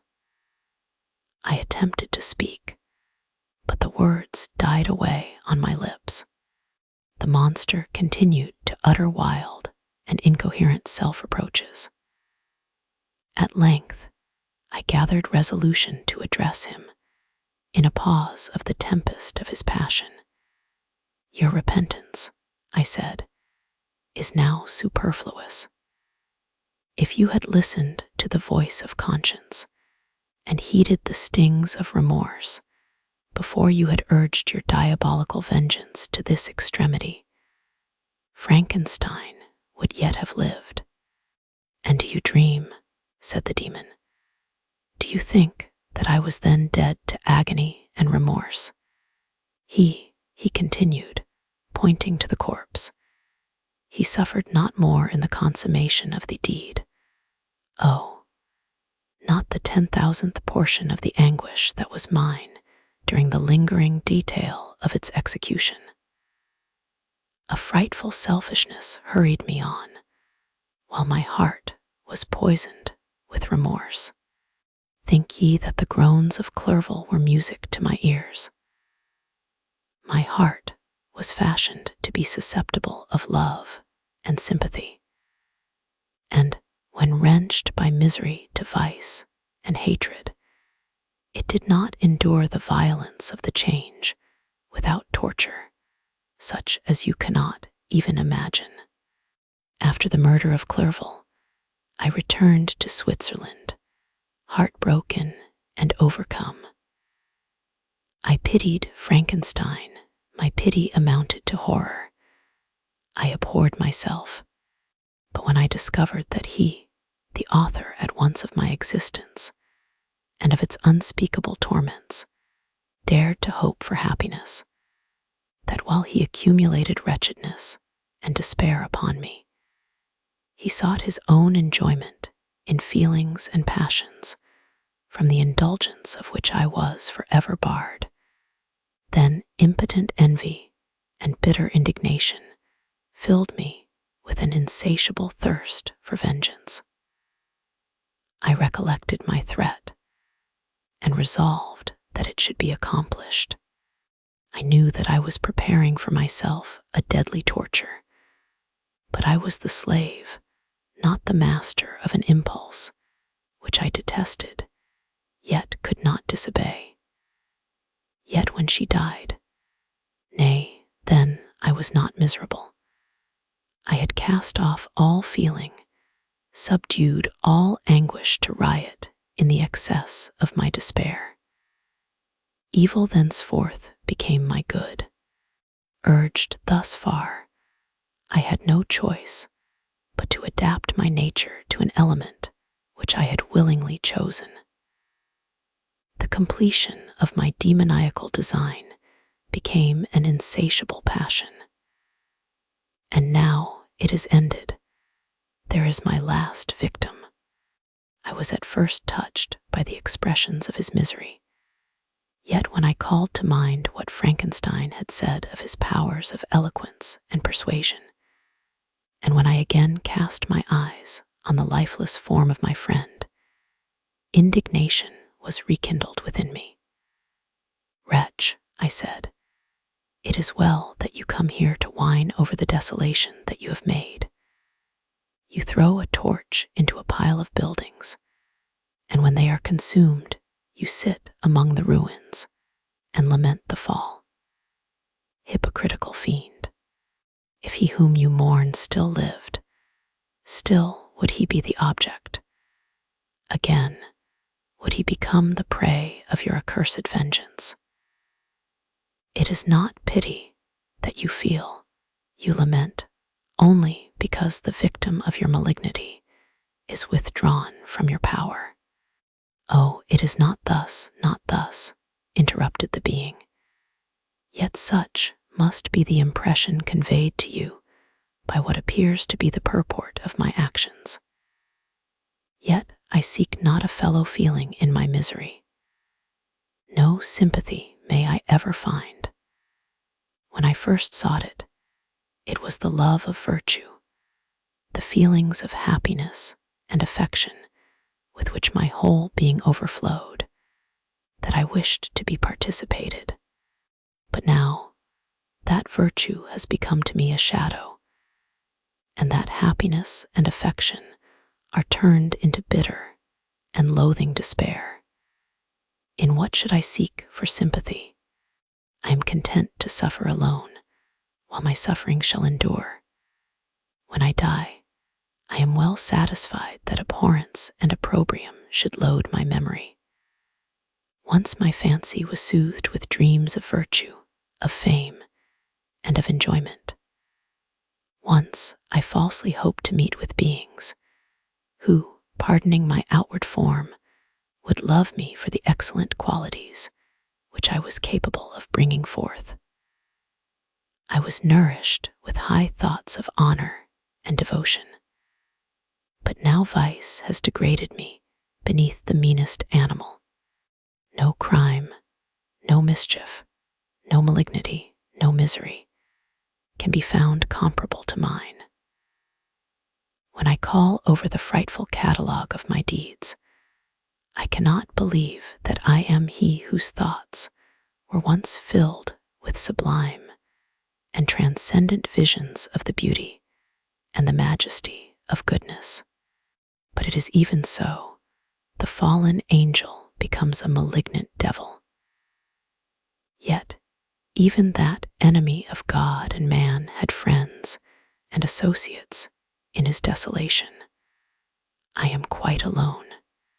You who call Frankenstein your friend seem to have a knowledge of my crimes and his misfortunes. But in the detail which he gave you of them, he could not sum up the hours and months of misery which I endured, wasting in impotent passions. For whilst I destroyed his hopes, I did not satisfy my own desires. They were forever ardent and craving. Still, I desired love and fellowship, and I was still spurned. Was there no injustice in this? Am I to be thought the only criminal when all humankind sinned against me?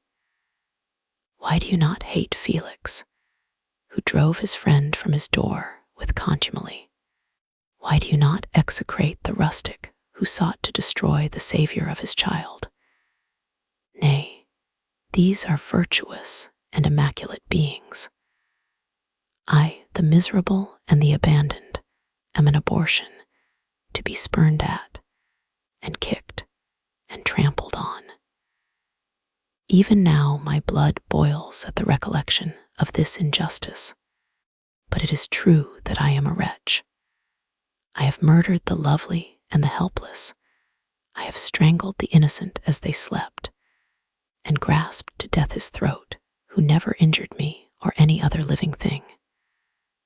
I have devoted my Creator, the select specimen of all that is worthy of love and admiration among men, to misery. I have pursued him even to that irremediable ruin. There he lies, white and cold in death. You hate me, but your abhorrence cannot equal that with which I regard myself. I look on the hands which executed the deed. I think on the heart in which the imagination of it was conceived, and long for the moment when they will meet my eyes, when it will haunt my thoughts no more. Fear not that I shall be the instrument of future mischief. My work is nearly complete. Neither yours nor any man's death is needed to consummate the series of my being and accomplish that which must be done, but it requires my own. Do not think that I shall be slow to perform this sacrifice. I shall quit your vessel on the ice raft which brought me hither, and shall seek the most northern extremity of the globe. I shall collect my funeral pile, and consume to ashes this miserable frame, that its remains may afford no light to any curious and unhallowed wretch who would create such another as I have been. I shall die. I shall no longer feel the agonies which now consume me, or be the prey of feelings unsatisfied, yet unquenched. He is dead who called me into being, and when I shall be no more, the very remembrance of us both will speedily vanish. I shall no longer see the sun or stars, or feel the winds play on my cheeks. Light, feeling, and sense will pass away, and in this condition must I find my happiness.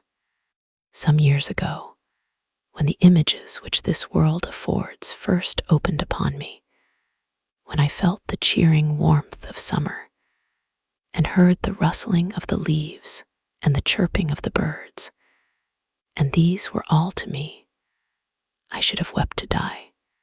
Now it is my only consolation. Polluted by crimes, and torn by the bitterest remorse, where can I find rest but in death? Farewell, I leave you, and in you the last of humankind whom these eyes will ever behold. Farewell, Frankenstein.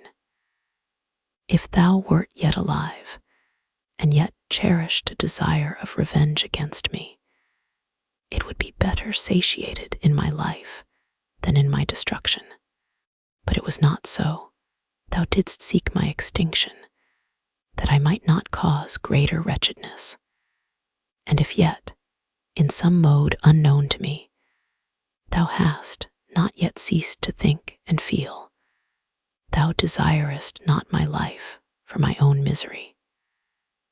Blasted as thou wert, my agony was still superior to thine, for the bitter sting of remorse may not cease to rankle in my wounds until death shall close them forever.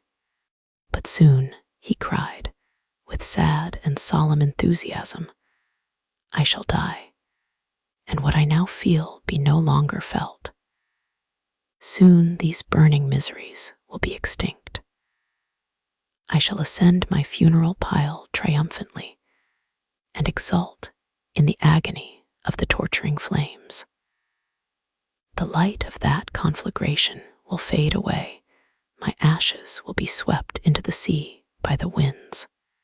My spirit will sleep in peace, or if it thinks, it will not surely think thus. Farewell. He sprung from the cabin window as he said this, upon the ice raft which lay close to the vessel. He was soon borne away by the waves and lost in darkness and distance. The end.